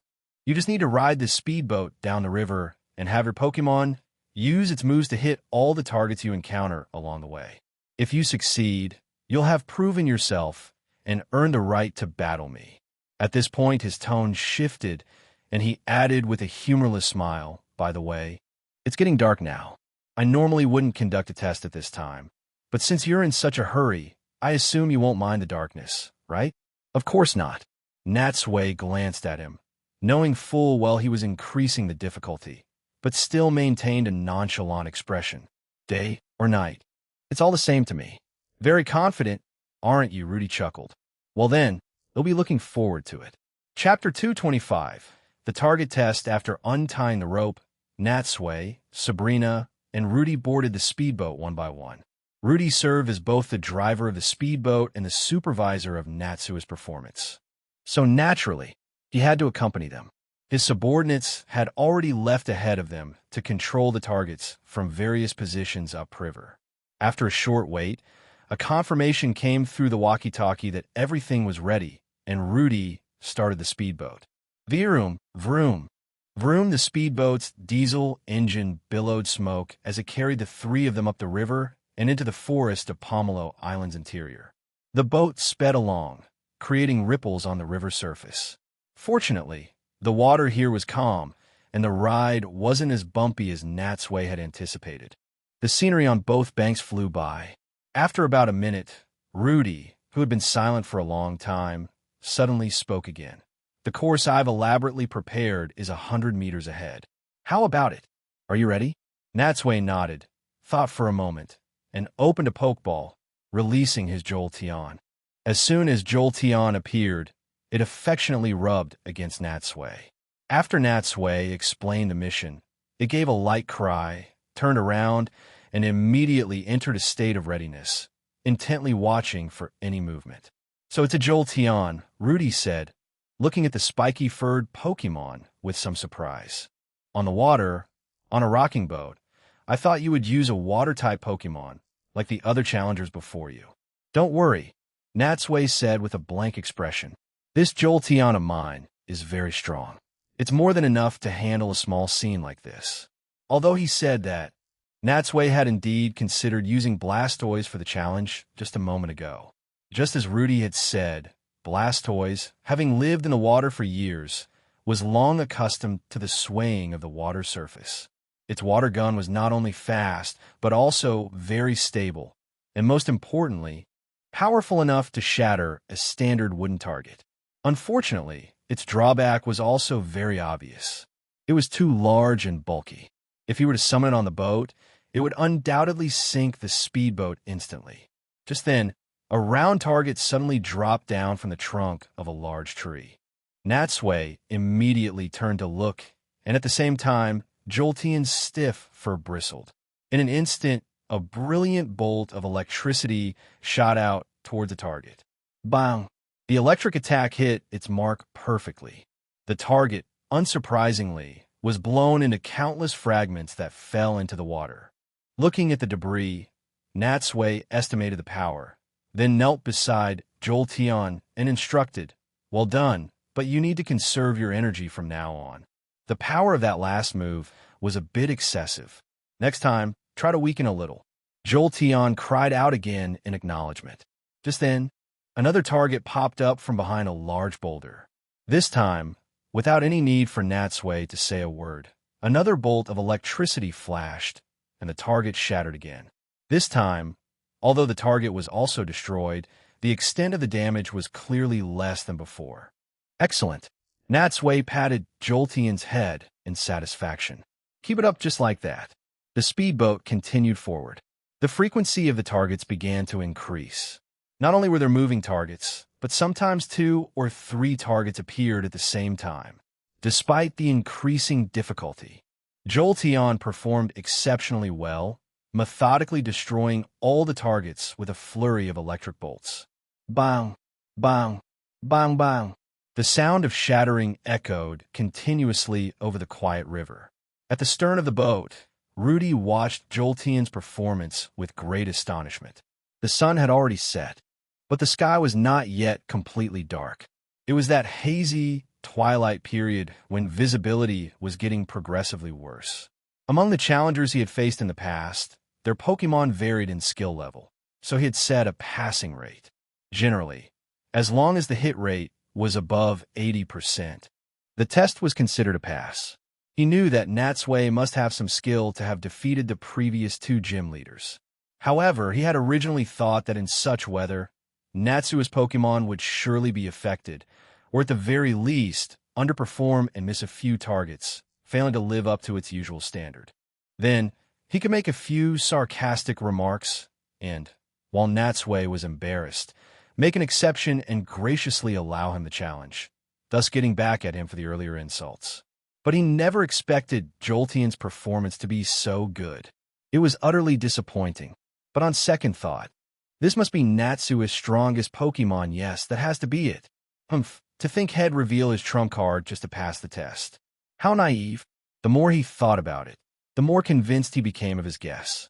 After the speedboat completed a full circuit, it finally returned to its starting point. When the boat came to a stop, Rudy, though somewhat disappointed, still acknowledged Natsui's skill. "You pass," he said arrogantly, with an expression that screamed, "I've seen right through you. According to the rules, you can come to the gym tomorrow to challenge me. But, having exposed your ace so early, what will you do in the official match tomorrow?" "Huh?" Natsui looked completely baffled. "My ace? Is he talking about Jolteon?" He had originally thought, hearing Rudy say this was his elaborately prepared course, that it would be much more difficult. He never expected a full run to be so simple. Perhaps this is just the result of a limited perspective, having never ventured into the outside world. He probably thinks all trainers are at the same level as those in the Orange League. Seeing Natsui's dazed expression, Rudy thought he was flustered at having been found out. Smiling, he continued, "For tomorrow's match, I will use Pokemon of the same type as yours. The battle rule will be 3 one-on-one rounds. As long as you win 2 of them, I will consider your challenge a success." With that, he walked over to Sabrina again, extended his hand in a gentlemanly manner, and, not giving up, said, "Well then, it's getting late. My beautiful lady, would you care to join me for dinner?" Sabrina ignored him and looked at Natsui, tilting her head as if asking for permission to teach this arrogant man a lesson. Natsui gave her a light smile and turned to leave. Seeing this, Sabrina completely ignored Rudy and followed behind Natsui. Rudy was left standing there awkwardly, slowly lowering his outstretched right hand. Chapter 226. Making a move again after leaving the gym, Natsui and Sabrina returned to the town on Pomelo Island. They chose a relatively high-end restaurant and, after a hearty meal, went to find a place to stay for the night. However, when they passed the local Pokemon Center, Natsui chose not to go in. Instead, under the pretext of getting a more comfortable sleep, he led Sabrina to a nearby hotel, checked in, and got 2 rooms with large beds. Although Pokemon Centers offer free food and lodging, they are divided into male and female dormitories. Not only are the facilities average, but there's also no privacy to speak of. While convenient for dropping in at any time, it was ultimately not ideal. Normally, if he were with a larger group, staying there would be perfectly fine. It would be lively, and they could share stories and experiences before bed, which is a great way to deepen friendships and broaden horizons. But right now, it was just him and Sabrina, which would be far too quiet. And most importantly, he had just taken advantage of her trust the night before and was already thinking of pressing his luck further. Naturally, he didn't want to stay in the inconvenient Pokemon Center. As the daytime hustle and bustle slowly subsided, moonlight once again enveloped the land. Late at night, the streetlights grew dim. The island had a slow pace of life with few entertainment options. Not only did the shops close early, but the streets were also nearly empty of pedestrians. It seemed as if the entire world had fallen completely silent. In her room, Sabrina finished washing up, changed into her pajamas, and was about to get into bed when she suddenly heard a knock on the door. Knock, knock, knock. Even without using her psychic powers, she knew that the only person who would dare to knock on her door at this hour was undoubtedly Natsui. Sure enough, when she opened the door, she saw Natsui standing outside, smiling like a flower in full bloom. Giving him a sideways glance, Sabrina asked, "Is there something you need?" Natsui's smile grew even brighter. "Nothing really. I just couldn't sleep, so I thought I'd come over and visit." "Visit?" Sabrina couldn't help but find it amusing. Although Natsui's words were pleasant, she knew perfectly well what his true intentions were. She deliberately didn't move aside, standing in the doorway to see what he would do, to see if he would take the hint and retreat. However, she didn't expect him to be so thick-skinned as to squeeze past her into the room. Then, under her half-smiling gaze, he plopped himself down on the sofa. There's really no dealing with him, shaking her head helplessly. Sabrina decided to ignore him and turned to close the door. Neither of them spoke, and for a moment, the atmosphere seemed to turn strange. Sabrina went about her business and got into bed, while Natsui sat on the sofa, his bright eyes watching her every move. Seeing her actually close her eyes, Natsui sat stiffly for a long time. Seemingly unable to bear it any longer, he slowly got up and walked over to the bedside. "So who do you think will win tomorrow's match? Me or that Rudy guy?" It was an obviously pointless question. The only reason Natsui asked was to break the stalemate and get her to speak. However, after a few seconds, Sabrina's eyes remained closed, her breathing even, as if she were already asleep. No reaction? Natsui raised his eyebrows, knowing that was impossible. After all, with him still in the room, even an ordinary person wouldn't be able to let down their guard and fall asleep peacefully, let alone a psychic like Sabrina. Seeing that she was ignoring him, Natsui simply took off his shoes and laid down on the bed as well. Creak under the weight of 2 people, the mattress seemed to protest, sinking slightly. The room fell silent again, the only sound being the loud, rapid beating of their hearts.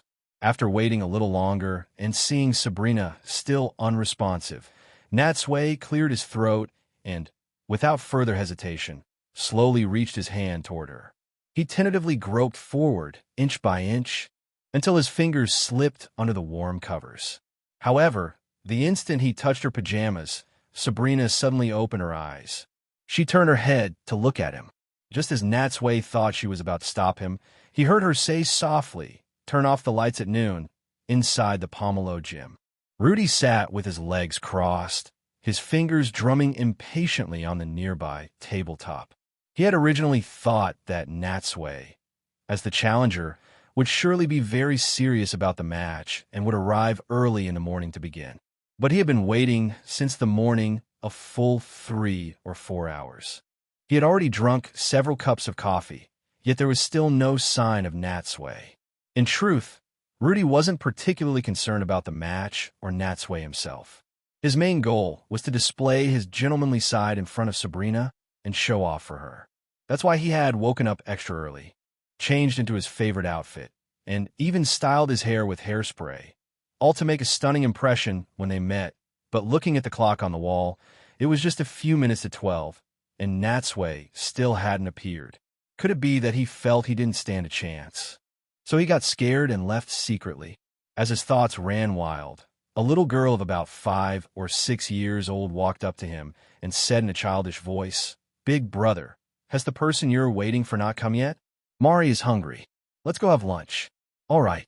Rudy had always doted on his younger sister and naturally couldn't let her go hungry. Then let's go to the dining room. Today's main course is Mari's favorite. He affectionately patted his sister's head, stood up, and was just about to leave with her when the gym's main doors suddenly opened. Natsui, yawning, slowly walked in with Sabrina. Instantly, Rudy's brow furrowed. What great timing to choose this moment of all times. However, when his gaze shifted to Sabrina, he was suddenly stunned. The beautiful woman's complexion was rosy and glowing, and it seemed she had become even more beautiful overnight. Her previously cool temperament now seemed to have an added touch of charm. Seeing Rudy standing there frozen, Natsui couldn't help but chuckle. "What's wrong? Did you know I was coming and stand here specifically to welcome me?" Hearing this, Rudy's nose nearly bent out of shape with anger. "Who the hell would want to welcome you?" he said sourly. You're only just arriving? I thought you'd run away at the last minute. Have you been waiting for me all this time?" Natsui gave him a surprised look, then spread his hands. Saw thee. We just went to bed too late last night. That's why we're only showing up now." Wow. At that moment, Mari looked at Sabrina and exclaimed, "What a pretty big sister," being praised by such a young girl. Anyone else would have felt at least a little happy, no matter how much they pretended not to care. But upon hearing it, Sabrina's expression remained unchanged. Knowing her personality, Natsui knelt down to look at the little girl and said on Sabrina's behalf, "You're very cute too, little miss. Are you part of this gym?" The girl nodded vigorously, lifting her face. "My name is Mari. I'm Big Brother's little sister, and I live in the gym." Chapter 227. The dance training method. Since Natsui had arrived, Rudy had no choice but to postpone his lunch plans and prepare to take him directly to the battlefield. However, just before they left, Natsui suddenly heard upbeat music coming from somewhere inside the gym. He looked towards a room to the side and, through the open door, saw a dozen different types of Pokemon twisting their bodies to the music, making strange movements as if they were dancing. What are they doing? Hearing Natsui's question, Rudy couldn't be bothered to explain, but his sister, as if showing off, took the initiative to answer. "They're dancing. Natsui was taken aback. He had originally thought they were undergoing some kind of special training, but he never expected them to be just dancing. Although he could see they were very happy, the sight of these Pokemon performing human dance steps had an indescribably comical feel to it. Mari nodded vigorously, her face full of innocence. That's right. Every Pokemon in our gym is learning to dance. It's our specialty here.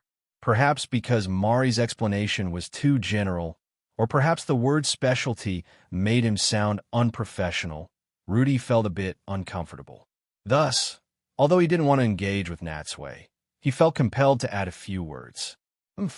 The era of just teaching Pokemon moves is over. This is a unique training method I invented.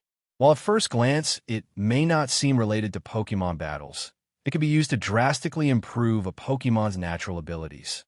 Drastically improve? Hearing his words, Natsui carefully observed the Pokemon's movements but didn't notice anything particularly special. In Natsui's opinion, dancing was likely another way to train their coordination and flexibility. However, while he could understand making Hitmonchan, Electabuzz, and even Ninetales dance, what exactly could be trained by making Starmie and Golem do the same? One had a body as hard as a gem, and the other was extremely bulky. Making them dance and bend their bodies seemed a bit much to ask, but despite his confusion, Natsui didn't say anything more. After all, everyone had their own unique training methods, and it was best not to interfere with others' ideas. In the end, Rudy and Mari didn't get to have their lunch as planned and had to make do with a piece of bread, each to tide them over. Leaving the gym, Natsui and Sabrina followed behind Rudy, surrounded by his large group of subordinates and Mari. They walked along a coastal path and finally arrived at a cliff. The cliff was rather desolate, with little vegetation. From the various marks left on the ground, one could still see the indelible traces from centuries ago when the stone pillars were quarried. For the safety of their descendants, those islanders had used local materials, practically carving away half a small mountain. One could only imagine what a magnificent and grand-scale project it must have been at the time. Shaking himself from his thoughts, Natsui looked to the other side of the cliff. There, he saw the peculiar spectacle formed by the dozens of giant stone pillars. Below his feet was the incessant sound of rushing water. He walked to the edge of the cliff and looked down at the sea surface, where he could see dozens of whirlpools of various sizes spinning simultaneously, madly sucking in the seawater. It was easy to imagine that in the face of such a turbulent current, even strong swimmers or small boats would meet a disastrous end if they were accidentally caught, pulled in by the whirlpools to be smashed to pieces and dragged into the depths of the sea. At that moment, Rudy pointed towards the middle of the stone pillars and announced loudly, "That is the battlefield for this match." Natsui followed his finger and saw what looked like a small mountain that had been cleanly sliced flat, standing tall above the sea. The cross-section of the mountain was about the size of a soccer field, and on its peak, a standard battlefield had been drawn. Just as Natsui had said before, it had been a long time since Head had a formal battle. Looking at this field, he couldn't help but feel a surge of excitement, the long-lost thrill of battle flowing through his veins once more. Seeing his silence, Rudy gave him another sideways glance and snorted coldly. "Next, we'll see how you get to the field. This can be considered the final test. However, it's not a mandatory challenge. If you really can't make it, that's fine. You could just ask to ride in my hot air balloon, and it will take you over." As he spoke, he tilted his chin towards a clearing in the distance. Natsui looked and saw a hot air balloon with a basket parked right there. From the looks of it, the cliff was quite far from the battlefield, at least a 300-meter straight-line distance. Without a large flying Pokemon, getting there safely would indeed be dangerous. At the very least, crossing by sea was completely out of the question. If a challenger had no other way to get to the other side, they would have to obediently take the hot air balloon. But doing so would inevitably weaken their presence and morale during the battle. However, this was no challenge for Natsui. He took a Pokeball from his belt, released his Charizard, and to Rudy's slightly disappointed gaze, mounted it. Seeing this, Sabrina was about to step forward, but Rudy stopped her. "My apologies, miss," Rudy said, shaking his head. "Only combatants are allowed to go there. Unrelated personnel cannot approach. You should stay here and watch the match with my sister and the others." Left with no choice, Sabrina had to join Mari and Rudy's subordinates in the hot air balloon to watch the match from the air. Charizard flapped its wings and soared high, carrying Natsui to the battlefield first. Rudy followed closely behind on his Pidgeot. As he stood on the field, enduring the cold wind and listening to the crashing waves below, Natsui truly felt how dangerous this location was, for both the Pokémon and himself. The two stood on opposite sides. Rudy flicked his bangs and said in a relaxed tone, "All right, now all you have to do is defeat me, and you'll get the Spike Shell badge. So, which Pokémon do you plan to send out first?" Actually, according to unwritten rules, the gym leader should be the one to send out the first Pokémon. But the rule of the Pomelo Gym was to battle with Pokémon of the same type. So the challenger had to send out their Pokémon first, and Rudy would then send out a corresponding opponent based on its type. Although this made the battles somewhat less interesting, it also prevented situations of type-based dominance. Natsui didn't overthink it. Since Charizard was already out, he might as well let it take the field. "Charizard, the first round is yours." Roar. Charizard landed on the ground, spread its wings, and let out a mighty roar at Rudy. In response, Rudy also took out a Pokeball and released his first Pokémon. Chapter 228. Charizard vs. Ninetales. As the blue light faded, Rudy's first Pokémon appeared on the field. Natsui looked and saw that it was a Ninetales. Ninetales had the appearance of a fox, with shimmering golden fur and 9 long tails. Although it had crimson eyes, they didn't look menacing. Instead, they gave it a noble and elegant appearance. Looking at it, Natsui immediately recognized it as one of the many Pokémon he had just seen dancing in the gym.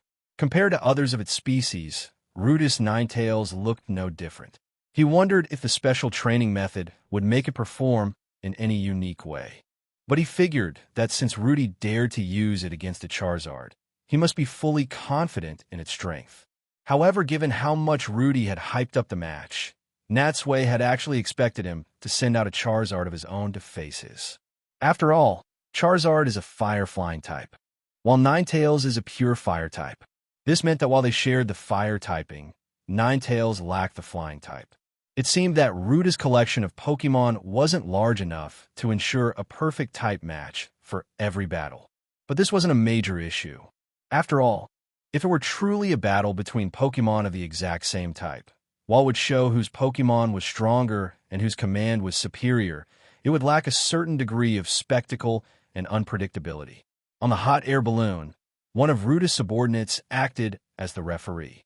Sabrina and Mari also leaned over to watch the battlefield from above. The view from here was better, giving them a complete panorama of the entire field. One of them had absolute confidence in Natsui, while the other blindly worshipped her older brother. In their eyes, the person they were rooting for would absolutely not lose. Once everything was ready, at the sound of the referee's whistle, Natsui was the first to give a command. "Charizard, use wing attack."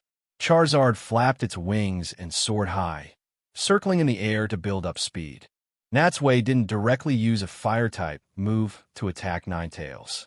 Firstly, because moves of the same type would only deal half damage. Secondly, he needed to first see what Ninetales' ability was. Generally, Ninetales' abilities were either Flash Fire or Drought. The Flash Fire ability was tricky. When hit by a fire-type move, it would absorb the flames, and its own fire-type moves would become stronger. As for Drought, when a Pokémon with this ability entered the field, its own power would change the weather to bright sunshine. However, the sky was currently dotted with a few clouds, partially blocking the sun. If Ninetales' ability were Drought, it should have dispersed these clouds and made the sky clearer. Since there was no change, this Ninetales' ability was undoubtedly Flash Fire. On the other side, seeing that Natsui didn't use a fire-type move, Ruda's expression didn't change. This was both unexpected and within reason. His Ninetales did indeed have the Flash Fire ability, giving it a natural advantage when battling against fire-type Pokémon. The fact that Natsui considered the ability proved he wasn't some hot-headed rookie who only knew how to spam moves without understanding how to strategize based on a Pokémon's ability. Ninetales used Flamethrower. Compared to Natsui, Rudy could act without any reservations. Regardless of whether Charizard's ability was Blaze or Solar Power, The former was now completely useless against him, and the latter was severely hampered. Therefore, even though it would only deal normal damage, Ninetales could freely use its flames to wear down Charizard's stamina from a medium to long range. At that moment, Charizard began its dive. Facing the incoming flames, it tilted its body slightly and easily dodged them. Like the wind, Charizard charged toward Ninetales.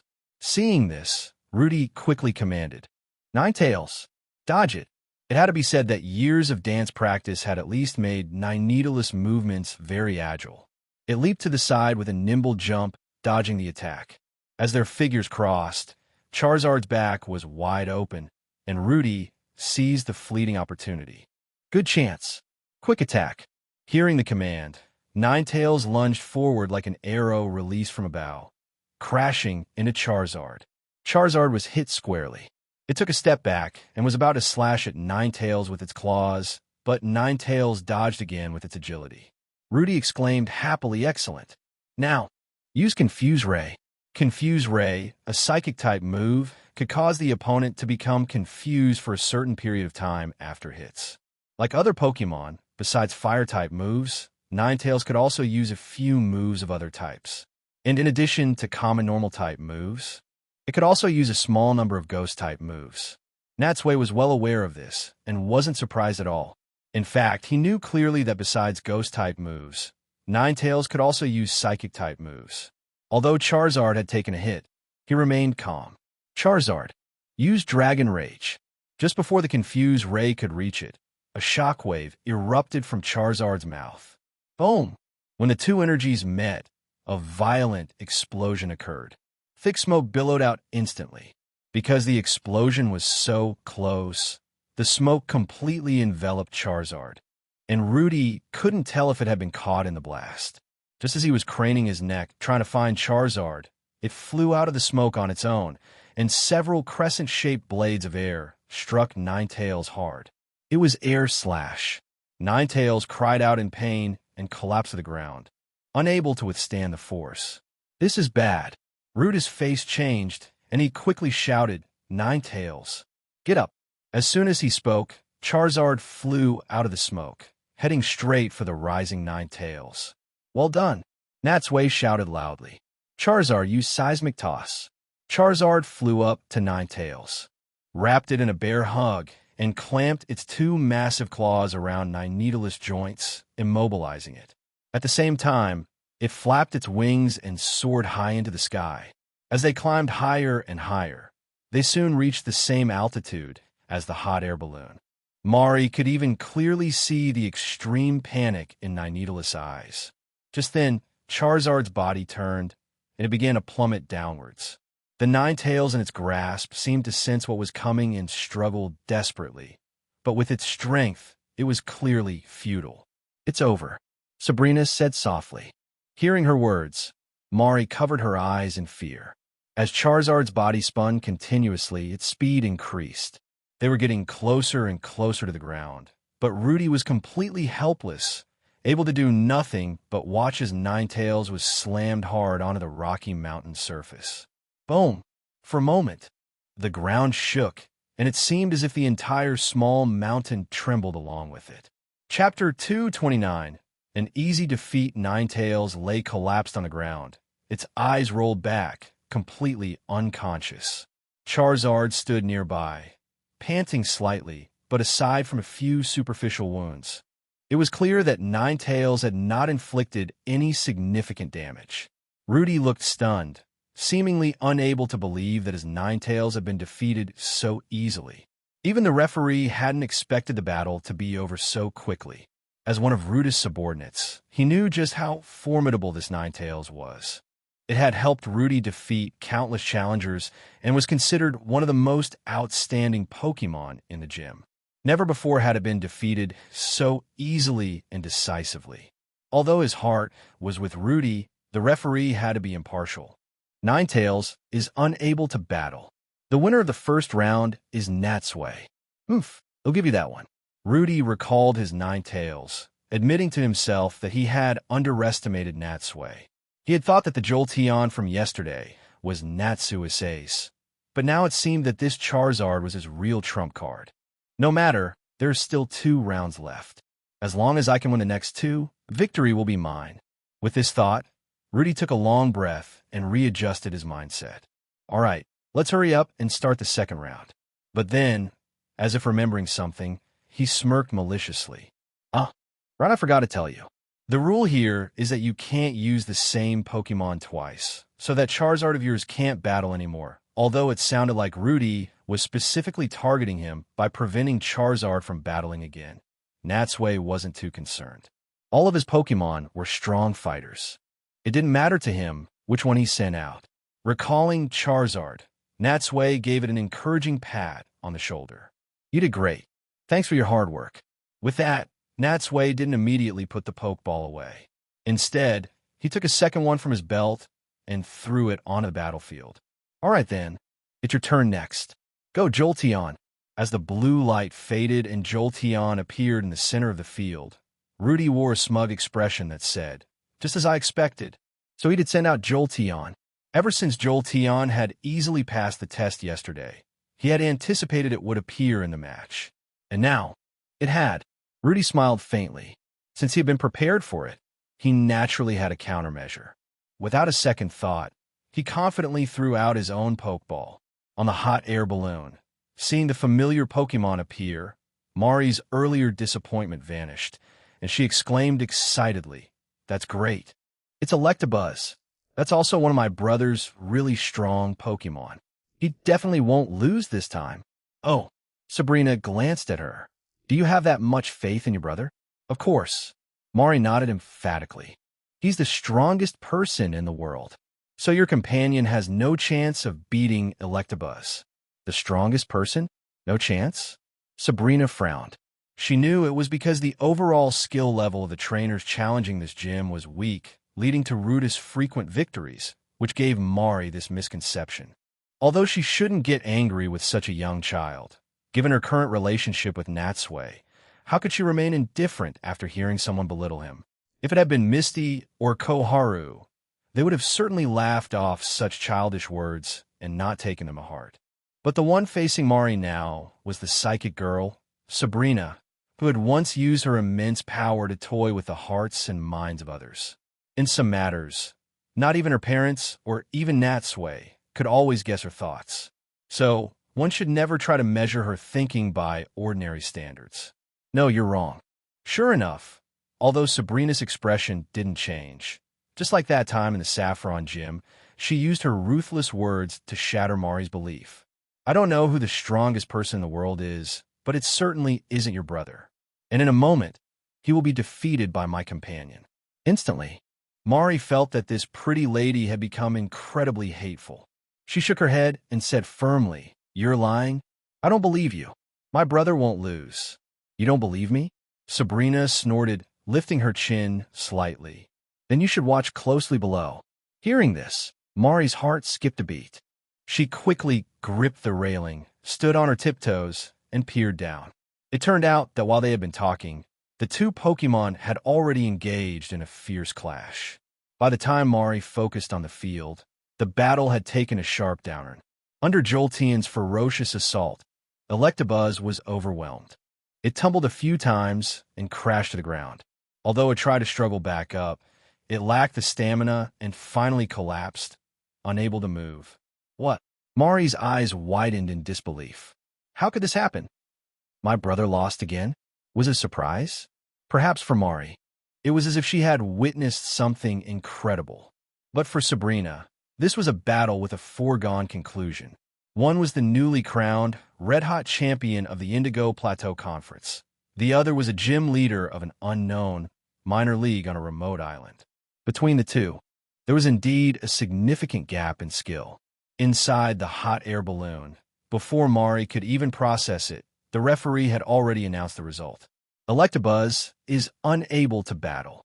The challenger is the victor. On the field, Natsui looked at the extremely embarrassed Rudy and, without kicking him while he was down, calmly asked, "So, are we still fighting? If it's a best of 3, I believe I've already won." Rudy's mouth twitched. He was naturally unwilling to be defeated so easily. At the very least, he had to win back one round. It wasn't just because he had lost face in front of that beautiful woman, but more importantly, he didn't want to make such a pathetic exit in front of his beloved younger sister. Besides, he was convinced that, after sending out Charizard and Jolteon, Natsui couldn't possibly have any other strong Pokemon left. You won. Rudy took a badge from his pocket and said with forced casualness, "According to the rules, you can take my badge now. But to be honest, my strongest Pokemon has yet to appear.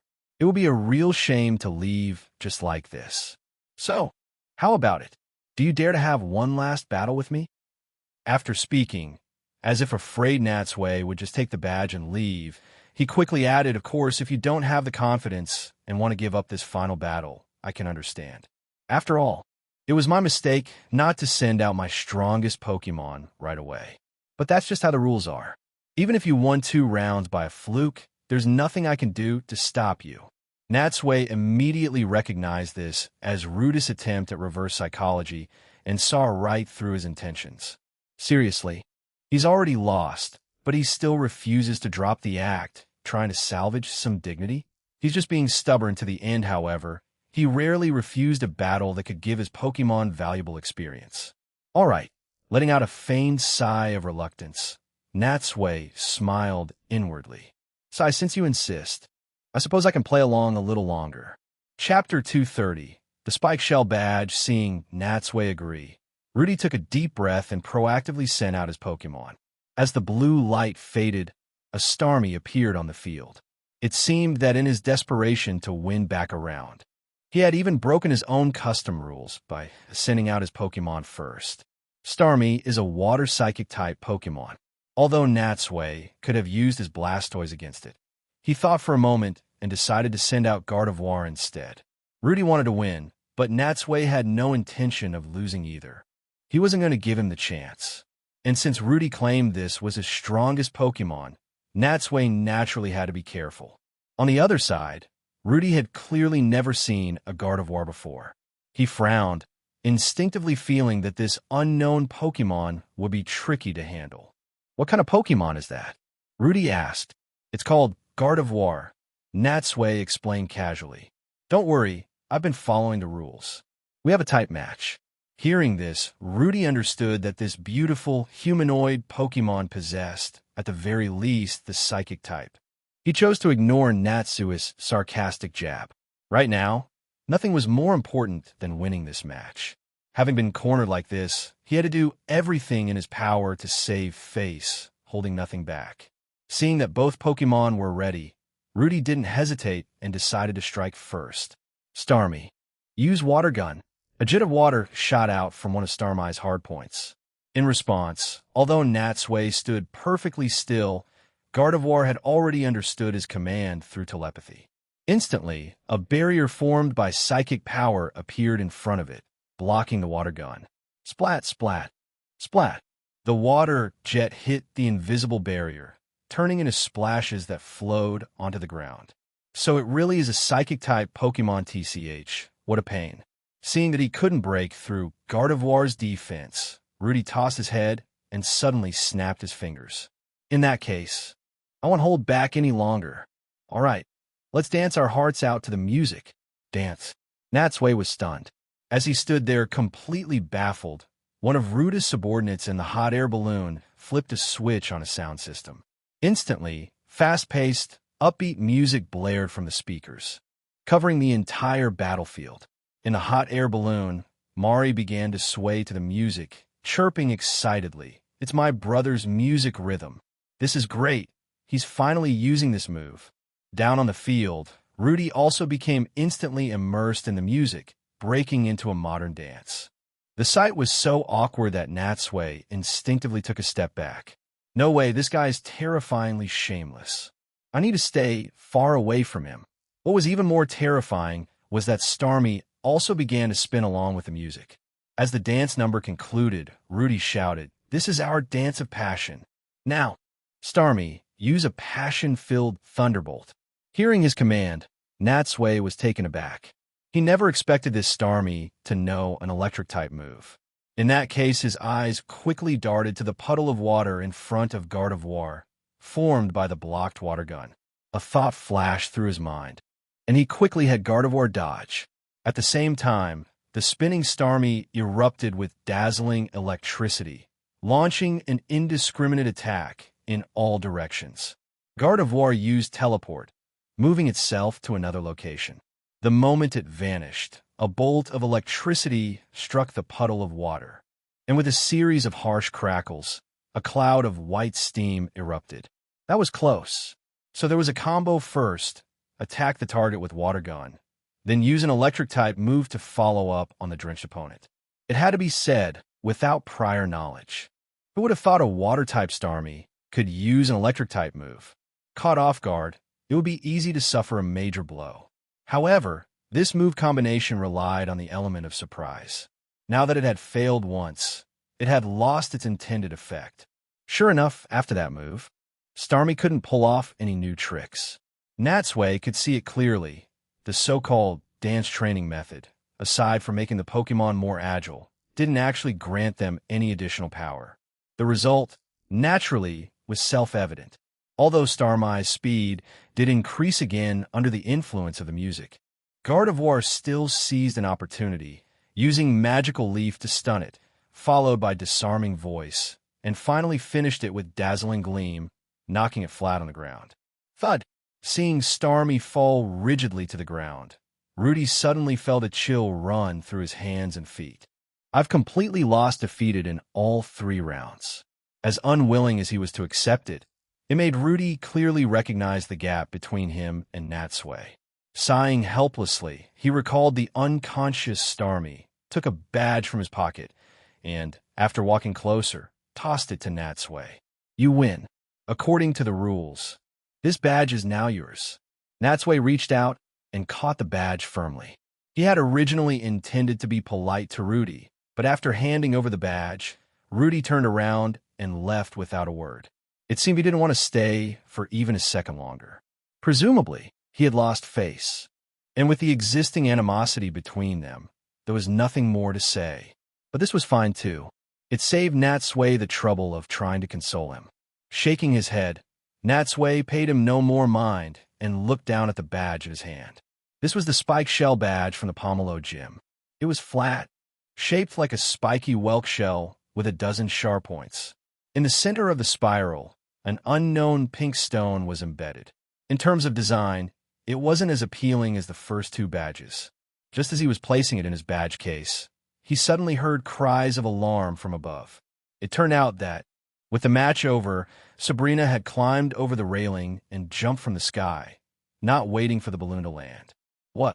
Not only were Mari and Rudy's subordinates shocked, but even Rudy, hearing the commotion and looking up to see Sabrina falling from such a height, couldn't help but widen his eyes.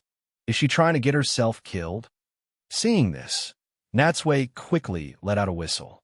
Gardevoir teleported to his side, and he swiftly recalled it into its Pokeball. He then jumped on a Charizard and flew toward Sabrina. Sabrina had originally intended to use her psychic powers to land safely. But seeing Natsui rushing towards her on Charizard, she smiled faintly and relaxed, watching him with a gentle gaze. Charizard swooped under Sabrina like the wind, and Natsui caught her securely in his arms. Cradled like a princess, Sabrina looked up at Natsui and chuckled. Now that you have the badge, shouldn't we be leaving? Of course. There's nothing worth staying for here. Natsui nodded. Looking at her beautiful face, he couldn't resist planting a kiss on her lips. He then gently tapped Charizard's side with his foot and declared with high spirits, Charizard, no need to land. Let's head straight to the next gym. Roar. Charizard let out a draconic roar, as if in response to Natsui. The next second, it powerfully flapped its wings, and, under the complex gaze of Rudy and the adoring eyes of Mari, quickly flew off into the distance until it was out of sight. Chapter 231. The island of bug Pokemon departing from Pomelo Island, Natsui and Sabrina continued their journey north.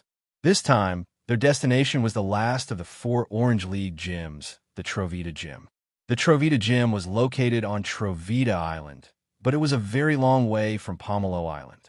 It could be said that one was in the south and the other in the north, at opposite ends of the Orange Archipelago. Even on Charizard, it would take at least a full day and night of flying to get there, and they would even have to pass by Shamudi Island again along the way. The sea breeze brushed against their faces.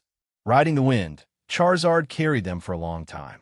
Seeing the sky slowly darken and his bottom growing numb from sitting, Natsui decided not to push on. He patted Charizard's neck and had it land on a nearby island. There was still a long way to go, and with nothing urgent, there was no need to rush. As they descended, they looked down and saw that the small island was covered in dense trees. After flying over a huge forest, they finally spotted a bustling town by the sea. This discovery brought Natsui some relief. Thankfully, it wasn't a deserted island, or else they would have had to camp out in the wild for the night. "Are we resting here?" Sabrina asked softly. Natsui grunted in affirmation. Although sleeping in a tent is nice, to be honest, a soft bed in a town and readily available hot water are the best ways to relieve travel fatigue. Sabrina nodded in agreement. He was right. If a bed was an option, who would want to sleep in a tent every day? However, after entering the town, they made a new discovery. Walking down the wide streets, they noticed that almost every trainer here was accompanied by a bug-type Pokemon. Even some wild bug-type Pokemon boldly peeked out from around the town, seemingly unafraid of the residents. After walking a few hundred meters, Natsui took careful note. Caterpie, Weedle, Pinsir, Venonat, Paras, and even Butterfree, Beedrill, and Scyther were everywhere. It felt as if this place was a paradise for bug Pokemon, and the people here seemed completely used to it, as if it were the most normal thing in the world. So many bug-type Pokemon. Sabrina frowned. As a woman, she naturally disliked bugs. "Yeah, there are quite a few," Natsui said, sensing the distaste in her voice. He stroked his chin and analyzed, "It's probably related to that forest next to us.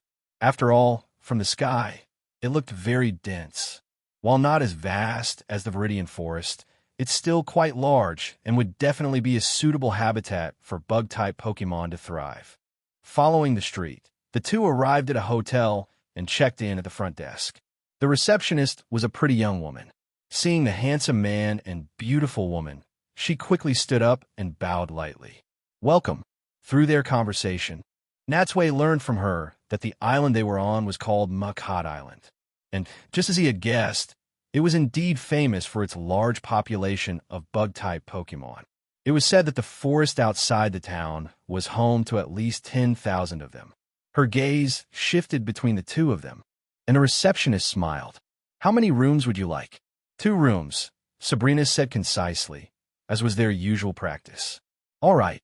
The receptionist was about to register them, but Natsui stopped her with a cheerful smile. "Wait, let's just get one." Seeing Sabrina look at him strangely, Natsui shrugged. "Getting 2 is a waste. 1 is better. We can use the money we save to get a more comfortable room." Hearing this excuse, Sabrina couldn't help but roll her eyes at him. Clearly, Natsui was pushing his luck again, not even bothering to hide his intentions anymore. But even knowing his impure motives, the current Sabrina was no longer able to refuse him. Seeing that the lady didn't object, the receptionist, being quite perceptive, really did just book 1 room for them. After paying and getting the key card, Natsui was clearly in a good mood, humming an unknown tune as he led the way. Sabrina followed behind him with her arms crossed, shaking her head in resignation as she also entered the room. That night, the moonlight was the same as ever, and Natsui, needless to say, got his wish once again, enjoying a night of passion. Natsui once again slept until the sun was high in the sky before lazily getting up. The pillow next to him was empty. He looked for Sabrina and saw that she was already washed and dressed, sitting gracefully at the table, elegantly eating breakfast. On the table, her phone screen was still lit, as if she had just finished a call with someone. Seeing Natsui's eyes open, Sabrina said softly, "What's wrong? Did I wake you?" Natsui shook his head, got dressed, and sat down beside her. "What's the matter? You look so serious. Did someone call you?"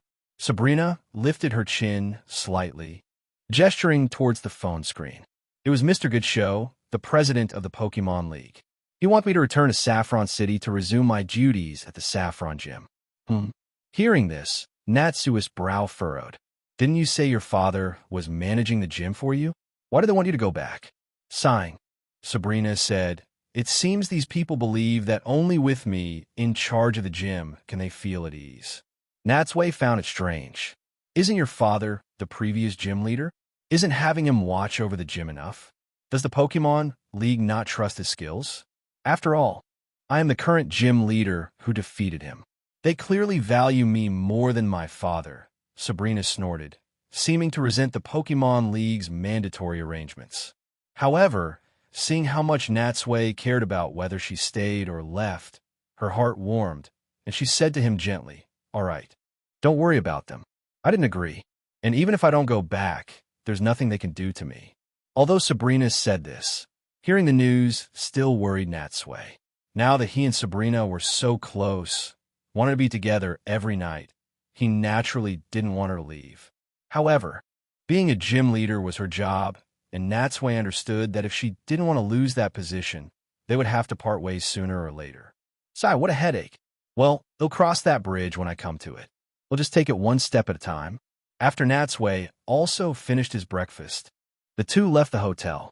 However, they didn't leave Makad Island right away. Instead, they went to the forest next to the town. Since they had come to this island, they naturally had to explore it and see if there were any Pokemon worth catching. Chapter 232. Beside their battle, a swarm of Pinsir was fighting another swarm of Heracross for territory. Carapace clashed against Carapace, Pinsir's against Horns. Over 100 Pokemon collided, erupting into a fierce battle. Over a lake, a large, menacing swarm of Beedrill buzzed past, off to cause trouble for who knows who. As they walked, the deeper they went into the dense forest, the more apparent it became that unknown dangers lurked everywhere. If one sniffed carefully, even the air seemed different, filled with the murky smell of rotting wood mixed with various fungi. Natsui and Sabrina moved silently, their steps light, trying their best to avoid attracting the attention of the highly territorial bug-type Pokemon. They wandered, following their instincts, traveling deeper and deeper into the forest. However, after walking for a long time, hoping to luckily encounter some rare species, they found nothing but the usual common types. There were no Pokemon worth catching. Let's go. Sighing, realizing he had wasted his time, Natsui was about to call out Charizard when he saw Sabrina suddenly fix her gaze deeper into the forest. What is it? Although her view was obstructed by layers of trees, Sabrina had sensed something. There's a battle happening up ahead. Judging by the clash, the strength of the combatants is a cut above these small fry. Perhaps there, you'll find the Pokemon you want to catch. After she spoke, Sabrina expected Natsui to act immediately. However, after waiting for a long time without seeing him make a move, she turned to look at him, puzzled, only to see him staring intently at her neck. She subconsciously reached up and touched it, but felt nothing unusual. What's wrong? What are you looking at? Ahem, it's nothing. Faced with Sabrina's question, Natsui guiltily averted his gaze. Damn it. It was only at this moment that he noticed that the side of Sabrina's pale, white neck was covered in his hickeys. The several red bruises stood out starkly, almost instantly revealing what she had gone through the previous night. It wasn't Natsui's fault for only noticing now. Sabrina's hair had been down, coincidentally hiding the marks, which only became visible when she moved. Sigh. No wonder so many people in town had given them strange looks when they left. Those meaningful smiles at the time. Sabrina had been completely baffled, but now, seeing these bruises, he finally understood what it was all about. This is bad. She can't find out about this, or else I can forget about climbing into her bed for the next few days, however. Seeing that he had already caught her attention, Natsui didn't say any more. He quickly headed in the direction Sabrina had been looking, towards the other side of the forest. Seeing this, Sabrina frowned. Although she felt it was a bit strange, she couldn't delve into it at the moment and could only follow him silently. After bypassing a few thick trees and walking for several dozen more meters, the view suddenly opened up to a large clearing. Dozens of scyther were gathered around a small pond, quietly watching something. The two exchanged a look. As they got closer, they peered through the gaps between the scyther and discovered that two of them were dueling. Wings flapped, side-like claws clashed. From their movements, it was clear this was a life-or-death duel. Their eyes were filled with a thick battle intent, showing no signs of holding back. This was no ordinary playful scuffle. The rest of the scythers stood in a circle, their solemn expressions making it seem as if they were watching a sacred ceremony. For some reason, Natsui was reminded of the cruel scenes from nature documentaries, of the law of the jungle, the survival of the fittest. The victor would become the leader of the pack, guiding its companions to continue surviving in this forest. The loser could only drag its wounded body away from its pack in solitude, slowly awaiting the arrival of death. It seemed that even in this world, for fierce Pokemon like Scyther, the same rules likely applied. Were they the two powerful Pokemon you sensed earlier? That's right, Sabrina said softly. Both of these Pokemon are very strong, but the one with the scar on its forehead is clearly more powerful. Hearing her, Natsui looked and saw that one of the more robust Scyther indeed had an X-shaped scar on its forehead. Although the two Scyther looked identical on the surface, the scarred one clearly had the absolute upper hand, completely suppressing its opponent with a barrage of attacks. It is quite strong. Natsui nodded in agreement. If nothing unexpected happens, the other Scyther is about to lose. It's lacking in reaction, speed, and power. There's no way it can win. Sure enough, it wasn't long before the other Scyther was defeated and fell to the ground. Its body was covered in wounds, and it was completely unable to move. The scarred Scyther looked down on its competitor with a glint of triumph in its eyes, waving its scythe-like forelimbs, displaying all the arrogance of a victor. Seeing this, the other Scyther also began to dance in celebration, showing no sympathy for the loser, only expressing sincere joy for their new leader. So it really is survival of the fittest. Looking at the fallen Scyther, it had now recovered a little bit of strength. It struggled to its feet, cast a reluctant and longing look at the victor and its companions, and then, trembling, turned and slunk away without looking back. Seeing the two Pokemon moving further apart, Sabrina asked, "Which one do you want to catch?" The injured one certainly has no strength to resist now. I think you could catch it easily just by throwing a Pokeball. As for the victor, it looks full of energy. It might take more time. If you're going to catch one, it has to be the strong one, but at this point, Natsui hesitated slightly. As his number of Pokemon grew, he was already finding it a bit difficult to care for them all. But after a moment's thought, he made up his mind. Being so indecisive isn't my style. Besides, Scyther is a bug-flying type Pokemon, and he didn't have one with that typing yet. Catching it would add depth to his lineup. Secondly, Scyther's evolution. Scyther is very cool, and it can also Mega Evolve later, becoming even more powerful. With this thought, he no longer hesitated and decisively walked towards the Scyther with the scar on its forehead. Chapter 233. Scythe vs. Crystal Onyx. Natsui's appearance naturally drew the attention of the Scyther swarm. Instantly, the scarred Scyther and its followers all looked at him with hostility. Glancing at the Pokemon, Natsui saw they were eager for a fight, looking as if they were ready to rush forward and tear him to shreds at any moment. "Easy, easy," he said, holding up a hand to calm them. His gaze finally settled on the Scyther with the scar. "First, let me introduce myself.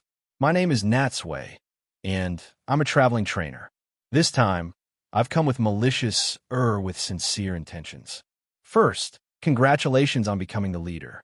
At the same time, I have an important matter I'd like to discuss with you.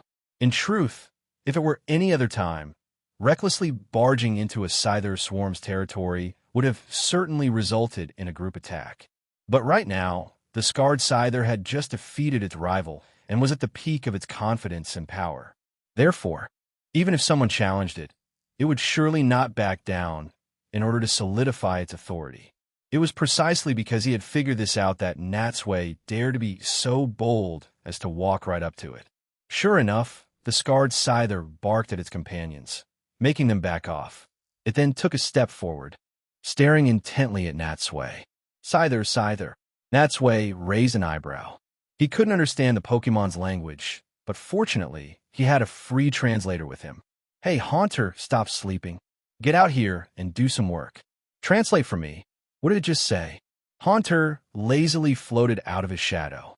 Honestly, you only think of me at times like these, Haunter said, rolling its eyes.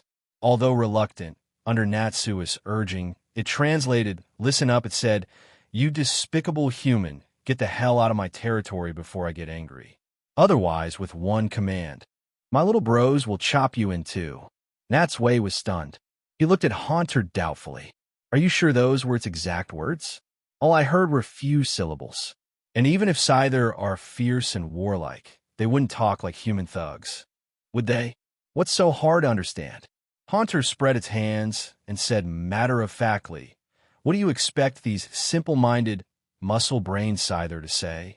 I even had to polish its words and fill in the context for it. The phrasing might be a bit rough, but the meaning is about the same. Hey, don't sweat the small stuff. Natsui. No wonder it sounded so thuggish. Natsui had been wondering why these Scyther, living far from human society, would refer to themselves so crudely. It turned out Haunter was adding its own flavor to the translation. He gave it a speechless look and, after a long silence, sighed. I see. Thanks a lot. You're so considerate. You think so? Hearing Natsui's praise, Haunter gave him a smug look. To be honest, I think so too. Just then, the Scyther in the distance grew impatient. It scraped its two sharp scythes together, producing the sharp clack of blades colliding. Seeing this, Natsui shook his head helplessly and stopped paying attention to Haunter, turning his gaze back to the Scyther. The important matter I mentioned is actually about a powerful alliance to take on the Pokemon League together. How about it? Are you interested in defeating countless strong enemies and eventually reaching the very top? The Scyther tilted its head. With its limited knowledge, it clearly didn't understand what the Pokemon League was, nor why it should be climbing a mountain for no reason. Seeing its confusion, Natsui thought for a moment and rephrased his words. All right, let me put another way. I'm challenging you to a battle right now. If I lose, I will offer you human food. But if you lose, you must become my partner and travel with me. How about it to accept? This time, the Scyther understood. It gave Natsui a scornful look, thinking, this human dares to overestimate himself and challenge me? Does he want to die? Without any hesitation, it let out a loud cry. Hearing its voice, the other Scyther all moved aside, and in an instant, a large open space was cleared. This time, Natsui didn't need Haunter to translate. He knew what it meant. As expected, it had accepted the challenge. Natsui was about to take out a Pokeball when he remembered something and glanced into the distance. The Scyther that had been defeated in the duel was now staggering at the edge of the forest. Watching its disappearing figure, Natsui suddenly realized, could this wounded Scyther be the one that Ash and his friends would encounter on their journey? The one that Tracy would eventually catch? The more he thought about it, the more likely it seemed. There weren't that many coincidences in the world. It had to be the one. However, that had nothing to do with him, and right now, he had no time to worry about it. Refocusing his attention on the scarred Scyther, Natsui took out the Pokeball he had already chosen and threw it onto the field. I choose you. Go. Crystal Onyx. As the blue light faded, Crystal Onyx appeared on the field. As a heavyweight contender, even larger than a Gyarados, its entrance wasn't as imposing, but rather quite steady. Although this was Crystal Onyx's first official battle since being captured, it had been training and battling in private for a long time. So Natsui was very confident in its abilities. Most importantly, while ground-type moves couldn't harm Scyther, its other typing, Rock, could inflict 4 times the damage. This gave Crystal Onyx an absolute advantage. On the other side, seeing such a massive opponent, the Scyther showed no intention of retreating. It let out a roar and was the first to attack. As expected of a warlike Pokemon, it dared to take the initiative even against a strong enemy. Scyther was fast, and with one charge, it leaped in front of Crystal Onix. It raised its two gleaming claws and brought them down heavily on Crystal Onix. The sharpness of the attack made it clear to Natsui that this was the normal-type move, Slash. He said calmly, "Crystal Onix, don't be intimidated by its presence. Use Harden." Hearing Natsui's command, a sheen of light reflected off Crystal Onix's body. As the light appeared, every inch of its surface became even harder. Clang! The sides struck Crystal Onix, producing a metallic clang. Looking at Crystal Onix, its body didn't even have a scratch. It had to be said, its rock-like body was truly hard. The Onix species naturally had extremely high defense, and now, boosted by Harden, the impact actually made Scyther's claws go numb. Chapter 234. The 13th Pokemon Crystal Onix. It's our turn to counterattack. Use Rock Throw. Crystal Onix roared, and a huge rock formed in midair, hurtling toward Scyther. At the critical moment, Scyther relied on its high speed to nimbly dodge the attack. At the same time, its two blades flashed with an even sharper glint of cold light as they once again struck Crystal Onix's abdomen. Unfortunately, just like before, this attack failed to break through Crystal Onix's defense, only causing minor damage. The surrounding Scyther swarm grew restless. It wasn't just the scarred leader. Even the other Scyther hadn't expected this opponent to be so tough. Although their new leader seemed to have the upper hand, they could all see that if it couldn't break through the opponent's defense, any number of attacks would be futile. Seeing Scyther close in again, Natsui seized the opportunity and commanded, "Don't let it get away. Use Bind." Hearing the command, Crystal Onix's massive tail whipped toward Scyther, attempting to trap it with brute force. Seeing this, Scyther decisively used Double Team. In an instant, 4 illusory images of Scyther appeared simultaneously in front of Crystal Onix. At this, Crystal Onix's swinging tail abruptly stopped in midair. It looked left and right, completely unable to tell which was the real Scyther, and could only stand there in a daze. Natsui couldn't see through it either for the time being, but against a small number of clones, there was a simple and direct solution. "Crystal Onix, don't be fooled by these clones. Take them all out. Use Rock Tomb." Crystal Onix clearly agreed with this plan. It roared again, and the next second, a dozen huge rocks fell from the sky, crashing onto the clones. While shattering them all, the rocks also formed a stone-like maze, sealing off all escape routes. Boom! Scyther, with nowhere to run, was also caught in the Rock Tomb and thrown to the ground. Rock is super effective against flying and super effective against bug. The resulting 4 times damage was devastating. Scyther had attacked many times with little effect on Crystal Onix's condition, while just one effective attack from Crystal Onix had left Scyther severely injured. This showed just how important type matchups were and proved the wisdom of Natsui's battle strategy. Taking the hit, Scyther rolled a few times, its body covered in dirt, looking extremely battered. Natsui didn't press his advantage, wanting to see what else this Scyther could muster in such a state. After a moment, Scyther shook its head and struggled up from the ground. It hopped onto a rock, panting, and stared intently at Crystal Onix, raising its arms in a strange posture. Swords Dance Natsui recognized the move instantly. It seemed Scyther knew its attacks weren't effective and was using Swords Dance to increase its damage. As its limbs moved in what looked like a solemn dance, a faint golden light enveloped Scyther. After using Swords Dance, Scyther's confidence surged, and it charged towards Crystal Onix again. However, this time, because the field was littered with many rocks, Scyther had to constantly leap from one to another, which greatly slowed its advance. Natsui's eyes followed Scyther's movements as he continued to calmly command, "Crystal Onix, use Stone Edge." Crystal Onix slammed its tail on the ground. After a slight tremor, a row of sharp stone pillars suddenly erupted from the earth, shooting straight toward Scyther. Boom! Boom! Boom! The sharp rocks burst from the ground with immense power. Scyther charged towards the stone pillars. At the moment of contact, it suddenly accelerated, using quick attack to dodge the stone edge while simultaneously bringing itself right in front of Crystal Onyx. The two Pokémon were now face to face. In the instant that Scyther's figure crossed with Crystal Onyx's, an even more ferocious slash landed. Crystal Onyx grunted, its body swaying slightly. It seemed that with the boost from Sword's Dance, Scyther's attack had finally worked. But even so, in reality, it hadn't caused much damage to Crystal Onyx. Before Scyther could even catch its breath, Natsui's steady voice reached its ears. Crystal Onyx spined it. Scyther wanted to dodge, but now, not only was the surrounding area filled with rocks of all sizes, restricting its movement, but it was also running low on stamina. Having just used Quick Attack, it couldn't muster its previous speed. Therefore, before it could make a move, it was inevitably wrapped tightly by Crystal Onyx's tail. Now you have nowhere to run, right?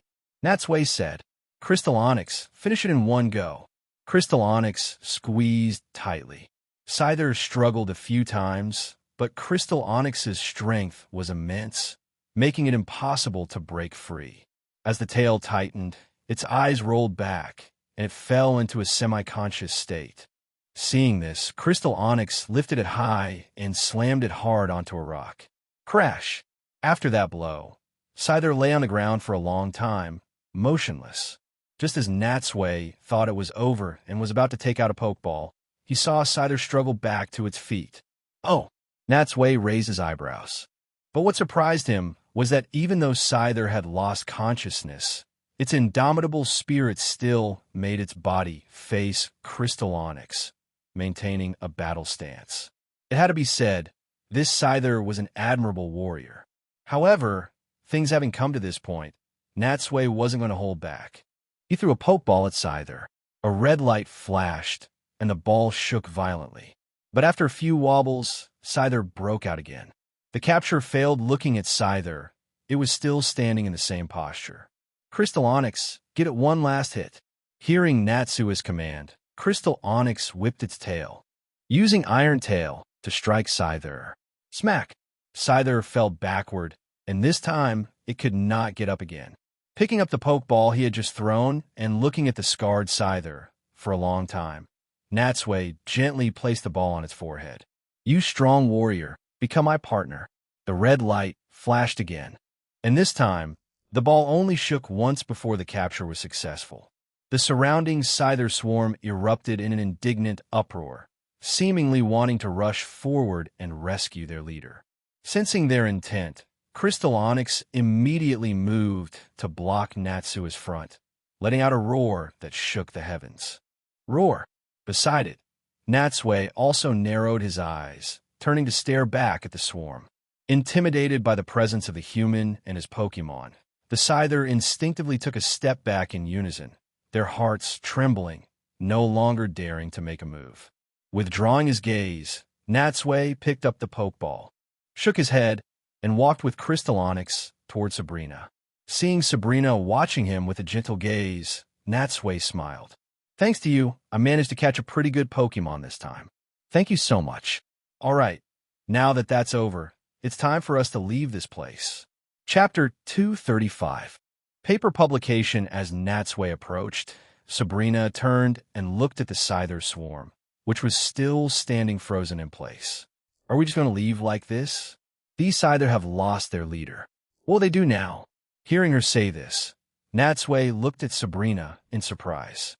These were not words he would have expected to come from her mouth. They sounded more like something he would say. But on second thought, it wasn't surprising. After all, she had spent a long time with him, they had been through so much together, and their relationship had grown closer. Unconsciously, her personality had been slowly influenced. As she changed, the two of them found more common ground. Even their perspectives on things would become more and more aligned as time went on. Don't worry about them. They won't die out. Natsui shrugged, unconcerned. This world is just that cruel. Always full of surprises, both good and bad. They won't wait until tomorrow. They'll probably hold a new battle to choose a new leader tonight. Even that defeated Scyther, upon hearing the news, might sneak back to challenge for the leadership position once it has recovered. Sabrina nodded lightly. She had only asked out of curiosity. In truth, she felt no sympathy for these Scyther. Now that Natsui had explained it, her question was answered, and she lost interest. Pushing aside the branches, the two of them walked out of the forest. Natsui took a pokeball from his belt, and without him doing anything, the ball suddenly vanished with a whoosh. It turned out that by capturing the Scyther, he now had a 13th Pokemon. According to the Pokemon League's rules and the settings of his belt, once the carrying limit was exceeded, the extra Pokeball had to be transported back to the Sakuragi Institute. After much thought, he had ultimately chosen to send back Blastoise's Pokeball. After all, he already had Gyarados among his Water-type Pokemon, and their typings overlapped slightly. After weighing the options, he had to send Blastoise back. Just then, his phone regained its signal and vibrated. Natsui took it out and saw that he had received a message from Professor Ivy while he was in the forest. In addition to the message, his phone also notified him that she had called him half an hour ago. Strange, why would she be looking for me? Although puzzled, Natsui didn't call her back right away. Instead, he first sent a message to Koharu. In the message, he told her about Blastoise and asked her to help take care of it. Koharu replied almost instantly. Koharu, don't worry, they'll take good care of it. They'll go to the Sakuragi Park right after school at the end. She even added a cute smiley face. Natsui felt a warmth in his heart, but also found it amusing. Wasn't Koharu supposed to be a good student? How dare she reply to a message during class time? Shaking his head with a slight headache, he looked up and saw Sabrina watching him with a meaningful gaze. His heart tightened, and he quickly wiped the smile off his face, lowered his head with a serious expression, and opened Professor Ivy's message. Ever since their relationship had progressed, Sabrina had become very protective of him. Any sign of him flirting with other girls was definitely not allowed. Natsui couldn't be happier about this, so why would he mind? After all, the more she was like this, the more important he was in her heart. Seeing that he wasn't acting strangely, Sabrina withdrew her gaze with satisfaction. Catching this out of the corner of his eye and seeing that all was calm, Natsui let out a long sigh of relief and finally focused his attention on the text message. At first glance, Professor Ivy's message was quite long. After a quick scan, he realized that she had called first and then sent the message when she couldn't get through. The content of the message wasn't anything major. It was just that her and Professor Oak's research on Shamuti Island was complete, and they had published the final paper. She was specifically telling him this news. At the very bottom of the message, Professor Ivy had included a URL. When Natsui clicked on it, he was redirected to an authoritative science website. The page directly displayed the paper published by Professor Oak and Professor Ivy. Natsui read it carefully and found that compared to the first draft, the current paper had a lot of new content. The only things that remained unchanged were his butterfly effect theory and his name in the credits. How describe it? He felt quite excited, but other than that, he didn't feel much else. It was just an extra title, like an assistant or something, which made no difference to his life. However, after thinking about it, he still called both Professor Oak and Professor Ivy. When Professor Oak answered, they only exchanged a few pleasantries. Since they didn't have much in common, there wasn't much to talk about. However, in their brief chat, Natsui could still hear a hint of mentorship in Professor Oak's words. He figured that Professor Oak knew that after winning the Indigo Plateau Conference, if Natsui continued to grow, his future would be limitless. Although with Professor Oak's current social status, there was no need for him to curry favor with anyone. Being on good terms with Natsui was not a bad thing, so why not? Compared to him, Professor Ivy was much more enthusiastic. She had a woman's delicate touch, and talking with her was a pleasant experience.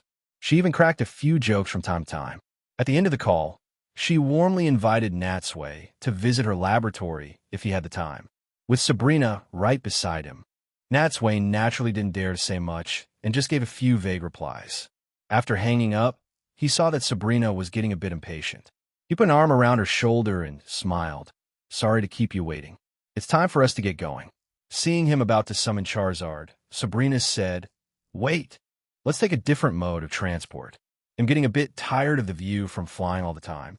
Hearing her say this, Natsui thought for a moment, then pointed towards the town. "Speaking of which, I saw a passenger ship at the town's port just now. Why don't we go there and see if there are any suitable routes?" Sabrina naturally had no objections, so the two of them retraced their steps and returned to the town on Makhat Island. Before long, they passed through the town and reached a small port. Even before they got close, they saw a medium-sized passenger ship about 3 or 4 stories high, docked in the bay. Upon inquiring, they learned that the ship's next stop was Naval Island. And Naval Island was just across the sea from their destination, Trovita Island, making it very close. Chapter 236. Battle on the deck. Natsui first went to buy 2 tickets, and then he and Sabrina passed through security and boarded the passenger ship. It had to be said their timing was perfect, since Makhat Island was not a major commercial hub or a densely populated center. Not many large ships docked there each day. If they had been just a dozen minutes later, they would have missed this ship. The next one with a similar route wouldn't pass by until the following evening at the earliest. In the sky, a few bird Pokemon flew overhead, screeching as they headed towards the bug-infested forest. It was unclear whether they were going to feed or to hunt the bug-type Pokemon there. Walking up the gangway to the deck, Natsui looked around and noticed that although the ship was very large, likely a short-distance ferry that traveled between the various islands of the Orange Archipelago, its interior was surprisingly luxurious. Not only was it adorned with exquisite crystal chandeliers, giving it a magnificent golden glow, but the corridors were also lined with various decorative items. There was even a heavy red carpet running down the center of the deck, extending all the way into the ship's cabin. The Orange Archipelago really lives up to its reputation as a region with a thriving tourism industry. To think that even a random ship would be so extravagant, Natsui remarked, taking his eyes off a well-crafted Horseus-shaped handle. He then smiled at Sabrina. "It seems we made a wise choice not to ride Charizard." Hearing this, Sabrina couldn't help but roll her eyes at him, not wanting to bother with this country bumpkin. "Honestly, it wasn't even your idea in the first place. What's it to be so happy about?" Since they had booked a room with a large bed, the two of them entered the cabin, found their room, settled their luggage, and then went out to the restaurant.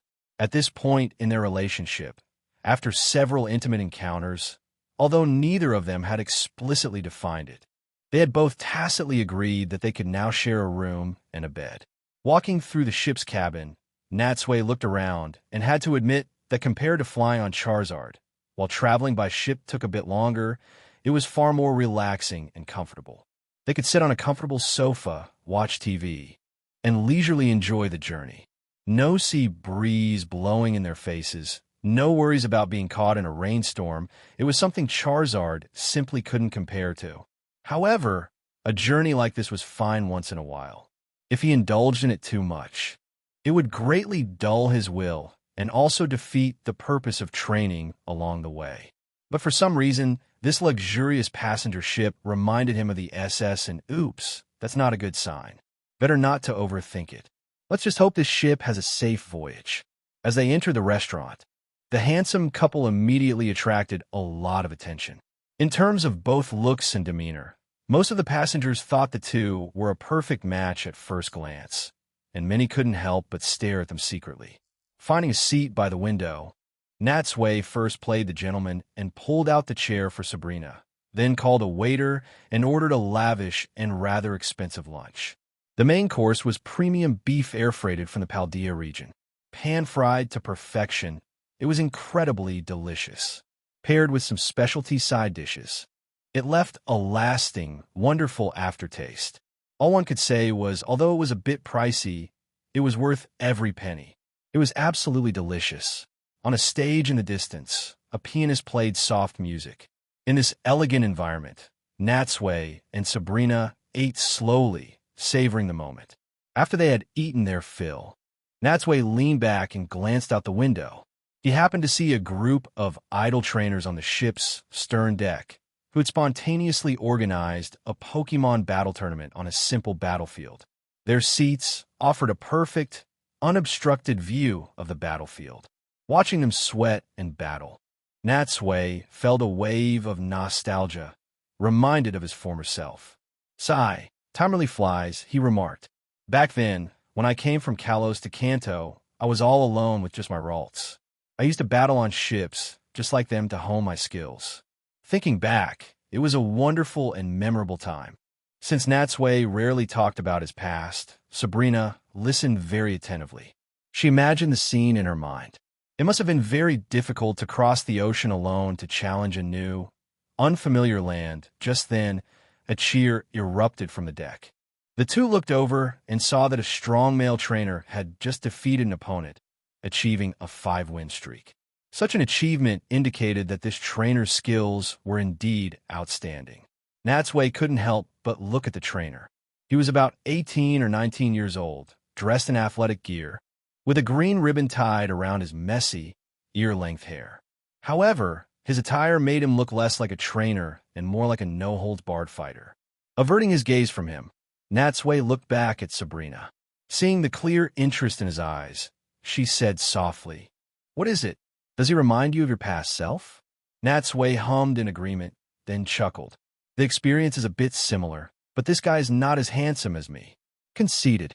Rolling her eyes at him again, Sabrina let out a light laugh, then said gently, "So, do you want to give it a try?" Natsui nodded and smiled. "I was thinking about it. Consider it some post-meal exercise. Want to come with?" Sabrina didn't speak, but her actions showed that she would naturally follow his lead. The two left the restaurant and went to the stern deck, just in time to see the trainer defeat another opponent. Amazing, that's 6 wins in a row. He's on a completely different level. No one is a match for him. The crowd buzzed with discussion. The trainer, with wide eyes, scanned the area, picking his next opponent. Another one down.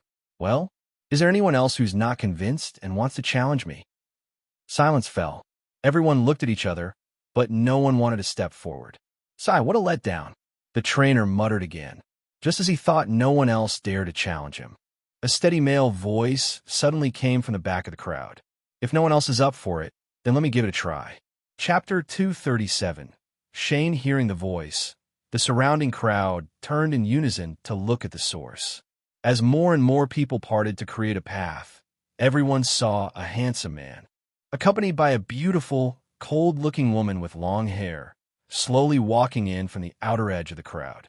Countless eyes were fixed on him, but the man showed no signs of panic, his steps steady as he looked straight ahead. Needless to say, this man making a stylish entrance was, of course, Natsui. Natsui walked up to the other trainer and repeated what he had said before. "Since no one else dares to battle you, let me be your opponent." The trainer first glanced at Sabrina, also stunned by the woman's beauty, but he quickly averted his gaze. His eyes were clear, and he didn't let his attention linger for even a second longer. No matter how beautiful a woman is, she isn't as captivating as Pokemon, and she certainly can't stop my winning streak. Natsui, of course, had no idea what the trainer was thinking, but his reaction still impressed him. It was human nature, an unavoidable instinct, to let one's heart flutter and gaze linger on beautiful things. But in terms of not being swayed by beauty alone, this person was in a completely different league compared to the 2 Orange League gym leaders, Rudy and Danny. Of course, he was also much stronger-willed than Natsui himself. At the very least, when Natsui encountered a beautiful woman, he definitely couldn't resist sneaking a few glances. And while Natsui was sizing him up, the trainer was also observing Natsui. He squinted, and as their eyes met, he could feel an unparalleled sense of calm and composure emanating from the handsome man before him. Indeed, anyone who dares to step out at a time like this is no simple character. It seems he must be very confident in his own abilities. With this thought, out of respect for his opponent, he spoke first. "Sheen, what's your name?" "My name is Natsui," he said casually. "Judging by your accent, you're not from the Orange Islands, are you?" "That's right. I came all the way from the Johto region specifically to challenge the Orange League. Shane lifted his chin, looking somewhat smug. But to be honest, the gym leaders here aren't that strong. I've only been here for 4 or 5 days, and I've already gotten 2 badges. The Orange League, I thought it was something special, but it's nothing much after all.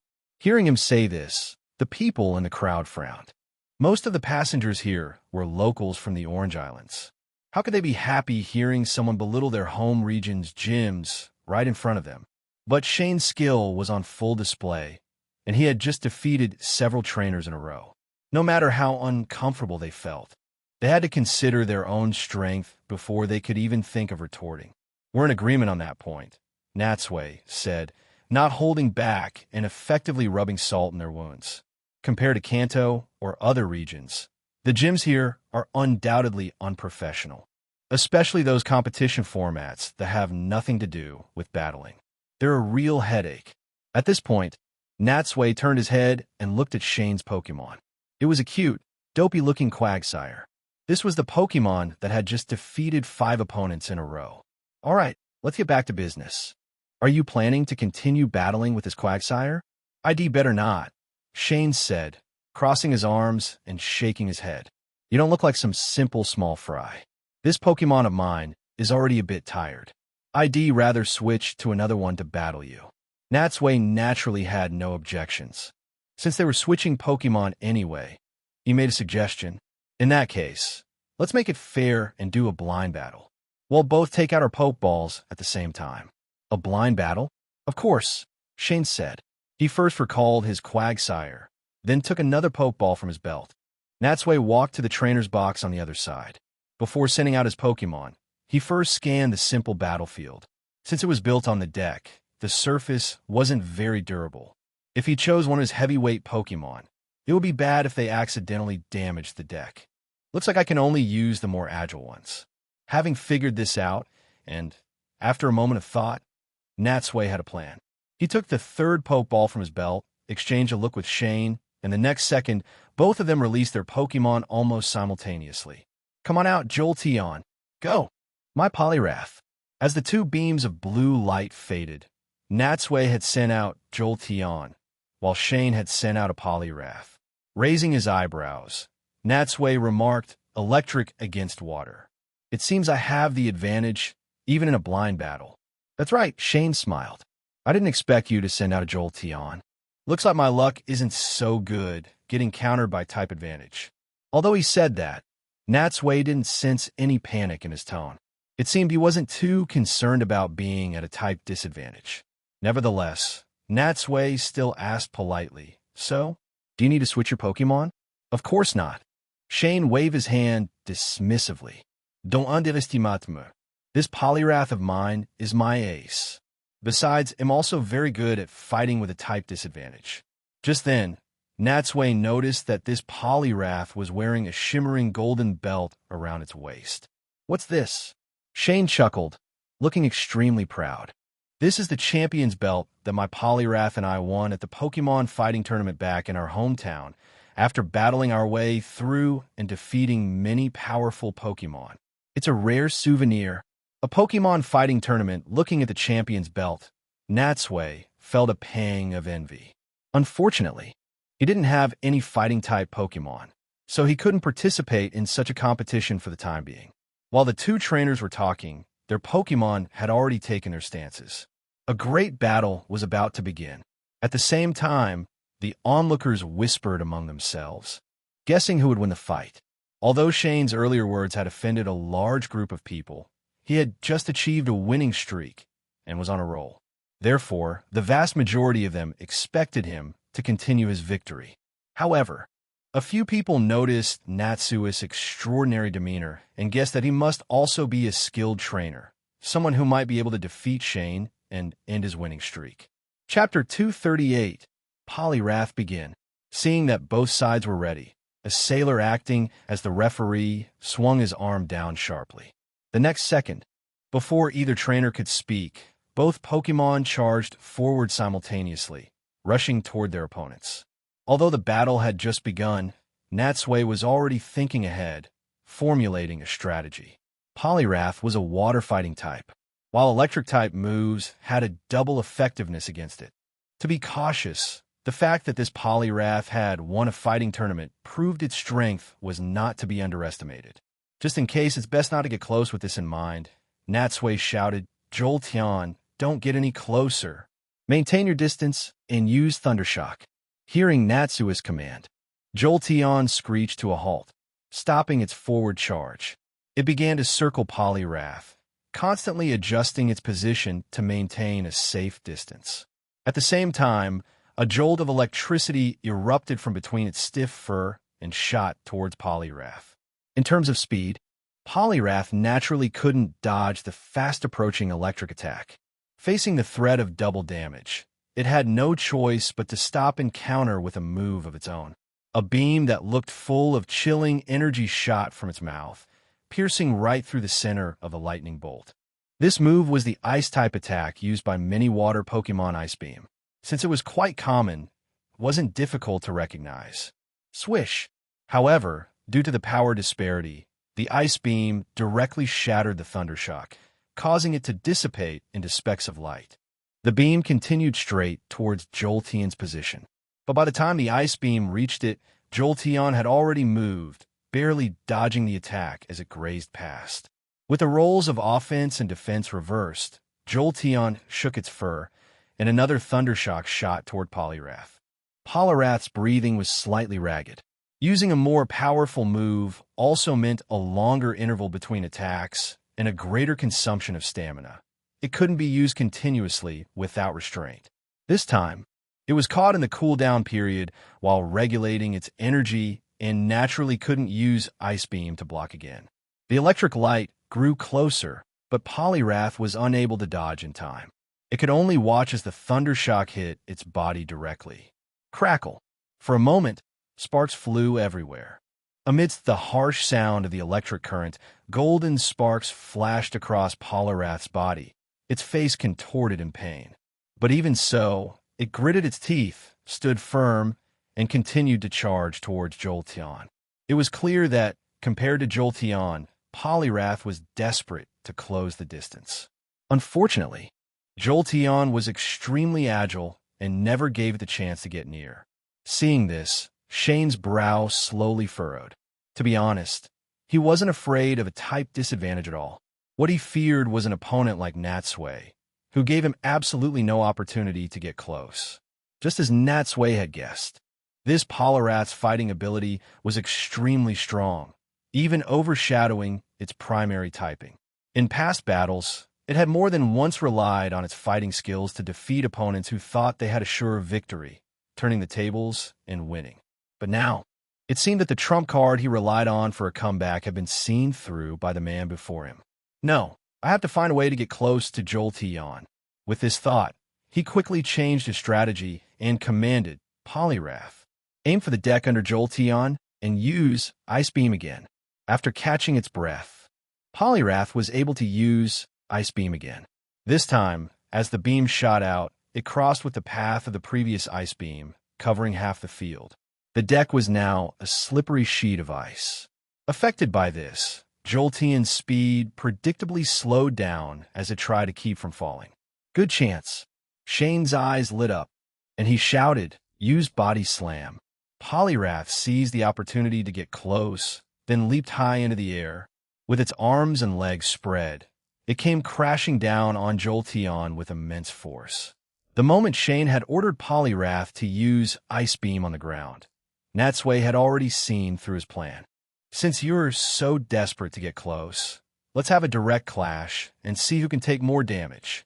Seeing Jolteon about to dodge, he said directly, "Jolteon, no need to dodge. Just use Discharge." Hearing his command, Jolteon didn't hesitate. It stood its ground and began to gather power. The next second, an even more violent burst of electricity erupted from its body. At the same time, Poliwrath had fallen to a position just a dozen centimeters away from Jolteon. Now, neither Pokemon could escape. Crackle. Boom! A blinding golden light erupted, causing the surrounding people to instinctively shield their eyes. They couldn't see what was happening on the field clearly. They could only judge from the sounds that Polyrath's body slam had indeed hit Jolteon, and the discharge had clearly struck Polyrath as well. Will it be a double knockout? As the lights subsided, everyone quickly looked and saw Jolteon shaking its head, seemingly dazed from the impact. However, after a moment, it still managed to climb up from the deck. Shane's Polyrath, on the other hand, was lying on the ground, smoke rising from its body as if it had been scorched inside and out. However, just as everyone thought the match was over, Polyrath, after coughing up a puff of black smoke, staggered back to its feet. Such strong willpower. Not only was Natsui greatly surprised, but even the other onlookers were stunned by its performance. To be so injured and yet, for the sake of victory, to disregard its own safety and continue to fight on so tenaciously. Still not giving up? After waiting a moment and seeing that Shane had no intention of speaking, Natsui glanced at him. What surprised Natsui was that although Shane's brow was slightly furrowed, he showed no intention of stopping the battle. Natsui found this very puzzling. If it were a life-or-death battle, or a match of great personal significance, it would be understandable to go all out and fight to the last, even on the brink of collapse. But this was just a casual battle between passersby. To push so hard was truly uncalled for. He's gambling with his Pokemon's life, however. Natsui didn't want to lecture him. Everyone walks their own path. He could only hope that Shane wouldn't regret overtaxing his Pokemon's life like this in the future. And the only thing he could do now was to defeat Polyrath as quickly as possible to end its suffering. Jolteon in this. Use Thunderfawn. Jolteon nodded solemnly. It was also amazed by Polyrath's willpower, but as its opponent, defeating it without mercy was the greatest sign of respect. Chapter 239. Trovita Island watched by hundreds of people. Polyrath seemed to experience a final surge of energy. It regained some strength and took the offensive, using Mega Punch against Jolteon. For a moment, a flurry of fists enveloped Jolteon. Although it looked impressive, everyone understood that this was its final struggle. Seeing the trajectory of the punches, Jolteon dodged nimbly. The earlier exchange of discharge and body slam had shattered the ice on the deck that had been created by the ice beams, so it no longer had to worry about slipping and could finally run freely. With its speed restored, the tables turned completely, and Polyrath couldn't land a single punch. After dodging more than a dozen punches, Jolteon saw its chance and opened its mouth wide. The next second, its dense fangs crackling with lightning, bit down on Polyrath's body. Zap! Electric is super effective against water, triggering double damage. It was a critical hit. Electricity once again coursed through Polyrath's body. This time, it couldn't even manage a cry before it collapsed limply to the ground, on the verge of fainting. Seeing this, the referee declared Natsui the winner. A round of applause erupted from the crowd. Judging by the momentum, they had originally expected Shane to win, or at the very least for it to be an evenly matched battle. They never thought this handsome challenger would defeat the honor roll Shane so easily. It was truly surprising. Many of the female trainers even cast fiery gazes in Natsui's direction. With the dust settled, Shane, his face filled with embarrassment, took out a pokeball, recalled his Polyrath, and then, without looking back, plunged into the crowd and disappeared from sight. Natsui guessed that Shane felt he had lost face in this battle. So much so that he couldn't even bear to stay and offer a few words of sportsmanship after it was over. His attitude was a world apart from the confidence he had displayed before the battle. But it was understandable. His Pokemon was so heavily injured that the most important thing now was to get it emergency treatment. Still, that Polyrath had it pretty rough. It had all that fighting skill, but never got a chance to use it, getting worn down by a type disadvantage. Although Shane was surely unwilling to accept it, there was nothing to be done. Pokemon battles are all about flexibility and are filled with unknowns. You never know what kind of opponent you'll face next, and luck is, naturally, a major factor in determining victory or defeat. No one else was to blame for this battle. One could only say that Shane's luck was terrible. If Natsui had been in the same situation, he probably would have been just as helpless. By this time, Jolteon had returned to Natsui's side. After Shane's defeat, the area gradually quieted down. The onlookers looked around, whispering among themselves. But after a long wait, no one else came forward to challenge Natsui. Forget it, seeing no more opponents, Natsui was no longer in the mood to battle. He recalled Jolteon and, under the watchful eyes of the crowd, turned and left with Sabrina. Hunk! With a deafening blast of its horn, a medium-sized passenger ship slowly docked at the port. After a 20-hour voyage that passed by 3 islands, the ship carrying Natsui and Sabrina finally arrived at Naval Island at dusk the next day. Over the past day, Natsui hadn't battled again since his match with Shane. Firstly, the skill level of the other trainers was generally low. Although several more battles were held, none of them piqued his interest the way Shane had. As the Indigo League champion, he was naturally more selective about his opponents than before. Secondly, he took the opportunity to spend quality time with Sabrina, treating it as a vacation to relax. Coincidentally, Sabrina was on her period, and Natsui was incredibly attentive, fetching her warm water and warming her abdomen. He took care of her every need. Perhaps because no one had ever doted on her like this growing up, Natsui's actions touched the softest part of her heart. For the entire day, the way she looked at him was filled with extreme warmth. Natsui, of course, was unaware of all this. He only knew that being good to his woman was being good to himself.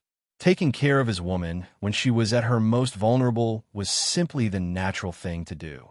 It was worth mentioning, however, that since his battle with Natsui, Shane had vanished without a trace. Natsui had originally thought he would regroup and challenge him again to regain his lost honor, but it now seemed that Shane must have disembarked at one of the stops along the way. Either Poliwrath's injuries were too severe, forcing him to seek treatment at a town's Pokemon Center, or after his strongest Pokemon was defeated, he knew victory was hopeless and, not wanting to appear before Natsui as a loser, fled without another fight. But whatever the reason, with Shane gone, it was unlikely their paths would ever cross again. Where now? Sabrina's soft voice suddenly interrupted Natsui's thoughts. The two of them were standing on the port, with the town of Naval Island before them. Let's push on, Natsui said, looking up at the sky. Trovita Island isn't far from here, and that's where the last gym is. Before the sun sets completely. Let's get there and then find a place to stay. Sabrina naturally had no objections. In fact, at this point, whenever they faced a decision, even if she had a different idea, she would almost always follow Natsui's lead. Seeing her agree, Natsui summoned Charizard. The two of them mounted it and flew straight towards Trovita Island. Whoosh, they flew above the sea. Perhaps because night was approaching, the sea air grew colder. Knowing she was in a delicate condition, Sabrina used her psychic powers to envelop them both, shielding them from the harsh, cold wind. They flew for another 2 hours, finally arriving at Trovita Island as night fell. Because the rest of the island was too dark, Natsui had Charizard land directly at the port of Trovita Island. Although it was nighttime, the port was brightly lit. Natsui looked closely and saw that a large, long-distance cruise ship from another region was docked in the harbor. A large crowd of tourists was disembarking from the ship. They were noisy and boisterous, and under the bright lights, the pier was extremely lively. Looks like another island famous for tourism. Sighing, Natsui patted Charizard's neck, signaling it to descend slowly. However, despite slowing down, Charizard's sudden landing still startled a few passers-by. Left with no choice, Natsui offered a few apologies, then recalled Charizard. He and Sabrina joined the crowd, letting the flow carry them towards the town of Trovita Island. Chapter 240. The red-haired woman and the hotel. After taking just a few steps, Natsui saw several groups of hotel employees in various distinctive uniforms, holding megaphones and banners, stationed in different spots and energetically soliciting business. Welcome. Please stay at our Pomelo Hotel.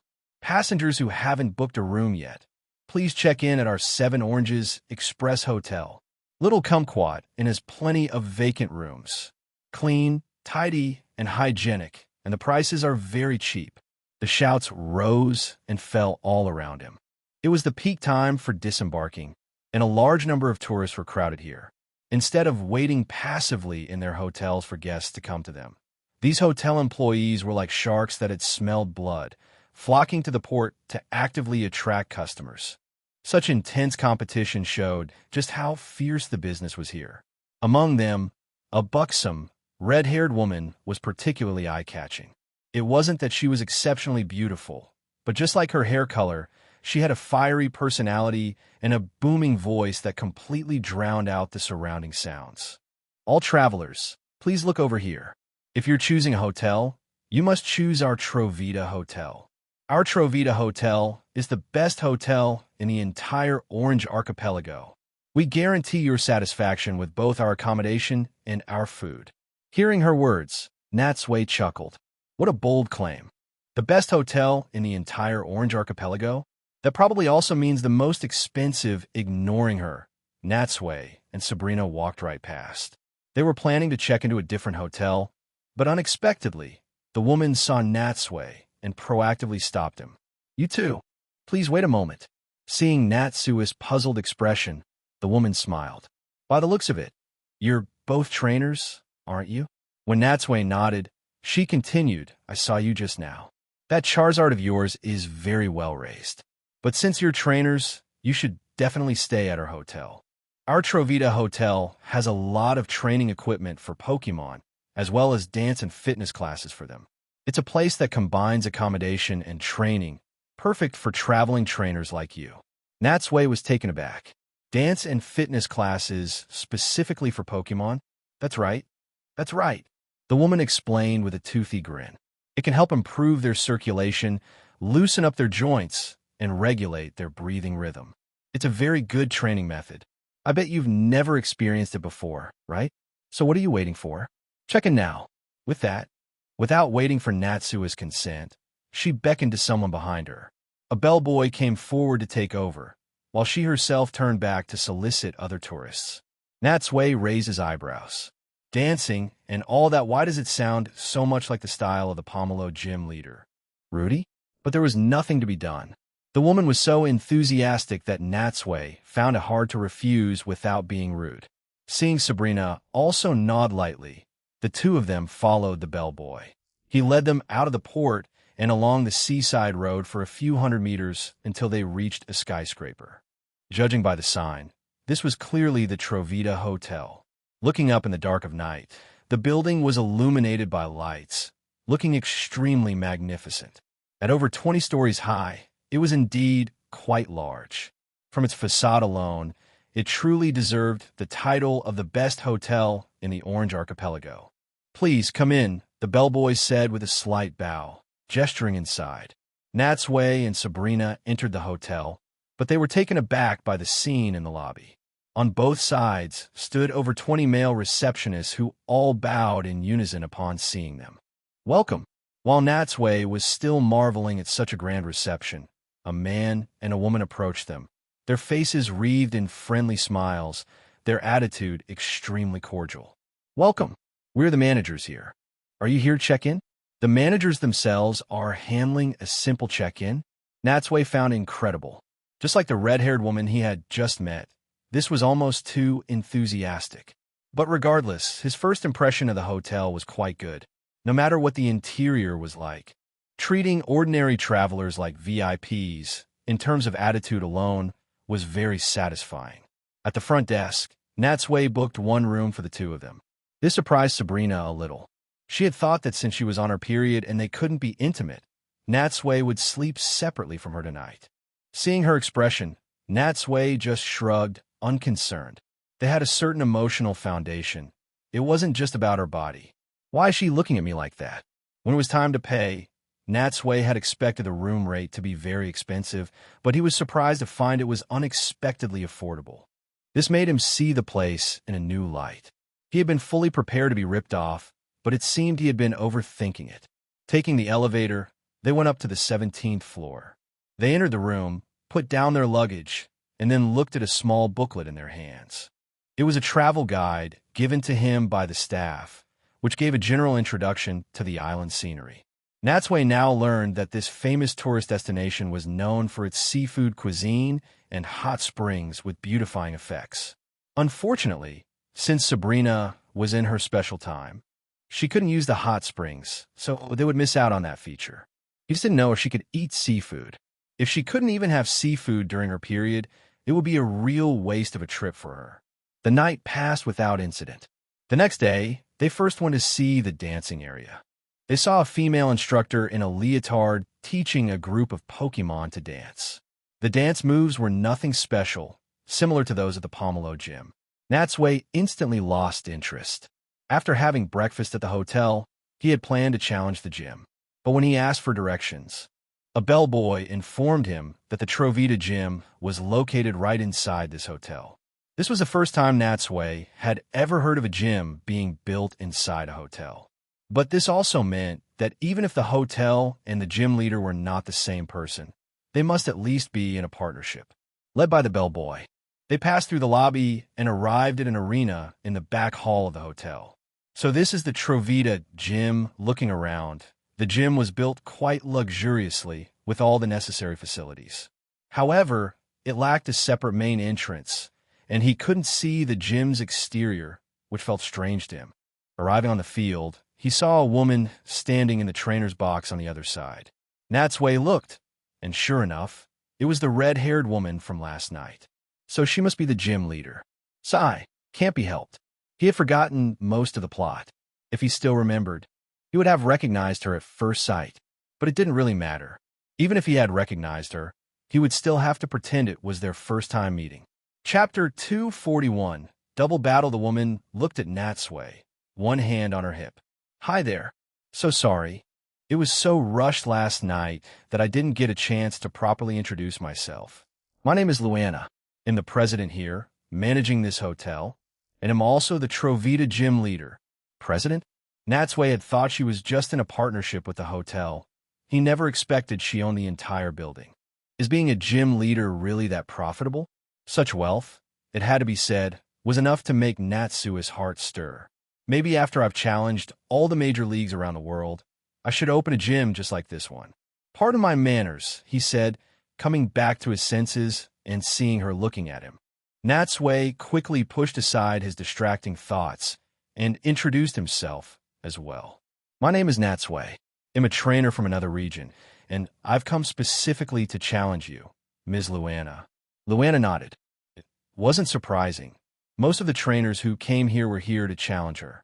But her gaze shifted from Natsui to Sabrina. She had to admit, even as a woman who had seen many beauties, she was still stunned by the woman before her. But this woman's eyes were icy cold, and she exuded a powerful, oppressive aura. She looked very difficult to get along with. What sharp eyes you have. Miss, are you also here to challenge the gym? Sabrina stood her ground, arms crossed, with no intention of speaking.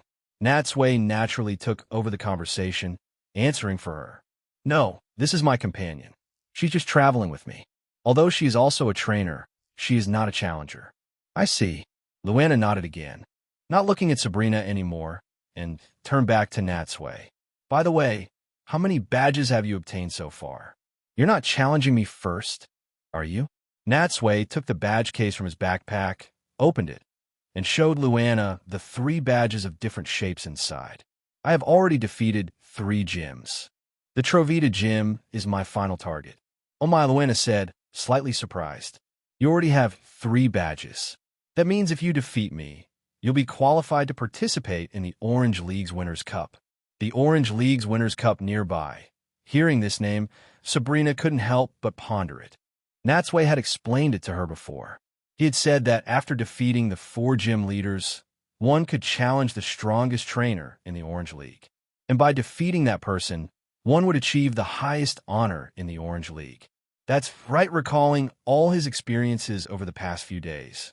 Natsui felt a wave of emotion, and really just one step away from the Winners' Cup challenge.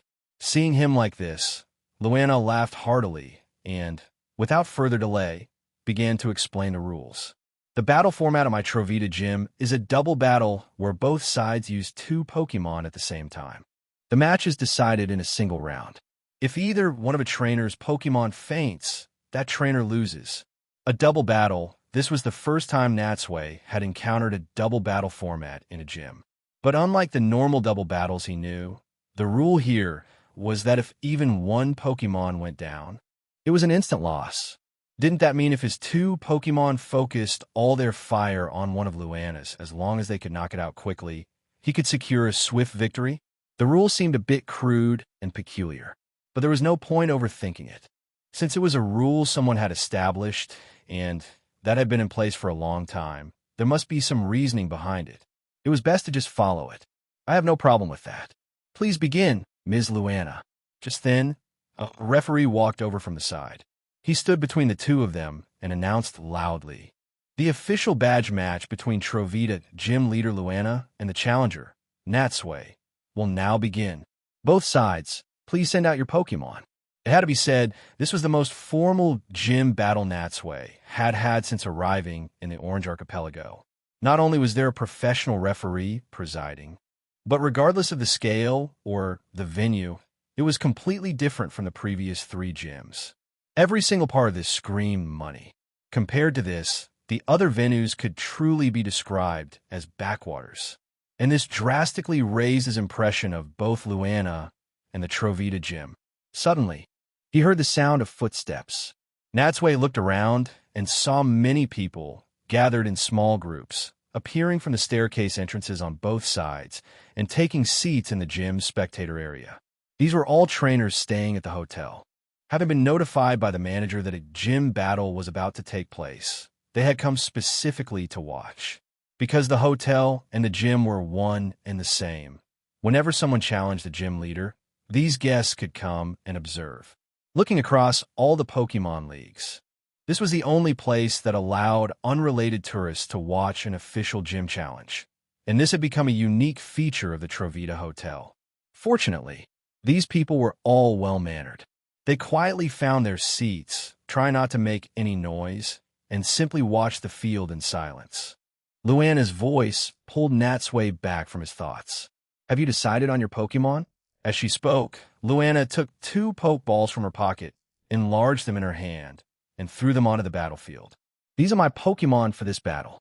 As the two beams of blue light faded, Natsui saw that they were an Alakazam and a Marowak. Alakazam is a Psychic-type Pokemon, and Marowak is a Ground-type. This combination feels a bit strange. It doesn't seem like they have much synergy, the thought flashed through his mind, and although he was surprised, he didn't let his guard down for a second. As for his own Pokemon, Natsui thought for a moment. He had already decided on his lineup when he first heard the rules. Seeing Luana's two Pokemon now, he didn't feel the need to change his strategy based on their types. He stuck to his original plan and sent out his own combatants. Another two beams of blue light flashed. This time, appearing before Luana were a Charizard and a Scyther with a scar on its forehead. Two flying types, she narrowed her eyes, but after looking for a while, she couldn't guess Natsui's intentions. In fact, Natsui's reason for sending out this pair wasn't based on any special strategy. He simply wanted the veteran Charizard to mentor the newly added Scyther. But as it happened, Scyther's bug type had a certain advantage against Alakazam, which was quite favorable for this battle. Seeing that both sides were ready, the referee took a step back and then decisively waved his hand. Then the Trovita Gym Challenge match will now officially begin. Chapter 242, Battle Correction. As the match began, Luana seemed to enter her zone in an instant. Her smile vanished, and her entire demeanor changed as she shouted sharply, "Alakazam! Marowak! Let's show them what we're made of!" Hearing the command, Alakazam and Marowak charged menacingly toward Charizard and Scyther. One held a spoon, the other a bone club. Both were armed and dangerous, entering the battle with an extra weapon compared to other Pokemon. Facing these two, Natsui showed no weakness. With a wave of his hand, his Scyther and Charizard also moved forward to meet them. The two sides grew closer and closer. At a certain distance, Alakazam was the first to stop. It raised its spoon and used confusion on Charizard. Unfortunately for it, its actions did not escape Natsui's eyes. From the start of the battle, Natsui had been closely watching their movements. Now, seeing Alakazam aim at Charizard and begin to raise its arm, he quickly issued a command. Charizard, watch out for Alakazam's attack. Dodge it quickly. Charizard flapped its wings, flew into the air, and maneuvered left and right, evading Alakazam's line of sight. At the same time, Scyther clashed with Marowak. Marowak swung its Bone Club, using Bone Club, while Scyther countered with its two scythe-like arms. Clang, clang, clang. Marowak's Bone Club was extremely hard. When it met Scyther's arms, sparks flew, and a clear metallic ringing sound was produced. As for Alakazam, having lost its target, it didn't stay idle. It turned to deal with Scyther, unleashing a psychic attack that knocked Scyther straight to the ground. However, taking this opportunity, Charizard also breathed fire from high above, scorching Alakazam. In the first exchange, Pokémon on both sides were injured. But the result was not to Natsui's satisfaction. Seeing the double battle devolve into a chaotic free-for-all, he began to adjust his strategy. You two, switch targets now. Scyther, you take on Alakazam. Charizard, you block Marowak. Unexpectedly, however, Scyther seemed to ignore his command. After climbing up from the ground, it once again charged toward Marowak. This guy Natsui sighed helplessly. Due to its personality, as a former pack leader, Scyther had a proud heart. Combined with the short time since its capture, it wasn't yet fully obedient to his commands, nor had it integrated well with his other Pokémon. During the past few days of training, through talks, feeding, and careful attention, it had mostly started to follow his orders. Natsui had thought its situation had changed, but he never expected the problem to resurface in today's battle. It seems it's gotten carried away since things had come to this. Natsui had no choice but to shift his priority target from Alakazam to Marowak. Scyther, just keep dealing with Marowak. Charizard, stop engaging Alakazam and go help out. On the other side, Luana naturally heard Natsui's arrangements. Her gaze lingered on Scyther for a moment before she smiled at Natsui. What's wrong? Can't you command your own Pokémon smoothly? Can't be helped, Natsui said with a wry smile. This Pokémon was captured very recently, and since it was a leader before, it's clearly not used to being someone else's subordinate. It seems it will take some more time for it to follow orders completely. Oh, this surprised Luana. You're using a Pokémon you just caught to fight in my Trovita gym? Is it because you have no other Pokémon to switch to, or are you just that confident in its strength? Natsui shook his head, offering no explanation. In truth, for a gym battle like this, it wasn't a big deal even if he lost. The gym wasn't going anywhere. As a challenger, even if he failed this time, he could always rest, regroup, and challenge again. Just like Ash, throughout the entire story, he didn't lose every gym battle. But at least 7 or 8 out of 10 required a second challenge to pass. The situation on the battlefield was changing rapidly. While the two trainers were talking, the 4 Pokémon had already clashed and were fighting again. For now, it seemed he couldn't rely on Scyther for strategy. The best outcome would be if it could defeat Marowak on its own. But Natsui couldn't just leave it be, either. Charizard used Smokescreen. Charizard exhaled a large cloud of black smoke toward the ground. Instantly, a thick black cloud spread out, enveloping half the field. On the field, Marowak and Scyther were in the middle of a fierce fight when the smokescreen suddenly billowed towards them. They looked around, and after confirming there was no immediate danger, they turned back to find their opponent, but had already lost sight of each other. Even knowing they were right in front of them, they just couldn't see their location. Outside the smokescreen, Alakazam, fearing it might hit Marowak, didn't dare to attack blindly into the smoke, nor did it dare to enter rashly. It could only stand there, waiting for the smoke to slowly dissipate. Natsui, however, seemed unconcerned and continued to issue commands. Charizard, aim for the smokescreen and use Dragon Rage. Charizard paused in midair, then a blast of energy erupted from its mouth, shooting toward the smokescreen. This blast of energy not only instantly dispersed the smoke, but also engulfed both Marowak and Scyther. Bang! Bang! Both Pokemon were hit by the Dragon Rage and staggered backward. This friendly fire. On the other side, Luana was stunned, not expecting Natsui to be so ruthless as to attack his own Pokemon. Natsui ignored Luana's astonishment and said coldly to Scyther, "So, have you calmed down now?" With it being disobedient at such a critical moment, Natsui naturally had to find a way to snap it back to its senses. Sure enough, the attack from behind seemed to daze Scyther. It turned its head to look at Natsui. The frenzy in its eyes vanished, and it finally nodded. Good. Seeing this, Natsui couldn't help but breathe a sigh of relief. Don't just stand there.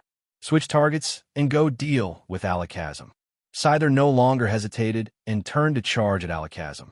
Seeing its opponent about to flee, Marowak tried to intercept it, but it had barely taken a few steps before the diving Charizard blocked its path.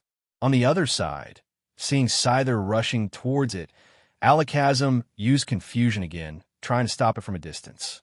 But at the critical moment, Scyther used Quick Attack, not only dodging the confusion, but also rapidly closing the distance.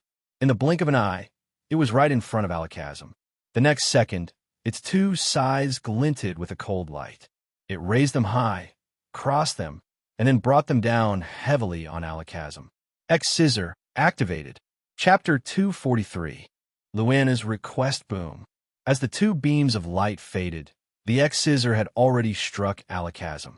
Because X-Scissor is a bug-type move, it has a type advantage against psychic Pokemon, resulting in double damage and causing considerable harm. Chasm.